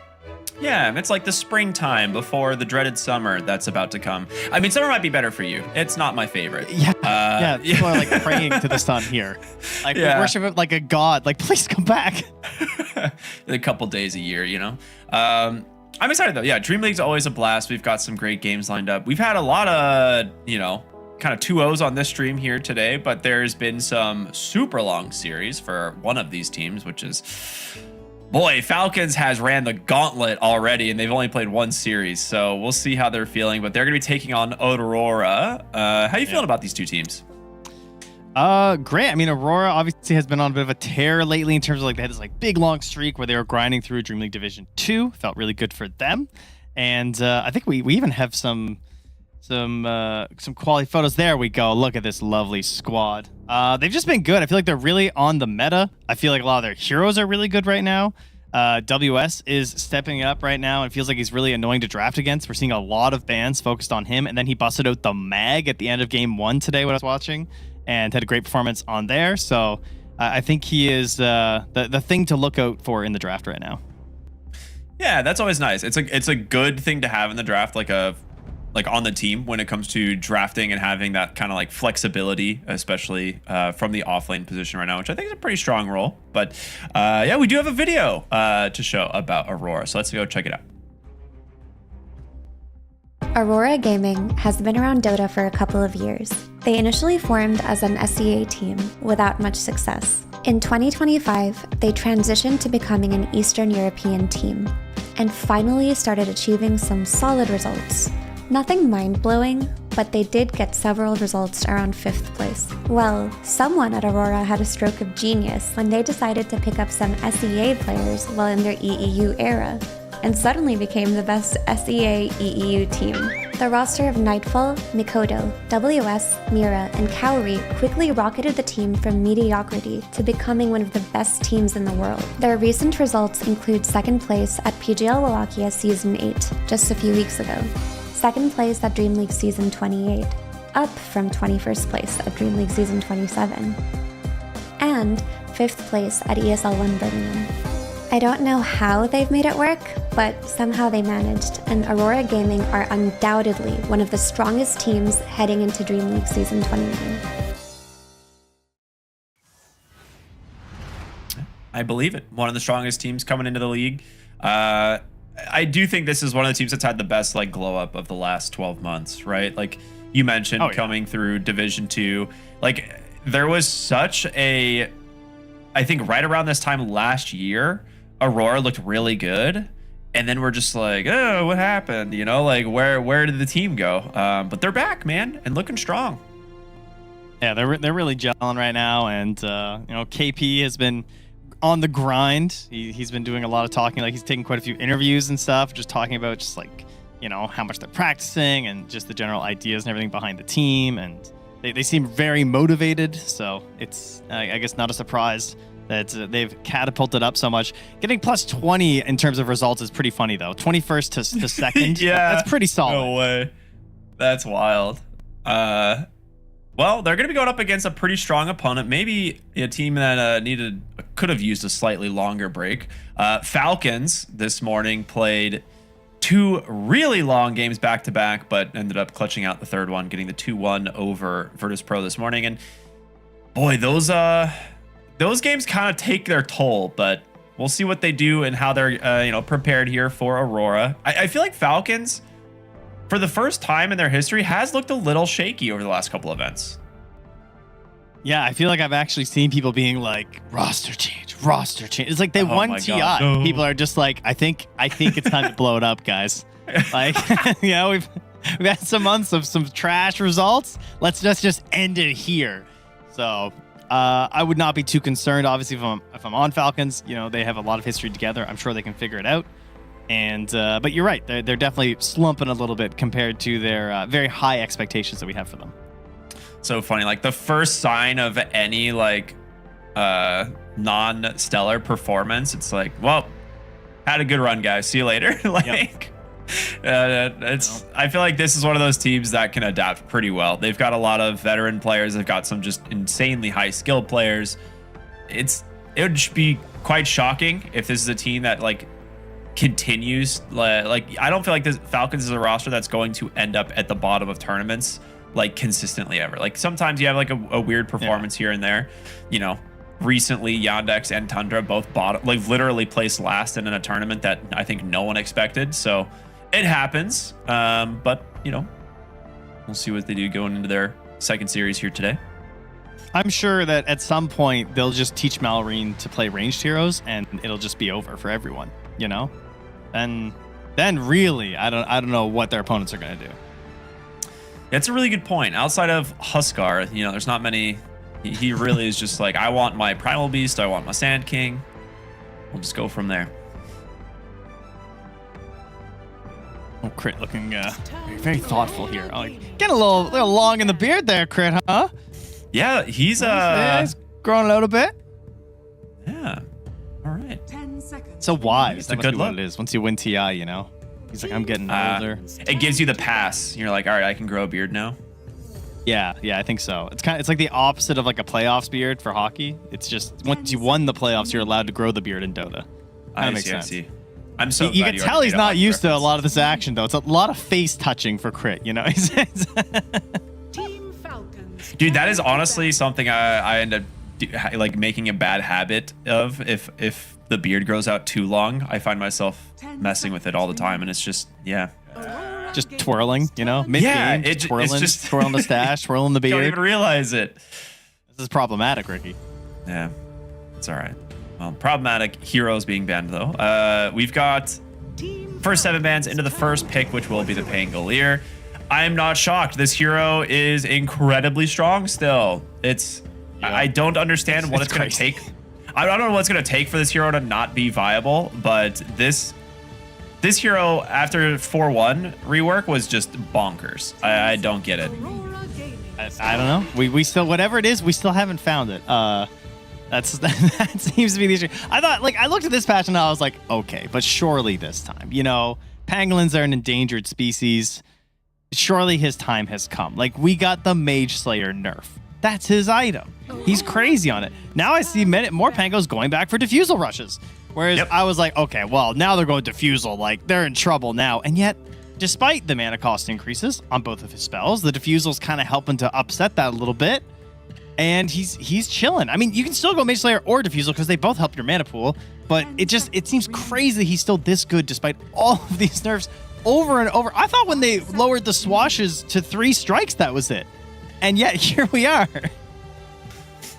Seemingly impossible. This hero can't be balanced, I actually think. That truly, I've spoken with people who are just like Pango spammers, and they're like, yeah, no, this hero's better than he's ever been. And I was like, that's impossible. He's been the best hero in the game, borderline, since the day he was released. And they're like, yep, still very good. Yep. Still doing it. Still doing it. It kind of leads to just like the kit itself being incredibly diverse and very fleshed out. Like, he does a little bit of everything. He's very hard to kill. He has great team fight. He has good initiation. He has great lane harassment. He has insane damage output for some reason. That's like the one thing where it's like, typically when you have all these other boxes checked, you're like, all right, at least they don't do a lot of damage. And then Pango one-shots your support with a swashbuckle. And you're like, all right, never mind. Yeah, you're just a little confused at that point. Like, what the hell is going on? He especially does get dangerous once that alchemist gets involved. And that hero is still lurking around here, something that both of these teams are willing to bust out. So I'll have to keep an eye on that in the second phase. I do like both the Storm Spirit ban and the Puck ban, which is partially what's led to this early Pango, because I think giving Makoto Puck is just kind of dumb. Bad idea. That's just not. It feels like he's on another level with that hero. Not to say that he's terrible at other heroes, but the fact is you're just making your game so much harder when you give him Puck. Like, let's try and force him somewhere else. And I think that's a better idea than trying to target WS in terms of bans too. Like, at least get rid of the big couple heroes for Makoto first, and then worry about the WS stuff later. As they will pick up one of the best position 5s right now. I saw this hero popping off at first in Eastern Europe. A lot of teams picking it up there, and I think he has spread despite it being spring. The frost is here, and Lich is just gnarly. He feels good. Yeah. So this was one of those hero, I wasn't entirely sure how good he was going to be, giving him back, the sacrifice and everything, but it seems like just a small series of buffs over the last year as well did help, because he was really weak during the whole the entirety that facets were out. He was just not a good hero. So he got a lot of base buffs. Yeah. What were we doing? Yeah. So it's nice to see him kind of back, but maybe I don't think he's too strong. I feel like he's in a good spot, but we'll see. Maybe he is a little too strong. Well, speaking of strong, we get Rubik and Phoenix immediately after, two of the other most powerful supports. Shockingly, it means Hoodwink's probably going ignored this game. But the Rubik was just too enticing to pass up versus the Clockwork and the Lich. I've been seeing a lot of cogs flying from these Rubiks. They're having a grand old time. So. Yeah. And plus, Lich spells generally very good to steal, especially with a Pango on your team. That sounds awesome. So I can't blame them for that. And of course, Kaori, the signature, the absolute legendary Phoenix player himself. And yeah, that Alchemist, someone was getting him. And with the Phoenix picked up, they're saying, hey, that's good enough for us. We'll take some attack speed bonuses. And we'll take a Primal Beast on the side here. Great hero for both Amar and Malrine. Probably going to be going for Malrine in the mid lane. And a scary matchup potential for the Pango. It definitely is. I think the Sunray Phoenix is really good against these two, though. These are super high HP heroes. Sunray does some serious work here. But you definitely need something that's going to play with the tempo of the Pango here and, can punish this Alchemist lane. It's maybe not the easiest lane to punish, but Rubik, like you mentioned, fairly strong. Any idea what they could pair it with in terms of dealing with this Alchemist Lich lane? Yeah, I think the question is what is more important right now? Like, should we be getting one of these position 1 heroes? Because I feel like position 1's really top heavy too right now. Like, the monkey's gone, the Alc's gone, the lone druid's gone. So they're gonna grab the Dawn. They're gonna wait it out. So they want this Dawn plus Rubik, very likely, to go into the Lich Alchemist. I mean, I don't know. That sounds okay, but Lich is just a really strong 5. That's just the truth of it, you know? Yeah, like Rubik's up there as well, but he was also kind of targeted in the recent patch, right? So going to be a little bit less deadly in the lane. I mean, he really just lost like a little bit of agility, and then it's his talents that got nerfed. But yeah, I'm curious how the Dawnbreaker plays into the Alc. I like, you don't have a stun really to stop the Dawnbreaker Q, so that like you have concoction, right? But you don't really want to like insta cast concoction and like lose out on the entire damage of the ability just to cancel Starbreaker. So I think maybe Starbreaker will be pretty good. Like early gaze as well is also not great for Lich. Yeah, exactly. Yeah. So not great avenues for dealing with that, but it's probably just going to be Max Celestial Hammer anyway. That's kind of just the way you play the offlane Dawnbreaker. And I really think that, like, I was surprised they didn't take like Faceless Void. That's like the exact kind of hero I was kind of considering, because like I feel like the one pool is pretty shallow right now, whereas I feel like WS has so many different heroes. I guess a lot of them are taken out at this point though. Like, they've got the Primal Beast, the Slardar, the Timber, the Doom. Yeah, maybe they really wanted this Dawnbreaker. But yeah, I don't know. I feel like they missed out on some possible opportunities here in terms of some solid combos.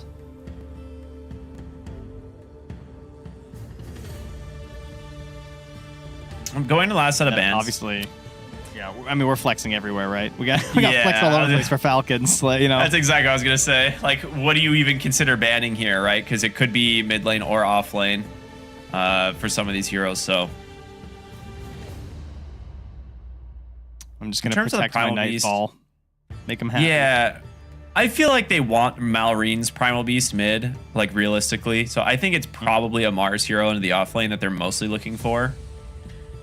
Yeah, I would agree. I think that's definitely the way to go about it. Yeah, Tide's a good ban. He's another one who can just like throw down the anchor on Pango and then prevent, Rolling Thunder. Like, there's some annoying things there for sure. Same with Phoenix, like prevents dive. So generally good. I will say, yeah, does some if this is a BKB dependent hero here for Nightfall and we don't get a Beastmaster, I feel like that hero is truly dead. I guess he is just kind of dead. He must just be dead. His lane I had a game earlier today I was watching, and I was like, they just need a BKB disable, and Beastmaster still went totally ignored, which seems crazy. So we're going to get an Ursa. All right, what are we going? All right. Okay. Quick pick of the mouth of the Amar Razor. Wow. Okay. They knew exactly what was coming. That was not even going to consider looking at it. They're like, yeah, it's going to be Ursa. Which makes sense. It's a great Ursa game. You could tell that Amar was on the keyboard when they picked that fast. Because like if it was Aoi like sitting in his seat or something like that, he wouldn't have clicked that fast. He would have just like talked about more stuff, what they're gonna do and how the game's gonna play. But Amar he wants that mental edge that you get by insta snap picking Razor, because he's trying to inflict mental damage onto Nightfall right now. Like, am I wrong? We'll see how it goes. No, you're 100% right. It's really funny. I will say this. You do need to be a little bit careful on the Razor, because Phoenix is really, really strong in the lane, and you do have like a little bit of slows between the Ursa and the Phoenix to play around. So if Amar is like out of position once, they do have the damage to kill him. That's where the Clockwork kind of comes in, where it's, the cogs, like you mentioned, a great tool for trying to zone these heroes away. So I think it should be overall a pretty great Razor game. Just gotta make sure not to have any of those like random positioning feeds that can happen against an Ursa. I think Clockwork support right now is like the new Mirana, where they either hit all their cogs or they hit none. Like, I was watching a game earlier today. It was like the first series of the day where, I'm not joking, the Clockwork missed 5 cogs in a row, and I'm just like, what's the point of this? Like, he had 2 points in cogs. He's level 3, and he misses 5 in a row. And they're just moving back and forth away from it. It's just like, this doesn't seem that good. And then I looked at cogs is only 65 man, and I'm like, well, that's hard to pass up. Like, I get why everyone's still going for this, but the impact difference between hitting your cogs and missing them is pretty bad. It's so funny how getting rid of the clockwork cog facet has changed the hero. Like, previously he was I'm gonna run at you, get on top of you, and trap you inside of the cogs, and now he's just I'm gonna sit in some trees and throw some cogs at you every few seconds. Like, yeah, he's just not this like kind of aggressive lane hero that he's, you know, been known as. Now you're playing him as like an op main, just trying to snipe heroes from far away. Yeah, I think this is one of the saddest hero changes I've seen in terms of just like skill build. Like, there's no soul in Dota if our clockworks are not getting battery assault. Like, what is happening? That just seems so wrong. Yeah, I kind of agree. But here we go. We've got ourselves game number 1 here. Aurora versus Falcons. Now, I think overall the drafts I think are pretty even. I'm not like actually leaning like hard one way or the other, but we'll see as we jump into this one. Do you have any like quick reads yourselves? Like, what do you think? I think overall pretty similar power level. The one downside I see is that if you lose that pivotal fight, it's a classic Ursa lineup for Aurora where like if the 18 to 22 minute window goes poorly for you, it kind of feels GG a little bit, you know? Like the Tormentor plus Roche is very powerful for this lineup, whereas Falcons have the ability to chill back a little bit. I'm not as concerned about a lot of their scaling potential. Downside for Falcons though, not the best Ags game for handing off as the Alchemist this time. Like there's no one who gets that incredible power up like a Queen or a Pango in my eyes.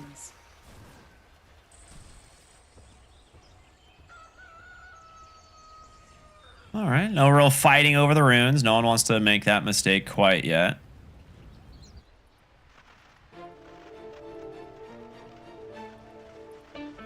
Yeah, it's definitely going to be the story of this slap-down Razor pick, though. Like, this is... You are trying to counter this Ursa. You're trying to give Nightfall a bad time. You're going into the Phoenix lane with your own decently powerful support in the Clockwork there. Yeah, no. Ah, here he is. He got him twice. Let's go. Off to a great start for the Clockwork. Meanwhile, the mid lane, we're going to have that Primal Beast versus Pangolier. And, you know, like, Malrine has been, I will say, inventive on this mid lane hero, where it's like, oh, I'm having a bad matchup. I'll just not play the lane and I'll drag the lane. You know, it's like... Yeah, you mentioned earlier, is like he just plays melee heroes, and part of it I think is because of that reason specifically. Like he can pretty much play any of these heroes into almost any of his matchups, and by just straight up ignoring the lane. Whether that's good or for Dota or not, who knows? But I mean, it makes some melee heroes viable because I mean, to be fair, it's kind of hard to run a lot of melee heroes mids, so he's got that locked down. And the funniest is when he's out farming his enemy who just stays in mid because he's able to farm the camp. You know, that he drags it to alongside the wave as well. So his Sand King and Primal Beast, of course, have been the biggest ones for that. And I mean, Makoto's not going to find any favors in this lane. You don't really have any advantages as Nightfall fears the lightning. Has to pause. All right, Lotuses in 121. Thank you, Amar. It's good. Yeah. Did you think he was playing like a turbo game or something? Turbo. And he's like, yeah. He's like, oh, wait. Lotuses aren't up yet, guys. I mean, after those games earlier, maybe that's all he had time for, you know, between eating and everything. True. Just get like one quick turbo game in there, try something weird. I haven't confirmed it yet, guys, but I'll ask if they can do turbo for tiebreakers. I'll see what I can do. You know, we'll just throw it at the admins. Well, let's see, you know. I'm sure they'll say yes. Well, yeah, you know, I we could think go so. wrong. Yeah, it'll be fine. You're just messing with snaking here a little bit.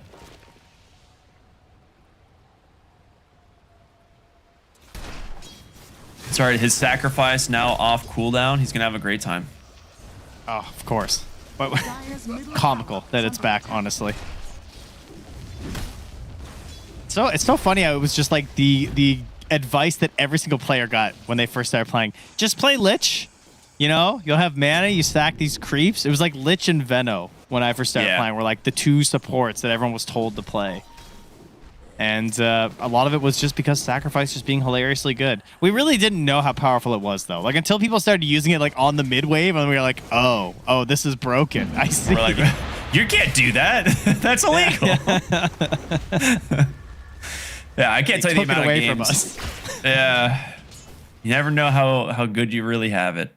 I mean, like, I'm not even really a support player, and I can't tell you how high my Lich win rate is because I only played it during the Sacrifice era. Like, he was like, oh, I'm playing support this game. I'm playing Lich, and I would win every lane that I would go in because Sacrifice was just so good. But, you know, here we are. We're back with, you know, the I want to say the good times, but it might not have been the best. You know, it could have just been those rose-tinted glasses looking back on it. I think Dota's in the best spot it's been. Like, in terms of just like playing the game, it just feels like incredibly fun. So where it's always good times in Dota, thankfully. Yeah, I think there's been a lot of quality of life changes that's made it, you know, much more approachable. I will say servers have not been very cooperative today. Been a lot of pauses today, a lot of lag calls. So I'm sure you guys are seeing this across many of the games. You've been warned. You know, we're gonna manage that pause time. Admins are on it. They got stopwatches. You know, they're going. Don't worry. Good.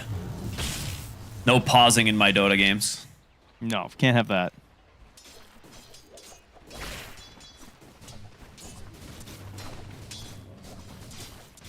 And the bottom lane's going fairly well for the Ursa. I kind of, like I said, I expect it to be decent for him in the lane. Even when Razor gets like more levels of the plasma field, I don't think he's going to struggle all that much. It's mostly the kind of like late game counter to the Ursa, right? Is the idea. Like, Razor just needs to get tanky enough to where he can static link and stand on top of this Ursa during his ult and while he's trying to play the fights. And at that point, you know, the Razor really pays off. But if the Ursa is ahead of the Razor and he's able to just like kill him before the static link really builds up, then not looking good. It can be a very back and forth matchup at times. Yeah, definitely. It definitely like ebbs and flows. But one of the best things I think about Razor is like at that time when Ursa's trying to join and make things happen with his team, and maybe he just has Battle Fury plus like maybe one item. That tends to be where Razor generally has a pretty good matchup for some. Like, he's still got enough mobility to get away from the Ursa. He's got powerful spells at that point in the game because he'll have, like, max level plasma and, like, points in the ulti. And that's where you can really see a bit of a struggle. I feel like this whole game, Mira and Snaking have just been, like, clicking each other. Yeah. Just over and over again. Every time I look over here, they're just doing some little side fight, like, that is not impacting the lane, really. Oh, my bad. Oh, Maureen with a solo kill in the mid lane. He just trampled him under the tower. He just got him, presumably post-wash, I guess. I mean, I'm a little bit surprised that looks like it was that one side of a fight, but yeah, the 3-point trample, like you said, well, if he doesn't have swashbuckle, this is going to be a ridiculous amount of damage. And now he's just doing what he always does, which is dragging creep waves. Lags? Sorry. Damn. Yeah, I can't tell if he might not have had swash back, it looks like, or he just had no mana. One of the two happened there. It's possible he was just out of mana, which would be a crazy way to die. But when I clicked him, he had 16 mana and swash was available. So I don't know. Either way, a bad death to give up. And yeah, Maureen will go and take his bonuses here in the jungle. Samar desperately tries to fix whatever the hell is wrong with his Razor today.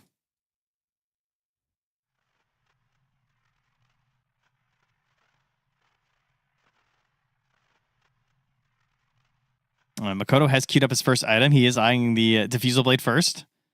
Pretty decent game for it versus like, you know, Primal, Alk, Razor, a little bit of control, and obviously just a lot of damage. And Ursa, Very low we're mana not going to see heroes, too. Ursa for Yeah, that's true. The mana burn's very good, and we're not going to see anybody for a while, so we'll, we're not going to see the Ursa for a while. Thus, Pengu's got to do a little bit of the lifting while Nightfall gets his Battle Fury going. Lock people down for a Solar Guardian too. Yeah, combos very nicely. It is, however, still a really good Mage Slayer game. It does reduce quite a bit of the damage that would be coming out here, and I don't know if they'll end up getting one to help. Dawn can go for it, but obviously it slows down a lot of your other progression, so probably not. It hasn't been my favorite item on Dawnbreaker. No. It was there was a couple patches where it Mage Slayer was just legitimately broken, so you could, and it was fine. But yeah, I think right now you're probably not looking to play for that on the Dawnbreaker. Top side, Skitter, good stun, gets some help in from snaking, but do they have the damage to actually finish off the Rubik? No, he's got the Lotus. He'll be chill. He's fine. WS doing quite well on the Dawnbreaker though. Top of the CS, 30 and 6, really healthy. What? He killed him. He just killed him. He just hammered on top of him. They had nothing. Yeah, no stuns. We talked about it, right? Didn't have mana. You don't have he didn't have the gaze up on the Lich because it was on cooldown from the Rubik. Dude, that's such good heads up there from WS. Oh man, yeah. They've just been dragging the waves so often off to the side, and then just farming it there and winning out in terms of the trading battle. So, gonna hit 6 at a great timing here as they battle for the runes, but it's gonna be bottom and guarded by crit. It's an invis, not the most useful one for a Primal Beast. Obviously, you're looking for that haste rune or something along those lines to play around. But he's just gonna go farm his jungle. This is what Malrine wants. He wants to creep kill. Yeah, I wasn't joking about the pauses, guys. Sorry.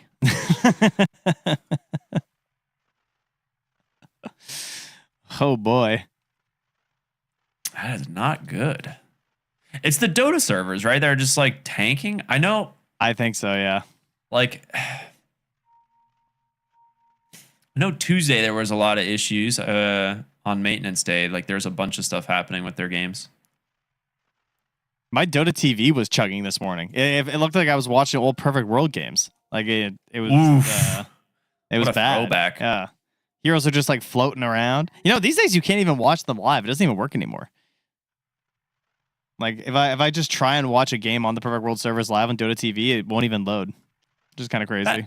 That's fun. We like that. Yeah. Yeah, there's been a lot of problems with Dota TV for the last 10 years, unfortunately. But you know what's crazy though? Is it's still such an insane product compared to every other game. Yeah, the games don't even offer it as an option. Yeah, there's still it doesn't exist. There's so few clients even like the Dota client. It's just crazy how good Dota TV is, despite being largely the same for 10 years. Yeah. Yeah. Starting to get an idea here of first items. Mark queuing up the Yules first on the Razor, an absolute classic for him, and also a great item versus the Ursa. Also kind of solid versus Phoenix, can cause some problems for that hero too. Force out some pretty bad eggs, and give him a little bit of movement speed to kite around here. So getting a bit of an earlier timing. Skitter trying to get towards that Soul Ring, man. It's not good when you're 4th core on Alk, but it's okay because they didn't block off its special happy place. The place that makes me cry every game I watch this hero. I don't know teams. I beg. I kept thinking about this, right? Alk is, in my opinion, a bad hero. I legitimately don't think Alchemist is a good hero. I think the only reason he is pickable is because of those 2 camps. He's only ever picked on Dire, and it's for this reason. I don't know. I don't get it. I don't think he has that great of a win rate either. I'm pretty sure his win rate's been sub 50 in every tournament. But people love it. I don't know. When you get the right combo going, though, you throw that Ags over, your team pauses the game. Because of the Ags, sure, that's what you mean, right? Yeah. This would really get me because it's so hard to play Dota when you have to just keep mentally pausing like this. I would rather just guys, I'd be like, guys, we gotta stop pausing. We just gotta play the game. Like I can't keep track of where all the heroes are. Like I can't keep track of all the timings. Dota is such a flow-based game, and when it gets messed up like this, it's just like so irritating.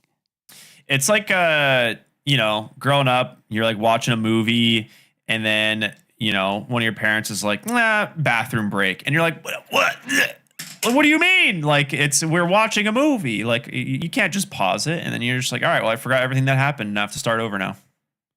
Now, guys, back a long time ago, there were these things called commercials that would come on during the TV movie. They just stop the movie. They make you watch them ads. I guess they have commercials now again on streaming services, don't they? If you don't pay for them, they're back with a vengeance. They're better than ever. Packet loss after freeze. Go try. Okay. How long until the next? When should we start? Crit's like, go. I will try and kill you, please. Yes, I'm already. Crit was way ahead of the plan there. Level 6 on the Razor. He's holding the point right now, but we'll see what he ends up doing. It wouldn't surprise me if he picks up the ultimate. It's very good for farming. His timer responds top. Mira will get it. Oh, look, Mira and Snake King still playing their games. I think. Does he have Am I telekinesis? crazy? I think he could have maybe killed Kaori there. I mean, he had a raindrop. He was so low HP though, and they had no stuns. Yeah. I guess you don't know for sure that Pango has no ulti. Do you like the nerf to Soul Ring? By the way, this is something that I think is pretty controversial right now. It's an unfortunate necessity. Yeah. Once again, the core players have ruined something. That's that's what I would put it at. Okay, little illusion scouting here from Mira. Very nice as they hunt down Skitter. He's no ult, but he's quite fast running through the river, and they do not have any way to catch him. Meanwhile, bottom. All that matters is zoning him out of the mirrors. The most fortunate bonk ever, but Amar there still to clean it up. So good rotations from Falcon to this bottom lane, putting a lot of pressure onto this Ursa, taking it away from their Alchemist, who's just casually farming. Oh, he got mud golems too. I need you guys to drop sentries in these camps, please. Pro players, I beg you. We just like words cannot describe how much more gold he gets from these two camps than every other camp.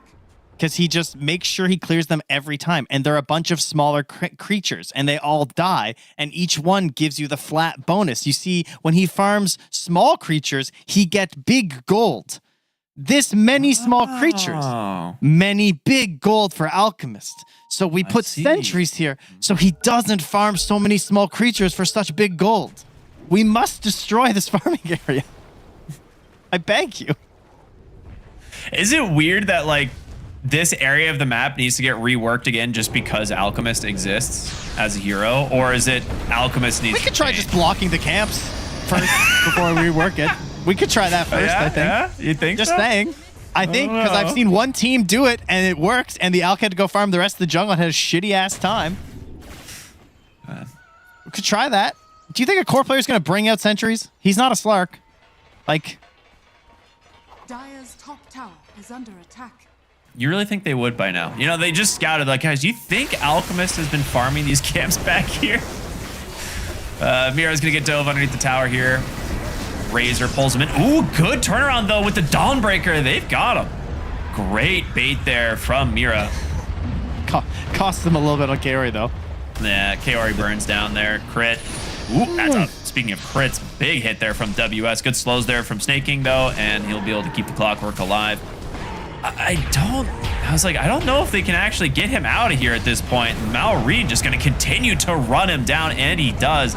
Gets another kill. Now killing spree coming through. Makoto with the Rolling Thunder looking to try and stay on top of this Primal Beast, but I don't know if they have the damage for this. Guy's still so tanky, and Amar is back in with another tether. Maureen just onslaughts in once more. Crit with the cogs from downtown. They get themselves a 4th kill. All right, I mean, I gotta give him credit. That was pretty nice. Good combo there. Patience with the cogs to make sure it's gonna connect. And another grab. All right. Holy. This fight's been going on for over a minute. And Skitter just in his happy place. Yeah. You know he's never pausing. He's just fighting neutrals. Like he's got no problems whatsoever up top here. Really? Yeah. Really? We're just okay.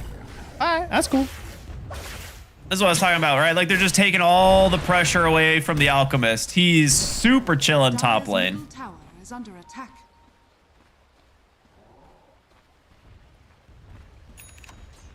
Trying to build up for a bit of an early timing here between the Pango and the Dawn, though, where WS will finish with the armlet. You'll have the defusal on the Pango. That could be something. But I mean, kind of hard to make moves happen, right? With just defusal and Solar Guardian and a Rubik and a Phoenix. This is where my Hoodwink thesis comes in, you know? Especially if you have a blink reveal on your Primal Beast to take WS out of the game. Yeah, that helps. That was easy. But yeah, like this is to me the part where Hoodwink just beats every other 4 in the game. It's just like you can, if I have a Hoodwink as a 4 here, we can go and do something with at least some confidence. But with a Rubik, like it's probably not going to happen. Like I'll get 6 and I'll back you up. But realistically, until Makoto gets a Blink Dagger, starting a fight is pretty hard for Aurora. This Primal Beast is so fast. He went for the Stone Feather Satchel. He picked the Quicken enchantment. He's got a Windlace and Phase Boots, and this guy is just zooming. All right, well they're gonna try and match that with the Celestial Hammer granting movement speed from WS though. Okay, they'll get on the. It's like hitting the boosters in Mario Kart. Oh, I love that. I'm so bad at Mario Kart. Looking at stacks, I have to like annihilate my children at it to like assert dominance. Yeah, so that's like I let them do a lap first and then I start. Don't worry. It's good. It's good domination right there. You're teaching them a lesson. Yeah, exactly.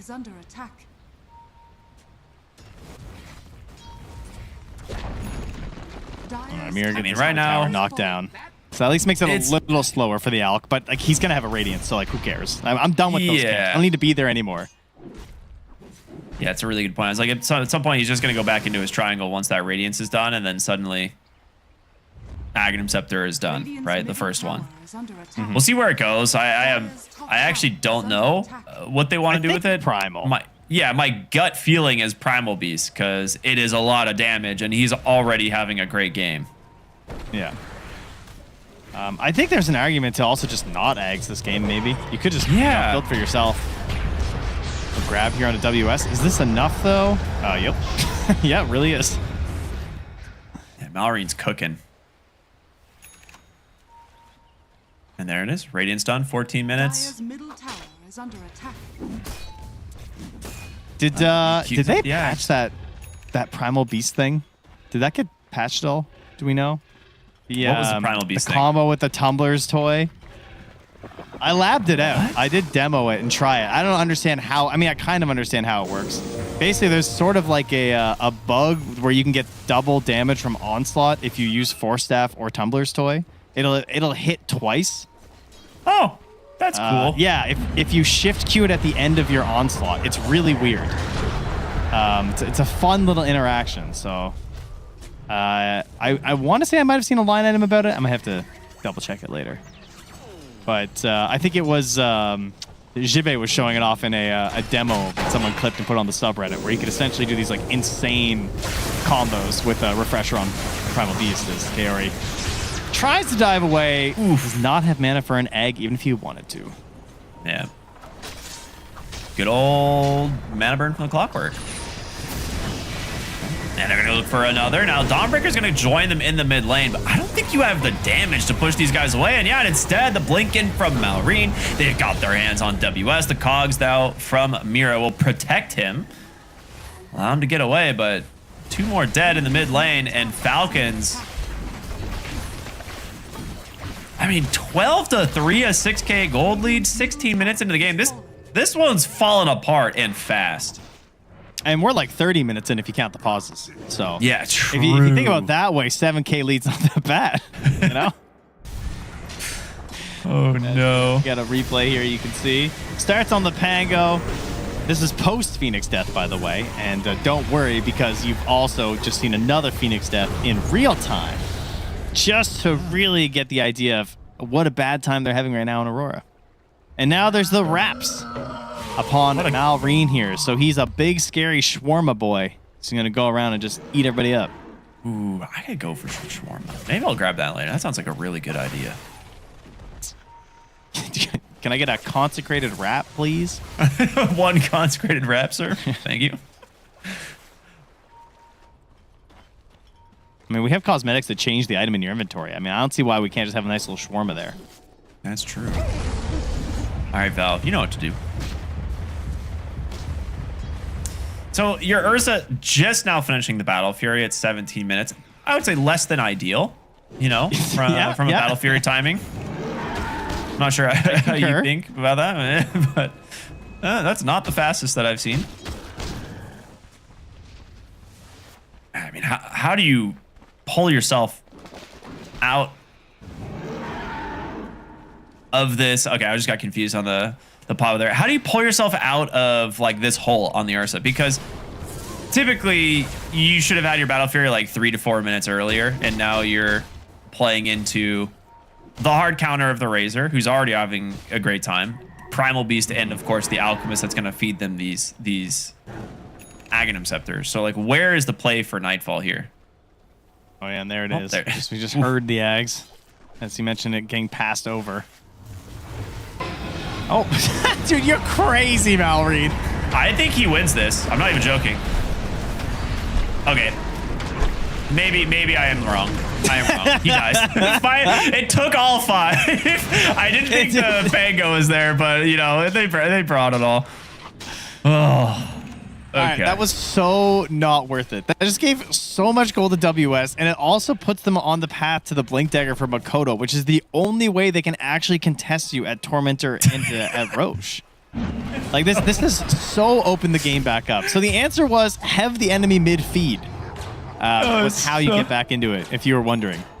It's so funny because the Aghanim Scepter gives him so much net worth that he just ends up feeding so much extra gold. Like it was, also it could not have been worse. Yeah, it could not have been worse. That's so that funny. Was bad. That was. I mean, it's true though. It literally did take everyone. I mean, I was getting a little nervous for a second, as he did not take a lot of damage that quick. But and the fact that he also just stole that pulverize is so funny. Like, yeah, I don't know how he got that. I really don't. Mira just... I mean, I think we see how, considering Mallory just pulverized a small camp and walked away. So I think we know how he got it. That checks. Oh, no more pulverize for the Rubik. Nice find there from Crit.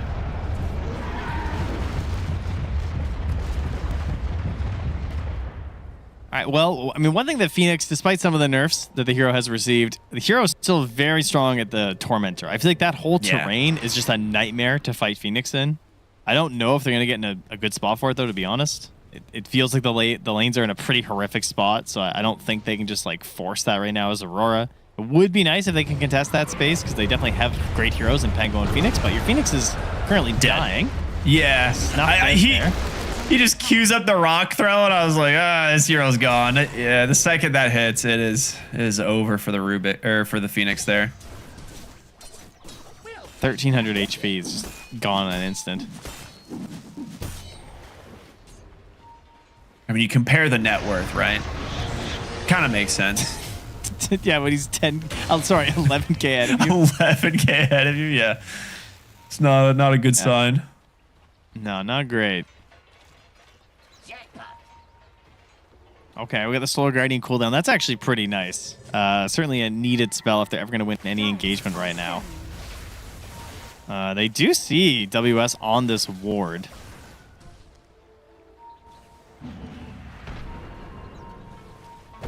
Radiant's bottom tower is under attack.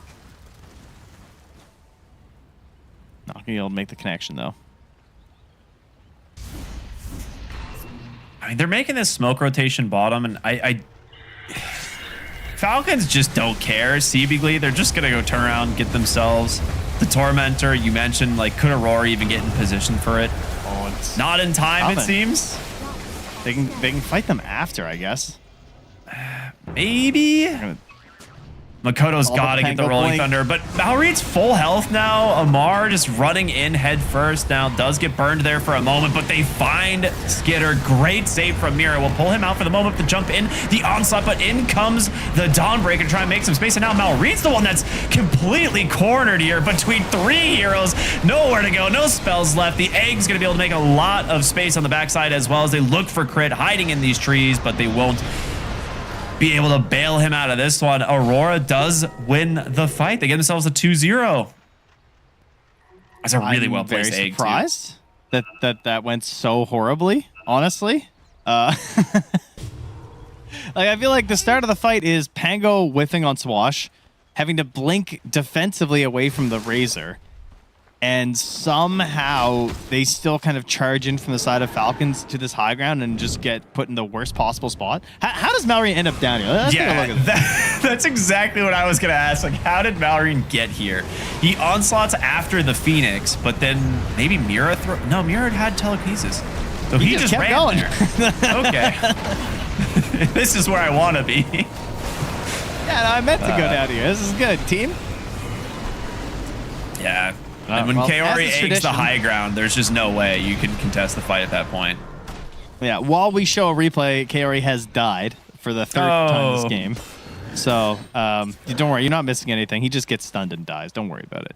I mean, it's a Phoenix. He did 486 damage to himself, right? Phoenix, kind of his own fault when you think about it. Yeah.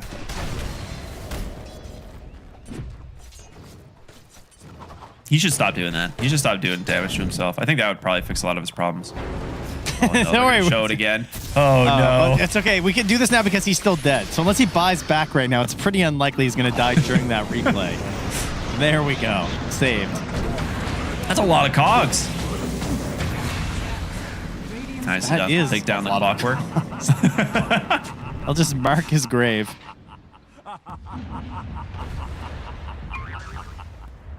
All right, nice little pick off there from Aurora. I mean, they're stabilizing, right? Like the gold lead was about this amount, around that 16-minute mark. So the fact that Falcons isn't pulling further ahead, always a good sign when you're playing against the Alchemist lineups.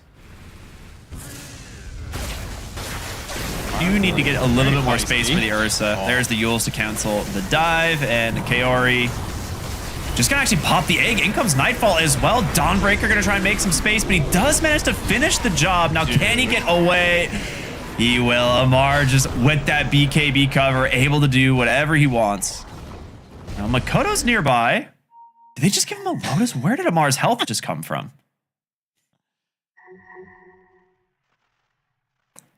I guess just his wand. Maybe he wand must have, and swapped items and wanded, presumably. Yeah, probably got Lotus or something by snaking, honestly. Okay. No. Smiley. Nightfall having a rough game. Poor defense. He's just voice lining. You guys got free suit? No, voice line. Packet lost. That's why I'm alive. Yeah. Yeah. Got him. Get him, Amar. So small, the world will hardly notice. I think it's because they can't kill your hero during BKB, but it could be the packet loss too. It might be that. I might Who's to be. say? Yeah.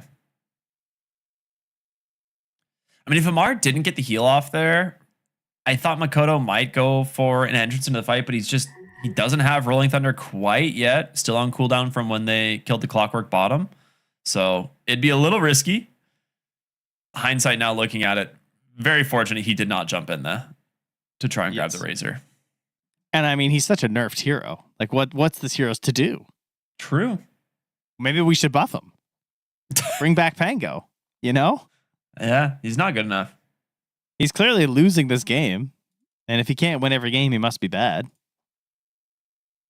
And I know Chad isn't tired of seeing Pango. I know y'all love watching Pango. For how many years? I don't even know. It's so funny because he was so ignored for a while. And it was like, yeah, Ice is playing Pango again. I don't know. And now here we are. It's so funny, like seeing Pango as, like, I try to think, like, oh, the hero's been out for what? Like my my brain doesn't realize how long I've been playing Dota, and it's just like, oh, it's been what, like 5-6 years, and I'm like, nope, it's probably closer to like a decade. Yeah, it do be like that. You know, speaking of heroes that, you know, balancing and whatnot, how has Arc Ward never been a thing, guys? Arc Ward's been a thing like 3 times. Surely that hero's secretly broken and people just don't want to deal with it, right? Like, that's my opinion. I feel like that hero's got to be crazy. I feel like there's just no way this hero's been this unpickable for so long. So I had a theory about him. Yeah, and just another quick kill for the Primal Beast. I had a theory about the Arc Warden. There was during the time of Facets, there was a point where he was actually like a very good fort position on Dire because of the whole, like, the way his spells changed.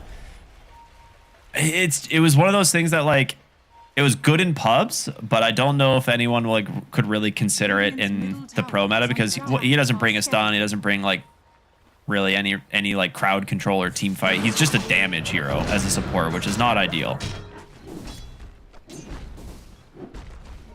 I'm sure he's a broken mid secretly. Yeah, somewhere. That's my headcanon. I think everyone's just too lazy to learn him, and then it's kind of like building the first atom bomb, you know? Then everyone needs one, and we don't want to be in that situation. And then we're going to need Arc Warden deterrence across the whole scene. Everyone's going to have a mid-player Arc Warden, and then what? Now we were all banning Arc Warden first every game. No one wants to live in that reality. And so in order to, you know, make sure that doesn't happen, the pro players are protecting us by not playing Arc Warden. I like that. I think that's a great idea. I think we should keep doing that. It's true. Yeah, it's not like I really want to see Arc Warden games, to be clear. I've had enough of this lone druid. I don't need it again.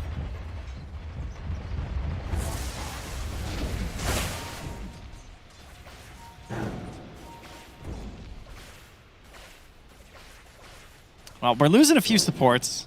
Just getting picked off one by one here. Shockingly, Roche, thanks to all these pauses, I think, has been ignored. People have kind of forgotten that he exists this game. So he's in there crocheting himself a nice new hat, as he likes to do. Because the hands are so close, you know.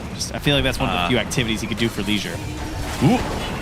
Hook shot in. They find the Rubik. Dawnbreaker's going to come through. Makoto stuck inside the cogs. That is an unfortunate place to be for this whole Rolling Thunder. Amar just going to pop the BKB, continue to try to run down these heroes, but instead, WS gets the kill.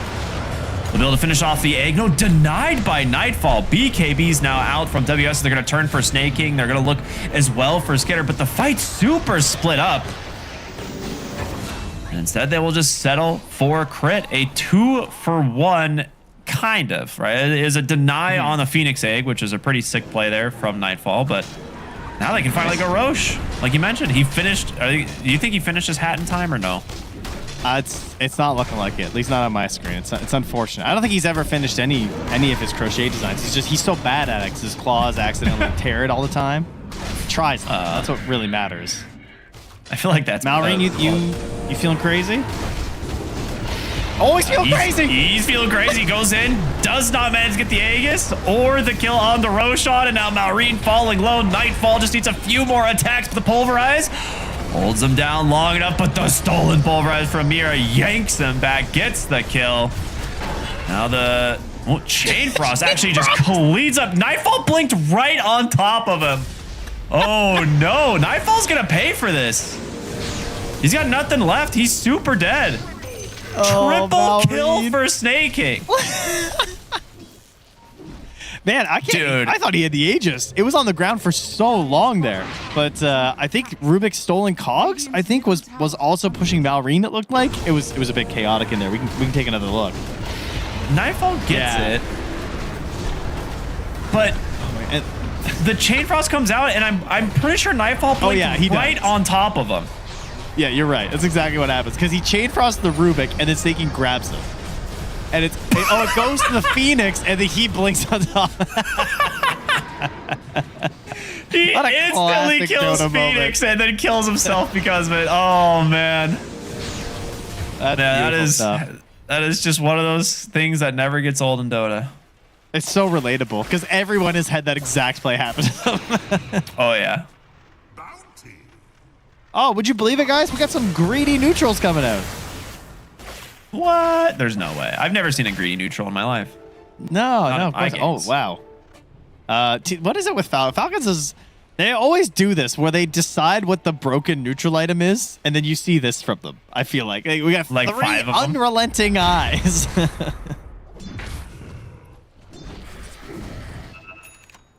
All right, we'll see how it goes. I'm trying to think like where this slow resistance is good in this game. Like I'm thinking about it on paper. I'm like, who's actually slowing them? You have Dive from Phoenix. You have the Pango. You think so? Is that what it is? Thanks, because like they all go eggs. It's all over the place. Like you're constantly slowed the whole fight. It is pretty crazy for that. That'd be my best guess, at least. I believe it. He does have the money for Aghanim Scepter. Unfortunately, his courier currently dead. Hook shot in, and as well as a rock throw. They find the Rubik. Quick cleanup there. Oh, and Kaori just lost his Shivas. Oh, that hurts. Oh, there's some big courier deaths. So long. Oh, hey, wait, there's more. They found the Ursa. Now Reen's crazy. He is having the time of his life this game. I feel like he's just been given full permission to just dive like a psycho, and he's loving it. Oh, yeah.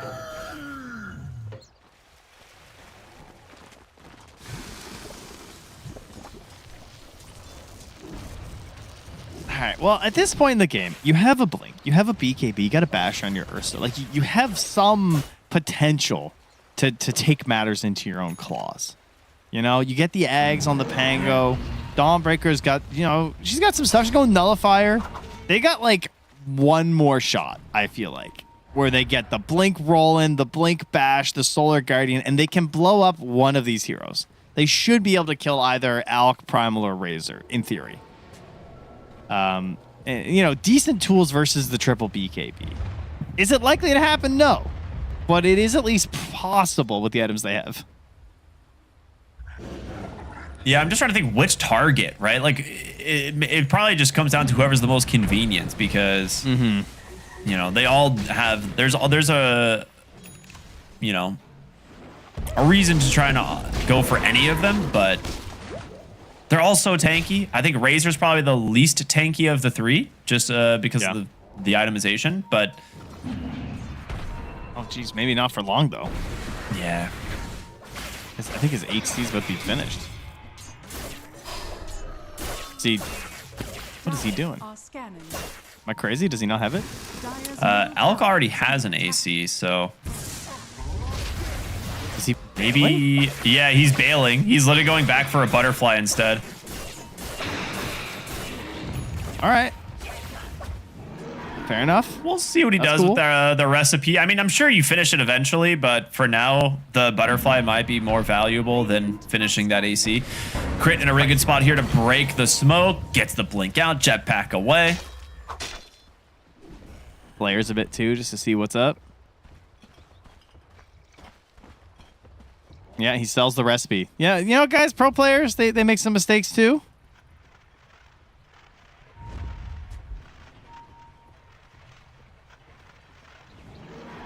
The butterfly does a lot. Bad wave, game, brother.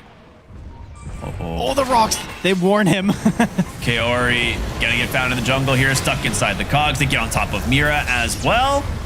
Both supports cleaned up so easily.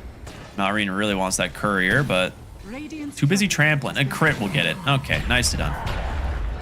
Cut the mid wave, take down the bottom tower. Radiant's bottom tower. Now, is it worth poking top or poking high ground? Definitely not. We don't do that. Top still has a tower, mid still has a tower. So back to farming. Yeah, I don't know why. This is the thing where it's like wanting to pressure high ground, even though you're up 5v3. You would think on paper this would be a decent time to do it, but teams just don't go high ground without Aegis and Banner anymore. It's just not worth it. It's really not. Yeah, it's just there's so much gold on the map for you to just go out and farm, and at this point in the map or the game, you farm so quickly that like even your supports can go and scoop up a little bit, and then you just get all the resources you want. Nice blink back there from Makoto as he's able to push some wave pressure and just stay alive. But Amara is feeling pretty fearless right now with his butterfly. Okay, they have vision of crit this time. He was there to try and break the smoke once again, but there was a ward there. Scouting out. Skitter just jumps in, no fear, to try and bring down Mira. They've done it, and another stun manages to catch KO in the backside by Great Rolling Thunder into the Dawnbreaker as well, holding them in place long enough, and Malreed's got nowhere to go, but where is the damage? It's not quite there. TPing out, no, canceled by the Yules, and Nightfall's in trouble. Makoto's gonna go back in, try and make some space. There comes the Dawnbreaker as well as the Phoenix Sunray to finally clean up the Razor, but WS will burn the Skitter. Snake King fighting it out with Makoto, but the bash into the onslaught. They got him. It's only a matter of time. Snake King will get the revenge. They grab the gem as well from that. Yeah, Malrine spots it in time as the courier was trying to sneak in from Mira to maybe steal it back. And all of this, yeah, this is the cost, right? If you're going to go for a support on a team that's up 20k, they are going to immediately jump you because they know that, yeah, we lose that guy, we can still take it. Crazy he gets this egg off, though. It almost looked like something here, but yeah, this guy just doesn't die. I don't know how Malrine doesn't die here. Like, it looks like he just didn't have overpower. So slowly. Yeah, he didn't have overpower. And the Shiva is just reducing all of his attack speed. Nice jump in back from WS, of course, but ends up being a costly one. They end up losing their other two cores. It's a 2 for 3, but, you know, the fights aren't convincing enough from Aurora to where you feel good about it, even being that far behind. No. Oh, sneaking a flank carry here. Insta just goes to the ulti on him. What a hero. My guy's been playing some Lich. He did not hesitate on that at all. Yeah, that Ice Spire ult is quite good.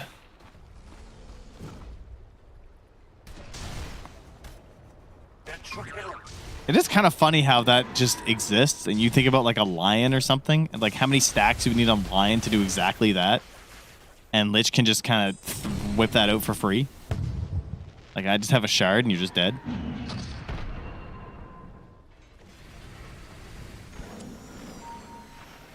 So, goddamn, he's level 22. Yeah. How is he level 22? Has he just lived every fight? Oh, yeah, he got the triple kill. And he's just living every fight. Is there anyone on Aurora who's even level 22?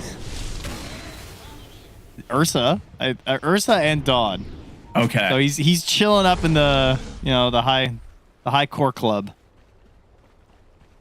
Radiant are scanning. Yeah, he really hasn't been dying in fights. The more and more I think back to like all the engagements, like he's actually survived many of them and actually participated in nearly every kill. MKB done on the Ursa now. This will help against the Razor, of course, but trying to just give him a little bit more damage to dump into these heroes. So that keeping their eyes on Roche. All right, big wraparound play here from Aurora. They're betting it all. I mean, finding Skitter would be huge. All right, we need a Chain Frost steal or Pulverize. Okay, wards. Okay, all right. They find crit again. We've seen this before, but will they engage now on Aurora? They do. He just jumps in on Skitter, finds the Ursa. Rolling Thunder's going to come through, do a little bit of work. The egg is now out, and boy, forced away with the BKB. Mira, though, not going to be as lucky. Chain Frost bouncing back the other way. Tries to be careful not to scream it on over to his team, but they found the Ursa now. Nightfall's forced to BKB as the Razor will just hunt him down. Get himself another kill. WS trying to find something here, but Snake King is so tanky. It is an absolute bait going for this guy. Now, the chase continuing. Malrine looking for another crit with a beautiful snipe off the cogs there. That will be a dieback on Mira. I mean, I would not be surprised if they wanted to tap out here. There is no wave at the very least. It's coming very slowly in the middle, so they'll just rotate bottom instead. But this is a long time of no heroes. Yeah, Not a whole lot left to do in this one for Aurora. We kind of saw the signs early in this game with how things were going, right? So much pressure being applied to the Ursa lane, and pretty much all the entire tricore of Falcons were able to do whatever they wanted. That extended fight bottom that went on for like 2 minutes, really put them in a rough spot. And now they're just getting picked off one by one. Makoto returns to the base and does not get a warm welcome. His friends are dead, and the enemy are here. There's 2 friendly little letters you could type out, though, I would say. Radiant's middle barracks has fallen. It's just gonna sit under the tier 3 and kill the wave here. I'm surprised they are not calling it. Roche is going to move be a very top. typical Aurora GG. Yeah, like this one is very difficult to come back from. Roshan's going to move to the top side of the map. I think Falcon's likely to just take that, look for the last lane of racks here. But it's... Yeah, I mean, I don't even know where the comeback is. Like, for Aurora, we mentioned earlier, you know, it does kind of... There was that moment where Malrine just kind of died 1v5, but I don't think you get those opportunities anymore at this stage of the game. Here it is. Okay. We Lotus Makoto.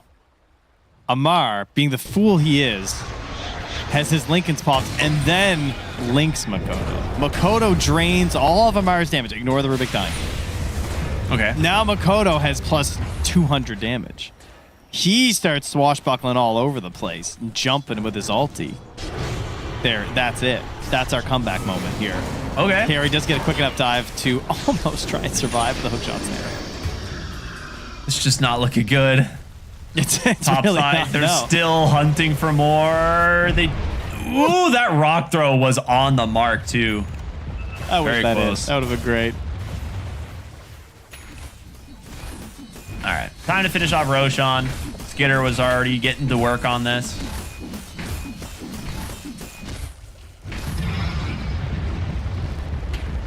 Radiant's top tower is under attack.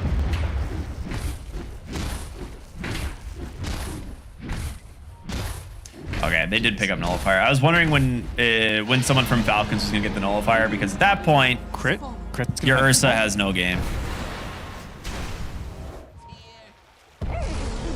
Oh, he's jetpacking. He's coming. Oh! Ah, he's out.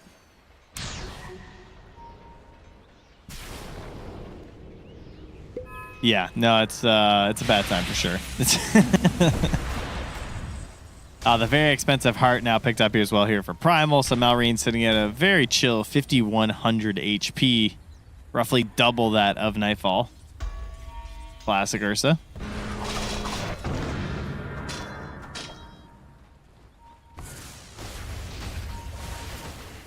Free little shard there for Amar from the Tormentor. Thank you, team. Really a subsidized hero this game, you know? Gets a free egg, gets a free shard. Typical of the wealthy, really. Oh, they're going to jump in, try and find the kill. The bash, the chain stuns are there. They got him. Okay.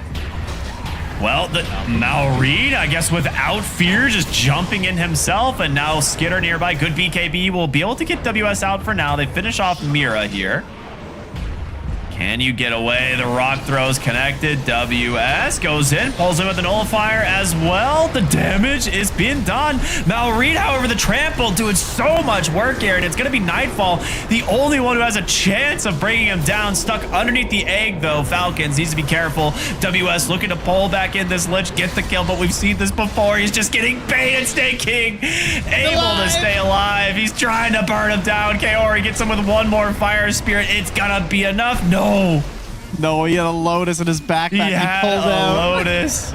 The Snake King mind games here. There's the GG. My goodness, he's level 26 Lich, bro. What the hell, Snake King? What the? What a... That's a crazy game from him, honestly.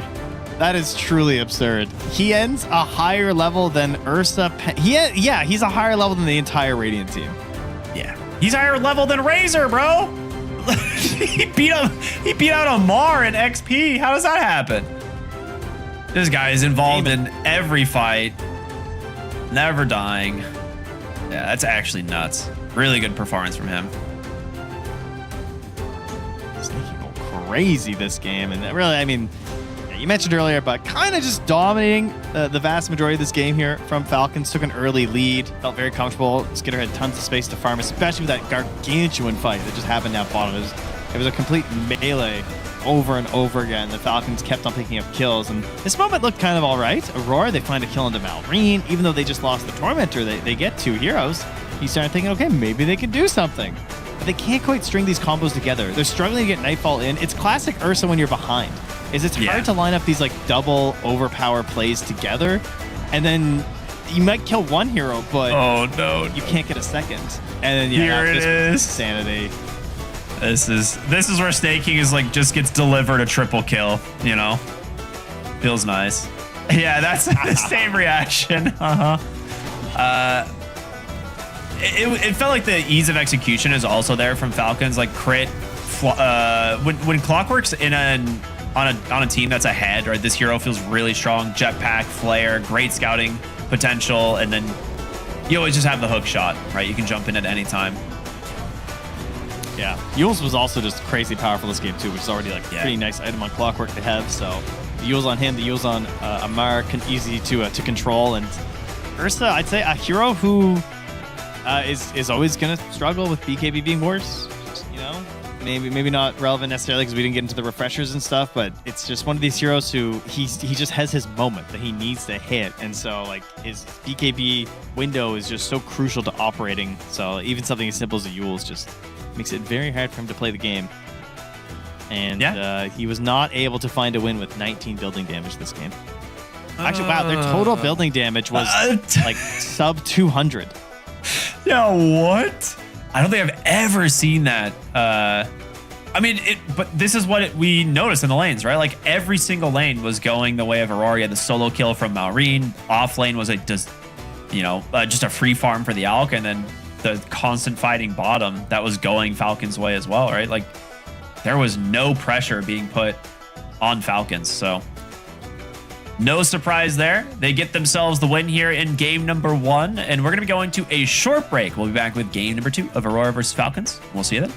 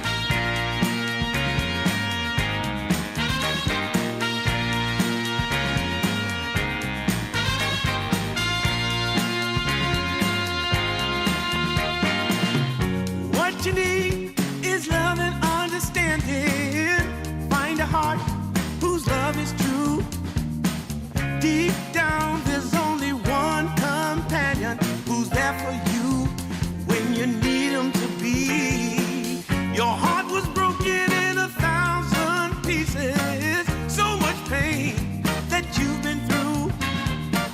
Here stands a man who's your salvation. Just ask yourself, am I ready for you? 100% now. I'm ready. 100% now. Yes, I'm ready. Eyes wide open. I'm ready to move. 100% now. Take a chance in a new direction. Any place you wanna go. I don't have all the right answers, but one thing I know, I'm so ready for you. 100% now. I'm ready. 100%. You know I'm ready. Yes, I'm ready. Eyes wide open. I'm ready to move. Well,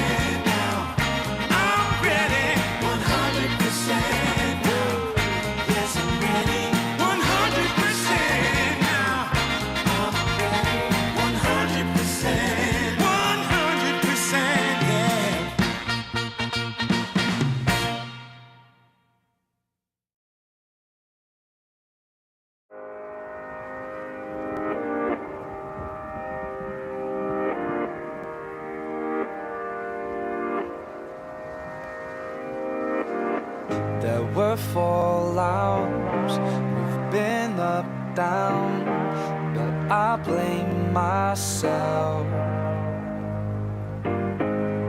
There's no doubt, we're back up now. Who knows why we fell?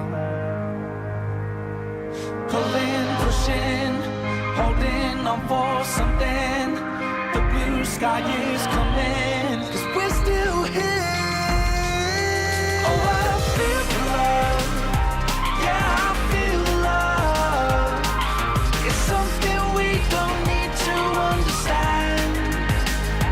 Oh, I feel the love. Yeah, I feel the love. Let's just go, no, we don't need a plan.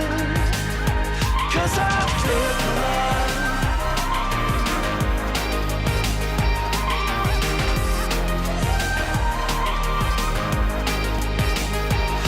I feel the love.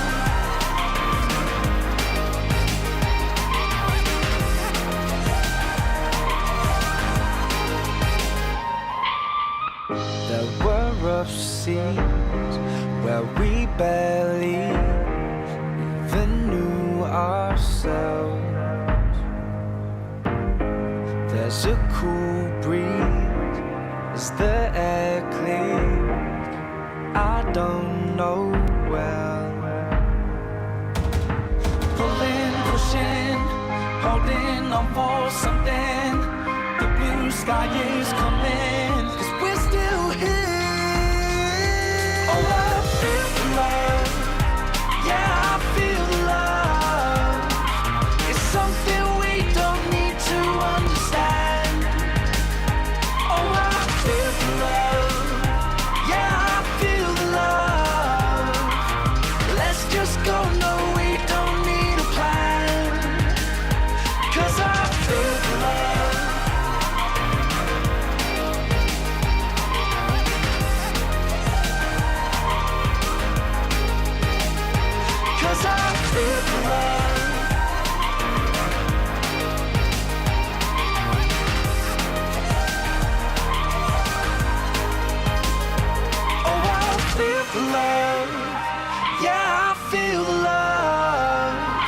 It's something we don't need to understand.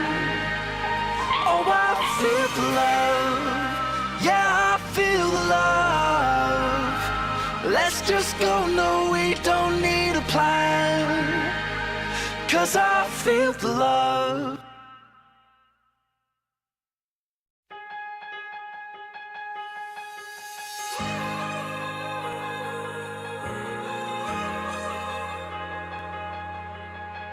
New horizon, see it rise. We've got all that we could ever want, so come with me. Let's be bohemian. New light inside, so alive on this high we're living on. Set you free, it's all here in us. One more step into this open ocean, and we'll never forget all that we're made of. Our foundations. Soaring up, wide awake, for you and I, this is our day.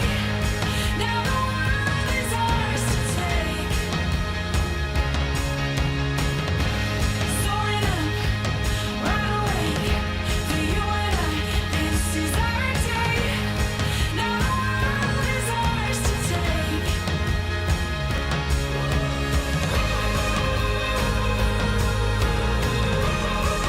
The world is ours to take. The world is ours to take. New horizon, open eyes on the future and everything that we could be. Take my hand, so take my hand now. One more step into this open ocean, and we'll never forget all that we're made of. Our foundations. Soaring up, wide awake, for you and I, this is our day. Now the world is ours to take. Soaring up, wide awake, for you and I, this is our day. Now the world is ours to take.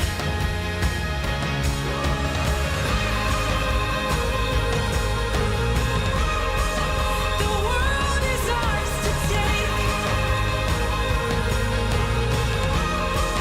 The world is ours to take. One step into this open ocean. Welcome back, everybody, here to DreamLeague Season 29. My name's Cryptic, here with Torrent. What's up, brother? That's me. Yeah. Well, you know, we're getting fueled between our games here after all the pauses and everything. You know, Aurora, they seem to be a little out of sync. We're hoping that we're all going to be feeling a little better for game 2. Yeah, I would hope so. I mean, we did have like a slight update that just launched. Now, there's not a lot of details on what the update was, but hopefully, fingers crossed, it's something to do with like the servers maybe being a little wonky today or the last couple of days, but we'll see. Hopefully less pausing. That would be nice. Game 1 did not go quite well for Aurora. Definitely not as planned, if you ask me. The post-game summary that showed the building damage, you could see that stat only and know that the team lost. Right? Like you don't have to see anything else in the game to know how the game went if you see those numbers on a team. Yeah, there's not many ways to win a Dota game if you're not hitting buildings at some point. So, good news, we have found all of our players, and I think they've even named their team properly. So that's really good, and we can see if they can maybe hit more buildings and perhaps find themselves a better lineup here in this game. And in terms of Aurora and players and trying to have an impact, I think it is nice when they can find that early game impact from Nightfall, but frankly, it's mostly just always coming down to Makoto and WS like every time. And the first two bans are Storm and Puck once again. That's some real hate, man. Like last time they waited until the end of phase 1 to ban the Storm Spirit, but they're like, nah, just do it right away. Makoto, you don't get to play any of your like all-star heroes. And Aurora's gonna go back to where they, similar things, right? The Huskar, the Slardar. The Razor getting... Here's the thing, like, playing against Falcons is so annoying because they have so many niche heroes that they are willing to play that other teams typically aren't. And so you still have to deal with, like, the Huskar ban every game. You probably have to deal with Slardar because hero is still very strong even after the nerfs. Falcons turn to pick. Oh my god, And then, like, then you just get 24 pick Razored, What do you do? The insta ban on the Pango is also interesting too, from Aurora now. So I'm almost guaranteeing we're gonna get Makoto Ember. I imagine we're gonna get an Ember with 2 picks left because they take the Huskar out early. The Slardar is gone. The Pango's gone. They're gonna hope to pick Ember in their 3rd and 4th pick. that's the Aurora game plan right now, in my opinion. Aurora Gaming. We'll see if that comes to pass. Falcons, they're going straight back for this Clockwork. Gotta say, Crit was doing a great job. I complain because I watch a lot of these Clockworks miss a lot of their cogs. My guy was not missing cogs, and my favorite thing about Clockwork, as a hero who I really liked before all the changes and stuff in terms of like getting rid of the expanded armature, is that he is the only position 5 that can have that impact on the initiation in the mid game. Like there's really no one else with a spell like Hookshot. The next closest thing is Hoodwink, I would argue, and obviously it's much shorter range and much less reliable. 100% agree. Well, we will see what they want to respond with from Aurora's side, because last game, the Clockwork created quite a few issues. They had the Rubik, which I kind of like the idea of into the Clockwork because you can just telekinesis and stuff like that. Okay, they go for it. I was like, I like the idea of it. The problem is it didn't really work. That is kind of where I was a little bit unsure of, but yeah. We'll see. No, it's like every time Clockwork, whenever he comes back in the meta, this happens. We get even when Rubik is like a little worse, we'll see the Rubik picks anyway, because ever since telekinesis got this ability to help your allies, or even in the past, people used to throw the Clockwork out of the cogs with you when he had battery assault. It was considered like at least you had some sort of an option. So it's fine. It's gonna again put all this pressure on Makoto to make plays though, because it's a 4 who can't really start stuff. Get the Largo ban. All right. Yeah, WS has been rocking that quite a bit. The hero is... 10 seconds I mean, remaining. when they got that Aghanim's, boy, oh boy. It is true. It's gross. He's certainly been nerfed a lot. Soul Ring nerf, another hit to him. True. As well. So it's a bit tougher on the hero. You'll often see still the Soul Ring plus Kaya before the Aghanims. And the Kaya does help you farm it faster, but with just Kaya, the hero is still pretty meh. He definitely needs like a solid Death Ball-y team. Like he can't make the Death Ball like he used to. He needs a team that he is like assisting in their already Death Balliness. And then he gets Ags and it's like, okay, well, now we're unkillable. That's great.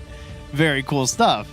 But he is pretty weak in the early game if he's not getting this like Dispel that is ruining some hero on the enemy team. 5 seconds remaining.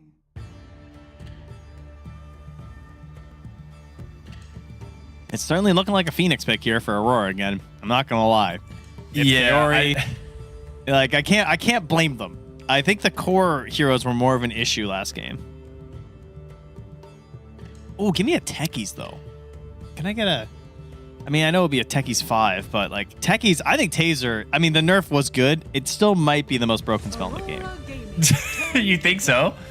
I do. I think before the nerf, I'm not even joking, I think Taser was the most broken spell in the game. I don't even think it was close. I think that spell is still insane, but that spell it's just too much. Like it's just ridiculous. It's a disarm, it's a dispel, it does a bunch of damage, it gives you movement speed bonus. What are we talking about? Like it's insanity. It's totally nonsensical as an ability. And they like the nerf was pretty decent. They nerfed it by 50 range, so that's pretty good. But you can still cast it 600 range away. Like it is a crazy spell. Oh, I legitimately didn't even realize that the dispel was part of this. Yeah, it's insane. It's so broken. You said that, and I was like, hold up. I had to go look at the ability. I was like, there's no way this has a dispel built in. It actually does. That's nuts. And you can always detonate it early. Yeah. Because you don't need the shard anymore. So it's just like, it's crazy. It's a crazy spell. I'm down. Anyway, Well, they got Lich again, so I guess it's Yeah. over. I was going to say snaking Lich again. How are we feeling about that? You have the Jakiro, I guess. Slightly stronger lane hero. I mean, maybe than the Phoenix. It's kind of debatable, but at least more durable than the Phoenix is. Well, Makoto's going to take Ember, and they're going to take some other hero that can join in from WS. Like, maybe I think Primal's pretty bad into Clockwork Lich, though. Yeah, but that's if I'm looking at Aurora trying to win a game, I'm seeing Ember or Void Spirit next for Makoto.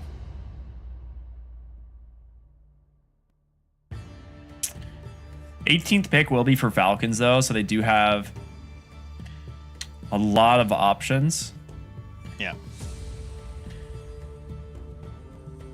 I mean, Primal looks pretty solid here just with how they play Dota and how they shift their roles. Again, the Rubik is there, sure, but at least there's no, like, Dispel for the Onslaught, and it's still, obviously, you know that Malrine can just take it and do whatever he wants mid.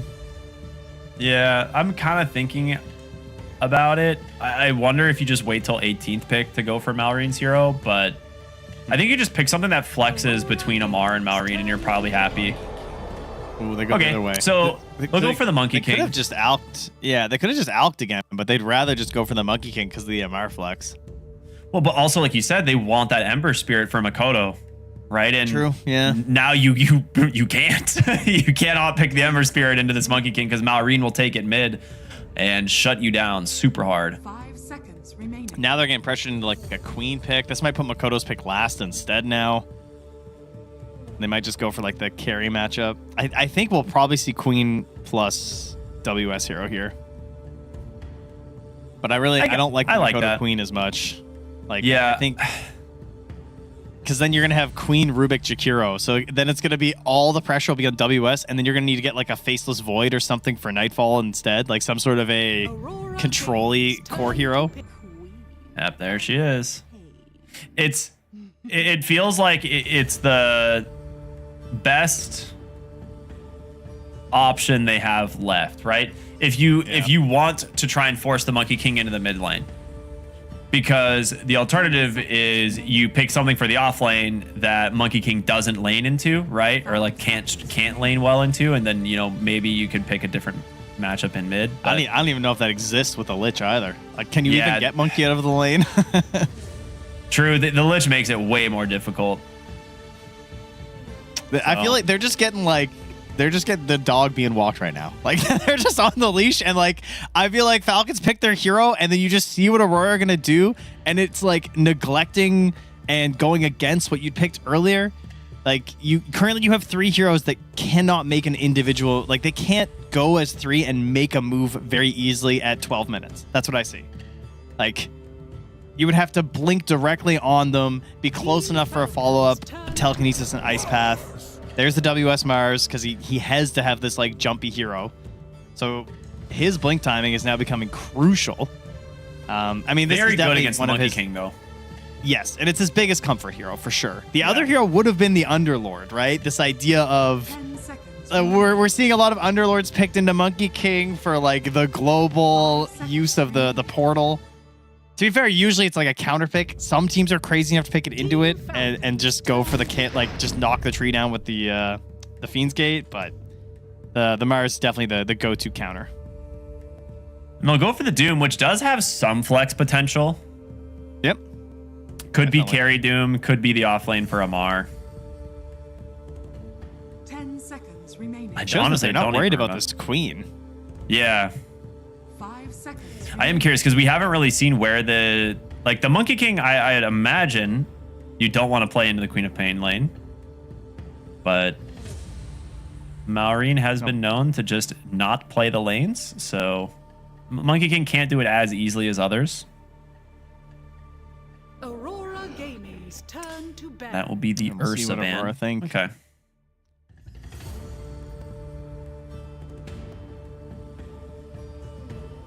Just don't want him running it back. Fair enough. I don't know. I wouldn't be too worried about the Ursa, but it is a Nightfall classic, honestly. Gives them some ability to at least take objectives, because they are pretty horrible at it right now. They could have like had the Roshan Tormentor timings better. Kezban is solid. Silence would have gone really well this game. Just like tiny little silence into Boundless Strike and like setting up for Clock and Lich spells. That's pretty cute. I like that. And obviously versus Mars. That's been the go-to counterpick versus Mars. The Kez. Yeah, it's weird because I think for a while it was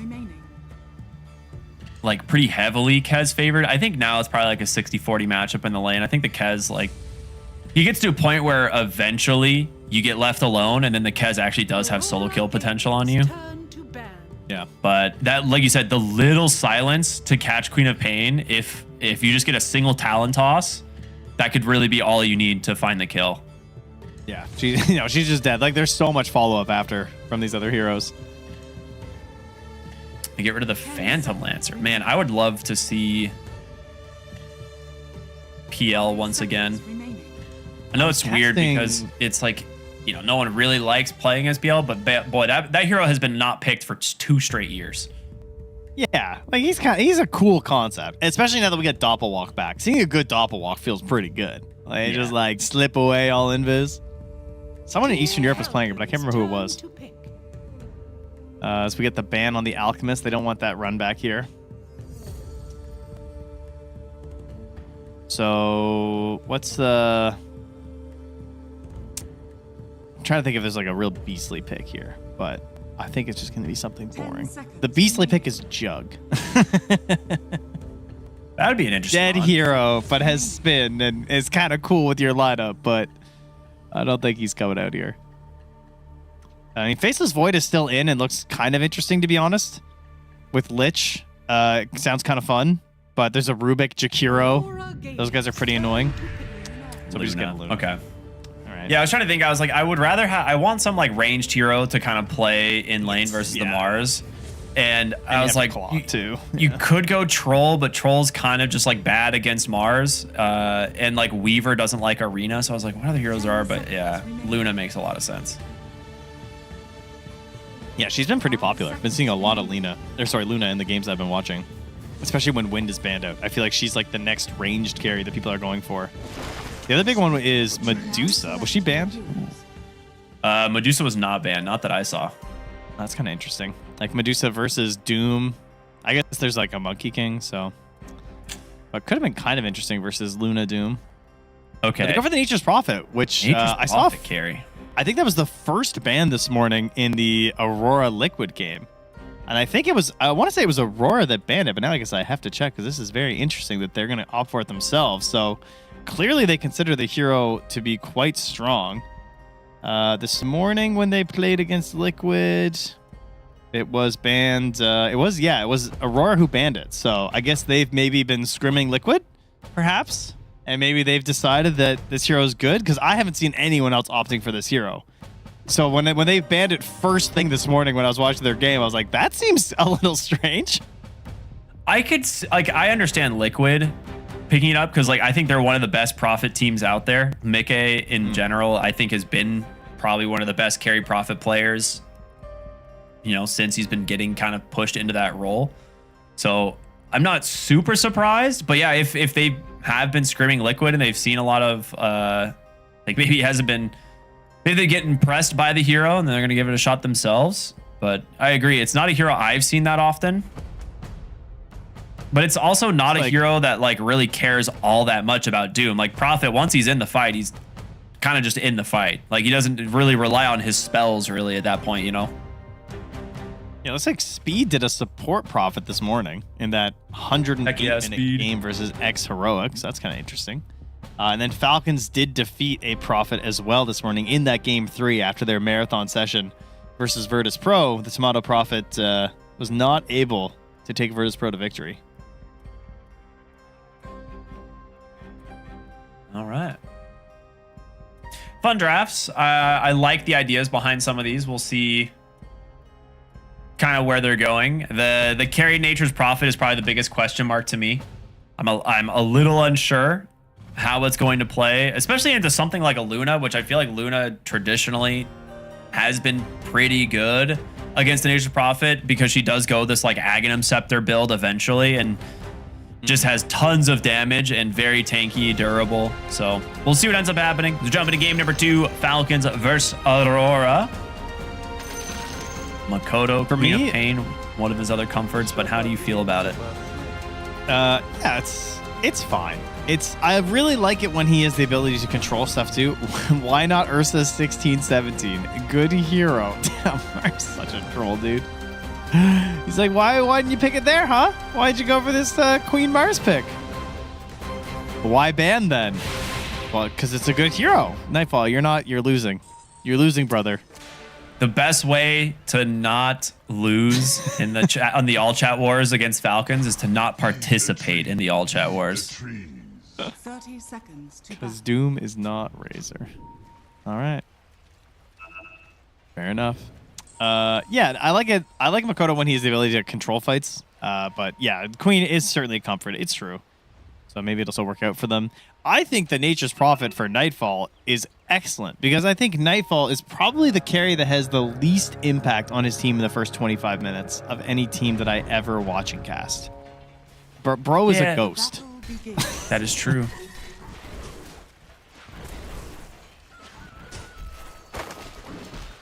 Crit. Still got it, man. Steals the bounty rune away.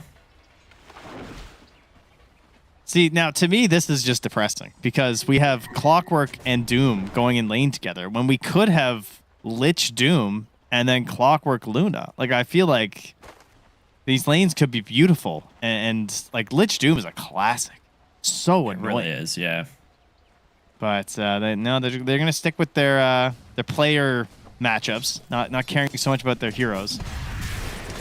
I mean, Lich is so annoying in the lane, right? Like, we saw last game, him and Mira just spent most of the lane just punching each other back and forth. And I feel like Snaking was the one who came out ahead the majority of the time. It's just early on, you kind of need to wait for your sacrifice to come off cooldown. But once it is, you know, you're chilling. That 4th creep wave, you're having a great time. Yeah, it's good. Just got such high value, too, on the Frost Blast. Like, it's a decent nuke. You get a little AoE in it. Every 7 seconds at all levels. Yeah, see how long that lasts. if I can predict a nerf, by the way. That thing's going to 10 seconds or something at level 1. Yeah, I mean, I feel like Frost Blast has always kind of been that way. I think it's been nerfed over the years, too. I don't even feel like this is like the strongest version of Frost Blast that we've seen.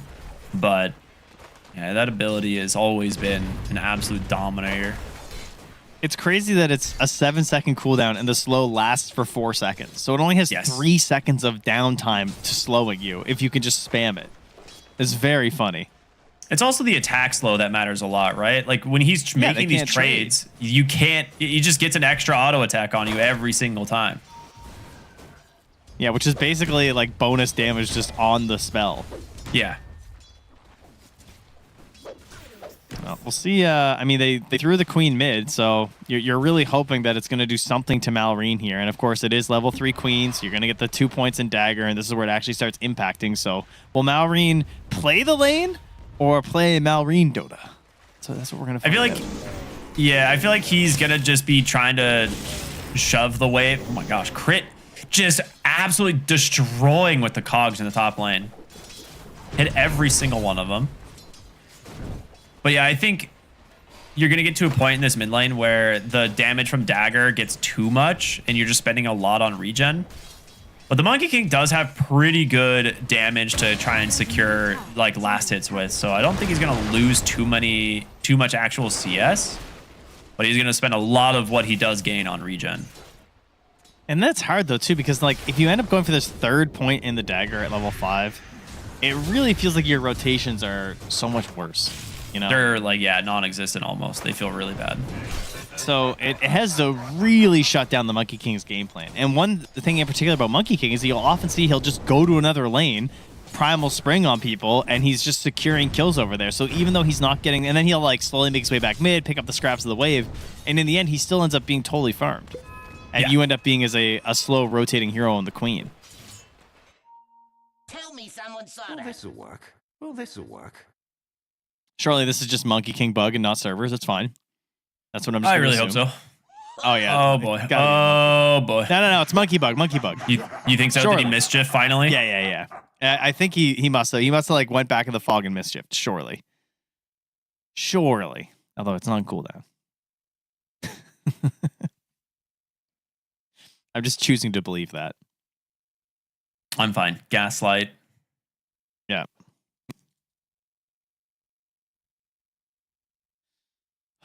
So I lost a kid on the weekend. What? Yeah. Lost him. Where'd they go? Here's the thing. Did you I find got them yet, or three. are they? Okay. I did. Well, did find them. Okay. So good, here good, I good. am. My we got my kids have cousins that live in our neighborhood, a few houses away, and they're over. Oh, nice. playing That's with fun. them, Okay. And a bunch of parents are over there. I'm back at our house. I'm fixing the bikes. It's springtime. I'm fixing the bikes up. Yeah. And I get a call saying, we can't find two of the kids. Kids being my 4-year-old daughter and her 4-year-old cousin. Oh god. And I'm like, oh, you can't find them. They're like, yeah, they're missing. I was like, well, that's strange because kids, they don't wander. As Amar, please, Amar, I'm busy here, brother. Thank you. Keep walking. Please. You're fine. Don't worry about it. He's gonna let you. Yeah, he's gonna let you finish the story. All right, good. Yeah, see, it's perfect. fine. Thank you I for could the tell pause. the pauses were coming. Don't worry. I was Yeah. ready for this. So I'm like, well, that's not good. Never missed a child before, but surely they're just hiding somewhere like nearby in the house. So they start looking, and obviously I go over to come be like, okay, that's weird. And it's we can't find them anywhere. Everyone's yelling their names. We've looked in the couple of houses there, like family houses that are there, and family members and stuff. And by 30 minutes, we start going around the neighborhood. It's bad. It's bad, Ricky. I'm not gonna lie. Panic Yep. set in a little bit. Of Even though course. the kids are going to be somewhere really stupid. Yeah, but yeah. Fine. He's fine. He's living. He's fine. WS very close to going down there. At 30 minutes, we have to call the police. Now, Yeah. as a parent, you really don't want to be called cops. It was bad.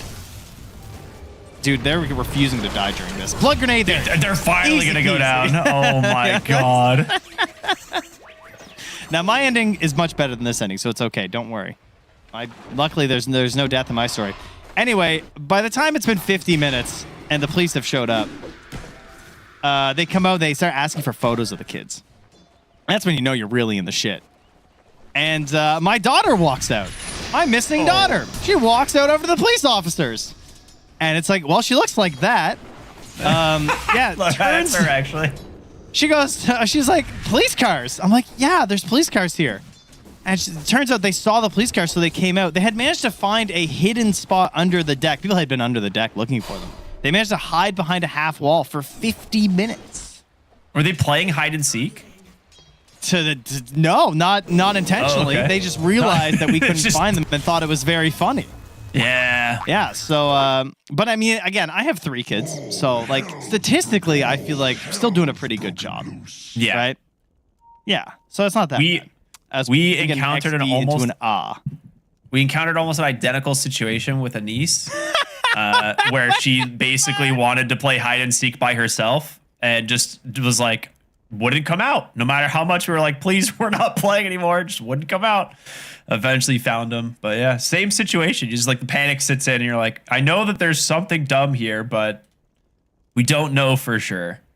Yeah, exactly. That's pretty much the rational thought was there the whole time, but it's hard to ignore. Oh, look at Amar go. We don't care about your problem, just fix it. We don't care that you don't care. Well, there's pause time. It's 10 minutes after. We'll press unpause. Simple. Yeah, and you get DQ and I win game. Nice. Please do it. Try. Go. They are. Wait, when she says no. When she's like, no, where's the camera? Where is the camera? He said. What? Admin, why no?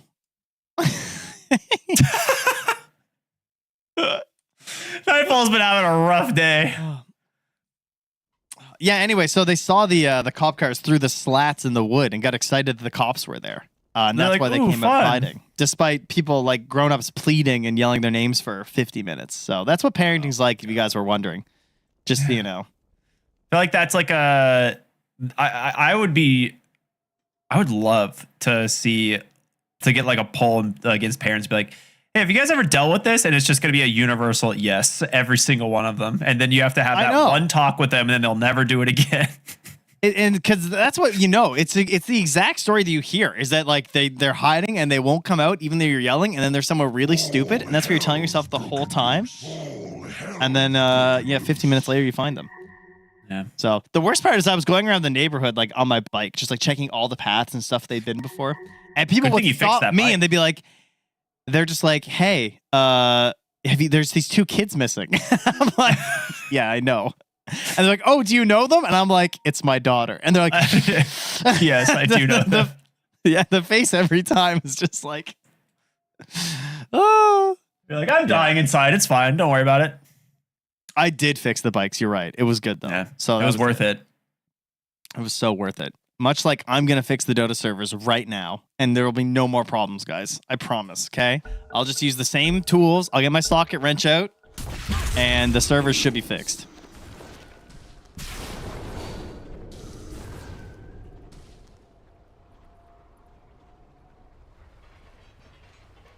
See? I tell you. It's fine. All right, so if you're hit it just with a joining hammer us, a few times. Yeah. We got ourselves a game. Where's my Queen of Pain? Oh, she's in the well. Okay. I'm trying to keep track of where the hell everybody is right now. Oh, there's a Jakiro bottom. Oh, that's a good rotation. Skitter's dead. Nice. Okay, so Aurora, knowing last game, all these pauses, they're like, guys, here's the plan. Next game, fake them out. Make them believe we're pausing. We're not actually pausing. Like, we're not actually lagging. Top lane is insane right now. I don't even know what just happened. Is he dead? I think he's dead. He's dead. Hey, Oh they planted a ward, then they missed the Boundless Strike somehow, and then I can't even tell if the Primal then missed as well. I guess no, the Primal Spring hit, but the Boundless missed. But they just walk him down after. Okay, so Luna dies. Nature's Prophet dies. We're figuring this game out. Queen of Pain does just go 2 points in Dagger. So good news, bad news. Bad news, she did lose her lane to Monkey King. That's not great. But they're pressuring and trying to get the tower with Nature's Prophet. So that is the power here. I mean, they're gonna get it. The Falcons are not rotating heroes. They have 3 bottom. Primal Spring's coming out. I mean, Malreen's just doing his best to try and cut the creep wave and try and kill these treants that are here. And he's doing a decent job with that catapult. Still full HP and healthy. We'll go ahead and take the Wisdom Shrine away, which not as powerful as it used to be, right? Like the Wisdom Rune did get nerfed, thank God, because it was way too good. But good damage here against the Mars. WS, he might just be, yeah, he's definitely dead. Crit has been on the point with these cogs today. Yeah, that's 2 points in cogs for a total of 284 damage just out of cogs. That is pretty crazy. That is a value spell right there when you hit them all like that. And he ends up getting both shrines, right? Yeah. So he is a very wise Clockwork in this game. He's level 5. I was like, he's gonna have a very early level 6. It'll be like 8.5, 9 minutes. He'll hit his level 6 as long as he's playing near the lane. I mean, all right. The good news for Aurora is that they've definitely surpassed their building damage for the entirety of last game just by getting that middle tower down. True, actually, that is actually a very factual statement and a sad one, but that's a plus. Ace Rune bottom. I think. God, Malreen, you're crazy. All right, I mean, he at least could DP out, but yeah, that was a very bold attempt to go for that one. 2 bounty runes here from, oh, he doesn't see him. That's unfortunate. This would be so much mana for the Queen of Pain. There it is. He got him. Oh, okay, good. Kiori sacrificing himself in the process. Of course. As one does. Eclipse down, team. Top lane, Mira. It's not looking good for him. Yeah, there's a reason the carry's not up here. And Mira just hoping to get some scraps. Well, he's been turned into the scraps instead. That's right. Grinded into the gears of Clockwork to power the machine of this maniac. That's the Clockwork set we need, you know? Yeah. just a walking meat grinder. Yeah. Powers him up. I mean, we got chain meal already. True. That'd be the most Diablo themed set I'd have ever seen. It's all I can picture is like it's just a straight Diablo type looking thing. WS is getting crazy blasted here by this, but WS misses the spear. It's gonna give Skitter the ability to continue to run him down. Nightfall TP's in here, gets the trade, but with Malrine, Amar, and Skitter in pursuit, Nightfall is not making it out of this one. Curry, well, he's gonna die on the high ground thanks to Crit, chasing him with the battery assault. A 3-for-1 dive behind this tier 1 tower bottom. This is like they took the playbook from Falcons last game, but just misexecuted. Yeah, I mean, you're finding these fights and engagements, and your queen can't contribute either, so that really hurts. Lich is just like Snaking's consistently finding these crazy plays. Like he's just in the right spot at the right time. In that case, it's WS next to a creep wave, and so he just starts out with all his spells. And yeah, he goes down, but who cares? Like you've eliminated the offlaner. He misses his spell. That is a pretty big deal, and it just creates these easy rotation potential for the rest of the Falcons to just come in and clean up. Yeah, I mean, he's turning that corner there, not expecting to see a level 6 Lich is the big thing, right? Like, there's not supposed to be a level 6 5-position hero sitting in the lane there, but this time there was. He might find that obs too. Big rotation for Amar here as he's cleaning up a big stack from the jungle. Kill ends up going to Makoto. Nice kill from the side of Aurora. I mean, Amar is 6,000 net worth right now. This guy is huge. Yeah, he's just going Radiance. He wants to take over this game. Burn him down. Radiant are scanning. And you combine that with an early hook shot on the clockwork too, and they're just going to be walking into this team here, providing this big shield for Malrine and Skitter to just execute however they want in these team fights. Gonna be a crazy beefy front line too, all backed up by a Lich. This looks really solid right now. How do you break this up as Aurora? I mean, you have the backline TP, that's good. You need the Blink Dagger from WS, but again, it's just going to be so far away. I mean, Makoto's here under a sentry with his Invis rune. They're like, all right, this rotation's not connecting. Well, this is so Makoto to play on. Oh god, they're going to turn instead. They're going to go right into Wukong's command. The arena does come out, pins down too. They're going to try and keep Skitter alive with the Frost Shield. Almost manages to make it done, but the Treants from Nightfall soaking up the majority of that Chain Frost. Makoto blinks back in, helps finish off Snaking. A 2-for-1 going Aurora's way. Good use of the summon Treants there against the Chain Frost.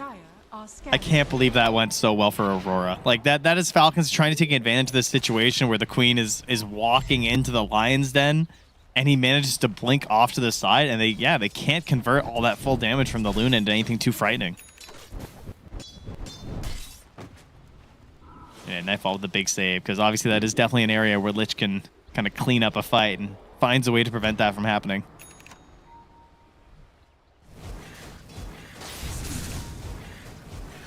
Well, Nightfall's going to be... really helped WS.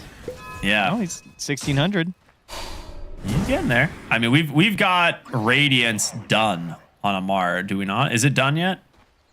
680, 670. 600. Okay, so he's got a little bit to go. But it's going to be about the same time as the Blink Dagger, honestly, with how fast he's going to farm. So that doesn't feel great to blink into the Radiance of Doom. Yeah, not really.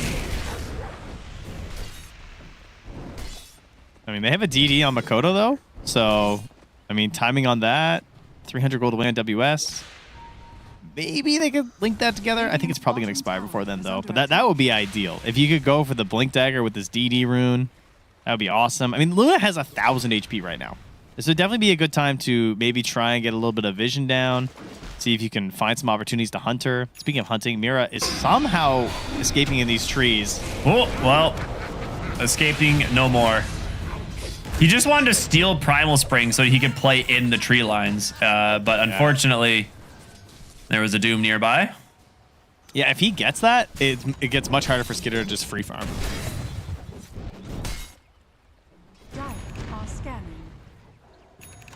Yep, there it is. Radiance done. Blink Dagger done.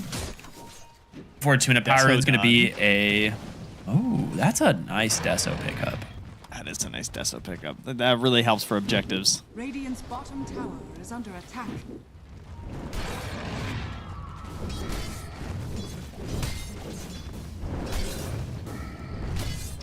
All right, they're going to smoke up the Blink Dagger. They're going to have Nightfall kind of shadow push the wave a little bit here. And see if he can bait something out. Everybody's coming. It's a full-on party down here. Yeah, they need to go back to the tier 2 and try and find where the Luna is, but he's so far back. They know, like, they haven't seen anyone on the map for quite a while. So they're very much aware that this kind of smoke rotation is happening. Can they kill Amar with this? I think they can. Queen's gonna TP. They definitely have the damage. Yeah. Oh, unless you miss some of your core spells. All right, now the rest of the team's going to show up. They got him for sure. So they... Okay. That's the most spiteful Doom I have ever seen in my life.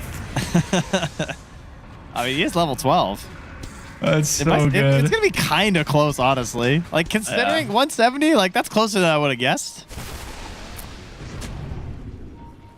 That was like putting him in a scenario like I'll doom him, maybe crit can flare hook shot him and get the kill, right? Like, yeah. That was, realistically, that's kind of the idea. But that was very funny to see. A good movement from Aurora. They get the bottom tower. They dodge the smoke gang from Falcons. They kill the Doom in the process and get out. So very good stuff from them. Dire are scanning. Oh, the arena? Okay. Wait, what? I mean, they're gonna get him, but I don't understand how. Bro. He That should have jumped been an down immediate as stun. the trees destroying. That's a. Well, he like jumped to a destroyed tree, and then it's like, oh, the tree's gone, so I'm just gonna fall off this destroyed tree now. Very weird. Even see. I think you're right. I think that's what Right? Like, that didn't make any sense. But either way, like I said, they get the kill anyway, but very bizarre interaction there. That was one of the reasons you pick the Mars, is so that you instantly stun him in the trees.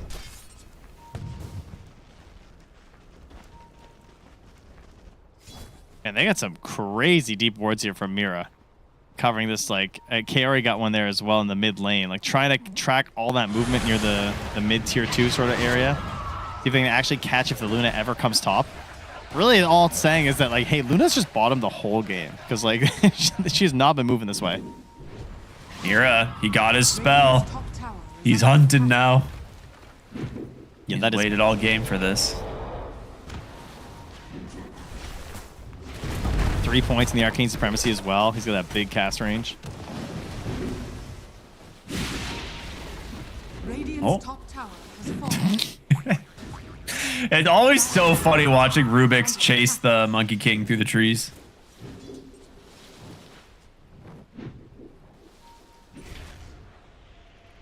Radiant's top Yeah, I'd love to see him get down to the bottom half of the map here. Because Skinner's had it way too easy for too long. This is so similar to the Alchemist game as well. The trade-off is Nightfall's also having a good game, right? Like, he's got his Mjolnir done. True. He's farming quite well.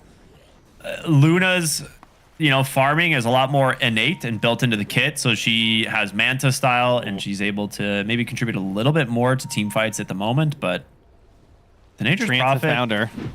Yeah. And there comes Mira. Ooh. Throws out the new vessel there to try and get the damage on, but it's going to be the blink, the spear back from WS doing most of the damage. Nightfall cheaping in, of course, the Eclipse. I think stolen Eclipse as well from Mira. Dropped it as his dying breath. But yeah, very nice. 2-for-1 trade-off. Happy with that. Yeah, that was a great rotation. They almost got intercepted by Amar because he was moving into the Dire Ancients, but they kind of sidestepped around him. And find a very needed kill. And they're also going to see Malrine on this wave, but I'm going to try. I don't think they have anything for this, though. This is ambitious. Queen also spotted by an Observer Ward that's very deep up by the Dire tier 2. So they saw Makoto was making his way over there. Still just 1 point in the Sonic Wave. Doesn't have the bigger nuke, but obviously all this points into a Dagger and Blink are so important that it's not that big of a surprise.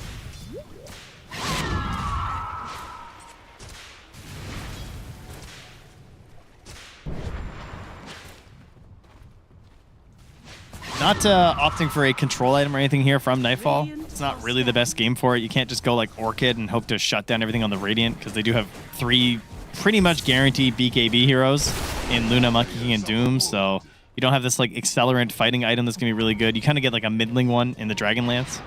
Still decent for the engagements, but it doesn't allow you to be a super successful initiator.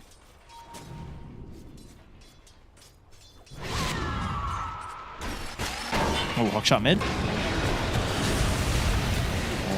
Hook shot in, but maybe not realizing the rest of the team are right behind him. Makoto gets the blink out, but lose the clockwork as they commit the Wukong's command for this one. So Maureen needs to be a little bit careful. WS off the mark with the blink there. Otherwise, that Arena put to good use. They're going to continue the chase, though. They actually do have a dagger inside of Maureen here, keeping him low, but okay. They'll be able to escape. Dire's bottom tower is under attack. Nightfall's just going to head out back to the top lane, push it there. Things looking pretty good for Aurora, honestly. I feel like they haven't really pushed their advantage that much here for Falcons in terms of having this Radiance and everything. They might get Aurora for free here, but... Oh, sorry, Kaori for free. He is... Well... I mean, they're looking for Amar, though. Actually. Yeah, I thought Lich was going to start rotating this way. Instead, I mean, much happier to find that kill. Kaori gets it, and...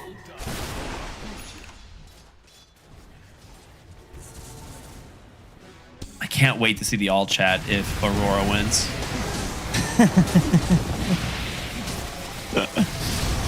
They just probably a good hero, maybe. So far, so good. I mean, they're hitting a very important timing. Oh, God. It does so much damage.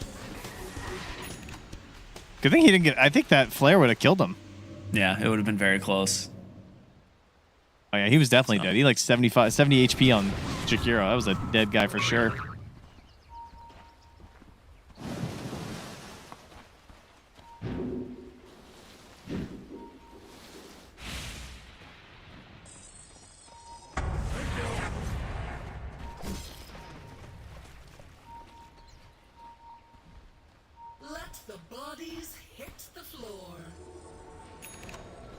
Well, Queen of Pain does have her items now, right? The Aghanim Scepter Kaya. This is kind of one of your first major power spikes. Also happens to have an Arcane Rune just picked up and running, which in the mid lane, they see a suspiciously moving tree. Sonic Wave whiffs because of the pullover from Mira, and then those both supports to the Eclipse right away. Maureen's gonna survive as a result. It's a disaster for Aurora right now. We'll see if they can get out on WS. But yeah, Amar chasing on through. We'll get the cleanup. Oh, no. Man, that was like their moment. Oh, it just takes like one little mistake, and then suddenly 3 heroes dead into Roshan. This should be an instantly dead Monkey King. Yeah, that's crazy. And instead, he just lives, the ulti pops, and here we are. It's so hard to just get, like, engage in after this, too. It just turns into a complete runaway situation. The Aegis is picked up now from the Luna. It's such a frustrating hero to play Aegis, play against her Aegis, too. Oh, man, that was, like... This Aegis would have been so good for an Eggs, Queen of Pain. Like, then you're farming into...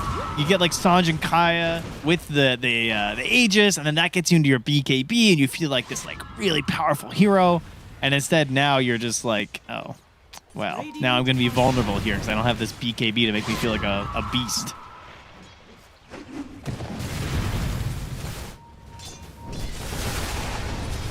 Oh, boy. Nightfall, TPing up top, trying to help on this kill on Amar. He gets sprouted. That's a quick Nightfall TP away. There you go. And a blink deck now is here, a hook shot. Yeah, he's getting ran at by Makoto, and he is just trying his best, which he's actually winning the 1v1 there. Makoto will be forced to pop the haste rune and disengage as they grab the kill on the Kaori. Maureen is on the hunt as well here as he heads into dire territory. Got a Jingu mastery, and he's not afraid to use it. Ooh, the Observer Ward spotting this movement here forces the blink out of the Mars. And they will get just their second tower of the game? Yeah, I was gonna say they haven't really been able to do a lot of pressure. They've been more on the back foot this game, but these last series of fights looking really good. Like Malrine only has 2 Desto stacks. Like that. This is a first item Desolator. You picked it up very early. Like ideally at this point, you're at maybe like 8 to 10, but definitely having a rougher go of things. And about to get another set of stacks here as Kaori goes down.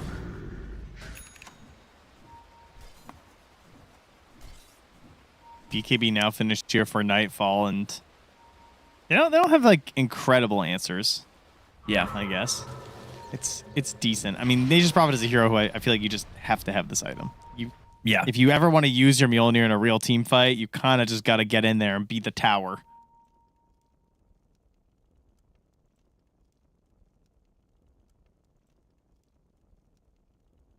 Little pause in DC here. I think Aurora should definitely be attempting some all chat here about the pause situation. Yeah, for optimal play. After everything on massively Mars, missed opportunity if you don't. yeah, kind of low elo all chat happening here, unfortunately. They could use like maybe a coach. Like teams are always hiring like 2-3 coaches and analysts, and they're going through the Dota buffs and the data and whatnot. Maybe they should get like an all chat helper. And I know there's plenty available. There's and I know they're all unemployed, as everyone who's played Dota knows. So there's plenty of options out there. Oh, I could name a few for sure. Yeah, I've met a few in my days. Just scroll through the voided list, and there it is. God, what a wasted feature that was. You know what? It still does its job sometimes. Sometimes, unless you're an immortal draft, and then not so much. Right. Yeah. Then that's slightly an issue. It's all right. I was smart enough to never actually spend my shards on increasing the avoid list, so it was worth Smart. Big brain. Yeah, I knew it was only coming. the cosmetics and relics. Yeah. Oh boy, Crit really getting the Queen of Pain experience here in the bottom lane. But nice. Nice Nightfall contribution. Yeah, helping out.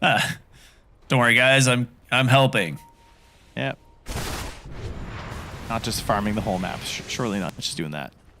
That Aegis must be running out here. Oh, no, it's still 2 minutes because pause time. Haha. Pause is always messing with my brain. What is WS doing here? What are you lurking for, brother?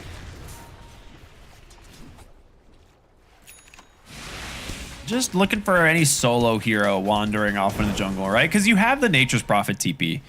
So it's if you happen to, see a lonely Monkey King or Lich or Clockwork, you can probably just kill them. I think the Luna is the one you're really hoping not to run into. True. Oh, they have a amplify damage Monkey King chilling here. Got a new tree added. Oh, I like that one. My favorite trees are the ones that are sparkling with blue lightning. Yeah, that's how you know it's a special one. Mid-tier 2 tower. A minute 20 to go on the Aegis here. And they're just going to continue to dodge.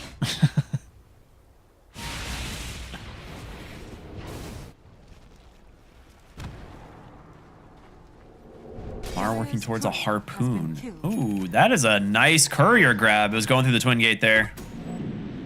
Okay, well done. Harpoon is a pretty crazy item right now. It's now a new counter to Prophet. Yeah. That's kind of cool. I hadn't really considered that, but you are correct. And finally, right there needed to be more ways of dealing with it besides, I guess I'll buy a 30-minute quelling blade because I have no choice. Yeah, or like the Battle Fury, which is just, so bad on so many heroes. So how did you fix? What'd you guys do? Oh, now you want help. Maybe your teammate shouldn't be such a little shithead if you want some help. Fix it. We don't care or go. There it is. My guy is learning. I'm so TI happy. That's what that is. I'm so glad that they are striking back. We have someone of your power on our team, Falcons. You may be TI winners, but we got one over here, okay? He knows the ways. Oh, that's great. Well done. This is where Crit needs to get on his knees and just beg. Have same problem. Yeah, bro. You got freeze and packet. Unlocked Max. Oh no! Disaster. Did you fix it or no? Just hit him with the I don't know. Who knows, bro? Maybe I did. Maybe I did. Either I did or I didn't. Would be a real shame. Oh my god. Just reset Steam or something. Go. Oh, that's so funny. Oh, accidental BKB. Oh no, never mind. Was it accidental? I don't even know. I think he was like worried that there was people nearby, but yeah. I was looking elsewhere and then I just saw BKB Doom killing a Jakiro, but oh yes. Ooh, we do love when we get what's coming to us. We love a little bit of justice and retribution in this world. There ain't enough of it, you know, so when we do get it, it's nice. That's true, yeah.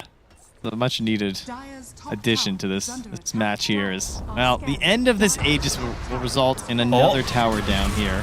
What a scouting play there from Mira. Finds Amar using the soul release there to scout him in the trees. And Arena's going to trap in the 3 heroes from Falcons. Maureen with the BKB trying to chase after him. Boundless Strike dodged out as they TP to safety. Question is, will Mira escape? Surely he's dead. Oh, he has a gaze. Okay, he's got him. Nicely done from Snake King, but he's gonna make him work for it. All right, he gets the kill. Okay. So they successfully dodged the Aegis for the longest time. Didn't take any super bad fights. They lost some towers, sure, but they were gaining gold across the map. They kept the gold lead relatively even, and then they get this grab on the Doom, as you said. Very nicely played here. I mean, they had an idea where he was. They also knew there was no BKB, so they're hunting for this guy. Yeah. And they get a good find there. Dude, Mira is just slanging cogs. So, like, it's so funny. He just puts these cogs down constantly and is like, yeah, I'm just going to keep throwing them around the fight. No big deal. It's nice that you also get the ability to just, like, move through them as well. Yeah, absolutely. You know, as the Rubik. Like, that could have been really annoying as a spell if they didn't let Rubik do that as well.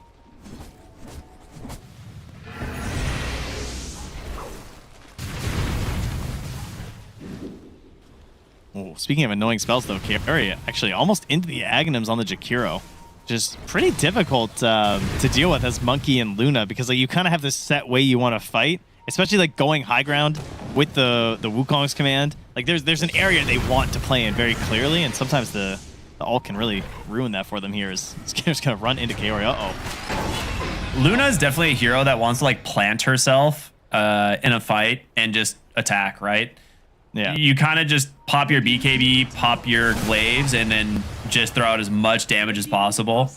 So the Aghanim Scepter gonna do a lot of work on the Jakiro. Yeah, it's wild. And still a ways away from 20 though, unfortunately. And also just being dead is gonna slow that down. But Snake King also in trouble as Nightfall joins. Oh, we got help. Oh, nice dust, but Blink in. Amar with a BKB, and the Doom actually does connect onto the Mars, but the Sonic Wave and then the damage just straight up from Nightfall will bring him down. TP's out of the remainder of his BKB, but it's not in time. The damage from Luna is too much. Another Sinister Gaze from Snake King will find Mira as they continue the chase, looking for WS. He's going to get the Blink out into the trees, TP to safety, and the Queen of Pain will be fine as well. Most likely, yeah, she's gone. Okay, so another death for the Doom means he's not going to like keep hyper scaling, but he's getting the kills and gold pushed in towards his Luna, which is where they really want it going right now anyway on Falcons. So they'll take those trades. They're going to keep on pushing, keep squeezing out this map, and a team that previously had 5 towers left, they're all just gone. Oh, what was that? Makoto's Perseverance has been on the courier for 8 minutes. And this was supposed to be a queen that was going to get an Aegis. This is like almost a Lincoln Sphere that he almost has the money for. He actually does have the money for it now, so now it's dead for another 2 minutes. That's pretty bad. That's not good.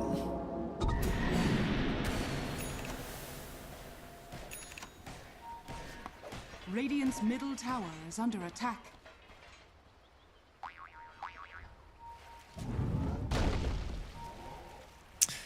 Smoke up here from Aurora. They need to find Skitter before he gets the BKB. It's got to be that Blink Spear or the Telekinesis immediately.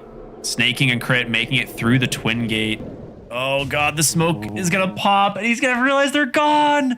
Oh, that hurts so bad. Maybe you can get Tormentor, but... No, they're not even going to bother. Wow, that's frustrating. Radiant are scared. It is indeed.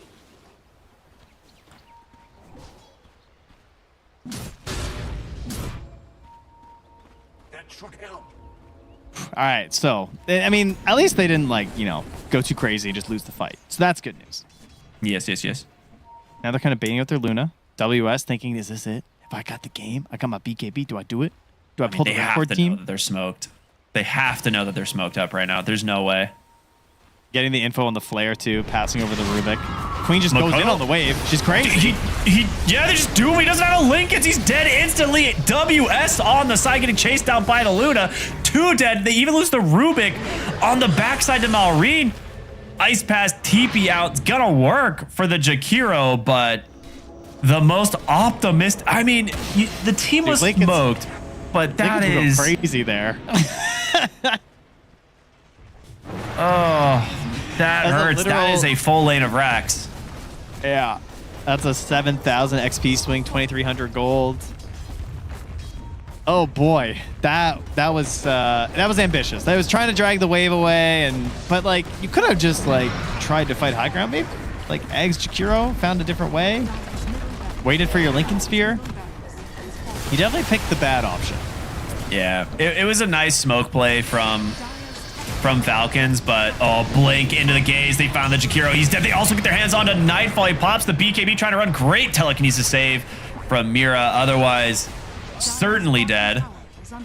As the heroes are starting to respawn, Falcons will respect them. They will leave the enemy base with their 1 lane of racks. Oof. Do they have... I think they had vision. All right, now they definitely see Makoto's Lincoln Sphere. So if that is noticed, I mean, Amar has just had the speed aura like this entire game on his Doom. Might be time to shift it up. He does love zooming though. It makes your team smokes really cool. Maybe that's why he got caught, you know? He just didn't expect them to be so fast. All right, smoke on smoke. Has everyone changed the batteries in their smoke detector? That is the big question here. Dude, my smoke alarms went off at 3 a.m. in the morning over the weekend, and then they just turned off after 30 seconds. It was really nice of them. I had a full-blown panic attack. It's good to know that they're working. Yeah. Just not properly. Mid lane, crit. Gonna get found. And just sacrificing himself here. That's what happens when you don't have batteries in your smoke detector. That could have been you. Could have been me. Oh, Mira. What's going on this game? Guys, found him. I found him. Can you get Skitter here before he... Never mind. Can you get Skitter before the BKB? But no. Absolutely not. Both supports dead here once again. But with Skitter's BKB being down, this might give you an opportunity to look for a fight. Roshan making his way down the river, the bottom lane. Can they stall Roshan for like 20 seconds for the supports to get up so you can look for the fight without the Luna BKB? Well, they see Mars on the ward. Well, oh, what a ward. Now it don't matter. Easy.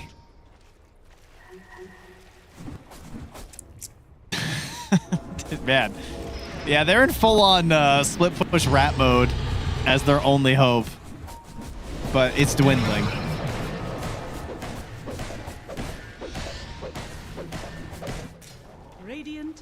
Rated Shiv going to work on Roche here as well, as they're going to try and make sure there's nobody else down bottom with the clock and the Doom.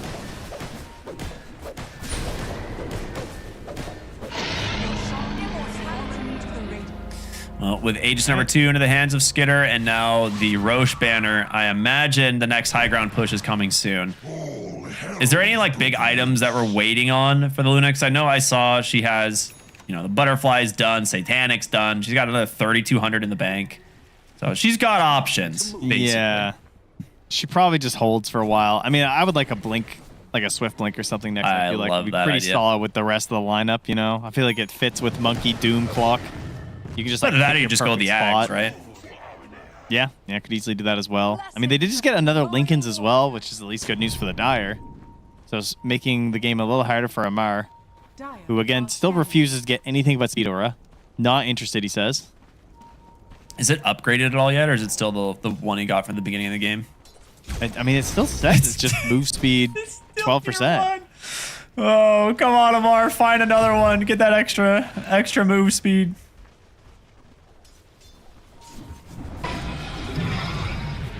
That'd just be a crutch, honestly. It'd be a hand. He's playing with a handicap. Skitter gonna start getting to work on this tier 3 tower. They put down the trees here, trying their best to make some space, but spear back, pulled into the tower. That's a great start. Hook in from crit. Amar goes and gets the Doom onto Makoto. Great macro fire here, and Amar, he's committed. He's got a long journey home. I don't think he's making it. He's going to get taken down instead. So they hold the high ground here. A big arena is going to catch 2. They pull back Snaking. Skitter with his own BKB trying to chase down WS. He's playing on the arena wall, buying himself a lot of space, but in comes Maureen. Big Wukong's command to zone off the whole back line. BKB from Nightfall to try and make his way back to the fountain, but Maureen might be willing to chase. I think Skitter's dead. Skitter, he's still got Satanic available. He's going to use it. Full heal on the wave here. Boundless strike out up onto the high ground, looking for a Mira. Maureen's got him, but stuck inside the trees. Nightfall will help get the kill as now hook shot in. Crit with the pushback from the Cogs. They get the kill onto Makoto. They're going to buy back on the Lich. Continue looking for more. Crit with 1 health left. Can they find Kaori? They drop the Ice Spire, the Force Staff aggressively. Skitter's got him. The pendulum, man. He should be dead. He should be dead on this Luna, man. Like they had him. He was so outnumbered, but they could not get the damage from Nightfall onto this Luna. Between like, the butterfly and the fight. pendulum. Yeah. Yeah. Like they did 24,000 damage on the side of Aurora. They tried so hard. they could not get it. Oh, they're gonna make their attempt here as they look for a little bit more of the chase, but Nightfall. the Ice Spire Chain Frost Nightfall! He's down to a sliver of HP and he's not gonna be able to make his way out of this one. Oh boy, what a disaster. Annihilated Snaking. That Sonic Wave. It's a lot of Sonic Wave's a lot of damage, but yeah, that is. Middle tower is under attack. It's just sad to see him die after, clutching up so much in this series. That's true. Snaking's gone absolute beast mode. Another just ridiculous game on this Lich as they now have a 21k lead. And man, for a moment, I really thought they'd done something. It looked like they were going to start turning things around there. Like the Doom was dead for a minute and a half and they just can't get Skitter. And now Amar is just hunting. He's got that Blink Doom ready. They've got the Monkey King and the Luna coming back up onto the high ground. Makoto needs to be careful. Okay. I mean, they're not even worried about this, huh? They're just saying we only need our core players. Ooh. Boundless Strike off the mark. Good telekinesis save as well, but they're going to continue to look for more here. They really want this Mars, but instead they will just look for the Mega Creeps. Skitter's damage now overwhelming, commits the BKB and the Wukong's command, and that will be the final barracks falling. They knew Nightfall, no buyback, so might as well push their advantage while they can.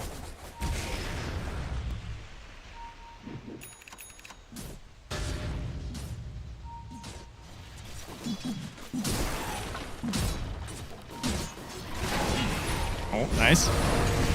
Keep it coming. Blink. Doom. Okay. They're going to... He's just going. Yeah, he's running out. Amar just fighting his own battles by himself. 1v5. There's going to be the Ice Path. The Macro Fire gets the kill. Skitter trapped on the side of the arena wall. Nowhere to go.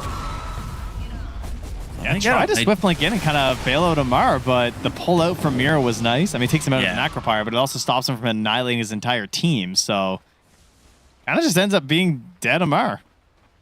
Very nice. For Aurora, getting something there, but it is the first of like 100-step program to get themselves back into this one. Yeah, you just got to do this like, as you said, probably about 100 times. If you win 7 team fights in a row, you can win this game. Well, I'll even give them 1 on that. I'll say 6 more. 6 more. Okay. Yeah, that seems fair.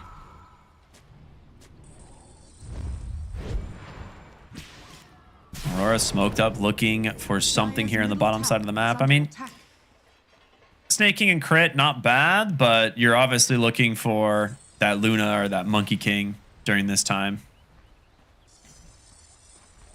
Dire are scanning. That's that crit's just taking your Wisdom Shrine. Again. Yeah, he's been loving those this game, huh?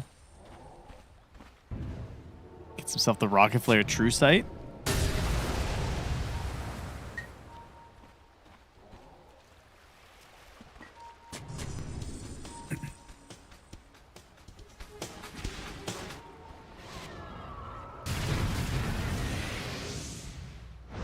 I feel like I'm seeing a lot of these games where Glimmer is kind of fallen by the wayside, and it's resulting in it just being even more annoying because I feel like there's like less detection.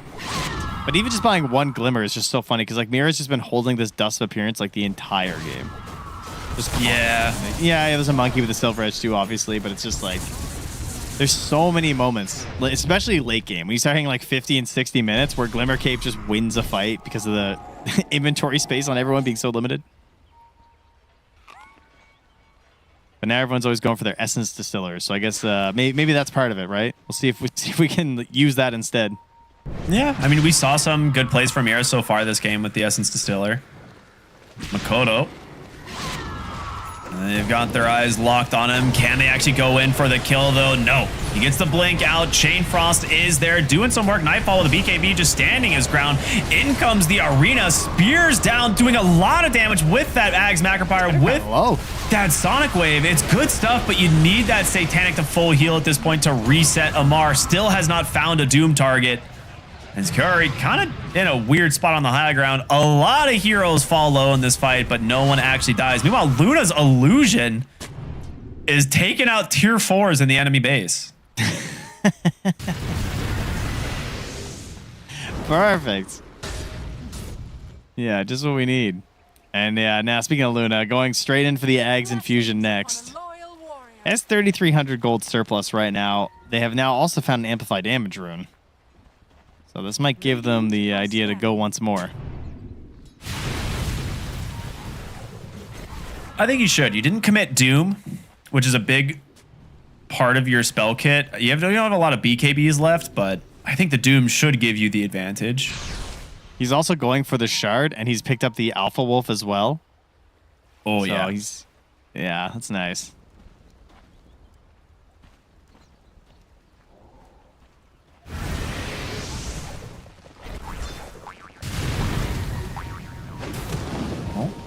Oh, what a fortunate Force Staff to dodge the Boundless Strike, but goes right into a Snaking. We've seen this one before.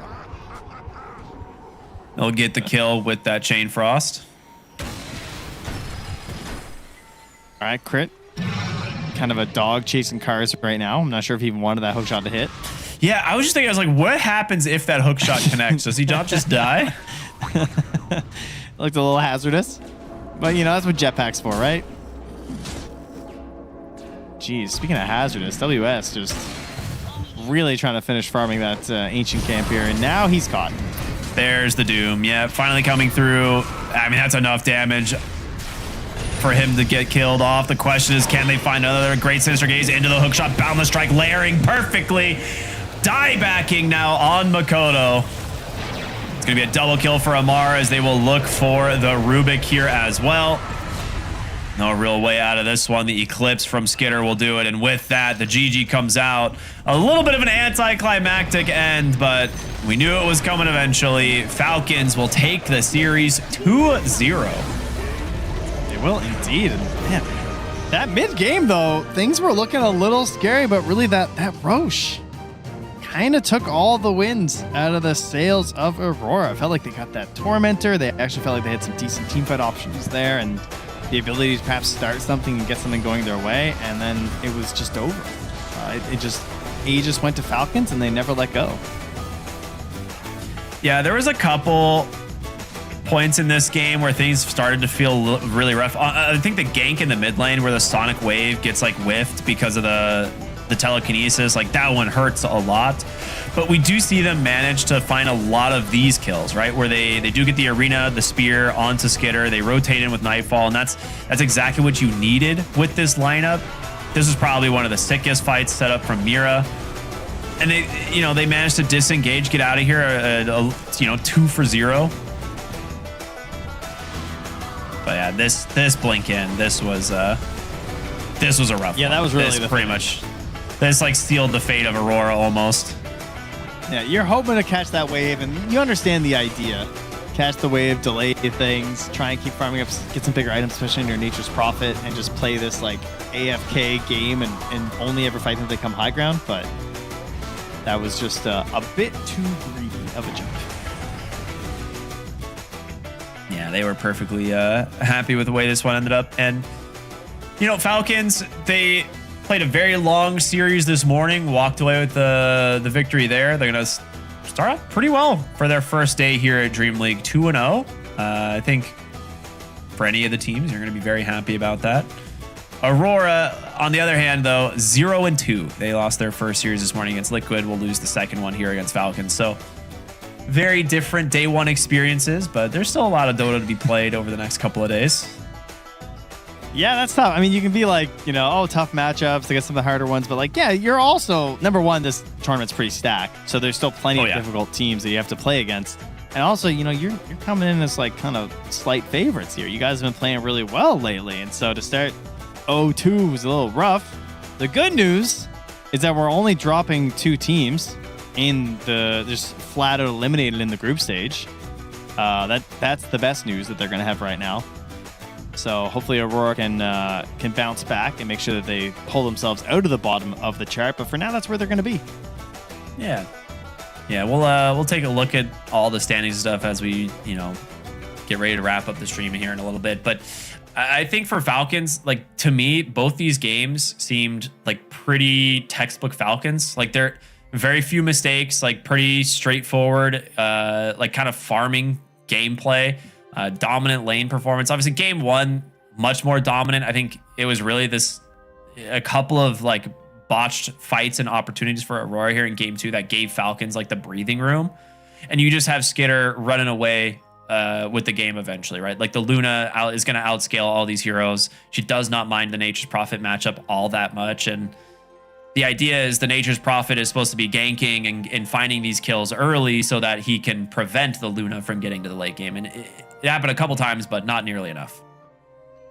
Yeah, still not getting that maybe like higher involvement that you would hope for to try and push the game and find those kills that you want. So it's tough. I feel like both games for me, it felt like they were struggling to get Makoto involved. I feel like I saw a lot of like the early game, he's like running away from fights, not getting to get his full spell off. He didn't win the lane mid versus the Monkey King, so you didn't even get an edge in picking this queen into the monkey. You still come out below the hero, and he is a hero who's still like better at rotating than Makoto showed. So like if I go back and I'm trying to think like where did this game really struggle and where did this series struggle, I feel like it's enabling their mid laner. Yeah.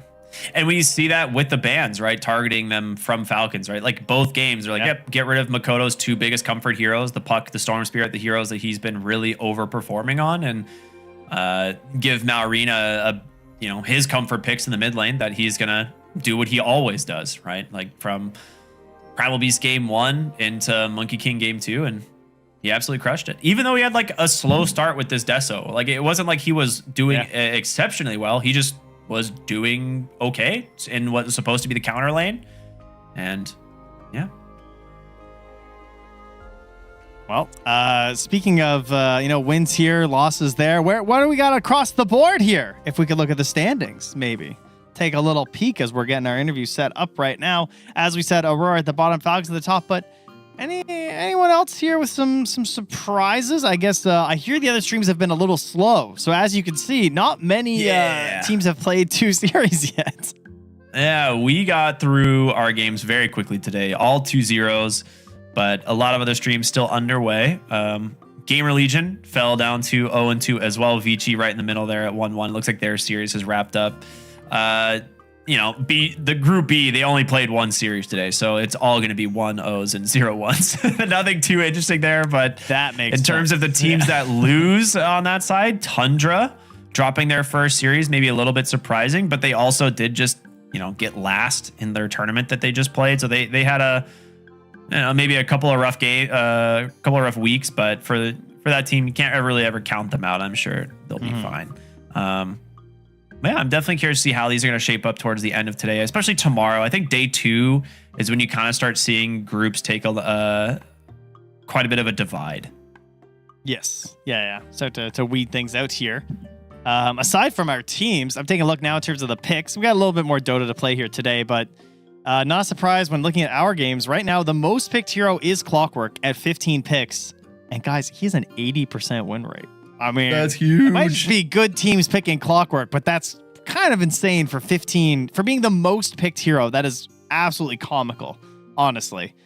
So, obviously one hero doesn't win the entire game, but that's crazy. Yeah, well, let's take as we look at these leaderboards. We also have the leaderboards for the EPT, see where all the teams are kind of stacking up, and you kind of see the qualified symbol next to some of the teams, in these groups. But here are the actual top 6 at the moment: Falcons, Liquid, Mouse, OG, following pretty close. So for Liquid and Falcons, a good placement here might allow them to knock out one of those other teams, get themselves that guaranteed qualification. Yeah, this is a tough tournament to be watching from home right now. As someone like OG, you're sitting that close to qualifying, Mouse as well. You're just like, you're praying for the top dogs to just suck up as many points as possible because you don't want them falling down. And after this morning, like seeing how Virtus.pro was playing, they looked pretty good. They were close to getting something there versus Falcons. So it's a little worrisome maybe for some of those teams. Yeah, I was looking at some of the teams who've been playing Clockwork. Obviously, we know Falcons has. Crit played it 4 times today, but Liquid has also been playing a ton of Clockwork. Their first series, 3 games in a row of Clockwork. And this last series, I'm not sure if it was banned or not, but it'll be fun to talk to Falcons here in a little bit and ask what their thoughts are. And there we go. We do have our interview ready, and it is going to be with one and only Crit. What's up, man? How you doing? Congratulations on a pretty solid first day. Thank you. So I got a quick question. You guys ran the gauntlet this morning, an absolute just marathon of a series. What's the reset? You guys had a little bit of a break. Did you guys go grab some lunch? Did you try to break down what happened before coming into the second series here today? I think just mostly a break. I mean, we have 2 people that are we're all from home, so we have AUIs on the West Coast, so he's waking up at 3 a.m.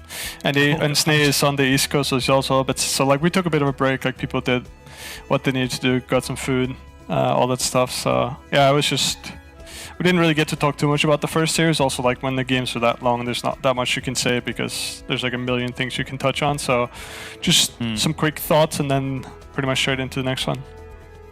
Right on. How were the vibes in that game? Because it was that was a frustrating one. I'm not gonna lie. I was watching that. I felt bad for you guys. Geez, that game was dragging for a while. Both the first 2 games were super long.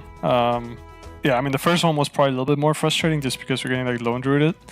Yes, second one was fair. More an honest type of game. We were just making mistakes and they were making mistakes, and it was just a Dota game. So yeah, I think the first one was definitely a little bit more frustrating. Yeah, I guess the nerf wasn't enough, huh? On that old lone druid. Still I don't know. Things. Are we ever gonna balance lone druid and Pango, or what's going on here? How do we kill Pango? Do you have any ideas? Can you drop some knowledge? I mean, I am sure there's plenty of ways to do it. It's just you got to commit to it and just remove him from the game for like a year or two, because he's just never been gone. Yeah. Oh god. Okay, I gotta ask you, because one of the heroes we're seeing like pop up a lot is the Clockwork. You crushed on it in this series. You played it earlier as well. So what do you think has been kind of the growth in the Clockwork stats here? Because it's looking really good so far in the event.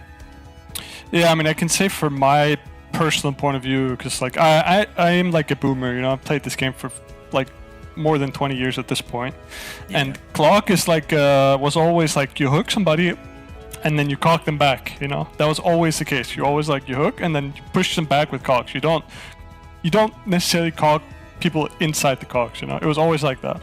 And then all the time when you had like the big cocks, like I just hated this hero. I just thought the concept was so stupid, and it was like against everything that I liked about this hero. So now that it's back to like you're actually using cocks like you used to do it, like I enjoy the hero, you know. So for me, it's just it found its way back into like my heart. I think that's why, like, for us it works. I just played the hero like a shit ton recently, and then I think other people are also like just kind of enjoy playing the hero, and it's like super annoying for core players because they don't like their mana getting burned, and like their brains just explode when they see cogs flying towards them.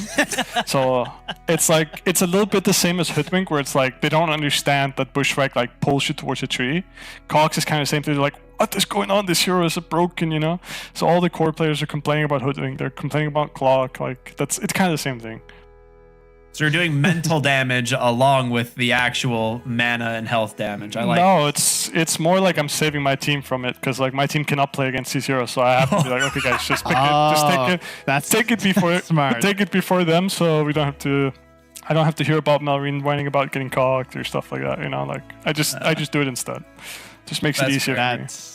That is a true veteran presence you get on the team. Wow. Yep, that's it. Well done, Crit. Thank you.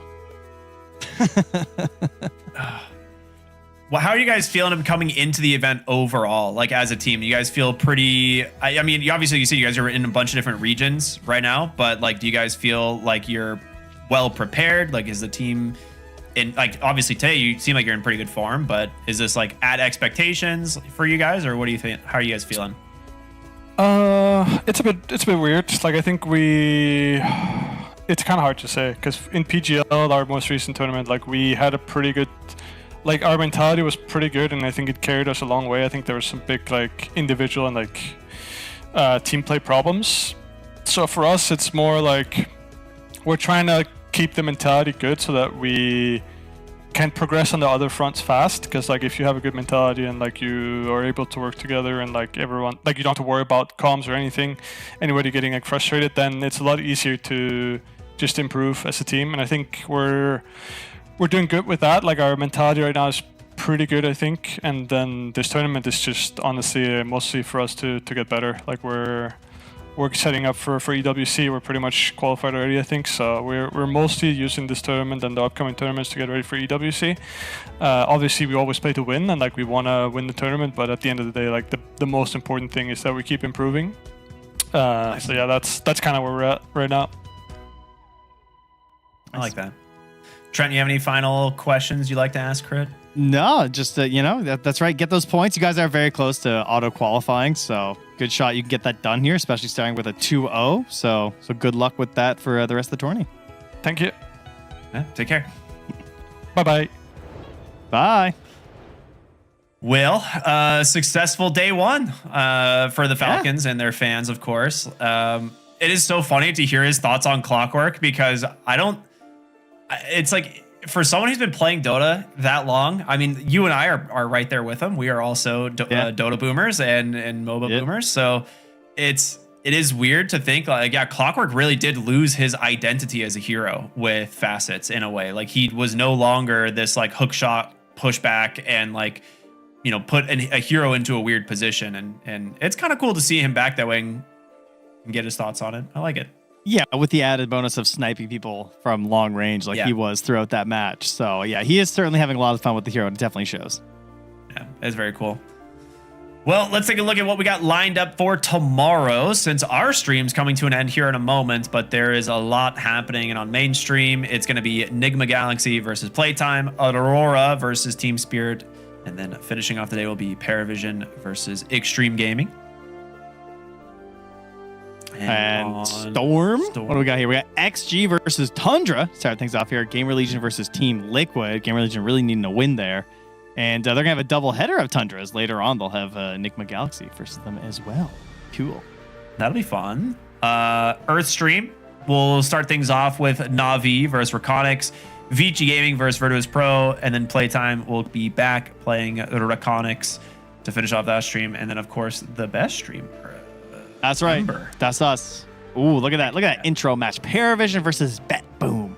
A heated inter-region rivalry. That's good stuff here. And then Falcons will be back over here with X-Heroic facing off versus Falcons. And then Na'Vi versus Bet Boom. It's the Eastern European Showdown here tomorrow on Ember. That's what the E stands for. That makes sense. That makes sense. I actually am really excited for the second series. You and I will be here for the final two series of the day, but X-Heroic versus Falcons, I think should be a lot of fun. Falcons, I mean, we just talked all day today about why they're looking very good, but X-Heroic is also one of those teams that I think can catch them off guard. And they are playing fairly well so far this event. So I am curious to see how that series will go. But a lot of Eastern European Dota tomorrow overall. That's right. So make sure you guys come back for that.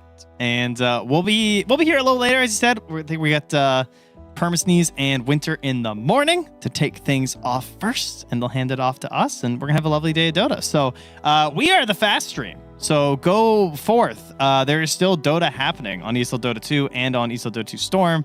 So go find some games and watch more Dota, right? Yeah, absolutely. You should. There's nothing else you can do with your time that would be at all any better. So make sure to go do that and come back here tomorrow. Same place, same time for more Dream League Season 29. Thank you all so much for tuning in. Have a wonderful evening. See you then.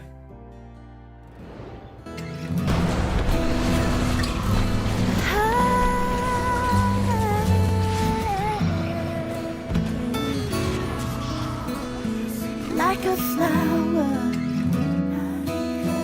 reaching for the sun, I'll be with you.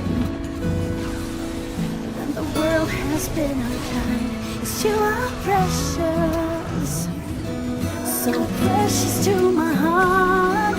This is my way of saying you are always on my mind. Yeah. You're the first thing that comes to my mind when I wake up. It's like you never left this room at all. Don't wanna lose this feeling, so keep on shining, keep on smiling. Like a flower, reaching for the sun, I'll be with you. When the world has been unkind, it's like a flower, reaching for the sun, I'll be with you. When the world has been unkind, 'cause you are precious, so precious to my heart. This is my way of saying you are always on my mind. Yeah, you're the first thing that comes to my mind when I wake up. It's like you never left this room at all. Don't wanna lose this feeling, so keep on shining, keep on smiling. Like a flower.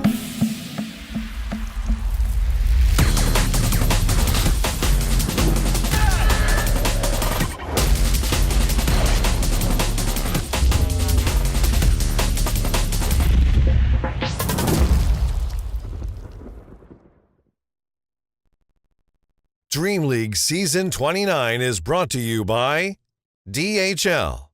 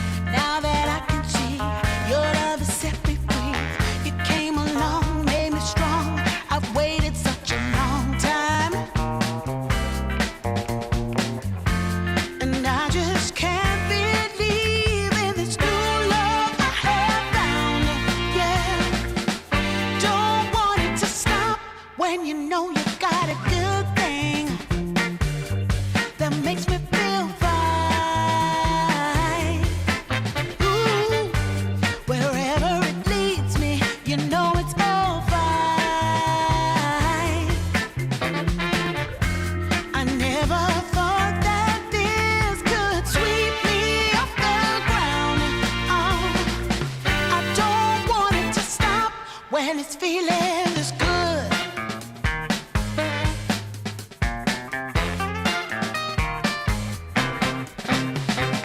Whenever you're around, my heart begins to pound. Though I know you'll take it slow, no way to stop this feeling. For every single day, whenever you're away, in this place there's a space where I'll be waiting for you. And I just can't believe in this new love I have found.